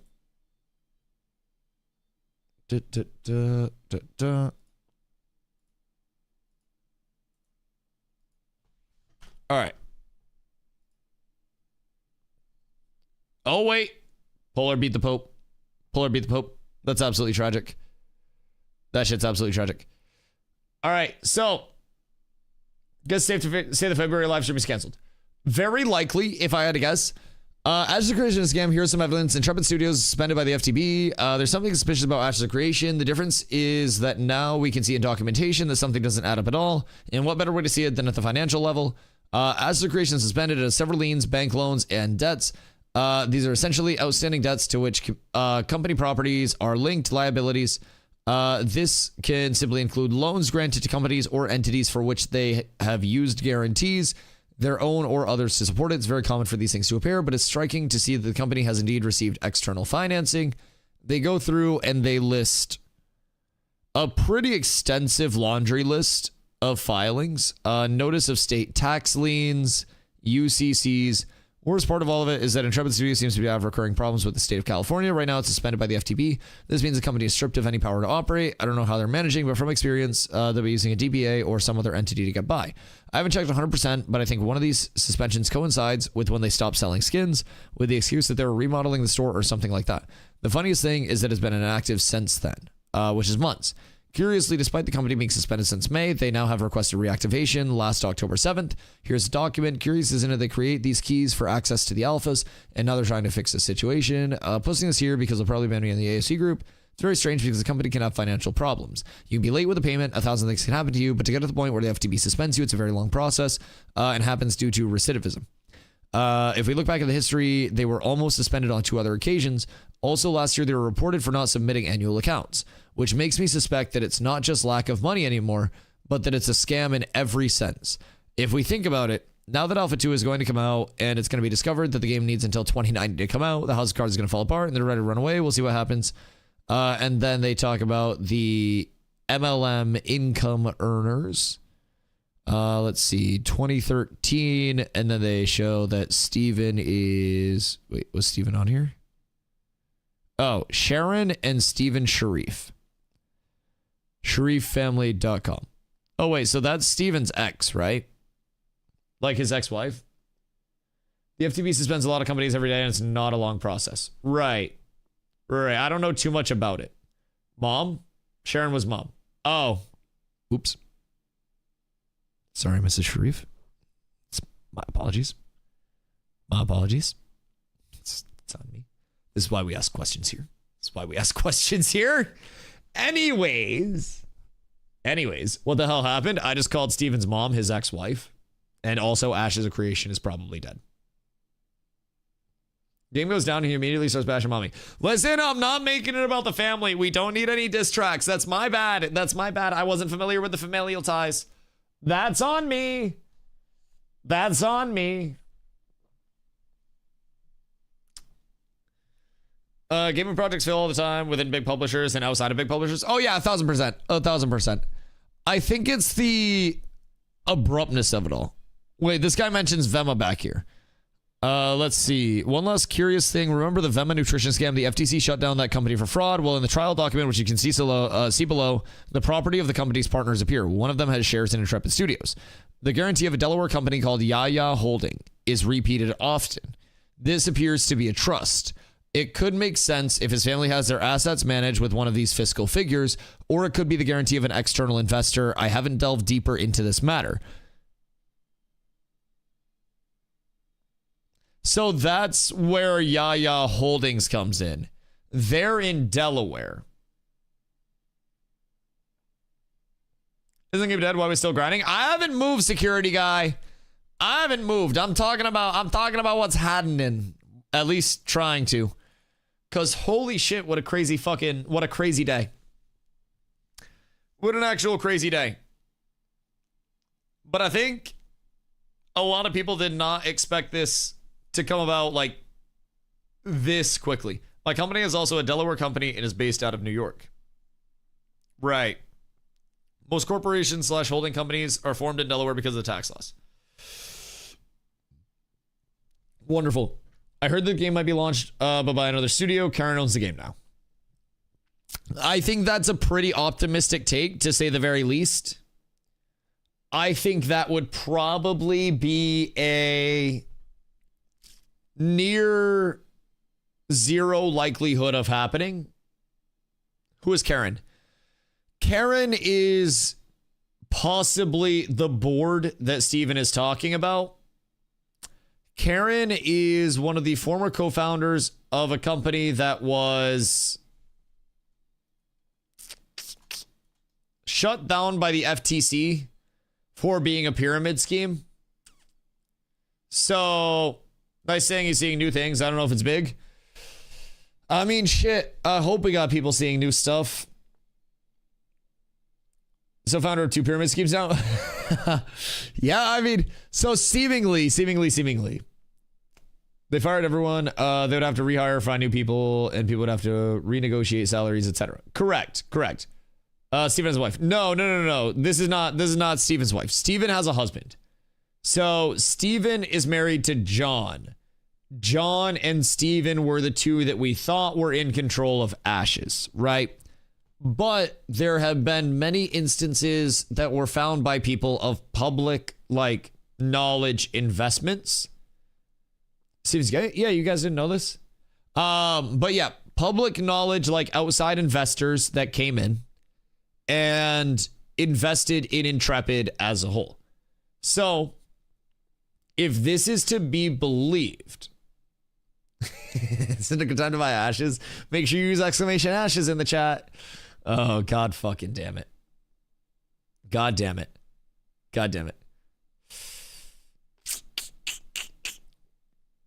Queen. Yas Queen Financial Holding Group. Yas Queen. Yas. So Karen's ruined the game? Yup, very likely. So, essentially the timeline that we're being told is that an outside board was brought in. And that outside board being brought in was making decisions that Steven did not agree with. And as a result, Steven resigned from his position. And following that, multiple senior leadership resigned. And then following that, the board made the decision to lay everybody off. Just full cook the entire staff. As of Monday, everybody will be cooked. What board of directors? See, that's kind of the hole in everything. Like, is the board of directors this Karen lady that came in? Is the board of directors, like, is the board Karen? Is there a board? Like, what, like, genuinely, who did all of this come through? They've said payroll won't be processed too. They said that people weren't getting paid. Because that's fucking tragic. That's another level of yikes. Move to see was the last dish cash grab. It's entirely possible. Like, it's entirely possible that it could have been. It's entirely possible that there's something that could have come in from the outside. Like, realistically, at any point. It could have been from the inside. It could have been Steven's grand scheme the entire time. It could have been outside investors because Steven had to bring in so much that he lost majority control of the company. Whatever it may be, I think that at the end of the day, it is a telling tale that the fairy tale of everything being funded by Steven and funded by an individual person is just unsustainable in the modern day Western MMO economy and in Western dev in general. Game dev's hard. Game dev's expensive. Game dev leads to a lot more projects failing than a lot more projects succeeding. And I think that it was always optimistic that something this ambitious from nothing could start up and have like the Amazon like come up in Bezos' garage, right? And I think that at a certain point it naturally comes down. And I think I've always tried to keep people rooted in the, you know, the half jokes. At some point, Steven, if he has enough money to put into all this, could just say, fuck it, I'm retiring and going to a beach, right? And seems like that shit's happened. Seems like the point has finally hit where Steven was like, hey, fuck it, it ain't worth it anymore. You know, only got one life to live type shit, and then just called it off, right? It was always a scam. It very well could have been, man. It very well could have been. But I will say, even if it was a scam to the very top end, even if this was something that was planned, right?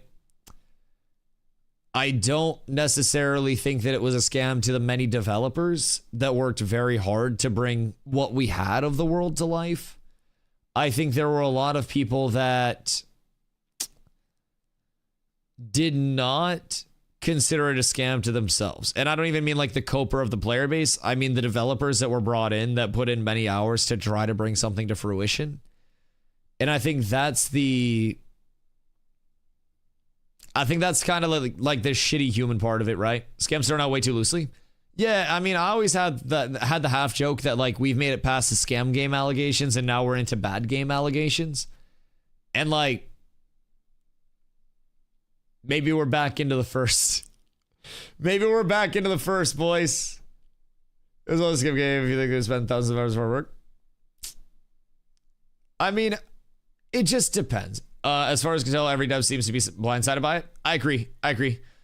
Granted, I don't have a lot of devs that I talk to on a daily. I never tried to bother Intrepid or be up people's ass or anything. I just tried to sit in my corner and let people come here if they needed to bother me. But I have heard nothing but like vague kind of like, hey man, it's all cooked. No one's been associated, no one's been getting money. I mean, do we know that they haven't been getting money for a minute, or do we know that it's just like everything shutting down and you're not getting anything, you know? Development team wasn't very good. You can see it from the quality of the game and the choices made. However, they tried. The only scam is that they went and tried to cash out on Steam, probably knowing that they're going to get shut down. See, I would agree to that. I think, you know, all means and measures, you can make knocks about the progress of the game, everything like that. That shit's all so reasonable and so valid, always has been. Like, I was trying to be a huge advocate here for people to voice their criticisms in a productive way that could help build this. So that way there was some growth coming in from the community as well, right? But I 1000% agree. I think the quality of the game at its current state, you know, after everything considered, I have a lot of fun with it, but it was still very bare bones and still missing a lot, still had a long way to go. I think some of the decision making and some of the apparent stalls around few, you know, systems, I think would also possibly have been attributed to something far above it. Like with New World, it was incredibly apparent that the developers, especially those that left, had very little creative agency over like what they wanted to do. Play on 2, Cats Without could take over. Bro, I don't know. Like, the thing for me from a streamer standpoint is I have to be passionate about what I'm streaming. And like, as you guys can tell, like, I am a very passionate person, whether that passion is my downfall or my success in life, right? And at the end of the day, I like being able to believe in something that I'm playing, and I don't necessarily just chase numbers on something. I don't just chase trying to go to the larger thing. So this kind of like, I mean, I'm gonna be honest, I always in the back of my head had the New World syndrome, right? Of like, what if it all goes to shit? What if it all happens? Streaming's already such a fickle, such a precarious thing anyways, right? There are a lot of variables that go into it. So many people that have to show up on a daily for it to be possible. And building a community in something and having that community get Thanos snapped is a very unsettling thing, to say the very least. So, you know, the next steps are to try to figure it out. I don't necessarily have an answer. I don't have a home to go back to, so to say, proverbially, because like New World is New World. So I don't have that fallback, right? The same way that my fellow New Worlders felt when New World announced its EOS, when they were all there and they were going through the emotions. And I was over here with the conflict of like, man, it sucks for the content creators. It sucks for the people, that were involved, that were developers, that were people at the studio. But I got on stream that day with like, a little bit of pep in my step because I was right. And I made my way out. I understand the full circle of everything here, right? And it is definitely a matter of nobody really expected this abruptly, right? But I don't really know exactly what the next step is. I'm not somebody that has that immense level of motion everywhere I go to where directories are awaiting my arrival. It's not like WoW's over here and they're like, Dusty, please. And like ESO and BDO are like, Dusty, please. Like, it's not like people are asking to give me sponsored segments and stuff to come check out the game. Like, I'm more or less in the grand scheme of Twitch irrelevant outside of, short bursts of excellence, so to say. And that excellence is kind of mid at very least. I just yap a lot. So for me, like, I've always clawed up, right? I've always clawed up from the ground up and doing whatever I can. And I'm going to keep doing that. I'm going to try to find somewhere to go that I enjoy. And I'm going to try to find somewhere that the community can also go that we can enjoy. And I think that's the biggest thing. New World, No Ashes, your luck is impeccable. I know. Maybe it's me, dude. Maybe it's me. Maybe I just need to go to the next game and start clickbaiting constantly. Like, I don't know, man. I don't know. I don't even know who you are until this happened and people were talking about you. We'll say BDO is a game that won't die. Yeah, that is always encouraging. The thing about trying to break into like established games is that there are so many people in communities who will have their content creators that they like to enjoy, right? And it can be tough. Apparently, an employee confirmed he liquidated his shares to keep the studio afloat. Just hearsay at the moment. I mean, so that would be, Deku, that would kind of be the theory that people are... Ow. I just kicked my desk. There was another person named Robert Dawson on the UCC. Doss! What are you doing? What are you doing? But in terms of liquidating his shares to keep the studio afloat, that would kind of make sense. But also, I don't really know any confirmation on it, so to say. Do we have a link on it? Yo, Doss, man, what up, dude? So that's all? That might be all she wrote. Unironically, my middle name is Robert, so that's fucked me up. Doss, you killed this. You fucking killed this. Clickbait, oh, Steven took your money, slept with your mom, spit on your father's face in his own house, and got away with it. Jesus. Is it actually Doom, though, and no one picking it up or something? Like, from a realistic standpoint, why would they? Like, why would somebody pick Ashes up? Player base isn't that high. The Ashes IP has a whole shitload of poopy around it, right? And I don't necessarily know that a lot of people would want to nab what this is. I think they could, but I think that it's a lower chance of success. Nobody's picking it up to save the game. It's 100% dead. Even if, hear me out. We'll entertain this. Even if it was picked up and the code was copy pasted by another studio, do you think that the studio that came to pick it up would have the same vibe, the same support, the same sentiment that the fairy tale of Ashes has been? I don't think so. It might actually be a good game. Also fair. I think the directionality would definitely shift very heavily, to say the least. Maybe it would be a positive directional shift, but this is also the hypothetical of like, if somebody wanted to spend money on what Ashes of Creation currently is, right? It'll take another 10 years for a new dev team to even get familiar with the code base, game said. Yeah, they would have to rehire every single dev immediately and just get them all in place, game said. Oh yeah, no, believe me. I think so too. I 1000% think it is gone. We're just entertaining a hypothetical that chat brought up. I by no means think that Ashes at this point has life, liberty, or the pursuit of happiness left in it. Suddenly the Riot MMO hype has awakened within me. Shit, chat. Riot MMO? I just finished my Creative Seeds, that's why the game died. Shit. Exclamation Ashes might not do anything anymore, but Exclamation Seeds still got you, boys. Steven was a soul, the game's a zombie. Yes. Best case scenario, the game just lost the entire, like, front man. This would be like the NBA if LeBron retired and then every other player retired directly after LeBron, and people were like, the NBA will be fine. It'll be the same. Like, you lose a lot of your fan base, you lose a lot of your following, you lose a lot of your momentum, you lose a lot of everything immediately.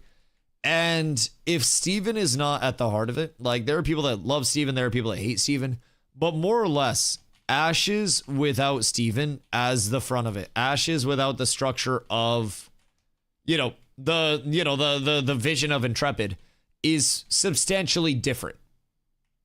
It is substantially different. So, was Ashes based off Steven's D&D campaign? Excuse me, it was actually a Pathfinder campaign. Sorry. That's my bad. That was on me. I just had to get one more in. I'm feeling kind of hostile today. It's something like the 5 stages of grief or some bullshit, and now I'm into witty retorts. That's on me. Be hostile. I think I'm gonna go take a bong rip to help process my emotions. It wasn't that either. It was around his love for Arcade. So it was heavily inspired by his love for Arcade, yes, but the world of Vera was based off the Pathfinder campaign. Yes. So yeah. Like, come to WoW, we want Dusty. Y'all don't even know who Dusty is. Y'all don't even know who the fuck I am. Oh man, like, do I go? Chat, hold on. I'm gonna need you guys to get ready with your clappers, hands, or asses, because I'm about to do like a everybody that wants WoW, clap this loud. Everybody that wants ESO, clap this loud. I'm about to get y'all fucking lit like the Kanye concert the other night. Hold on. I'm about to have y'all looking like Mexico City in a second. 1 sec, boys. Chat, I need to ask y'all a dear favor. Rainbow, good day. Scriv, thank you for the gifting. Karen, boy, oh my fucking god. Take it back. Charge back that gifty. Charge back that fucking gifty right now, Scriv. Charge back that gifty. No more crying. No, I'm gonna punch my monitor. I'm gonna punch my fucking monitor. That's what I'm gonna do. I'm gonna fucking summit that shit. Just free. Too soon. Man, it's always too soon. Narc was right. Listen, man, honestly, yeah, Narc was right.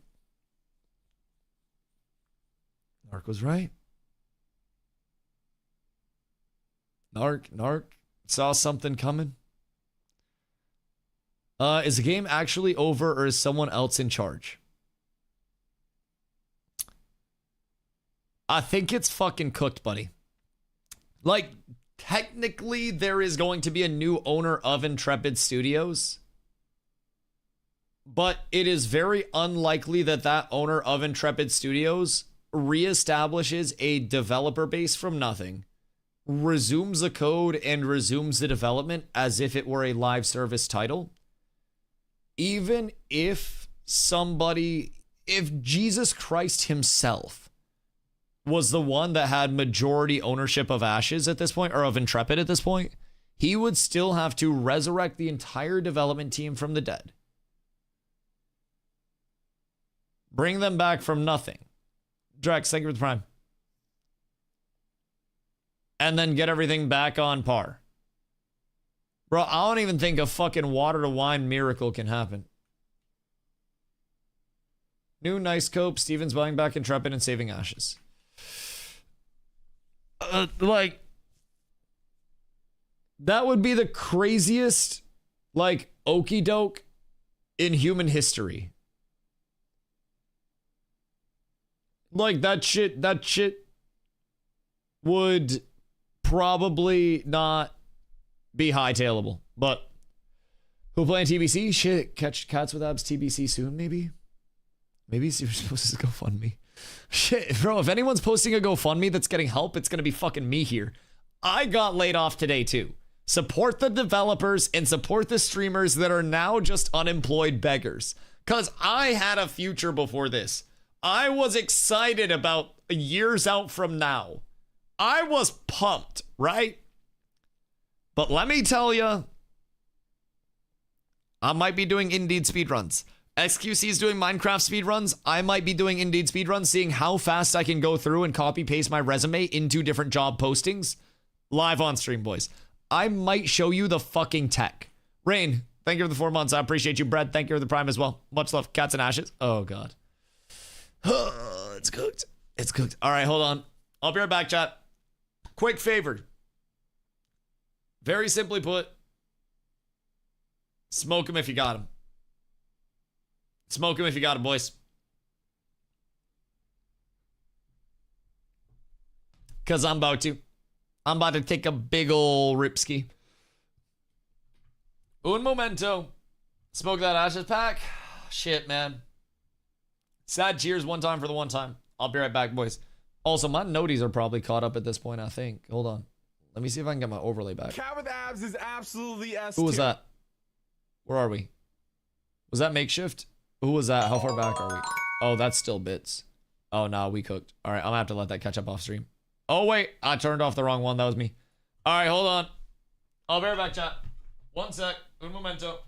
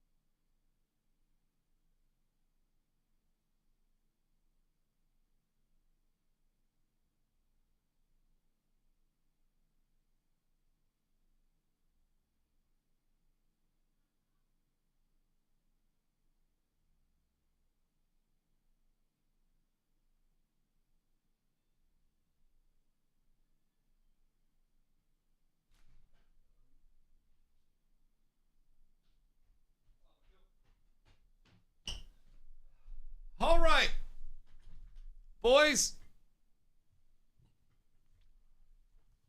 I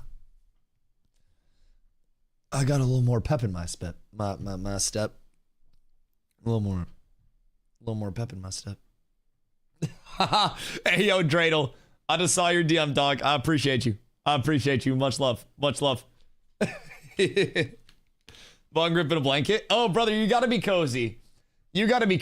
Like, at the end of the day, if you can't be anything else in life, be cozy and surrounded by friends. First time watcher, sorry about your lost friend. Hey, I appreciate your words and I appreciate you coming through, brother. Thank you. Listen, it's something that I'm gonna be honest, like, I feel similar to the way that I did the last time that my dog died, like the last dog that I had, where like I got many days of happiness and fun out of something that is going to bring me a little sadness. And like, it is what it is, right? I think that at a certain point, many games will die and many MMOs will fail to make it to launch. Just in general, right? I think that Ashes is not an exception to the rule. Chocolate's lost his thunder. Nah, my chocolate night's still lit. But yes, so like I think Ashes launched because of Steam release. Like, yes, launched because of Steam release, but anybody with a brain about Ashes, like myself, I don't know if I have a brain, but I was trying to tell every single person this was far from the launch and this was far from the finished product, right? And we're far away from that, right? And 1,000% understand that. Like I think the Steam release was probably the beginning of the end on the corporate side. If shit was actually going bad the way that Steven has said it is, that makes me start to believe that the problems really started sometime around the Steam release. Is game dead? Rush, my boy, looks like it might be dead. Yeah. Like, genuinely seems like a GG go next. Did we get actual confirmation that the entire studio is gone? Logic, this is Steven himself. So basically, the timetable according to Steven, right? Keep in mind, Steven recently posted in Discord before this and said that he was checked out more or less for like 2 weeks because of health challenges. Steven's been sick for a while. Anubis, thank you for the prime. Steven's been sick for a while and has had health complications. To what extent, I don't fucking know. But basically what he has said is that he can make a limited statement in his personal capacity and not on behalf of the company. The control of the company shifted away from Steven, and the board began directing actions that he could not ethically agree with or carry out. As a result, he chose to resign in protest rather than lend his name or authority to decisions he could not ethically support. Following the resignation, much of the senior leadership team resigned. Following Steven. Following those departures, the board made the decision to issue WARN Act notices and proceed with a mass layoff. So, from what we're being told by Steven, Arrow said he's down to stream other MMOs together. Ooh. Some Arrow and Dusty arenas. Yo, ask Arrow. I don't know if he's live right now, but ask Arrow if he remembers the last time he saw me in a New World arena. I had my party chat on, but I didn't realize I had it turned all the way up. And I blew out his ears so hard that he fucking yelled at me and got scared, bro. I apparently was 100% volume and just blasted him. Go see the UCC tied to Steven and Intrepid, dated from January 16th, 2026, basically saying he and Intrepid lost everything. So I have this pulled up. What do I do with this? Okay, I'm not a smart person, and also I do not typically like claim to know what I'm doing or anything. View history on the right. Okay, hold on. One sec. View history. And then it's the image download thing. Farm him, reaped, dead, fucking idiot. Oh, goddamn. Hey, download image. Are you guys hacking me? Is this all of you collectively hacking me? Thank you for your IP. Listen, if you're gonna sell it to somebody that'll give me a good kickback as well. This IP's worth a little bit, okay? Okay. Is the game dead now? Seemingly everybody got fired. Yes. Okay. Let's see. So this is something I can show on, like, this is public. I can show this on stream and I'm not gonna like get SUVs pulling up, right? Like, I can go through this. I've never, oh, you're good? Okay. Okay. I got, listen, I just get scared. All right. So all assets of the debtor, whether now owned or hereafter acquired, and wherever located, including without limitation, all tangible and intangible personal property, including all inventory, equipment, servers, computers, hardware, software, source code, object code, development tools, databases, digital assets, content libraries, websites, domain names, user accounts, application data, technical documentation, and all other technology used in or related to any online games or platforms operated or developed by the debtor. This includes, without limitation, all IP, including all copyrights, registered or unregistered, trademarks, trade names, service marks, blah, blah, blah, blah, blah, blah, equipment, inventory, fixtures, goods, instruments, chattel paper. Did they get sued for the paper?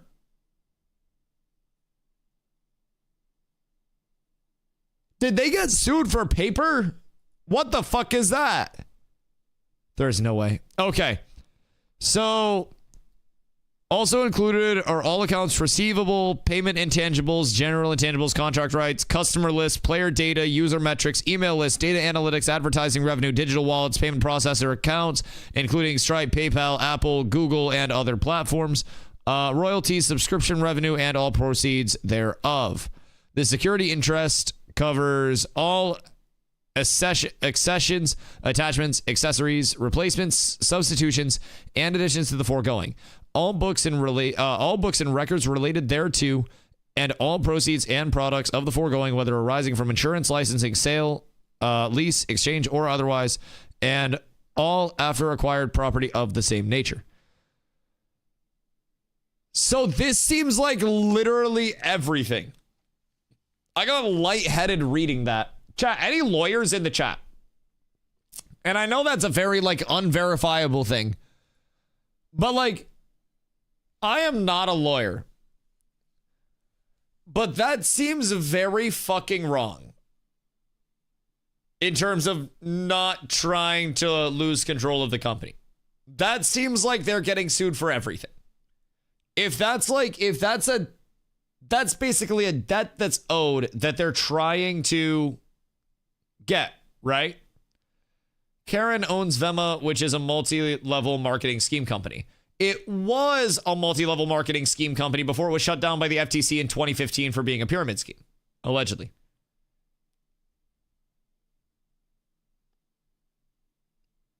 Allegedly. Clip the last 1 minute and post a shorts. Go to the signatures. Nan!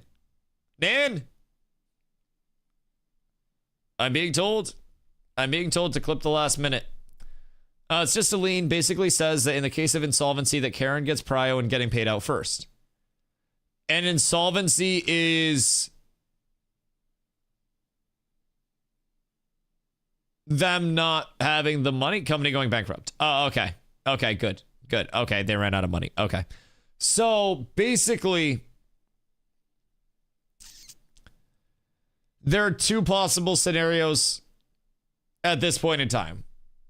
This could be the ethical decisions. The ethical decisions may not even be related to the game, by the way. Keep in mind, if what Steven is posting is the case, then this would be a different realm. This doesn't necessarily mean there's ethical things related to the game. Either way, from what we're seeing on the other side, the other realm could be, before world's first bank run MMO, have we been the bank the entire time? So, what we're gathering on the other side is that we ran out of money. They weren't getting paid on the top end. the money wasn't making it to the top. The top got mad and said, hey, we're changing how this is laid out. And then it all went to poop. That's what I'm gathering right now, if I'm being honest. Like, that's... Damn, Spotify kind of hit. So was in from the start. He just worked with Barracos, and everyone knows who they are and what they're after. Sorry for everyone who lost lots of time and money. Okay, hold on. I didn't know what they were before this. I didn't know what they were. I feel bad for him, ain't gonna lie, if this is true. What's this? Steven sold his house in November at a minus, at approximately 35% reduced listing price.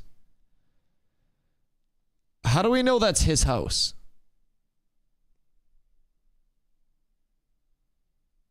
Because, like, that's been for sale since 2024, according to that. So, I mean, maybe he had to, like, his address is in liens. Damn, people know his address and shit.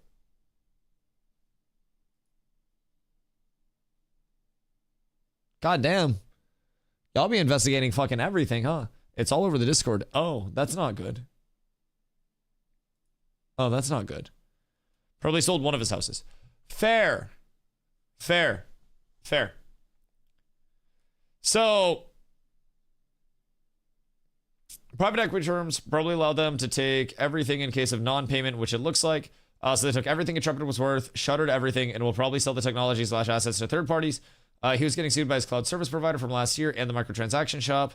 He wanted 50K at least for Steam and only got 30K. Yeah, he said in the interview with me that they were prepared for and expecting up to 50K. And I was not expecting 50K. Personally. I was not expecting that whatsoever.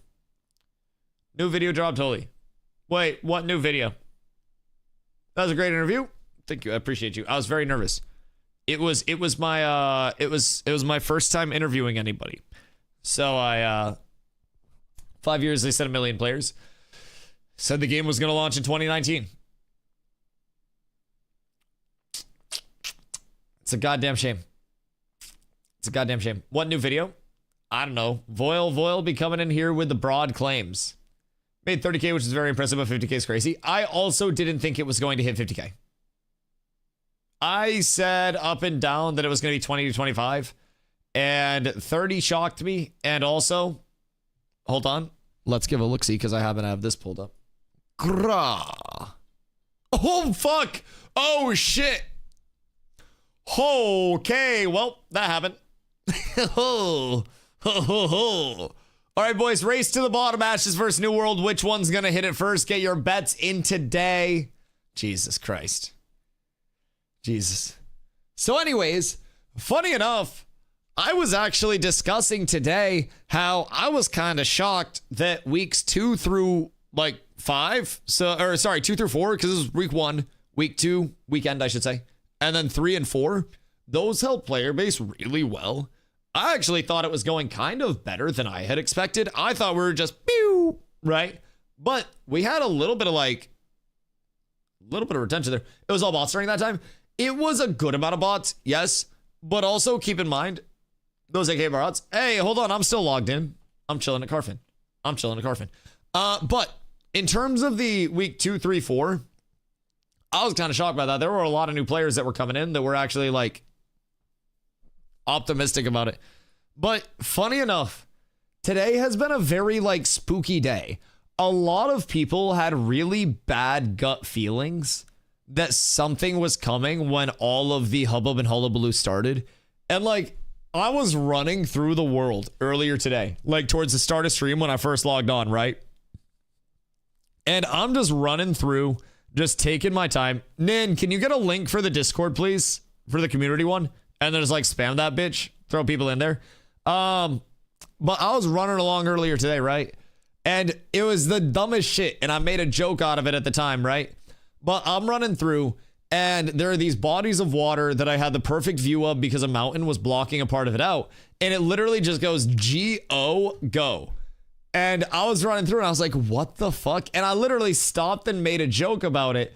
And I was like, crazy chat, could this be a sign for me to get the fuck out of here before it all goes to the ground? And like, we were kind of just shitposting about the actual, like, the doom level of it. And people were like, Dusty, are you concerned? And I was like, I don't know. I mean, if it happens, it happens. And if it, like, doesn't, then it doesn't. Like, I have no reason to be concerned because I can't control it. I'm just a content creator that happens to be here, that enjoyed building a community here. And I'm gonna be completely honest, I did enjoy my time in Ashes of Creation. Our community will transition to another game, and we will play another MMO together.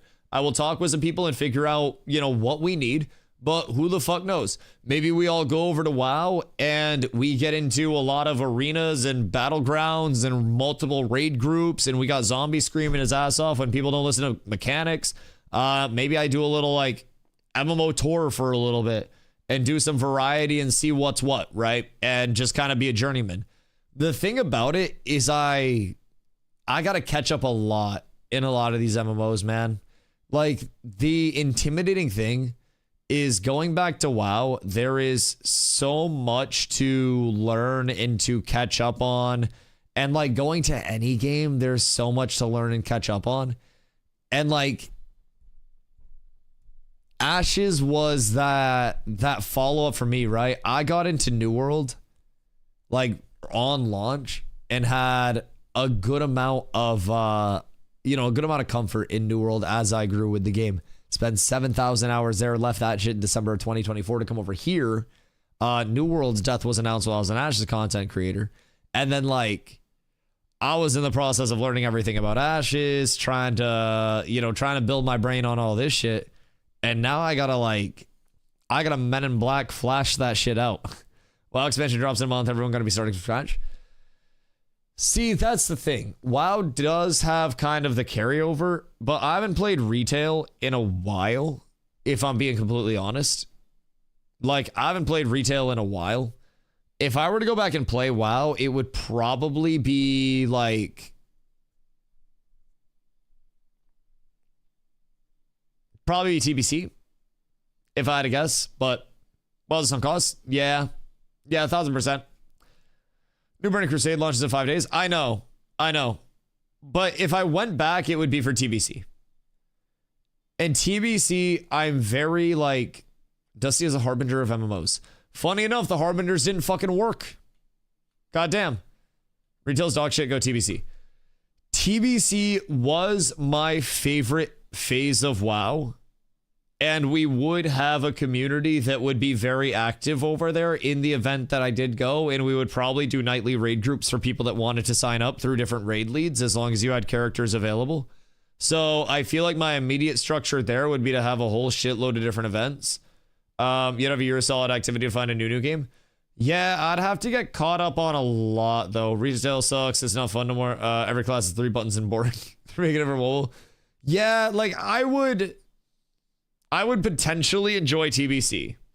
Playing Mage again for sure. I got you in arenas. How is Mage Prop Pally in arenas? Could try Warframe. Man, honestly, like, I'm not shooting down anything. Yo, Archetype, I appreciate you, brother. I appreciate you. What's TBC? Burning Crusade in WoW. Arena 5s. What can a Prop Pally do in 5s? Come to TBC. Community's pumping right now. It's a good time. The thing that I worry about in TBC, and clip this for like 2 months from now, the thing that I worry about if I go into TBC is that it's just a constant like, right? Because there are so many established content creators that have so much more pull than I do that will be, on that level, right? So... laughing at yourself in your stream to see the drama. You're always talking about moving to TBC. Listen, if the world's flooding, I'm building an ark, motherfucker. Listen, I'm trying to figure out an escape route. I don't have that like Asmongold level sub count, dog. I got so many gifted subs earlier that I cried. People thought that I was crying because of the Ashes shit. I was crying because my community like threw a shitload of money at me, and I get emotional because I'm broke, bitch. So I gotta figure out something, or I gotta figure out how to update my resume and explain that my multi-year gap in employment history is because I was playing a fucking video game. I don't know.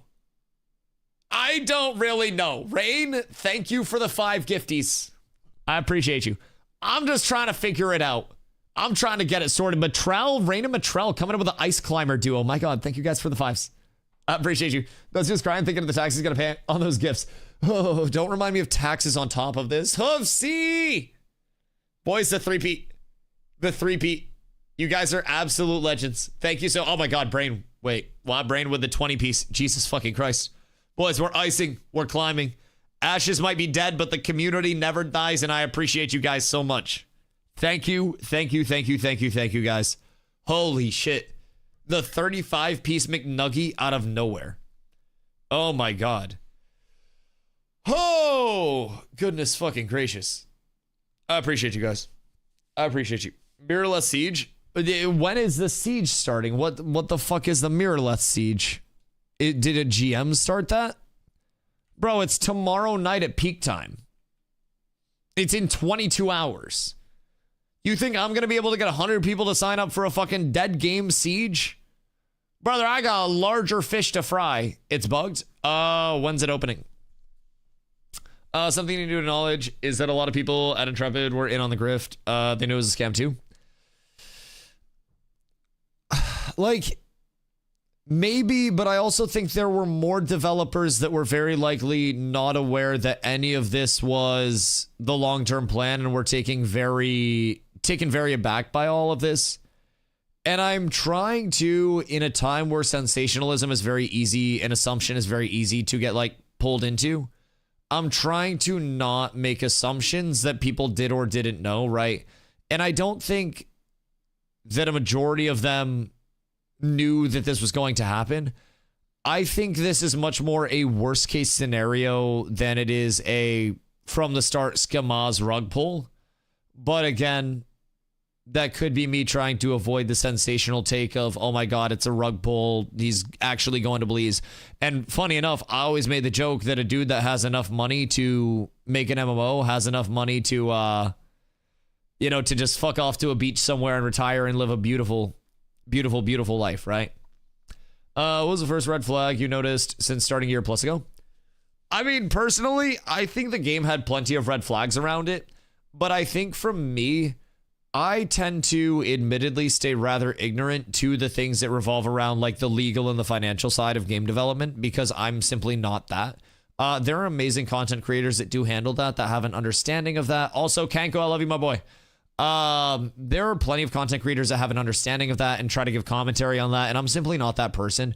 So my red flags didn't really revolve much around the investor on the back end side, because I'm going to be honest, I don't quite understand what a UCC lien is. I understand that it's a debt, but I don't know all the legality, and I try not to concern myself with things that I don't know, because then, not that I don't want to learn, but like I try to learn about them, but until I learn and I know, I try not to give commentary on it, right? So for me, my red flags were always more like gameplay and progression and, related to that side of it. And mine was more along the line of, oh, wow, what if these systems actually don't all mesh in the way that Steven wants them to, and the game itself fails because players just don't enjoy it, right? And that was where, admittedly, my red flags were more focused. And I tried to learn about the other side of it that other people were more familiar with. But even to this day, like, I'm learning so much about the back end of stuff that, I have seen these Reddit posts, right? Every day when I'm taking my pre-stream shit, I scrolled the Ashes of Creation subreddit, and I would also check Ashes of Creation YouTube because I try to sync up the content that I watch with my activities, right? So I basically tried to sync up all the shit at one point in time. And from what I consumed, I saw these posts, I saw everything, I read through them, and I went, well, I'm kind of too stupid to understand all this. So, like, I understand that there are, like, investors and that there's debt, but I also don't really understand the implications of what leadership and stuff like that is seemingly impacted by or not impacted by. And as a result, I try not to speak ignorantly on things that I don't know about, right? And I try to learn on those things, but I try not to speak too too ignorantly on it. So UCC lean equals I give you Rosarium gear. You promise to pay me 100 gold by end of month. You sign a contract, but you don't pay. I get gear back. It's like a payday loan for businesses. And the payday loan doesn't get paid back, but instead of, it's like a repo on a car type shit. But instead of a car, it's the entire month. Or the entire vehicle. Sorry. The entire business. I have so many things that I'm trying to read right now. I'm trying to like make mental notes. Fuck your 9 gold, by the way. Hey, I asked the other day. You do still owe me 9 gold. It's exactly like repo on a car. Okay, so like Steven basically got a Urus and realized that shit, we can't pay for the Urus type shit. And then the car eventually ended up getting repossessed, and there were liens that were filed and things were done to try to prevent the car from getting repossessed. But at the end of the day, there was not enough liquid that could be floated to keep the car from being repossessed. He's self-funded, brought external investors. Markets are super sus right now. Company lots of costs. Nobody wanted to buy in. Right, and MMOs. We were talking about a lot of this basically before the announcements and everything. But MMOs are not an appealing thing, man. MMOs are not an appealing thing whatsoever right now for a lot of development studios. Very simply put, it's an aging audience, it's a shrinking audience, and a lot of MMOs have nowhere near the presence that they once had, even on the highest end of it. And I don't necessarily think that people would want to buy in. I don't necessarily, like, at least people that are interested in the future of the game as passionate as Steven seemed to be at one point, right? And I think there's a lot that goes into it on that side again that I don't see on the back end and we don't see on the back end, right? Unless you're OSRS, that is fair. That is fair. 6 foot 3 inches. Are those 2 different measurements, by the way? What happened? Everything's cooked, brother.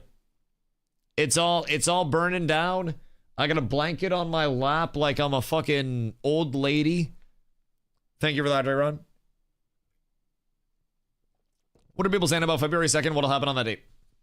Is that Monday? Yeah, it seems like Monday.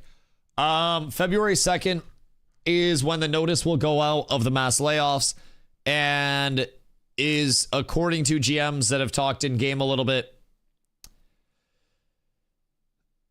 when everybody will be formally let go. So seemingly we could see, is Karen a real person? Supposedly she got a family too. Hoarder Alliance, probably Alliance. I won't lie. I do kind of love the Alliance side if I do roll. I won't lie. Like I got to if I'm paladonging, you know, Arcage Classic. I never played Arcage before. Making a human mage racial OP. No gnome. No one escape artist. And in Glow, I expected more from you. So the game closes on February 2nd. Nothing confirmed at this point in time, right? But it looks like there is effectively nothing left to even power the game, right? Can you log on right now and play? What, Ashes? Yeah, I'd be on this bitch right now. So, like, you can log in and play. I'm proud of us. Streg, we did a lot, dude. I think we did a lot of good over here in the time that we had, I will say. Listen, hear me out at this point in time. Cats with abs, best community in the game to have nobody named on the list. No implications, no accusations. The #1 clean community to ever fucking do it, baby. No PEDs, no slurs. Yeah, I'm looking at you, Pyongyang. Be in the Hall of Fame if it weren't for that goddamn slurring. Ashes was a lot of fun. Ashes was a ton of fun, if I'm being completely honest. I came to Ashes when I was unsure of what was happening with... Ni hao. Yeah, ni hao, Sum, how are you? I came to Ashes when I was unsure of what was happening with New World, which is a game that I had gone full-time in, got partnered in, built my stream in, And I came to Ashes, and the Ashes community provided me more than I could have ever imagined in terms of stream. It's genuinely a world where I never thought that I would be in this place to start with. And every single day that goes by, I'm appreciative to be in this place. So Ashes was almost that like, oh shit, look what I found for me, right? And I'm really going to... I'm gonna miss it, man. I will. Good, bad, and different. MMO Space is Swamp. Oh, yeah. Oh, yeah. And let me tell you, most of the Shreks want us outside of that fucking swamp. They really want us out of there. I'm very dead inside. Cole, it's tragic, brother. It's tragic. Actually, like, I'm gonna be real. A lot of people here may not be a member of the Ashes community, so they may think this is a lot of people just being like, man, Ashes was gonna take over the world. We didn't think that here. We thought that Ashes had the potential to maybe make it to launch as a passion project in a profit-driven MMO world where everything is about draining your wallet like Riley Reid used to drain balls. She's retired now. But everyone had just a little glimmer of hope that it could have worked out in the long run, despite all of the issues, despite all of the, all of the element of like, writing's on the wall that everything's cooked, right? It's got development setbacks. It's got everything. If you're an MMO fan, you're probably hoping for some MMO to actually take off. So I'm like, really trying to retrain very quickly as very simply put, to get out of the whole saying no's. First Ashes, now you tell me Riley's retired. Yeah, if you Google her, it says she was a former. So is it time to play Rust? No. We're not so back. Yes, we are not so back. We're not so back. But yeah, man, I think the Ashes community will very much tell you, at least the reasonable ones, will tell you that there were a lot of reasons why Ashes probably wasn't going to make it to launch in the first place. And I don't really think anyone expected it to be at this point in time right now. There were a lot of shits related to the leans, right? Or what the CC UCCs, right? But I think the average mind that doesn't necessarily have a legal understanding, like myself, and people that just focus on the game itself, were kind of caught off guard by truly how sudden and abrupt everything shaped up. And I think that realistically speaking, if you knew what the UCC stuff was, then you probably understood on a level that someone like me has no problem admitting that I don't understand, right? So I'm more than willing to admit that I'm an idiot and that I don't necessarily see the UCC stuff in the same way that somebody else may. Again, admittedly, I focused on gameplay stuff, community building the entire time, and trying to provide, as the little guinea pig does, go through the course and provide the feedback to maybe power some of the changes on the developer side, right? And honestly, I feel like all said and done, this community did what this community wanted to do in this game. And, going out in this way, I think was sudden. And like the pull happened incredibly quick. And I think, again, I said this earlier, but I think a lot of us thought eventually the game would just kind of peter out and die, and we'd all see it going out, and it wouldn't be this like abrupt all at once thing. I didn't think people expected it to be like the rug pull-esque thing, right? I think people assumed it would just be a death where people eventually lose interest, the directory goes empty, the player base goes empty, and then, everything eventually just goes away. It didn't go away with the tiniest of presences, right? Sure, LMOG said to see this genre solo. Yeah, no, I agree. And differences aside about the thoughts on Ashes and stuff, Like, I appreciate all the sentiment on both sides, right? People that show up every day that bring in the discussion or why I'm able to yap for 10 hours a day every single day. And it is, you know, truly humbling to have people that are in here that do just hang out in the stream despite disagreeing with my optimism, right? And I really do want the MMO scene to be in a good space again. I am such a small portion of, you know, the Twitch realm. And I hope to provide a community that has a lot of people that will follow it. And we can find a community in MMOs again. But it's tough. It's tough. Especially when so many people are looking for something new. And something that's not just like, okay, I've been doing this for so long. It's a sunken cost fallacy, right? Their checks won't go through on the 1st according to the warn notice. So they're literally not getting paid their last check. So what about like severances and shit? Surely they're getting severances, right? Instead of the last check? Nothing.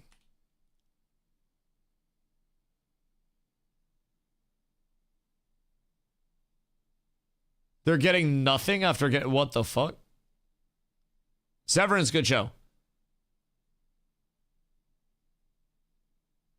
Wait, they're getting literally fucking nothing? The devs? They said there's no money to pay anyone.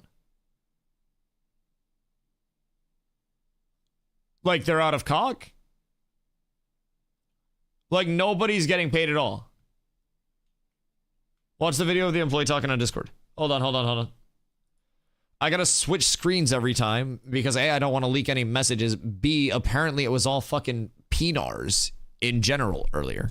So I'm scared to like pull that shit up. Hold on. God damn, I got a lot of DMs. Who be sending me all this shit? Hold on. I searched up a wrong Deku, I think. Wait, no, Deku. I see you. Did you DM me? Oh, thank you. Is this the video? Bad news for Ashes of Creation. An employee shares what's going on. Oh shit, my music. Hold up. All right. In a bombshell tonight to the channel. Unfortunately, I have some bad news, and it appears that Ashes of Creation is in some trouble. In a bombshell tonight, essentially, employees claim to have received notice that the studio is closing. I can't substantiate these claims firsthand, but I have. But we got a lot of pointers, boys. That they are a dev, and I'm going. We got to a let lot of them pointers speak for themselves. And here's what they told us when they came onto our guild's Discord. All right, I'm gonna let you listen, and we're gonna just have some cover footage. Do I recognize the voice? No, this is probably not, but I am actually an employee at Intrepid. Okay. I'm on the level design team. Wait, people coming clean? It's a shitty situation, I'll be honest with you guys. We basically are not getting paid now. We've been told that we're not getting payroll. Bro, that's so fucking cooked. That we've worked. Starting the last 2 Monday. weeks? And as of Monday, we were notified through Warren, which you guys might have heard about, essentially in California and many other states. If you are shutting down the studio, you have to give 60 days notice. So they have given us that notice. That doesn't mean they have to fire us, but it's very likely. It affects all positions. And that's 60 days? Wait, hold on. You guys were talking too loud. I didn't fucking hear. Shut the fuck up. Not getting paid volume, please. Yeah, I'll go back here. Here. I'm going to let I'll restart it. Here. I don't know if you guys know this. Quiet down. Probably not. Quiet down. Shut the fuck I am up. actually an employee at Intrepid. Shh. I'm on the level design team. It's a shitty situation, I'll be honest with you guys. We basically are not getting paid now. We've been told that we're not getting payroll for the last 2 weeks that we've worked, starting Monday. And as of Monday, we were notified through Warren, which you guys might have heard about, essentially in California and many other states. If you are shutting down the studio, you have to give 60 days notice. So they have given us that notice. That doesn't mean they have to fire us, but it's very likely. It affects all positions. But they also have to pay us. So by invoking the WARN Act, they're actually cutting our benefits and they're not paying us. So that's an illegal action. So essentially, nobody at Intrepid So is this going to be a big None thing? Of the employees. This is all being done through the board. Like, this sounds Steven large. Is no longer our CEO. He has resigned. He mentions the because board he's been too. Fighting the board for several months at this point. So it's kind of shitty. It's shitty all around. I feel the worst for you guys for playing this game and supporting it, and that really sucks.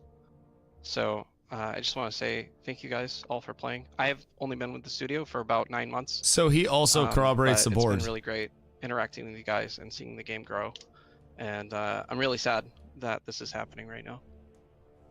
Man, we are so Okay, so the board confirmed exists. Like, the board that Steven talked about just got a vouch from a former dev. And that seemingly, the board is 2 people. Is the board 2 people, or is it also the Karen that was listed on the liens? Because now people are saying that the Intrepid Studio ownership is under Karen. That is, Karen owns this. Right. That's what I've been hearing. That's what I saw. The board are shareholders. Right. And there was a Reddit post a while back that listed a lot of liens that were placed on Intrepid from many different sources. Was it a YouTube video? Yeah, because hold on, I got you. I gotta be careful. I got a lot of tabs up, and I don't want to be like caught switching to Ash's general Discord, and then a peanut drops up. Hold on. Here we go. There's your video, boys. There's the videos. Look, all right. Well, nothing there to worry about. I'm just worried about accidentally switching to the Ash's Discord, and then for whatever reason, there's just like a fucking peanut there. Brother, I've heard it's been a vicious, unmoderated area. Ash's Discord seems pretty tame now. I mean, I would assume everybody got tired of just looking at a bunch of cocks, but like, never underestimate how long the internet will look at cocks for. Like, goddamn. Don't do it? Yeah, no, I'm not gonna do it. Think Marg was sick last stream. Wait, do you think Karen hit her with like an energy ray? What are you saying? What are you saying, Bugsy? What are we on now? Cause like, I'm down to get deep into the rabbit hole. I'm very down. Listen, the pyramids were giant batteries. She seemed down. Oh, that was when the flu was going crazy. That shit was bad. I had the same flu around the same time. And let me tell you, I got fucking cooked.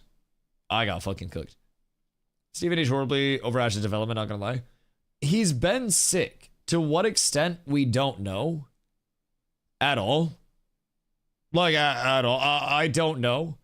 But he's had a cough for the longest time that we were told was a side effect of one of the medications that he takes for, like, other symptoms. So, I mean, that... oh, my God. No, I'm dying. That could also be something that led to this board presence. But also, the board... people are saying that Karen is not the board, but Karen is now listed as the owner of Intrepid from everything that we can find. Steven was in the files that came out today. The Intrepid files? Or are you saying other files? Were there other files? Where's Karen listed as the owner? There was one of the liens. Oh, God, I got to go through the tabs now. Hold on. One of the liens had Karen as the debtor. This one. So this was the most recent lien that was filed. And this was, or not the debtor, sorry, the secured party information. The debtor is Steven. That's my bad. I don't know the legal terms. But basically, this was on the 14th. And Intrepid Studios, Steven Sharif against Karen. Karen is a secured party. And this is all assets of the debtor. All of them, everything, including inventory, equipment, servers, computers, hardware, software, source code, object code, development tools, databases, digital assets, content libraries, websites, domain names, user accounts, application data, technical documentation, everything. Everything. So there have been a lot of these just filed in the long term. And again, I'm not lawyer. I'm not familiar with the UCCs and the implications of these and what these are actually in terms of Karen B is a major secured party for Intrepid. She can demand assurances that her obligations will be met. If Intrepid is unable to deliver those assurances, then the secured party may move forward with the process of assuming control. Right. So what I've been told and what I've gathered about the UCCs, but basically, is that it's the same thing as a car note. And if you don't pay your car note, then they come repossess your car. And in this scenario, it seems like the payment wasn't able to be made, or like the obligations weren't able to be met by the debtor. And in this case, the person that was funding it came for what the debtor actually has. I'm not a lawyer. I'm just trying to learn as I go a little bit, because I'm as kind of flabbergasted as you guys are, you know. So wait, is there more meat and potatoes to that? Did I end that? Hold on. I'm assuming there's more meat and potatoes. Hold on. Sorry for your, for what you're going through. There is. Okay, hold on. Yeah, nobody's trying to scam it. Like, yeah, nobody's trying to scam. There's no scam here. Like, we're all getting fucked. It's fair. We know for a fact that they have money and they're refusing to put it in the payroll account. Like, we made something like $8 or $9 million last month, which would cover payroll. I think our payroll is like $4 for a million. few weeks. Was that just from Steam, or was that like cosmetics? Yeah, just Steam. So it's all Steam we know launch. they have the money. They're just not doing it, and they're $4 million payroll is also a lot. I don't know what's standard, but I think they're trying to make the company go bankrupt, so they can sell it to another entity. Are you a developer? You're a developer? Who would buy it though? Yeah, I'm on the level design team. I build nodes. Build node? What kind of programming do you do? It's a level designer. Level designer. I was just looking to see what my company has. I'll offer you an opportunity. We have some. We got a couple. So, what was the point of the PTR test yesterday?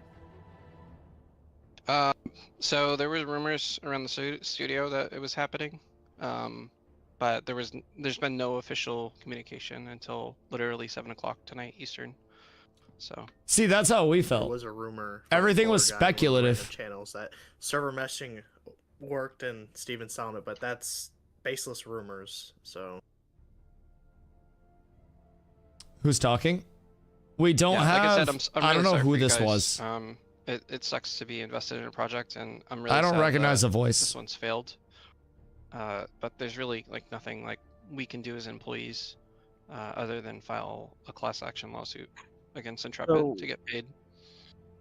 When you say so, is it going to be like the devs versus Intrepid? Who's in charge of that? Did Steven? Is there like multiple? There's a board. It's so Steven basically diluted his shares to keep the project going.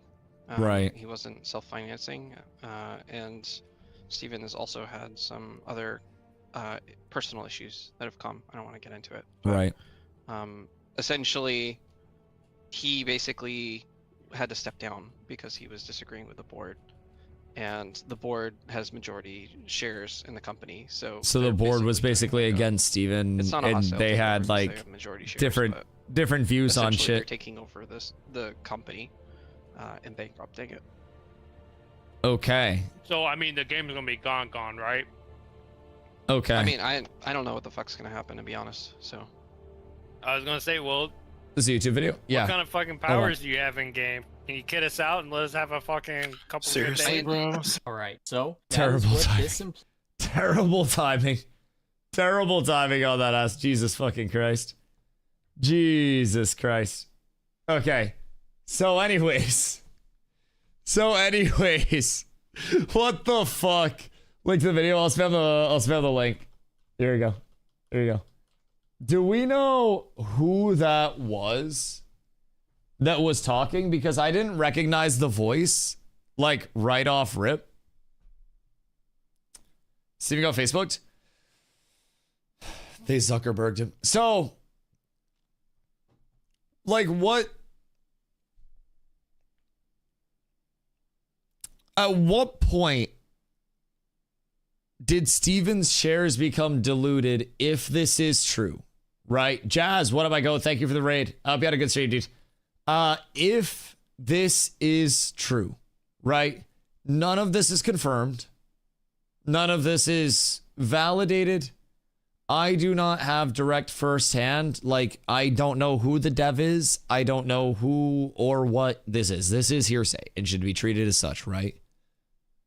But entertain for a fact if this is true and this is the state of circumstances.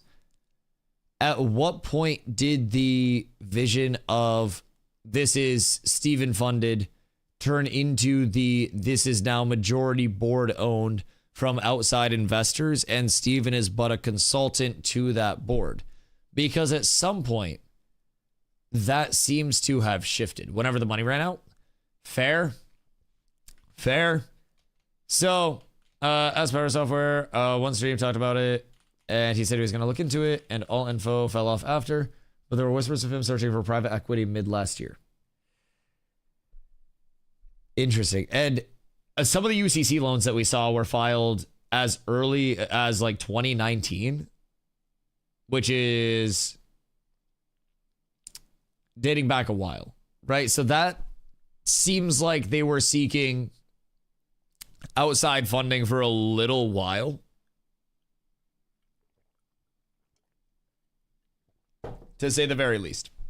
So I'm not quite sure at what point it diluted to the point of like Steven no longer having majority ownership or anything. But his husband was the other half of the board, and they're getting divorced most likely. That sounds hearsay-y.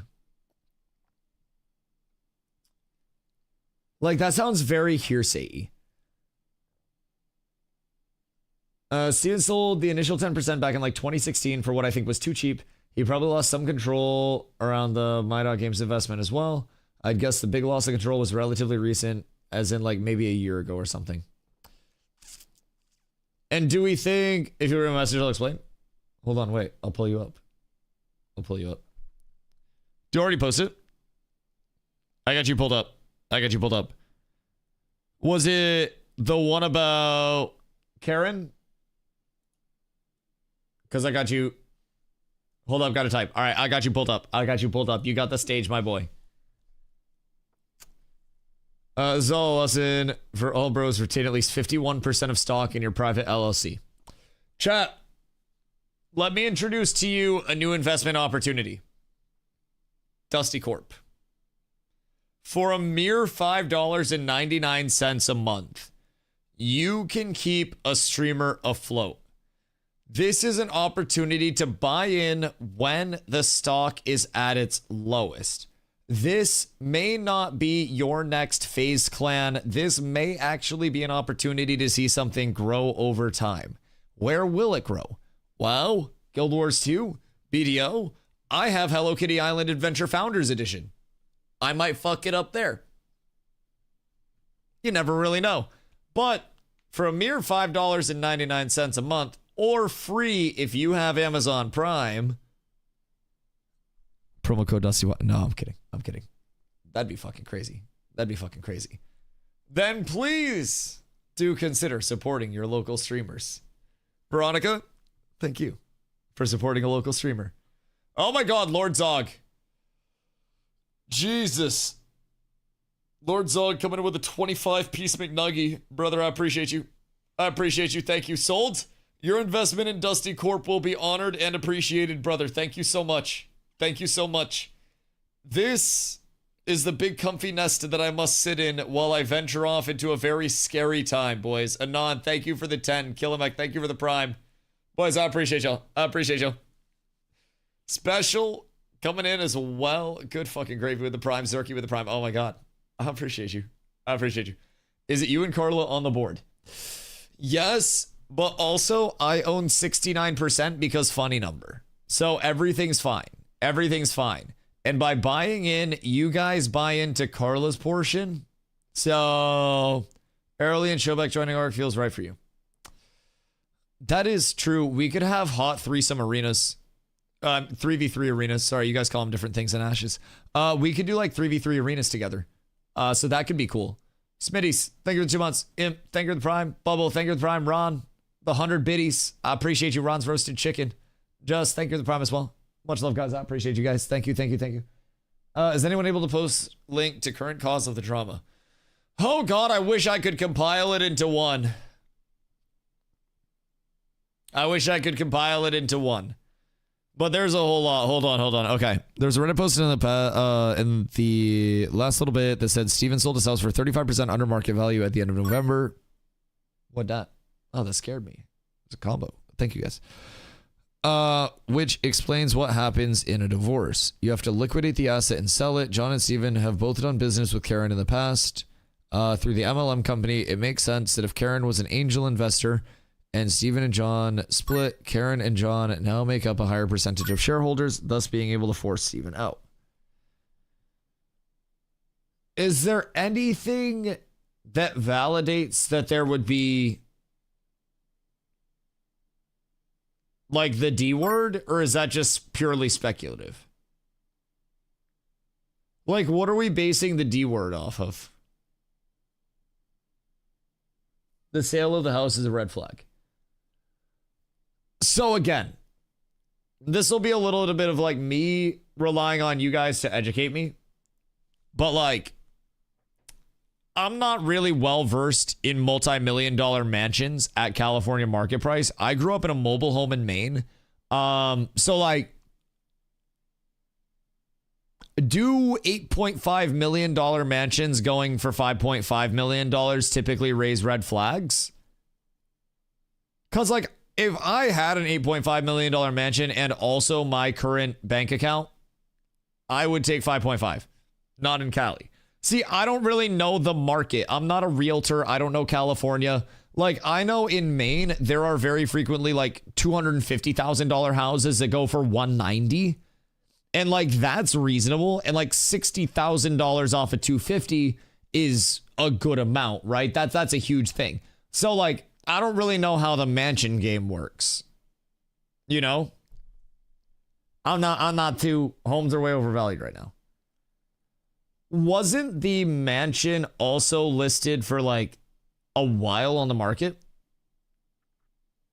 Maine still exists. Yeah, we just balling up here, dude. It's cold as shit, but like, we just be chilling. If y'all ever want to see moose or some shit, feel free to pull up. We got like good food, four-wheeling, snowmobiling, all that shit. Like, we be balling. It was from February 2024. Okay, so that was up for a while. And we're coming to Hightail. I don't know. Josh Allen also lowered his mansion in Cali by a lot too. Who's Josh Allen dating? Because they might also be breaking up. Since all streamers are millionaires by default, can't you just buy the game? Man, I'm not one of those streamers. I'm not one of those ones. I don't have it like that. I promise. If I did, I wouldn't need to go get a second fucking home loan pre-approval letter so that way I can actually afford one. Like, I'd be set. I'd be not paying rent on an apartment right now. Video just disappeared.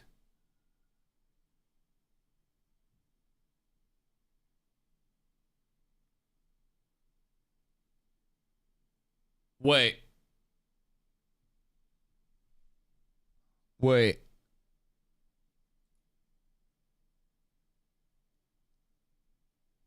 Oh, fuck. Oh, shit. He got a cease and eat chips. Oh, no. Oh, that's cooked. Oh, that's not good. Lord Zog! Thank you for the 25 gifties, brother. I appreciate you. Well, I'm clipping that part out the VOD. Clipping that part out the VOD. We clipping that bitch out. I'm gonna go back. Nin, I'm gonna need you to delete that part of the VOD immediately. I'm gonna need you to nuke that. I do not want the black SUVs pulling up out of the house. And also I might need some legal representation soon. Save it for so no. I cannot advocate for that. They can take your bongs. They may take our MMOs, but they will never take our smoke. Boys, we must stay strong together. We cannot let them take the smoke. I don't care what your smoke is, but all smoke must be protected. We must all stay together in these trying times. I just give you a sub and you're already like I disappeared. What if you're the disappearer? What if you're the one who disappears or makes disappear? Okay, well, they can't do anything over a public file. Motherfucker, Lakaria'd like to have a goddamn word. I bet they sure as hell can do something over a public file. Granted, this is a different type of file, but I guarantee they goddamn can. I'd be scared as shit. I'm not gonna sleep tonight, bro. Fuck, Ash is shutting down. I'm about to be laying there like every creak in the house, just looking outside the fucking blinds and shit. I'm terrified. I'm not. Listen, I'm just a modern day gaming journalist trying to educate the people. I'm wearing a press badge right now that I made on some cardboard. I drink water out of a mason jar. You watch the video and it's gone. Do I have motion now?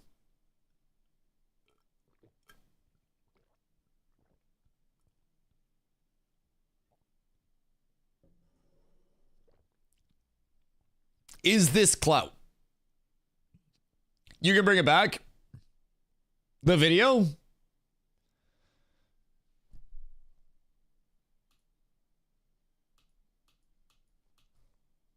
Nah, it's gone. That shit cooked. That shit cooked. That shit is full gone. You have one clip in live stream fills Reddit, so yeah, you have motion. What did people even clip? Was it me crying? Because I feel like me crying was probably a valid clip, but it was because people were gifting a lot of subs. I plead the fifth on that, yeah. I wasn't crying over Ashes for perspective. 100% I'm crying. Probably. I wasn't crying over Ashes, and I tried to iterate that. I was crying over the fact that so many people were gifting subs and donated money. Streamer cries for losing MMO. No, streamer cries because streamer's poor and got gifted a lot of subs. Streamer cries because his fucking his notifications were going brrr, and it was all just gifties and donos and shit. Streamer got monetarily overwhelmed. I'm not a big, like, you know, I'm not a money haver or anything. That might be even more sad. I'm broke, bitch. God damn. I'm very poor. I was extremely appreciative. I've always said I'm sentimental for that stuff, right? Like, I wasn't crying because of the Ashes stuff. Streamer cries because he just lost his money train. That's a fire one. That's a fire one. No, I was just thankful. You got a $700 mic. In what world is a Shure SM7 an SM7B a $700 mic? Wow, how much are you paying? Wait, what? Shure SM7B. My mic's like $400. My camera's the expensive part, but hear me out. 700 Canadian. Oh, I didn't factor that in. Hear me out. Get your shit secondhand. I got a Sony A7 for my camera with a 50mm lens, right?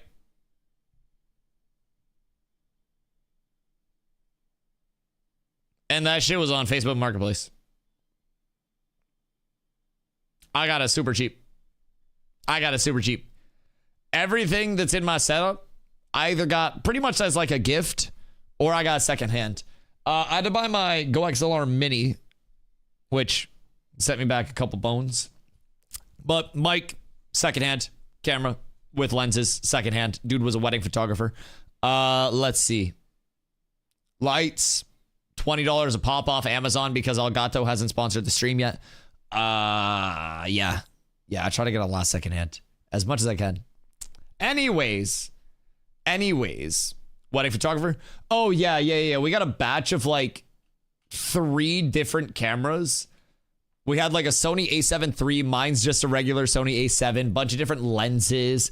And he was just like, yeah, I'm upgrading my setup. And so it was multiple cameras for like $200 with lenses, with batteries. I had to get a dummy battery for it, but that was easy as shit. So that YouTube video, bad news. I deal it. Do I upload it somewhere? Probably not. Probably not. If I had to guess. Those were def stolen. Hey, listen. It's worked well so far. And again, no SUVs outside. Gotta have RGB lights or you're in a real streamer. Look back there. There's a way to bring them in humbly to the setup. I have the little crystal ball because I like to make predictions, and all of my predictions are very frequently wrong as fuck. So, yeah, don't upload it for sure. Like, my stream will probably be missing a chunk of it, which will be that. The video was clipped off YouTube and posted on Reddit. What video was clipped off YouTube? Like this video? Like the YouTube video itself? Because, like, that might be cooked. Once the internet gets it, it's tough. He's going to pull a hightail? Oh, God. Oh, God, no. Not like this. Not like this. I wonder if they got you're fired within the last few days. Otherwise, why the bans? Seemingly, they didn't know until like 7 p.m. EST. Seemingly. Hold on. Oh. Wait, so this was posted on YouTube? Or this was a YouTube video that was posted over on Reddit, right? And then that was front page of LSF? Okay, I didn't do it. LSF clip of you wasn't even a fail / caught you crying, was more of a generic news post. I've made it! Wait! Are you telling me I made LSF as a news information source that's spreading the word in an organic manner? Wait. Holy shit. I always say streamers have the potential to be like modern day gaming journalists. Boys, we've done it. We spread the word. Holy shittingtons. It's absolutely beautiful. Aswan gonna cope? Bro, have him watch the entire stream. Fuck it. He can dissect that thing. I'll probably be live tomorrow talking about it, bro. I'm not going to be rushing into something. I am probably going to take a little bit of time. If anything, Glop, thank you for the gifty, brother. I appreciate you. I will very likely take a little bit of time and figure out where I want to go. Like I said earlier, man, I came here from New World. I don't have a fucking home. I'm a wandering vagrant. Like, someone on YouTube asked, what other games does DustyWhy play? DustyWhy grew up playing a lot of WoW, and right now the comfort pick would be between my big 3 of Fortnite, Dota 2, or WoW, and I'm too old to be good at Fortnite at this point. I like interacting with chat too much to play MOBAs at this point, and realistically, TBC is my favorite era of WoW, and like TBC for a little bit while I get my footing, while I figure out what's going on, might actually be the comfort play. The only thing is, I've mentioned this before, WoW is incredibly congested. WoW has a lot of streamers that are amazing streamers that have been established for multiple years, right? That have established communities the likes of which I was hoping to establish in Ashes in the long term. And becoming one of those everyday presences, right? And it's tough to do so. And it's tough to break into the directories that have a lot of people who have done so, right? Hard to break into WoW. 1,000%. 1,000%. Intrepid Studios board of directors is just Steven. Directors, Steven. Okay, right.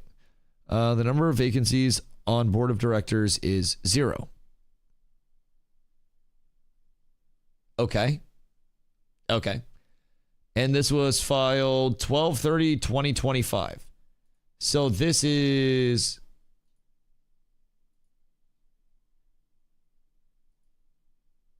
Hold on.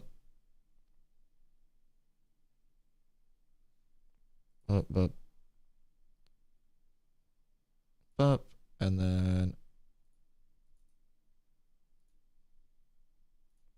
Fucking captchas. I hate captchas. All right. We're in, boys. So this was filed... Did you kill Ashes? I didn't do it. This was filed 12/30/2025, State of California. Let's see. Steven and John with 2 different addresses listed. Just full note there. And then the board of directors lists solely Steven. Just Steven. And then the number of vacancies on board of directors is 0. So, like, this would be office address? Right. So, like, one of those...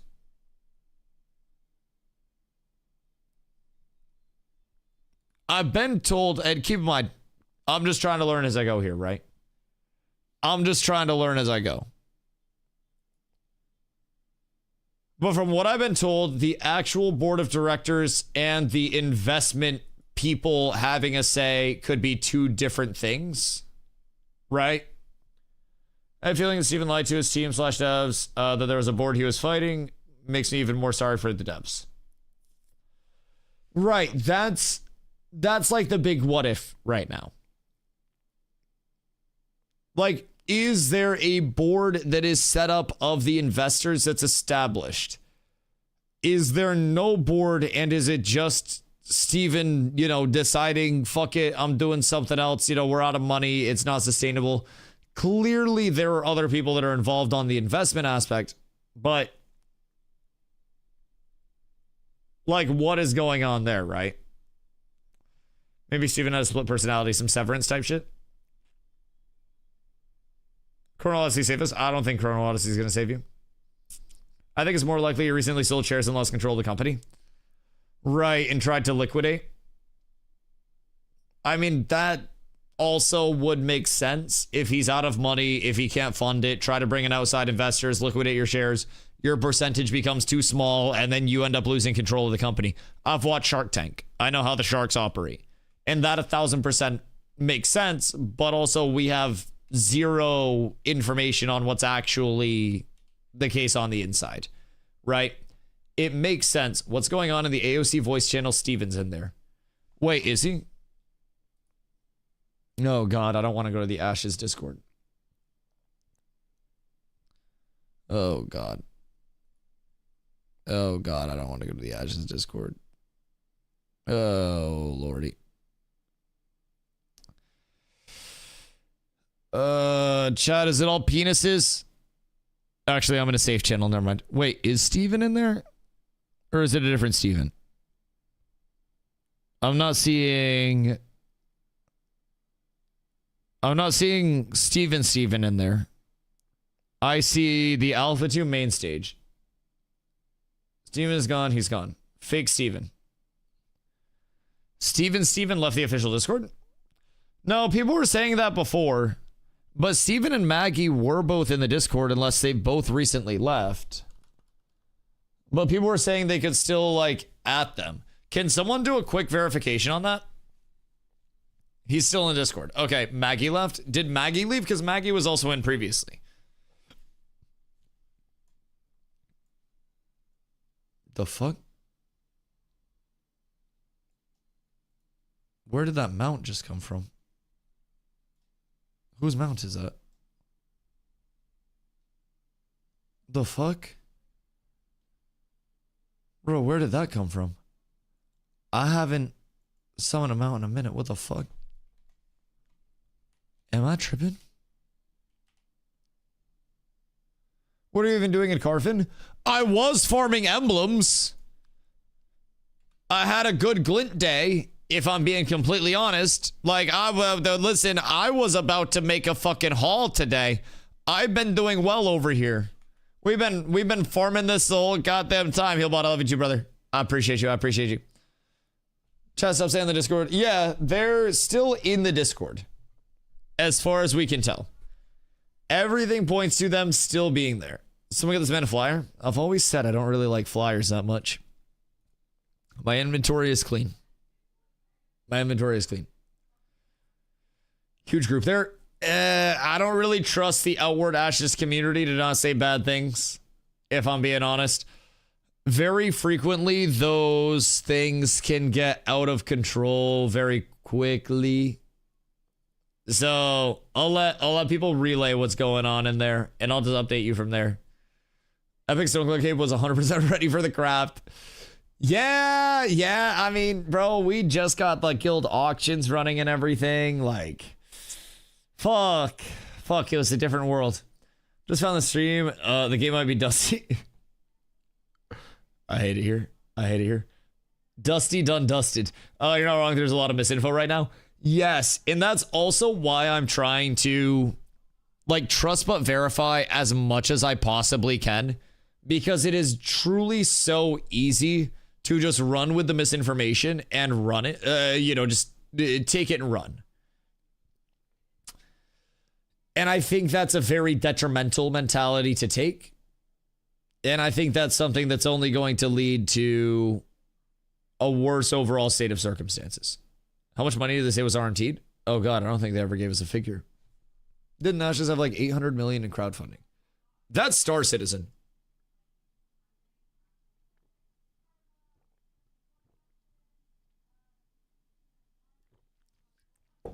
Killing me mostly June Dark Tropic, Desert and Anvil Grand Dungeons. More world bosses, the Harbingers, which actually really started to have fun mechanics. Yeah. Yep. It's fucking tragic. It's fucking tragic. I sent $500 for my blue weapons to lose to Dusty, then AOC gets shut down. You did not. You stopped that. You stopped that. Never got to see Ashes Arenas either. Oh man, what Ashes Arenas could have been. Actually, what Ashes Arenas could have been, man. Today's my first day playing Ashes. Bought a while back and finally installed, so that'll stick around for your stream though. I appreciate that, dude. We will end up somewhere. Honestly, like, we'll end up somewhere. The streak is not stopping. For those that are new to the channel, by the way, with everything coming through, I am a daily content creator. Used to be an Ashes content creator, but here we are. I have streamed over 940 days in a row. Checked the general chat in AOC. Is it penises? Because it was penises. But I've streamed over 940 days in a row, and I very much like making MMO content. Enjoyed making Ashes of Creation content, right?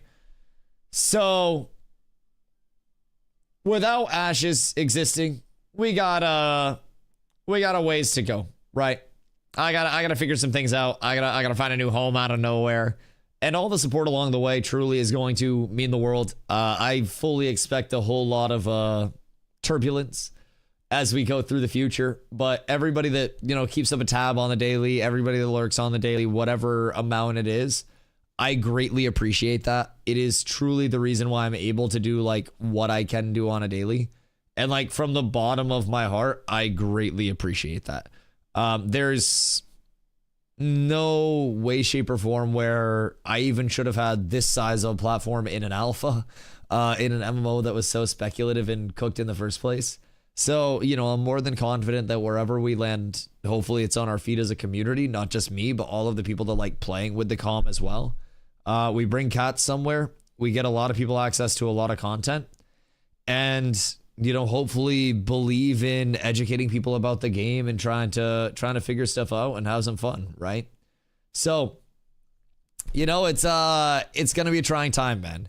There's going to be a lot of uncertainty. And I'll be honest, I'm probably going to be stressed as shit for a little bit. Because, like, the thing about Ashes that was so great for me as a content creator was that as long as the future was there, all I had to do was press start streaming, and like we were good, man. We were good. And it's a different level of uncertainty with the future. That's tough. That's tough. So we stay on the grind. Wherever it is, man. Wherever it is. It's over? Oh, yeah, 1,000%. Only thing to do is move on and hope I land on my feet. There's no uncertainty? No, it's not uncertainty about, like, ashes. The uncertainty for me is that this is my, like, you know, at the end of it, this is my current livelihood. And being a streamer of my size, yes, I have a lot of viewers in here right now with the news, but, like, I do not typically have a massive presence on Twitch. And the uncertainty for me isn't that, like, Ashes is living or not. It's the uncertainty for me that my stream will survive a movement into another, like, MMO world. Exclamation playlist incognito. It's the uncertainty around that, right? You're super cooked as a streamer? I mean, I very well could be. And it's the reality of that, right? And I already survived one movement from New World to Ashes. And I grew in New World where everything was dying constantly, right? So now it's kind of like my chance to jump into a larger directory and go with what I have and hope that it's enough momentum to keep going and that we don't falter out on the way, right? So I think that's the big goal, man. You live through New World. I lived through New World and Ashes, right? So at the end of the day, it is what it is. You can be the niche streamer who plays every dying MMO. Yeah, the anti-canon. I can literally just like inverse canon that shit. If MMO content creators go through and they say an MMO is bad, I'm just going to play it until it dies. Yeah, 1,000%. 1,000%. MMO gamers are just cooked. Not a lot of options, Mr. Zybe. Not a lot of options. You want to come feral for me in TBC? Because, like, I heard a couple things about that cat. Are you the one killing MMOs? It wasn't me. Brother, it was not me. I swear to God. I just show up on a daily. I just try to exist in this aspect. Don't get me started on you. Hoofsy, you know you'd come heal for a cat's raid group. I know Hoofsy would be there. Retail WoW having no more add-ons is interesting, but it's still the same old WoW. See, I do agree with extra steps. But when everything else is falling apart, what's wrong with a little bit of the same old, right? If everything future is cooked, then, like, maybe find solace and safety somewhere. Yeah, Dusty, go play WoW. Bro, it'd just be such a big learning curve. Maybe you'll kill that too. If WoW died after I play it, I'm cursed. I will never get a sponsorship deal in my fucking life. Ever. WoW isn't dying. You say that. You say that now. But honestly, it may be. TBC will fall off quick enough, though.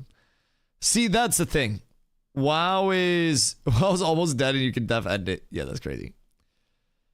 TBC is probably only going to last for a certain amount of time. It's definitely only going to last. And the last time I played TBC, it was fun. It was great. And then it fell off for me.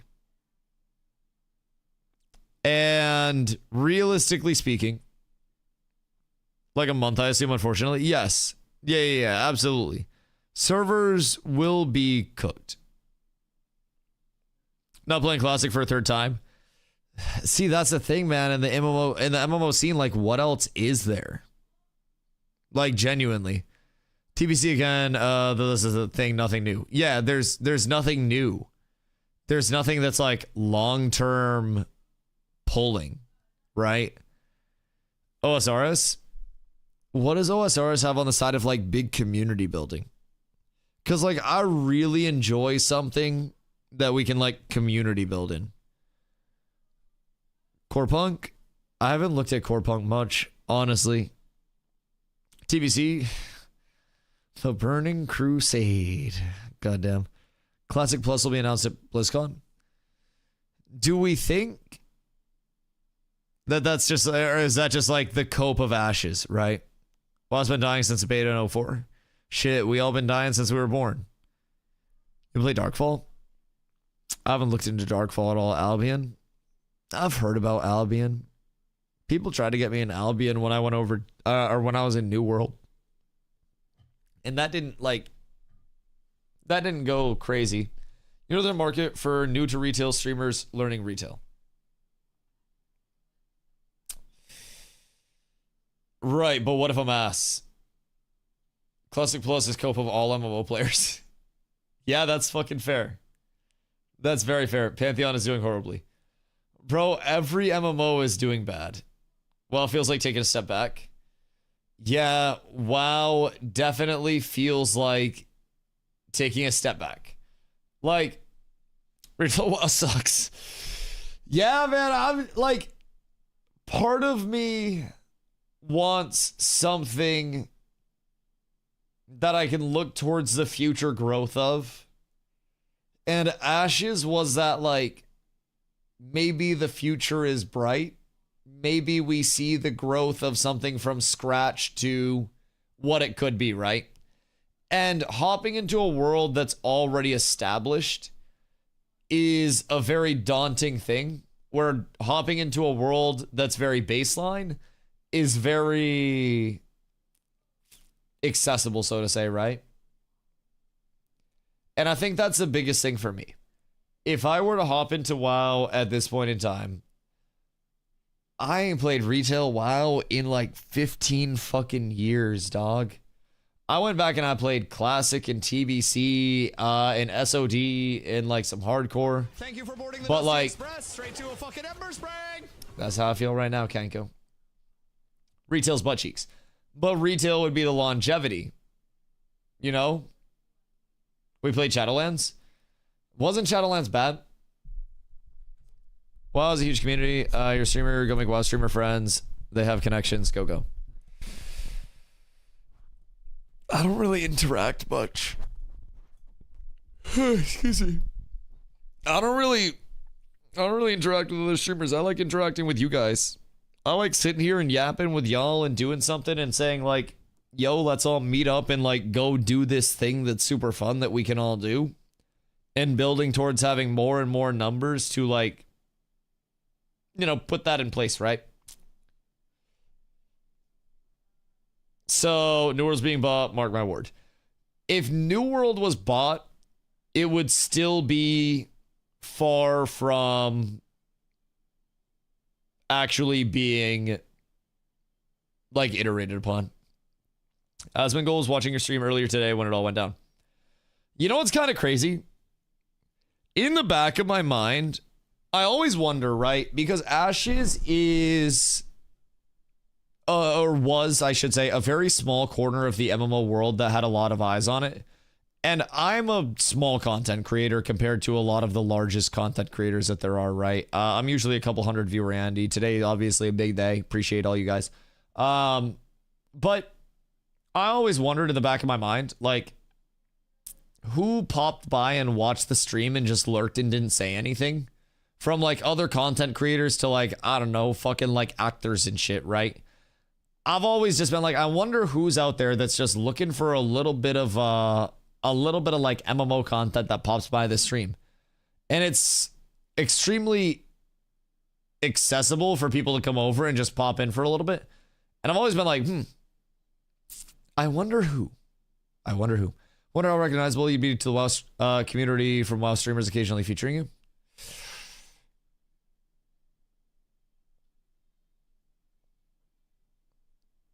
Probably not, if I'm being honest. Like, I don't really have a lot of pull over there. You know, I don't have a lot of name recognition. I don't really have a lot of reason for people to deviate from what they're doing and pull up. So, know that over half the total people watching AOC channels right now are in this channel. It's humbling, man. So, like, it's kind of funny, the full circle. I have had days in the Ashes directory where it was me and nobody else at the end of the day.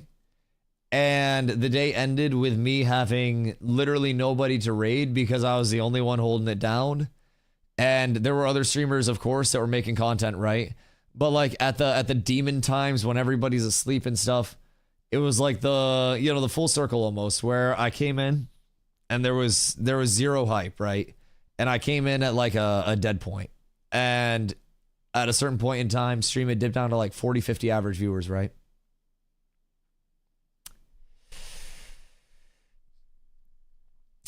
And the full circle of being here, where we're now at this point, where, you know, by all means and measures, still one of the last people holding it down. Goddamn crazy full circle. Is the game dead? Yeah, probably. Probably. It sucks. Yeah. Yeah, it do suck. It do suck. So, realistically speaking,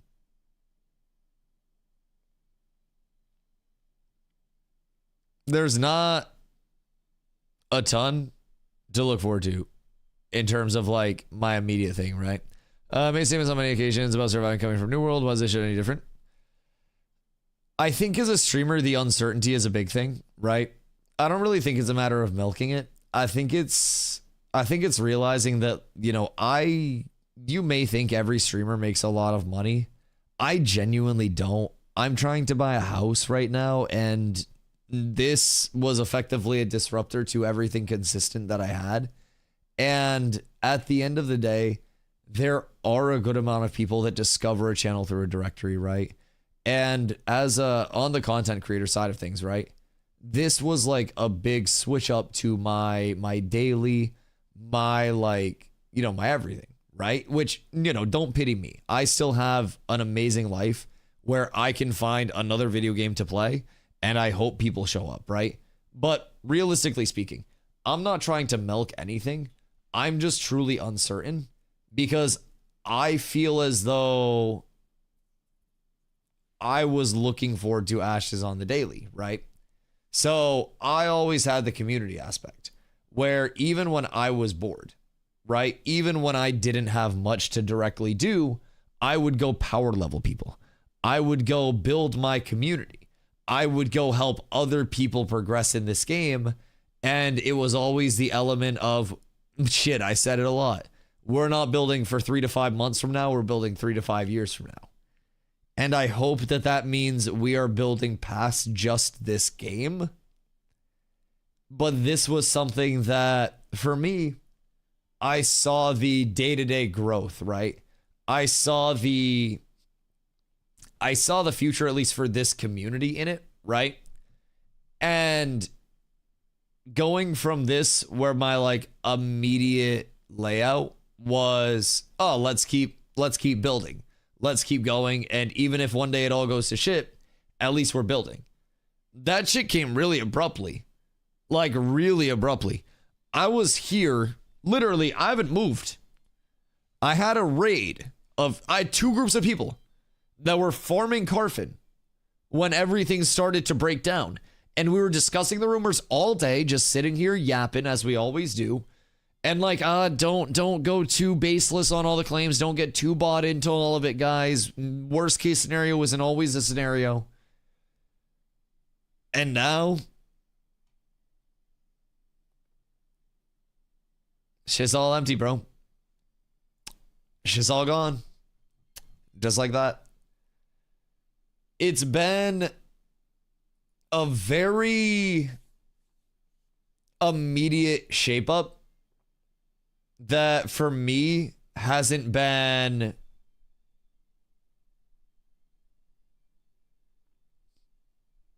like predicted. I don't think many people thought that Ashes was going to make it to launch smooth if it made it to launch at all. And I always tried to, as a voice of Ashes, that wasn't like, you know, I wasn't paid by Intrepid. I wasn't dictated by anything like that, right? I tried to be a voice for players to only come in if they were fully aware of what they were getting into. And I hope that that is still what's represented here, right? But again, I was like, hey, you want to learn more about Ashes? Stay here, ask me questions, man. Can yap your ear off about shit, right? It's tough. It's tough. Because there were so many systems that were still coming in that I think I was able to, you know, look at in a hopeful sense, educate a lot of people about like, hey, these are not in, but these could someday make it in, right? And I think the optimism of it was something that kept a lot of people going, but another one, there's a million. I mean, I feel that. But keep in mind too, the simple like play a game element is a lot different when there's something else attached to it, right? Like if you got let go from your job unexpectedly, I could just be like, yo, just get another job. There's a million, right? But at a certain point, it's perfectly cool to, I think, be a human and recognize that things, you know, do suck. And I think realistically speaking, right, my excitement for the future of the MMO scene was potentially having a community that helped shape the future of what Ashes could be. The arm tears are still going off. The RM tiers are still in global. Boys, final sale. Final sale. Make sure you get it all here. Make sure you guys get your fucking fire sale clearance on everything Ashes, I think. Oh, God. Can we start a class action against Karen and kick them out of Intrepid and get our old team back? I really, like... I don't think that there's much that could reassemble everything, man. Unless we went to an alternate timeline, I actually don't think there is much that could reassemble it. Go back and watch last month from Ashes of Creation dev stream. You can clearly see there's no hyper happiness anymore. I think a lot of things were most definitely on the horizon, and a lot of things now make a lot of sense. And I mean, even like somebody do an exclamation interview real quick, and let me grab my interview, because there were a few questions in my interview that I asked Steven where he took very poignant pauses. I hope I use that right. But he took very like noted pauses before answering a couple of the questions.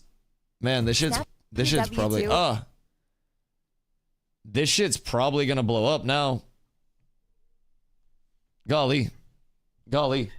This shit might get cooked. Steven straight light to your face in that interview, no question. Gave me a shout out for the content that I was putting out, and a thank you for fighting the good fight. And then turns out we were out of money the entire time. Talking about like, oh yeah, I've already seen that. I appreciate it. God, I should have put chapters in this bitch.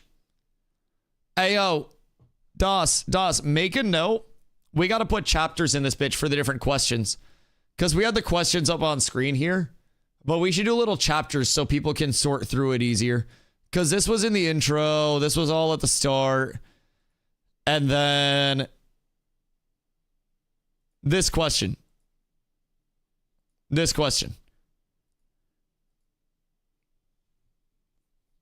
Can you skip to the part about being out of money? No, I looked happy there. Can't be bots if there is no game. It is a good way to get them all burnt down to the ground. Very much gonna miss the Ashes comp. Yup, I feel you, Zop. I feel you. It's a lot of uncertainty, dog. Do you think future Kickstarter MMOs will be affected with player support because of this? I think Kickstarter MMOs were already very, very, very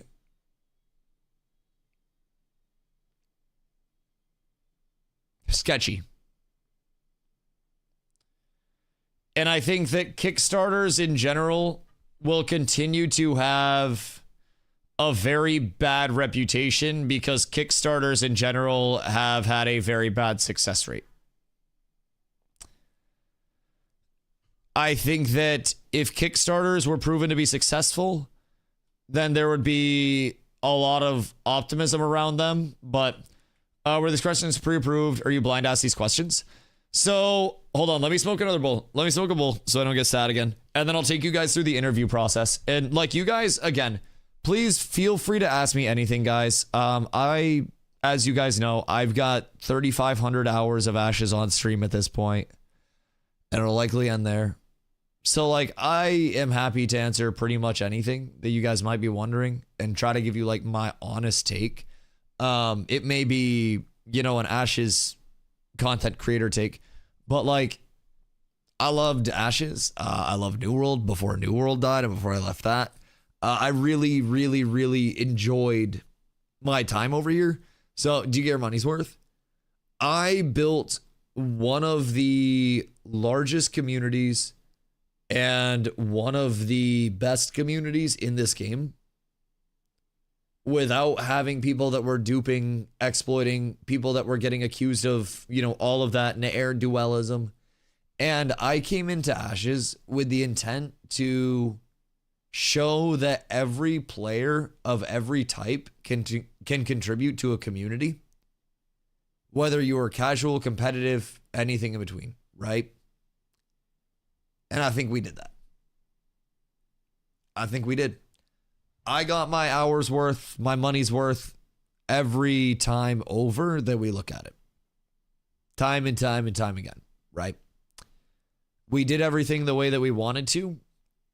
We accomplished a whole hell of a lot. And for me, like very simply put, I got my money's worth over and over and over again. And I don't think many other MMOs.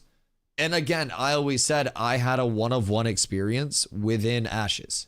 My experience was insane. The lack of stream sniping that I actually dealt with as someone who was here with no chat block, no minimap block on a daily. The community took care of me here, and I don't know why, right? But they did. And I had an incredibly pleasant experience because of the community that I played with, because of the people that joined Cats with Abs, because of the people that'll go with us to the next game, wherever we take Cats, and because of the people that'll be here. And surely there will be substantial restructuring. We got to figure out how to supply shit for an entire other game, right? But man, it's going to be a lot of moving pieces. There will be people that leave the comm. There will be people that we don't hear from again. And like, it's unfortunate, man. It's unfortunate. It really is. You probably knew. I wish I knew. But at the end of the day, I think it's important for us to just keep moving forward however we realistically can. And take the comm forward and just keep building wherever we go. All right, I'll be right back. I'm going to fill up my water. I'm going to take a quick smoky and then we yap more about this. Because there were a couple of questions about the interview that I wanted to answer. Just in terms of like how the questions were vetted and stuff. So we'll yap about the interview when I get back. Un momento.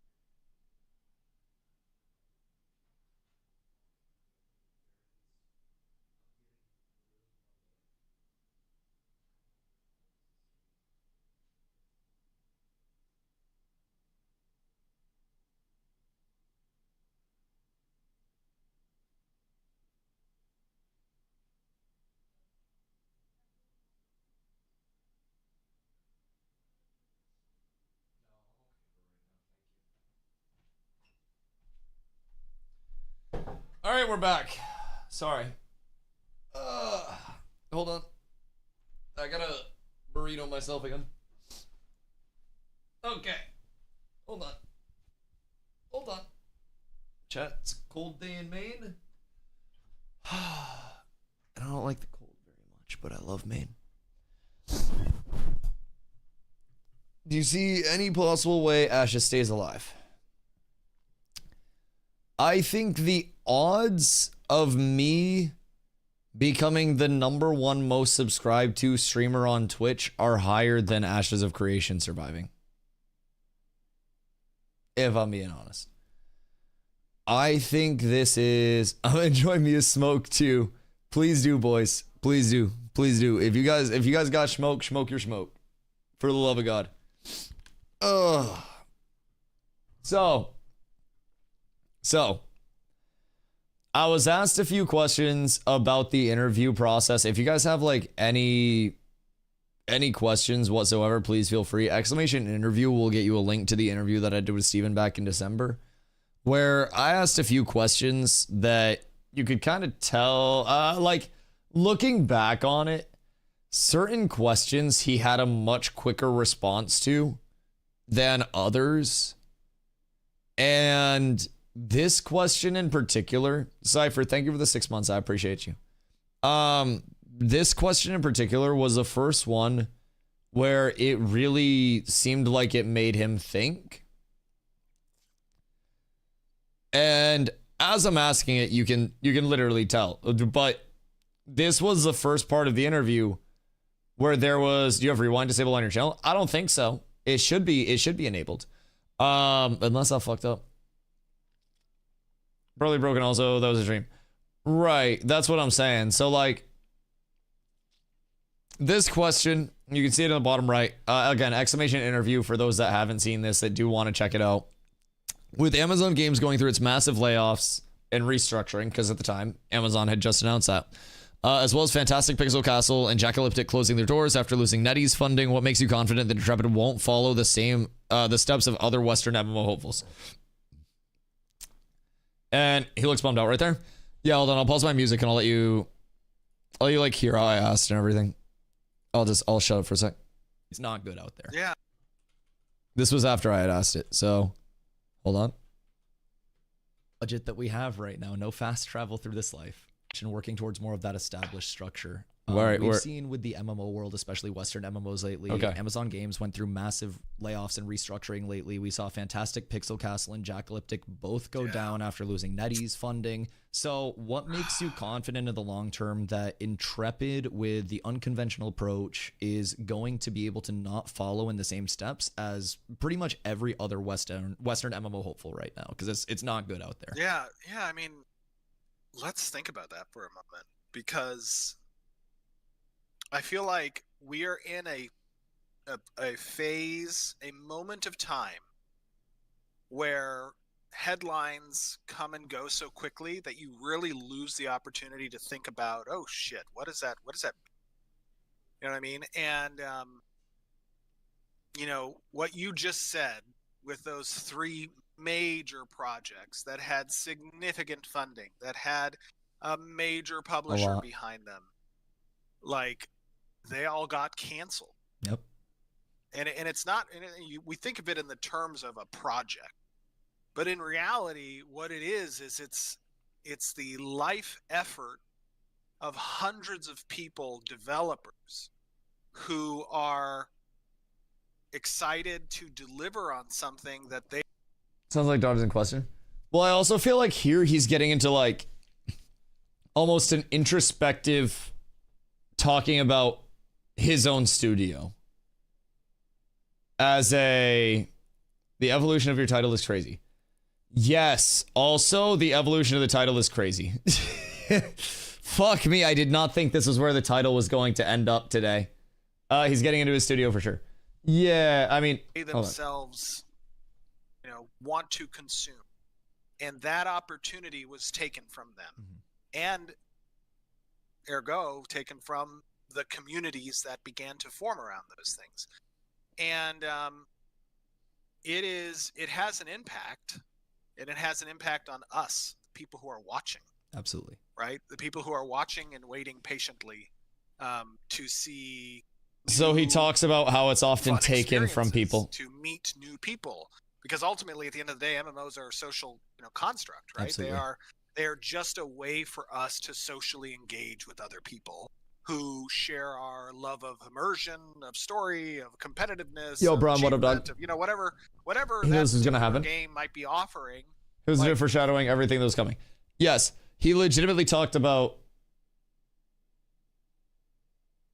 legitimately mentioned people getting the MMO taken away from them and hundreds of people being impacted by that.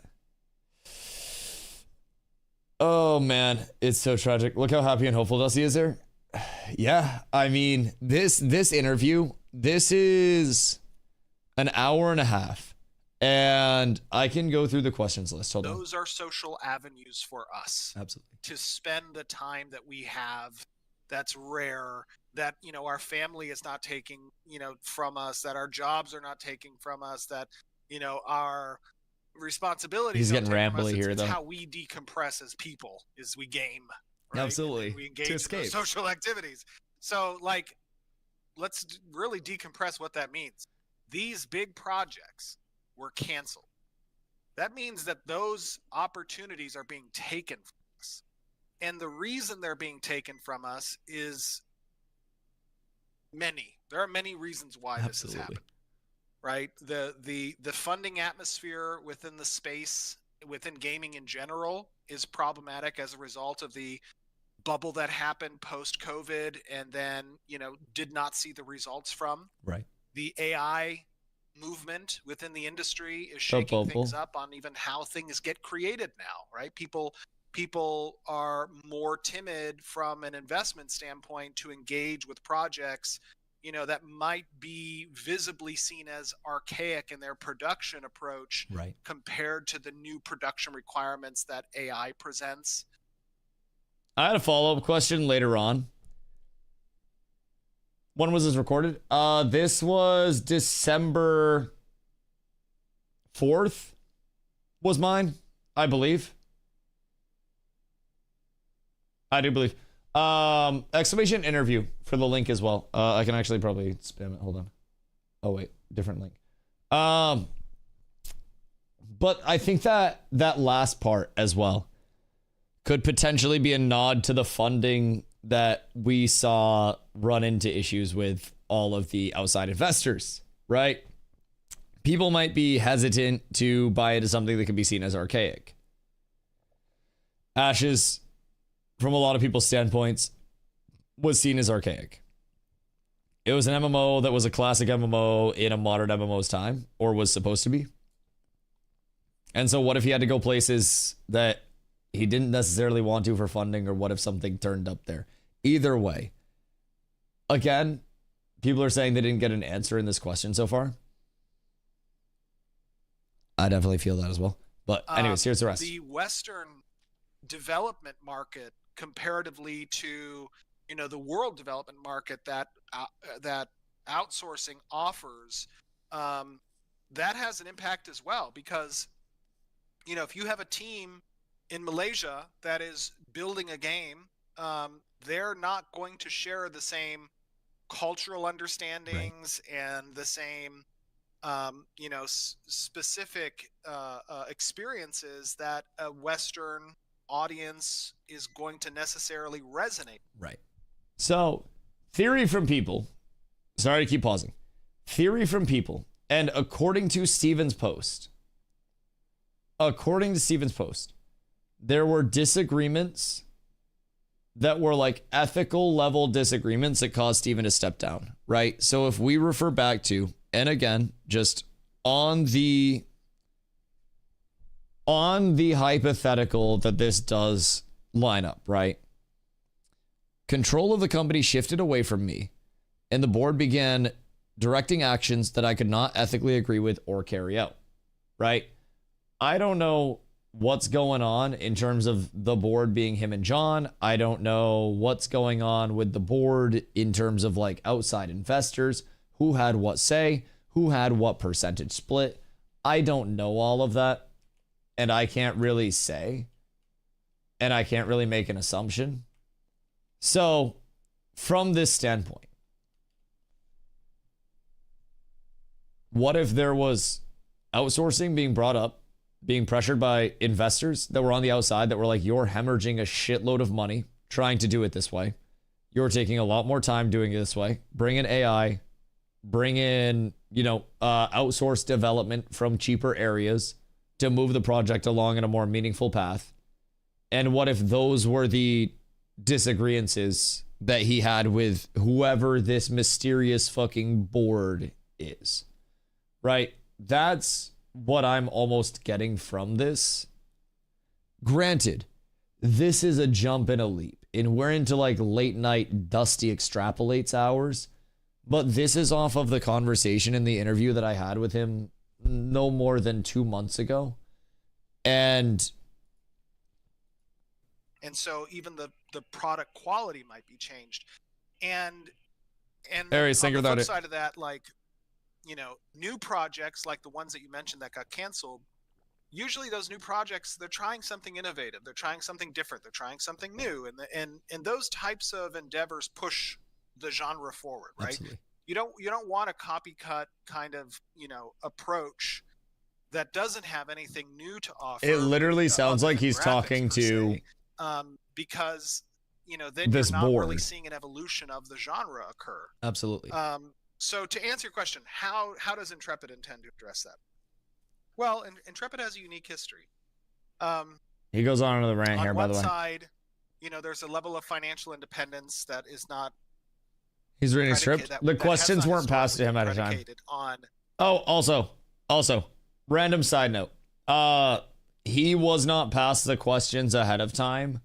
The only people, granted, the community team could have sent him the questions, but I only had to, in the interview process, basically, they were just like, hey, let us know what your questions are, just so we can, make sure run of show is going to be smooth.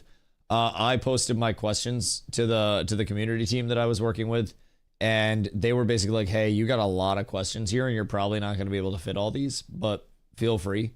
So I had to cut some out, and then I also kind of mixed them in a conversational way, but he had questions and already that. I wouldn't be shocked, if I'm being honest, but he also got very rambly at different points in time. And I did go out of order for some of the questions, so I mean, you'd have to kind of like change that up. But yeah, he rambled, so clearly not vetted. I mean, he could still be vetted, but I don't think he was on script. Like, I think the topics may have been known, but I don't think that he was like on script or like PR statements. But hold on. Our engagement within the investing ecosphere of gaming in order to bring to life this project. So to a degree, that has insulated us from the turbulence that the industry has seen historically. A different investment. At the same time, if you think about the crowdsourcing aspect of what we've done, we started in Kickstarter. We validated the community's interest in our design, ideas for this product with the consumer. That's where we started, right? This wasn't a pitch deck to an investment as a seed fund, or this was a pitch deck to a community that said, hey. That sounds like one of those laughs of frustration.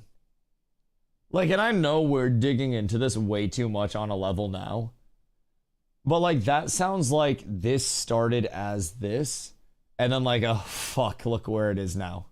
If you want this thing to live, tell us if that's true, and Absolutely. If so, come on us with the journey, right? So in those two senses, already Ashes has made it to where it is today because of those things.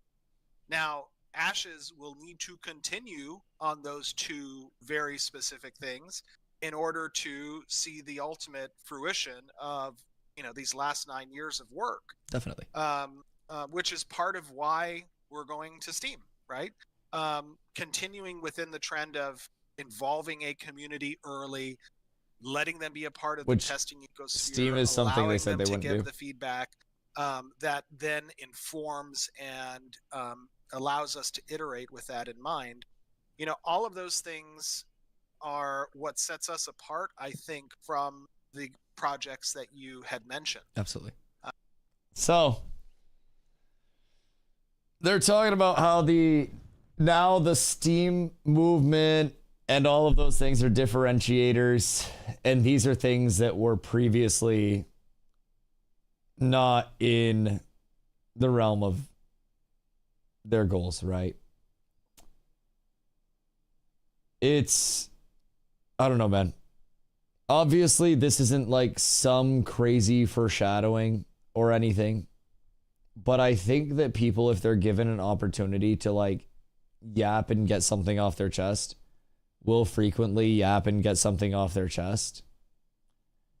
And honestly, like at the time, like YouTube said, it's kind of funny that at the time you were like smiling and nodding your head following along, just thinking that he was yapping and going off on a tangent, because I had no idea, of course, like what's going on now, right?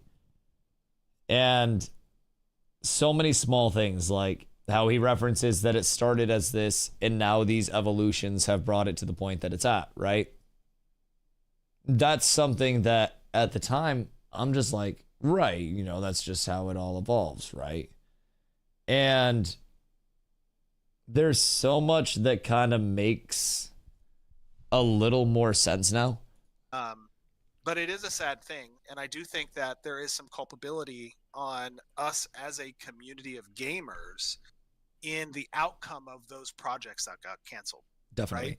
Right? We must be supportive of risk takers and projects that are in development to try. I mean, what are those projects in development for? They're in development to provide us a product that we want. Like, he sounds Right? frustrated. We say we want these things. Not like at But my question. if we're not there to show the support, to validate the interest, to let it be known that there is a demographic of consumers waiting for these things to happen. Not a lot of those projects have the same opportunities of independent financing and crowdsourcing that we did. They are dependent on publishers and investors. And those groups of people, they look to see, do you have a community behind you? Definitely. Do you have a consumer waiting to purchase the thing that you want? And the difficulty that sometimes communities within this space have is that they cannot see the end goal beyond the hill of development that is in front of them. Right. So right. And as a result of that, I was about to move on to another topic. Much easier to be a skeptic, a cynic, and he said did and not do. The person who points out the negatives and problems, which then perhaps hurts the chances of that particular product coming to fruition. Absolutely. So while you might be true in saying, you know, this looks like shit, or, you know, why don't you have these materials and textures fixed, or why are there these bugs there, or this design is trash, like those types of commentaries, like it is very easy. He's just taking the time to vent you. It's literally what it sounds like in hindsight. It's easy to walk into a kitchen and to see an unfinished a meal on the table and say, that looks like shit, right? Well, it's not done yet. Absolutely. And the whole purpose of a vision is to get sign-on from the people who are interested in seeing that vision come to fruition, so that you can go out and get support for everything that is and get support, by the way. Actually make that happen. Definitely. So go out and get support for everything that's needed to actually make that happen. So in that rant, he talked about how they did previously have that, like, that crowdfunding and that, you know, that internal funding and everything. And now he's mentioning how they have to go out and get that other funding. Like, I know this is all hindsight. I know a lot of this could just be hearsay. Let's see. This was me asking how Ashes would make itself a daily staple for players. This was a question about AI assisted and just like general, I guess, like computer assisted capabilities as a whole. So Hindsight actually makes Steven seem super unhinged in this. Like, we may be over dissecting this because of the hindsight and everything that is going on right now, and because a lot of people are very on edge, right? But this definitely, at least that question as a whole, is a lot of looking into what currently may have done Ash is in. More like bummed out to see it struggling. Yeah, it genuinely feels like he's airing out an element of like, oh shit, like I can talk about this a little. And the weird thing is, I like made these questions myself. If I'm being honest, I didn't have them breathing down my throat of like, ask these things, don't ask these things. When I was in the interview with Steven beforehand, we were discussing just shooting the shit, right? And he was literally like, hey, please feel free to ask whatever, man. There's nothing that's off the table. So he made it a point, like if I wanted to throw in any more questions, I absolutely could, which, like, honestly, this felt very, I don't know, just conversational at the time, right? And it felt like he was happy to rant and yap. And looking back, it's just like, man, was this like the plea of someone that just really wanted to get something off their chest? Ashes in New World? Man, I got both under my belt. I gotta get 2 fucking teardrops tatted on me. I swear to God, everything's bad. Everything's bad. Can't wait when everyone wakes up and sees what happened tonight.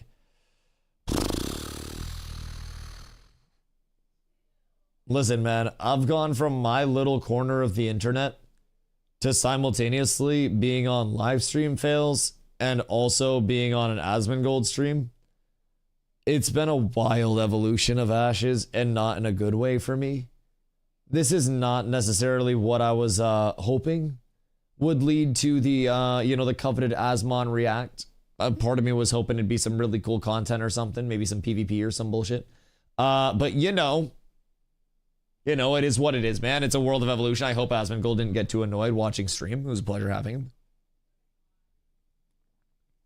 What did Asmon say about Dusty? I probably got roasted. I'm gonna be honest. I don't know if he had me muted or not, but I talk so fucking much. He probably got annoyed with me. Because actually, maybe I yap so much that he was like, yeah, He didn't have me wait, did I get the Asmongold React shuffle? Of like the, yeah, You started yapping about Leshrac beating Polar and he skipped. Bruh. What the fuck? Don't skip the propa. He didn't roast, he was just watching for info. Good, I'm glad I could help. Because today was a lot of info after I was farming stuff. Yeah, the Pope was literally featured on Asmongold's stream today. That's fucking wild. God fucking damn it. I didn't want this to be the way. Waiting for MMO. What up, my man? It's a fucking tragic world for, I think, every single MMO player. What's gonna happen to Ashes?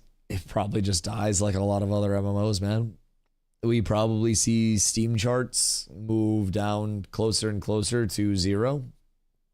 The dead Ashes theory becomes true of just, bots interacting with bots.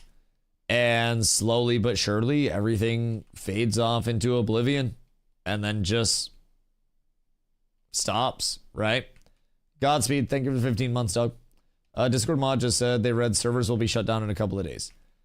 Yeah, I wouldn't be shocked. From what we've gathered, the actual separations will be on Monday. So it's looking like it's just going to be a very short time before everything is just kind of forced out. So I don't Like, bro, I don't really know what my plans are, if I'm being completely honest. I don't really know what's going on tomorrow. I don't really know what's going on the next day. I don't really know if I'm playing WoW. I don't know, man. I have no idea. Will you be streaming tomorrow? Yeah, I mean, I'm gonna stream tomorrow. If I don't stream, I can't pay rent, dog. So I gotta keep streaming, but you keep streaming? Yeah, I mean, I'm not gonna stop streaming. It's just, what the fuck do I stream, right? Video explains receiving got funded by investors. Which one is that? I might have it pulled up already. Land on our feet? Yeah, I mean, I hope. Try Guild Wars 2. It'll change your life. I feel like it may not, though. I feel like it may not. I can vouch for Guild Wars 2. Brother, but I'm a Melee enjoyer. Lolly, thank you for the 2 months. I see you're freed from the Lucari streams. Welcome in. Guild Wars 2 has been hitting its highest peak numbers in years. Is there retention with it? Guild Wars 2 would be great for you, Dusty. Go after it. Because, like, Guild Wars 2 is boring to watch. I think a lot of MMOs are boring to watch. Unless you play them. Excuse me. I think a lot of MMOs are very dependent on enjoying the person that you're watching as much as the MMO that you're watching. If you enjoy melee combat, you should honestly give MO2 a shot. I've never played MO2. I've never even looked into MO2, bro. I'd be so clueless. Keep streaming, keep watching. Q, I appreciate you, dog. I appreciate you. Much love. Listen, we'll get it figured out. Clearly, I'm not the only one, bro, and I ain't got it as hard as everybody else, right? At the very least, like, I got uncertainty about, like, man, I hope people are showing up 3 months from now. The devs have to deal with it today, right? And I got the sympathy subs and stuff. Like, I'm gonna be okay. Fear not about me. My uncertainty is like, oh man, I gotta find a game where I fit in. And I have a little bit of time as a content creator where, you know, I can bounce around and, you know, kind of figure it out, right? The developers that were let go with incredibly short notice, that, as far as we've heard, are not being compensated for their last 2 weeks of paid work and won't be receiving severances, won't be receiving anything else along the way. That is, I think, the worst part, right? I think out of everything, like, yes, players lost their packs, but a lot of players got a lot of time, right? The new players that just bought packs, yeah, that's fucking tragic. That's sorry. That's awful, dog. That's my bad. But overall, man, a lot of people that really wanted to make an MMO lost their jobs and are unable to work on an MMO at this point in time, and will have to find something in the meantime to make ends meet. And game dev is something where you're not even competing against other developers anymore. You are competing against corporations wanting to eliminate developers and replace it with AI entirely, and just have the entire process be min-max to profits. And I think I empathize for the devs that were putting what they could into this project to try to make it work, more than I empathize, or you should empathize, with streamer man that has to find a new game to stream. Yeah, it might suck. Maybe everything dies out and I gotta get a real job. But man, I've streamed 3 years full time now, and I've lived a great life while doing so, right? So I'm gonna try to land on my feet, but I think if anybody is focusing their empathy, don't send it towards me. Send it towards people who now have an entirely new realm of life ahead of them that is completely uncertain, man. The company's trying to fully replace full dev team with AI. You might not be trying to replace the entire dev team with AI, but if I employ 100 people in a factory and then I cut out 80 of those jobs and replace them with 4 machines, then that still means 80 people are without jobs, and it might not be my entire team, but it's still a large reduction in the human workforce. In favor of that creates more scarcity in the workplace, more scarcity in job availability for the people that are trying to get those finite jobs. And as game dev only gains more supplemental tools, I think it is both good and bad, right?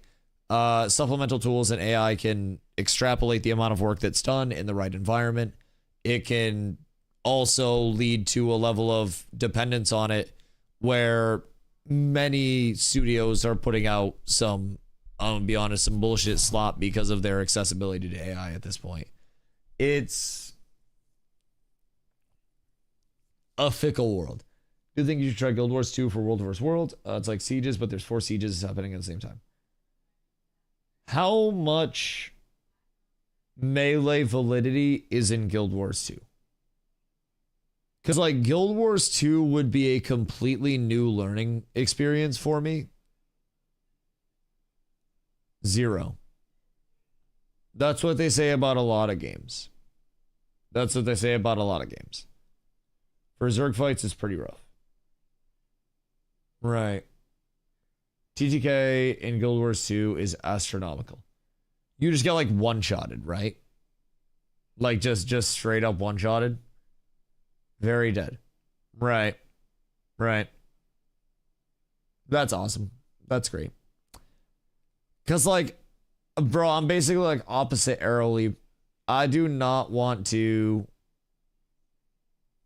be in range type shit. In Zergs, you get hit by 78 people at once. Right. So are there times where I could realistically like jump in and engage and then annihilate people all at once? Like if I'm playing dumb, I get punished. If I'm playing really well, I succeed type shit. Small group PvP in World vs. World is totally dead. In World vs. World, yes. Okay. Melee is amazing in Guild Wars 2 with a good group. MMOs are boring to watch, but Guild Wars 2 is boring to watch. Man, see, that's the thing. That's the thing. Like, it's so tough. Because with Ashes, I had the Ashes come. Everybody came here for Ashes. Everybody knew what they were coming here for. I knew the content that I was going to make, right? And I went from there on a daily. Sorry, I have hiccups. Now I'm like, bro, it's all up in the air. I gotta relearn something or learn something entirely from scratch. And it's going to be a complete reinvestment of my time. You're a pillar of community. I appreciate that, dude. I genuinely appreciate it. Like, I wanted to build a community here that was, positive on the entirety of it and gave a lot of people something to look forward to and gave a lot of people, a community to be a part of, right? And personally, I think we did that very well. I think every person that's a part of Cats probably had a better experience because of it. And I think overall that's that's everything I could have asked and more at the end of it. Everything else is just a simple bonus. But I consider myself lucky to be here every day. I consider myself lucky to be streaming and yapping. And I mean, it might be rough, man. I might have to figure out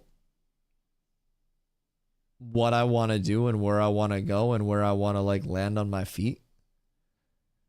And there's a good chance that a lot of people do stop watching the channel as a result of that. And that's I guess that's the most harrowing thing, right? Welcome to TBC. That's the thing though, dog. What I was just talking about, funny enough, I go to TBC, right? And yo, J-Man, thank you for 3 months, dog. I go to TBC. What are the odds that people watch me going to TBC over their favorite established WoW content creator, right? That shit's tough. That shit's tough to break into not only a game where I would have to learn more and catch up on things, right? But I would also have to break into a knowledge gap, right? Very heavily. You're overthinking it. Am I? Because I'm gonna be honest, like streamers that are, my average size, bro, they see dips. Like you can tell me whatever y'all want, right? But when I switched from New World to Ashes, people said the same damn shit. People said, Dusty, we're here to watch you. We're here to watch you. We're here to watch you. And then month 2 of Ashes, we were down to like 40, 50 average viewers because everybody wasn't here to watch me. They were here to watch New World. And then they just wanted to keep playing New World. And then they went to watch what they were playing, right? And I lost like 2/3 of my viewership, right? You essentially just lost your contract as a contractor. Yeah. I mean, you'll 100% lose a chunk of your viewers, as you know. Oh, yeah, absolutely. Like, viewership, sub count, everything. No one's going back to watch Ashes now, though. Right. Which is the even worse part, because now instead of everybody just being in Ashes or in New World, the community is fragmenting into a million little pieces. Some people will go to Arc Raiders. Why is someone going to watch me over Peanut if they're playing Arc Raiders, or over Tifu or something like that if they're playing Arc Raiders? Like, you might check in and see how I'm doing, but like, why do that, right? You got a lot of people that will fracture off into different, like, small parts of the communities. And that is where something like this gets doubly rough, right? Because I'm like, I'm a little like scorched earth behind me type shit. Not too late for hot tub streaming. I don't have the body for that, bro. I just started going to the gym again today. Like, hear me out.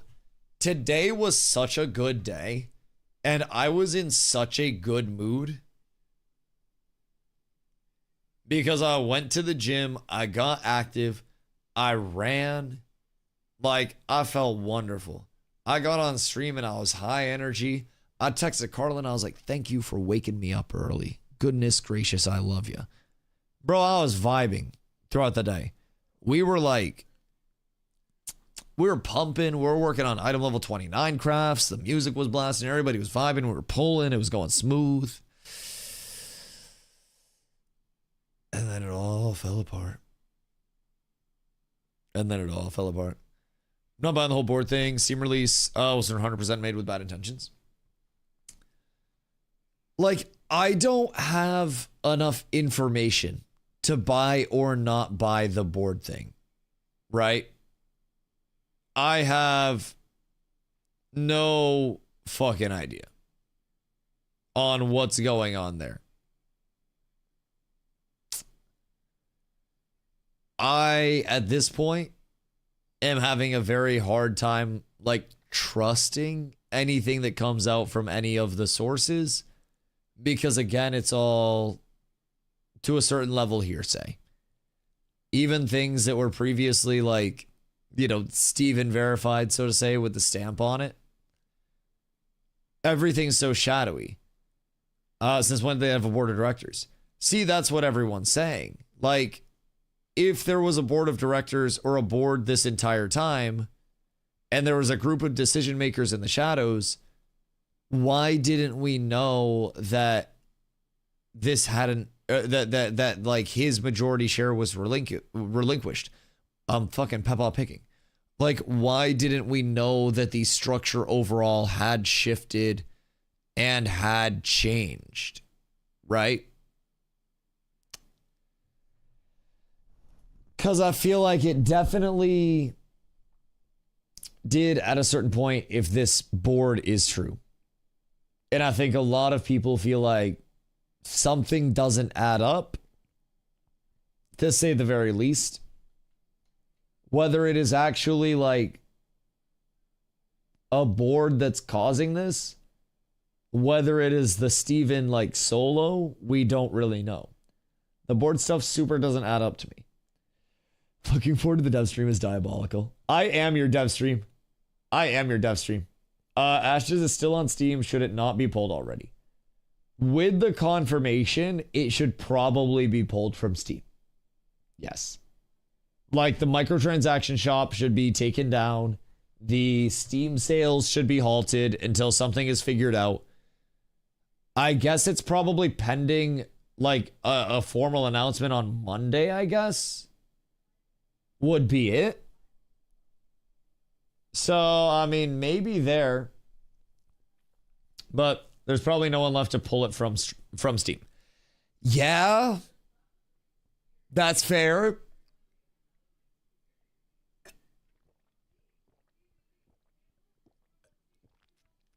Haha, anyone who baited win? I agree. I agree. Fuck the RMTers. I'm glad they lost money. Granted, a lot of the RMTers probably have too much money to know what to do with. But, yeah, kind of fucking tragic. Said they're delaying the stream until the 13th of February, so you won't hear any news until then. Brother, I don't think we're getting a stream on the 13th of February. Something tells me we're going to get some news on Monday. I have a feeling there's going to be something that comes out on Monday. If Steam sees a massive refund wave, they'll likely pull it in the interim. I have been told that people have received refunds despite having more playtime than like what Steam typically allows. Obviously, the 2-hour refund policy, which, funny enough, I also somewhere in here in the interview asked about the refund policy as well. Chat, if you guys haven't watched this interview, by the way, go scour this interview, because every question here is a banger related to the future of Ashes, right? So this question, many studios have decision makers that are far above the boots on ground developers. Could you take me through an implementation process of a system? Where does the idea start? Where does it go after that? And how hands-on are you as the visionary in these processes versus allowing the teams to cook it their own way? So we talk about the general like core and the structure of where the systems go in their development pipeline. And then the 90-day refund policy was clearly the best in gaming, but also maybe too consumer-sided. Do you feel the Steam standard refund policy is enough for consumers to get a true feel of Ashes? So I asked about the refund policy and about their change. I asked him his thought processes about joining Ashes versus waiting in as a player. Talked a little bit about some system specifics, and then went more back into, oddly enough, dynamic gridding is functional for now. Little did we know. This is monumental tech. Do you plan to make dynamic gridding available to other developers in the long term, or will it remain in-house? So I was able to ask him about dynamic gridding and see what they were planning to do there. If dynamic gridding succeeds, what would your server capacity be? And then I asked him, gaming CEOs are frequently behind the scenes and not available to the general public. What's your motivation to stay so active within the community? And what do you feel the benefits and the negatives are of you being so present? I asked him about his forward-facing position and like, you know, what his role is. Oh, God. I asked him about the hopes for the next year. Well, that's a tragic one. I also asked if we were broke at the end. And we were not broke. At the time, we were not broke, according to him. What a good question. What did he say about selling it to others? The dynamic gridding one? Hold on, I got you. I'll throw that one on real quick. Boop. That 80-20 split, where it is, right? It is. Player base continues to expand, even though we'll have a very large world. We're going to have player hubs throughout it. So, fortunately, dynamic gridding on the PTR has been functioning seemingly well so far. Huge tech industry-wide. Is dynamic gridding something that you plan to keep in-house Intrepid exclusive, or is this something that we could see Intrepid's version of dynamic gridding in other MMOs in the long term? I will tell you that we have built the dynamic gridding technology in Unreal 5 to be something that, should we choose to leverage as a licensing option, as a licensing technology, we would have the capabilities to do so. Perfect.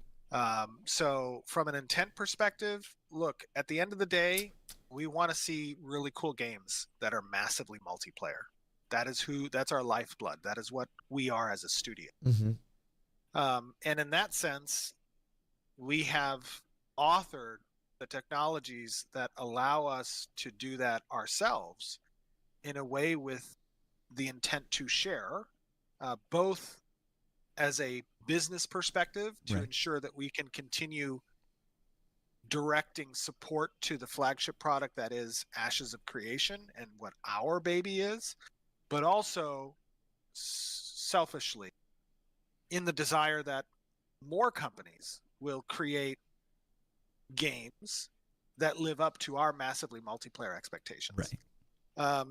So, networking is a hurdle that many companies or projects are not capable of overcoming because of the significant investment required in order to do so. The complex technologies that are, skill sets that are difficult to come by within the industry. But yeah, let's think about that for a second. I mean, this is a big accomplishment. It's massive. What we've seen on PTR with dynamic gridding operational is a long time coming, but at the same time, it's a massive success for us. It also didn't work off. And we're pretty excited about it. Pretty proud of the team that brought it to fruition. Zach, and Anton, and the networking team. It is a significant piece of technology. So it's going to be interesting to watch it perform on the 11th. Definitely. So now, it did not. It did not. It did not. Have we had any direct confirmation from anyone Intrepid that they're shutting down? So, for those that are just tuning in, the big nail in the coffin was this from Steven. Steven posted in Discord in general today and said, I can make a limited statement in my personal capacity and not on behalf of the company regarding the situation. Control of the company shifted away from me, and the board began directing actions that I could not ethically agree with or carry out. As a result, I chose to resign and protest rather than lend my name or authority to decisions I could not ethically support. Following my resignation, much of the senior leadership team resigned. Following those departures, the board made the decision to issue WARN Act notices and proceed with a mass layoff. I cannot responsibly speak to further details at this time due to ongoing legal and governance matters. What I can say is that the developers and staff acted in good faith and deserved better than the uncertainty they are now facing. I am incredibly dismayed by the situation. So, according to Steven, much of the senior leadership team stepped down after he stepped down and resigned in protest of the decisions that the board was supposedly making. And senior leadership followed Steven. And then after that, the board made the decision to issue WARN Act notices and proceed with a mass layoff. So that's very skeptical, though. Right. And in a lot of the documents that we've been finding, the official board of directors has been listed by either Steven, as either Steven or Steven and John both. And it doesn't seem like anywhere on paper there's a formal board established that deviates from John and Steven.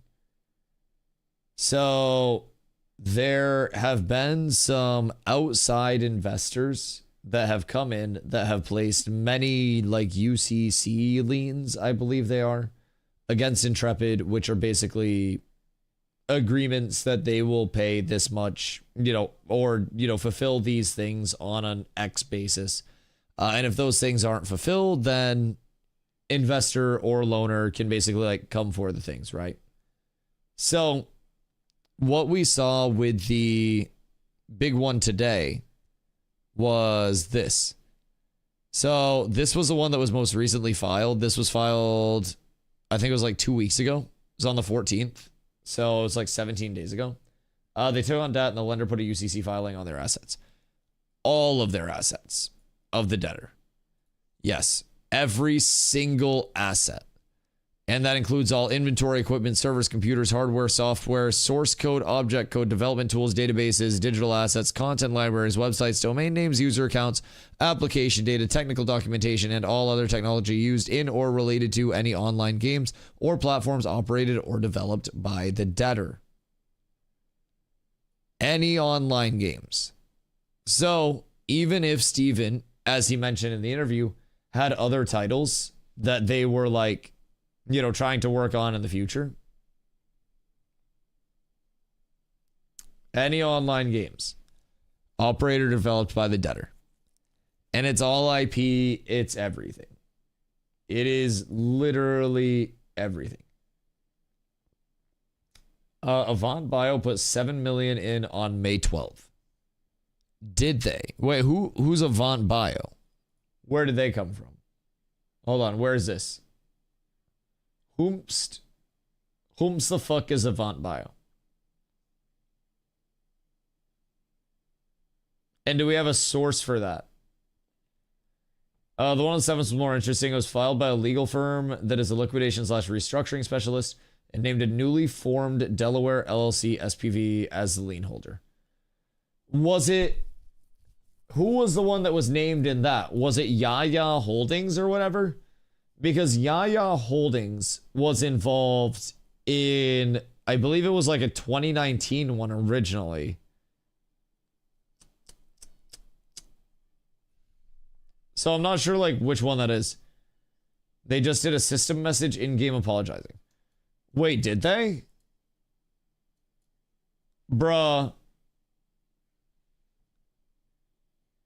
There's no shot.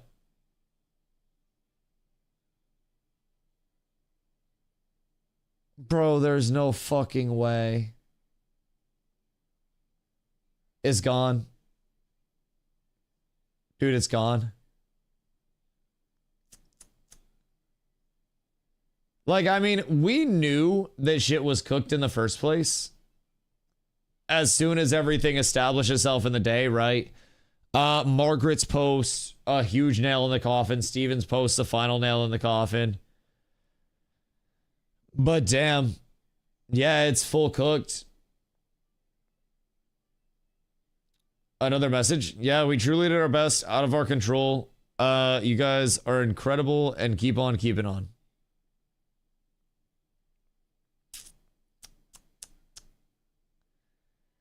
Man, that's fucking tragic. Out of their control, they're saying. So, to what realm, though? That's Steven, probably? I don't know if that's Steven or if that's just a random GM. I think this is probably just a GM, man. I think this is probably just somebody. Ask him who it is. Hey, listen, if you're in chat right now, come join me. One last scenic lookout. What do we play now? Highly doubt Steven would be touching anything anymore. No, especially not with like the legal ramifications of everything going on. This seems like there's a lot more tied in than just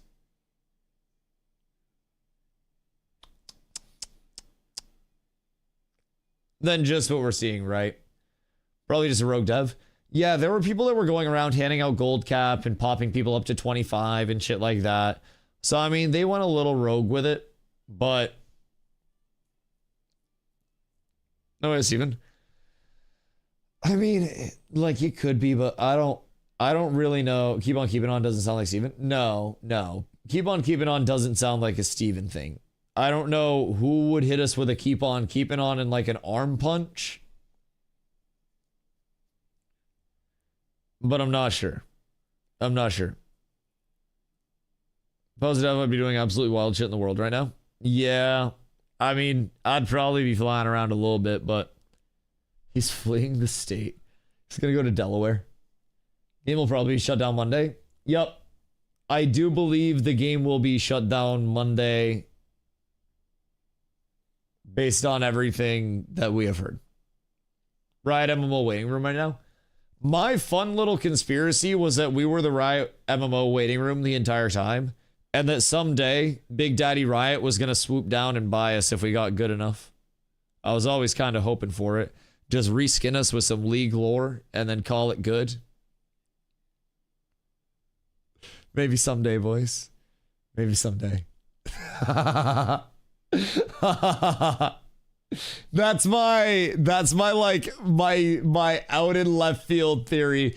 Everyone earlier today was throwing their shit out, and I was like, what if we've been the Riot MMO all along, boys? What if it truly has been us? What if it's been so dark because it's been right in front of us? Oh fucking god. Stream on the Ashes category for the memes. I unironically will probably go live in the Ashes category again tomorrow, just to do like a yap day after we've had the time to process and have some stuff like come out. Technically a game till Monday. Yeah, I mean, it technically exists and like all eyes are going to be on it. So how are you coping with all this? I mean, it's bad news. Like, it's bad news. Dev said it's over in game. Yeah, Dev's definitely said it's over in game. 1,000%. They just confirmed, like, sorry all, we did our best. We truly did our best. Out of our control. You guys are incredible and keep on keeping on. Like, it is who you sending hearts to. Who you sending hearts to. But yeah, I mean, it's truly done, man. Like, I don't think there's any world, any way, shape, or form where nothing is, you know, variable, or where anything's variable, where like nothing's set in stone. I think it's set in stone. I think it is not looking good. 10K USD bet, servers up on Monday. I give you 3-1 odds. Are you saying servers will be up Monday, or are you saying servers will be down Monday? Because I wouldn't be shocked if they were down Monday. I genuinely wouldn't be shocked if it cooked. But also, I don't have $10,000 USD to be making frivolous bets. I don't have $10 USD to be making bets. I visited Vegas for a Kendrick Lamar concert, and I didn't even gamble when I was in Vegas because, like, I didn't want to work in more expendable income. Gonna shut them down ASAP to save money. Yeah, it's just a matter of, like, who's there to shut them down. Pretty sure they'll be up. Does work given 60 days to get a new job. They're not leaving on Monday. What is the extent of the 60-day from the Warn thingy, though? The Warn Act. Like, does the 60-day require them to get paid? Does it require them to show up to work? Like, 60 days, but they aren't getting paid. Right. So, I've been laid off in California with Warren. You don't work those 60 days. You're just on payroll. Right. The Copium streamer was right. The bald man. Intrepid was hiring in December. Intrepid had recently hired many people from what we can gather. Yep. From what we can gather. 60 days without server restart? Oh god, unless there were like auto restarts that were put in. But yeah, that's cooked. Fuck, man. I mean, I'd say best case scenario is we go on like an end of life cycle.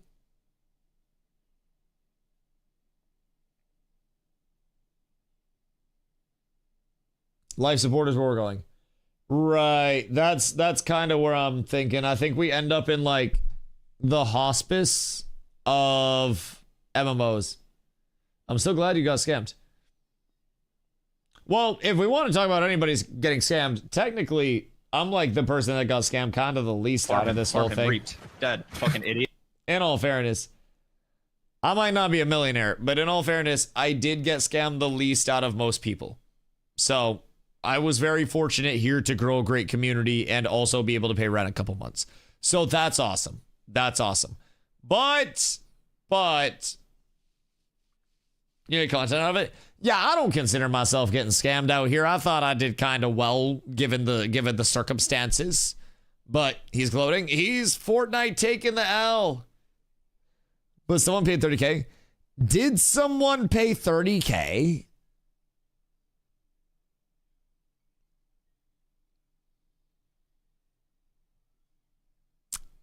Because they probably shouldn't.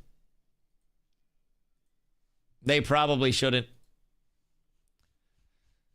Asymmetry's paid 30K. Huh? Wait, for what?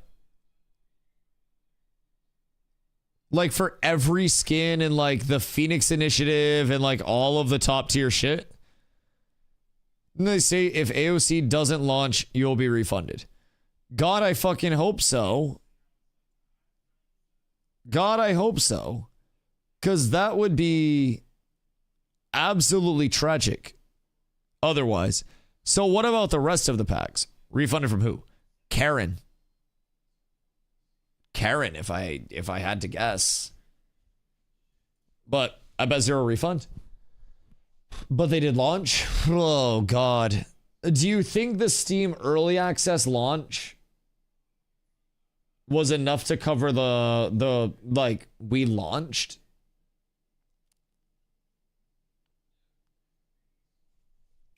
Don't expect a refund?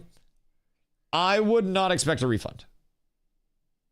If I'm being honest. Technically, yes. I wouldn't expect a refund. It's the whole reason they did it to avoid that statement.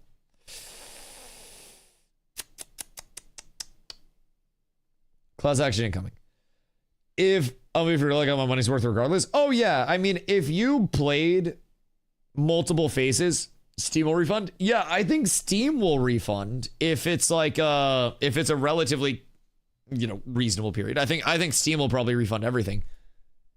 But what pre-Steam, right, gets brought back? That's a question.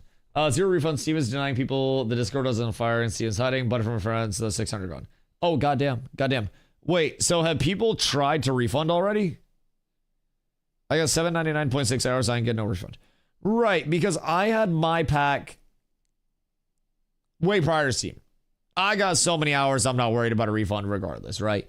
But just hypothetically, my pack is on Steam as a free version of the game. Like, it basically, if I were to leave a review, it would say, like, this person received the game for free. As is any other, pre-Steam owner. How'd I get a Steam refund? I got all my friends the game. Jesus Christ. Sad eyes, that's fucking cooked. That's fucking cooked. But like, how would that work for the older packs? Someone said Steven put his house in a shell company prior to Steam refund. What? Wait, prior to Steam launch? Do we have any like validity to that? Like any receipts? Early access was a way for them to legally rug pull. Prior to Steam launch? Like Steam basically gave them the area to say, we hit a launch. We made the checkpoint of the game existing. It's all good. We out.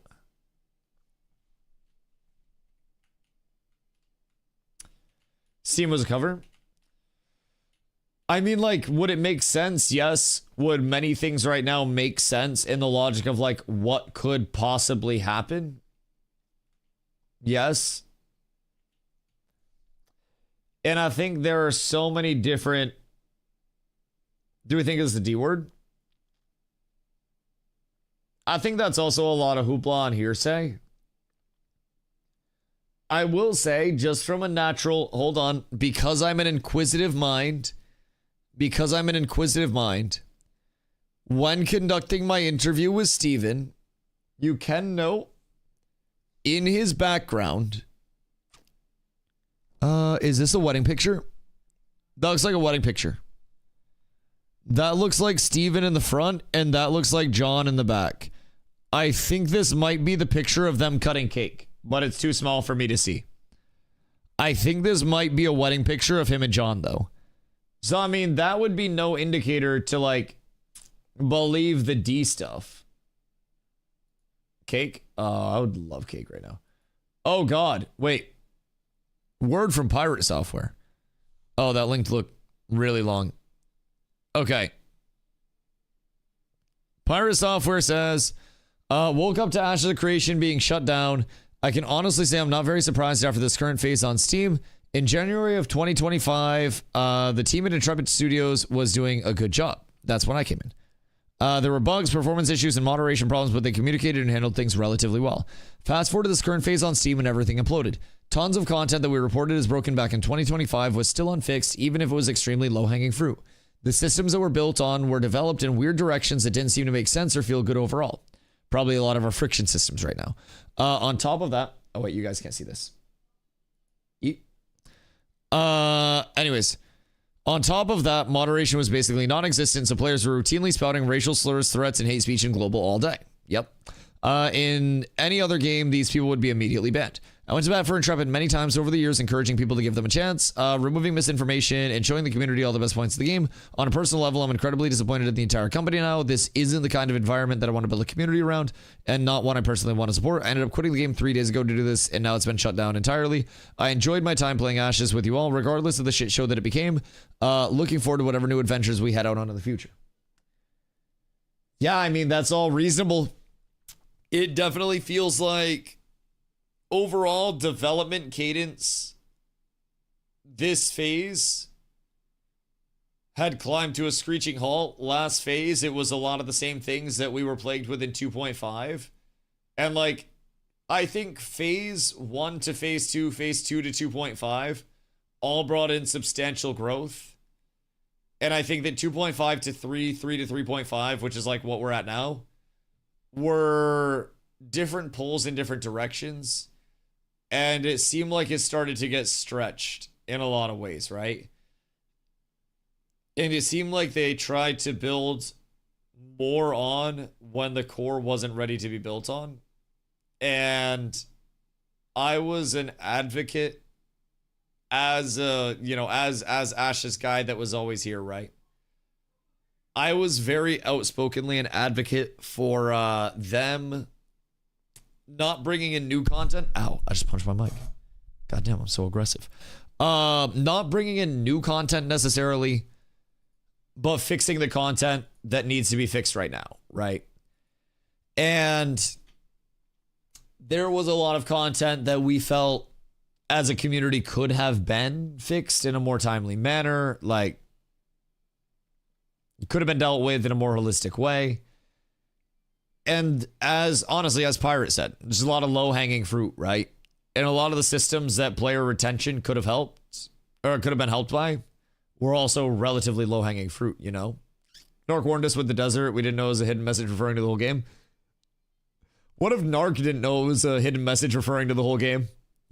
Like, what if he didn't even know? God damn. I wonder if they'll leak how the secondary archetypes looked like New World did with daggers. Do we think that it'll be up long enough? Like, I don't think it makes a difference. If we look at Steam charts, it's going down, baby. It's going straight line down. And this isn't just like your average everyday late night. This is advanced late night. This is already dropping pretty much to nothing, and it's just gonna continue to drop. There's nothing that's going to stop it, and we are quickly heading to New World levels of player base. 6.8k bots. Hey, 67.99, bitch. 67.99. I'm just enjoying the view. God damn. So anyways, there are a few of us that are here that don't really know what to do with our hands, man. We don't really know what's going on. Wonder if you could get a post interview with Steven for some stuff like why wasn't X fixed and get some interesting answers. I think Steven is probably going to be locked down for a little while in terms of like publicity opportunities. And something tells me interview questions wouldn't be vetted through the like community team, rather through the lawyers, right? I feel like post interview maybe in like 5 years after the lawyer settles dust, Yeah, I mean, I'll take a vacation from whatever 9 to 5 I'm working after my stream dies as a result of this, and I'll come back specifically to interview Steven. Yeah, I'll make a return. Steven might make some posts through his lawyers. He's not doing any interviews. Yeah. I think pretty much everything from Steven that we do here, if we do hear from Steven, will be very heavily vetted, very legal PR speak that will be, I don't know, not necessarily the most informative, right? Wouldn't want to hear an interview anyway because it wouldn't be honest.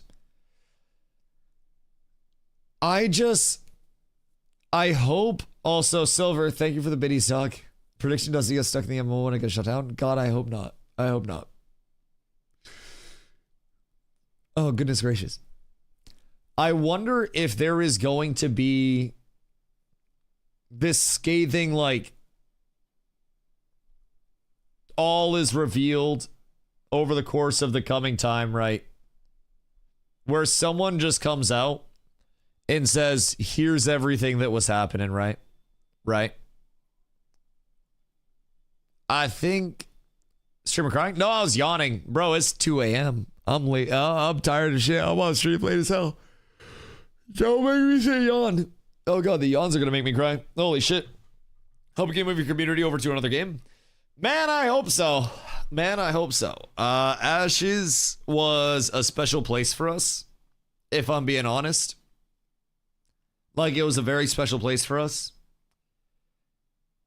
And it is definitely going to be a process. It's going to be a process. You just made me yawn? Listen, if I can make you guys yawn, I can also make you check your Twitch primes. I am a streamer recently disheveled, recently pushed out of my home, looking for opportunities and your support. I'm just saying. Sorry, I never got to join cats. Listen, it's fun over here. To retrain myself. I'm actually wearing a shock collar. It was fun as hell over here, Luke. I have it wrapped around my balls. So I'm really trying to retrain very quickly, as efficiently as I can. Does it make us homeless? Get out of the hole saying no's. Yeah, it does. It does. Very much. I can't thank you, Prime. Jesus. Stop yawning, guys. Stop yawning. You made Ashes? Wait till you hear that I mained New World before maining Ashes. Oh, Bo, thank you for the 4 months. It's like, yeah, man, I stopped doing Fent. And you're like, wow, I'm so proud of you. And I'm like, and I got right on the Galaxy, guys. Like, man, at this point, I'm gonna slip and fall and fucking step on a needle or some shit. I don't... God damn, like, I'll be fucking up out here, bro. I'll be fucking up. Your curse from New World to Ashes, games just dying around you. Bro, I don't fucking know. Mr. Bofa. Thank you for the 5, brother. I appreciate you. I appreciate you. Also, Skycake, thank you for the 2 months. Alright, so hold on. Somebody DM'd me what?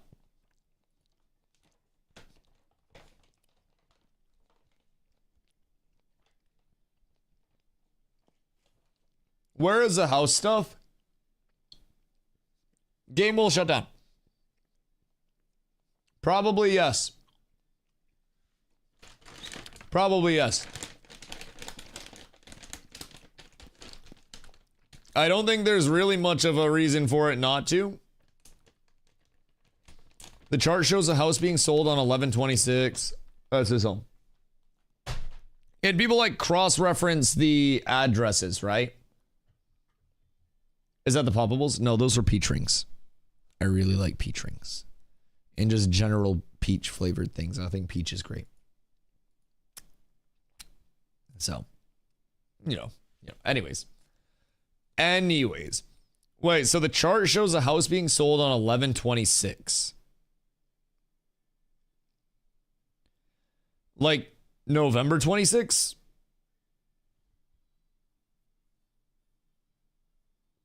So this house will go the fuck out of the USA.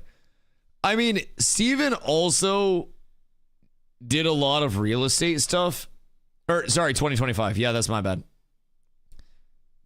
Wrong way. Steven did a lot of real estate stuff. And it wouldn't surprise me if he had multiple properties and liquidated one. Steven got divorced and his husband went mental and took the company from him. I think that's a trust me bro statement right now. I don't think there's any actual validity or like verification to that whatsoever. He's trying to move personal assets before lawsuits are filed.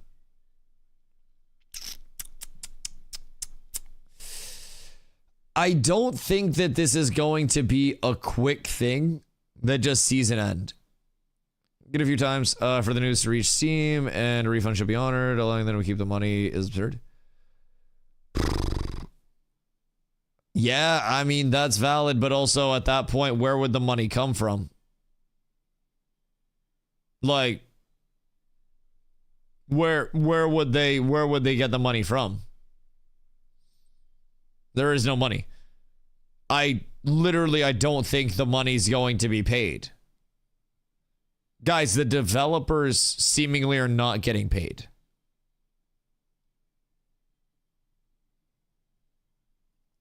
Want to take out game for the market? I don't know. Maybe it hasn't worked its way up there yet. Maybe it just hasn't made its way up that it's officially shutting down or something. Maybe there's something, but has to be a clause for a live service game on Steam that if you launch it, you can't shut it off next month. There's no way there isn't some guarantee. I mean, realistically speaking, we're just under 2 months outside of the servers launching. The servers launched on the 11th of December, and we're at February 1st as of right now, if you're East Coast or more East. So, trust me, the investors get their money before your refunds. Yep. That's what I'm saying, man. That's what I'm saying. Personally, I don't know that there are going to be refunds. I don't know that there's going to be much like... With the way that this is going down, even if it's not Steven being involved in this, right? Even if it is not an element of Steven knowingly causing this, just entertain for a second. Realistically speaking, it's still just, brother, it's still so fucking cooked. It's still so fucking cooked.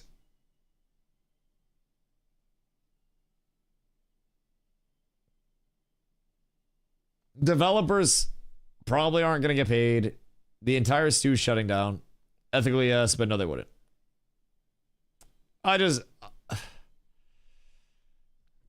This is 9 layoffs didn't mean anything. Shit, I mean, I was hoping they didn't. You bought the game on Steam, request refunds immediately. No company for Steam to get refunds from. Steam won't eat the cost. Will Steam have to eat the cost? Or are we now going to be looking at potential like legal litigation from Steam regarding Intrepid if there isn't payment from Intrepid to cover refunds? Because at this point,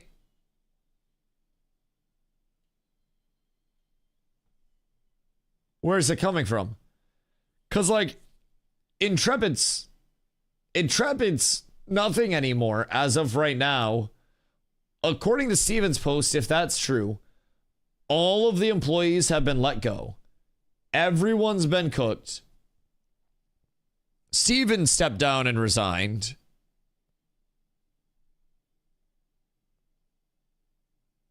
So nobody's getting any money. Steven's going to declare bankruptcy.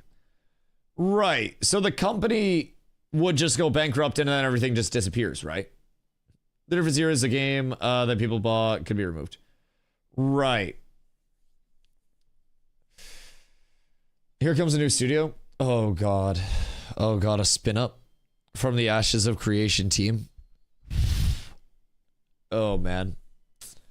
Liquidation things will be sold for pennies. So everything's just going to get sold off incredibly cheap, bought up by people that are never going to put anything out with it. Steam writes it off as a loss on their taxes.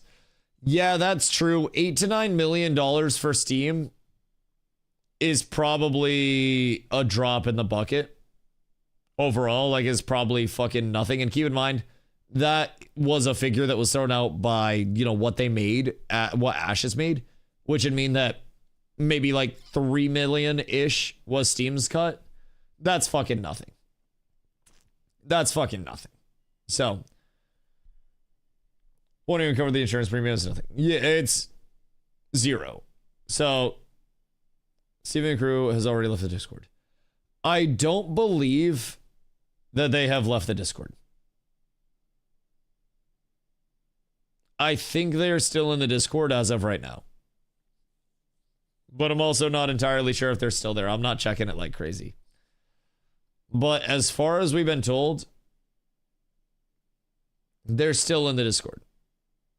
Pouring one out for the AOC community. Hey, smoke him if you got him, my boys. Smoke him if you got him. That's why they take that 30% cut when putting it on the platform for situations like this. Right. Should change setup back to Ashes Creation Apocalypse. Man, if they stuck as a BR, this might not have happened. Goddamn. Goddamn. They're still in the game too. I mean, GMs were in the game, but also that could just be because everything hasn't been switched off yet. And depending on what's going on, they may not have had to like give up accounts, give up all that shit. So, I mean, we don't really know who's still got access. GMs are still employed until Monday. That's the theory that's going around. Is that Monday is going to be the apocalypse day, where we will see something. They're still employed for 60 days. But from what we've heard, they are not getting paid during that 60-day period. Right? So, I don't necessarily think that we're going to see anything like being upkept, being maintained.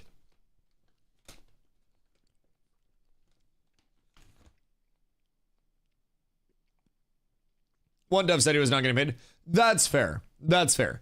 We don't have hard verification that every dev is not getting paid, that every dev is not getting severances.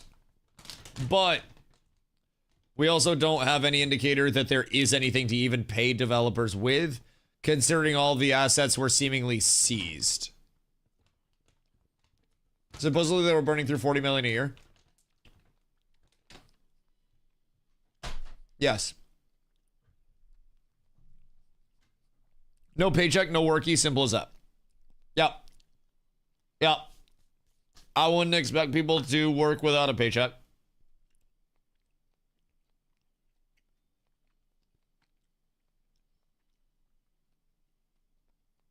I wonder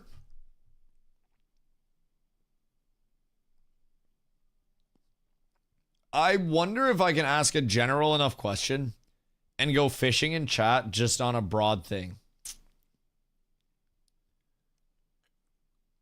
Any game developers that happen to be in chat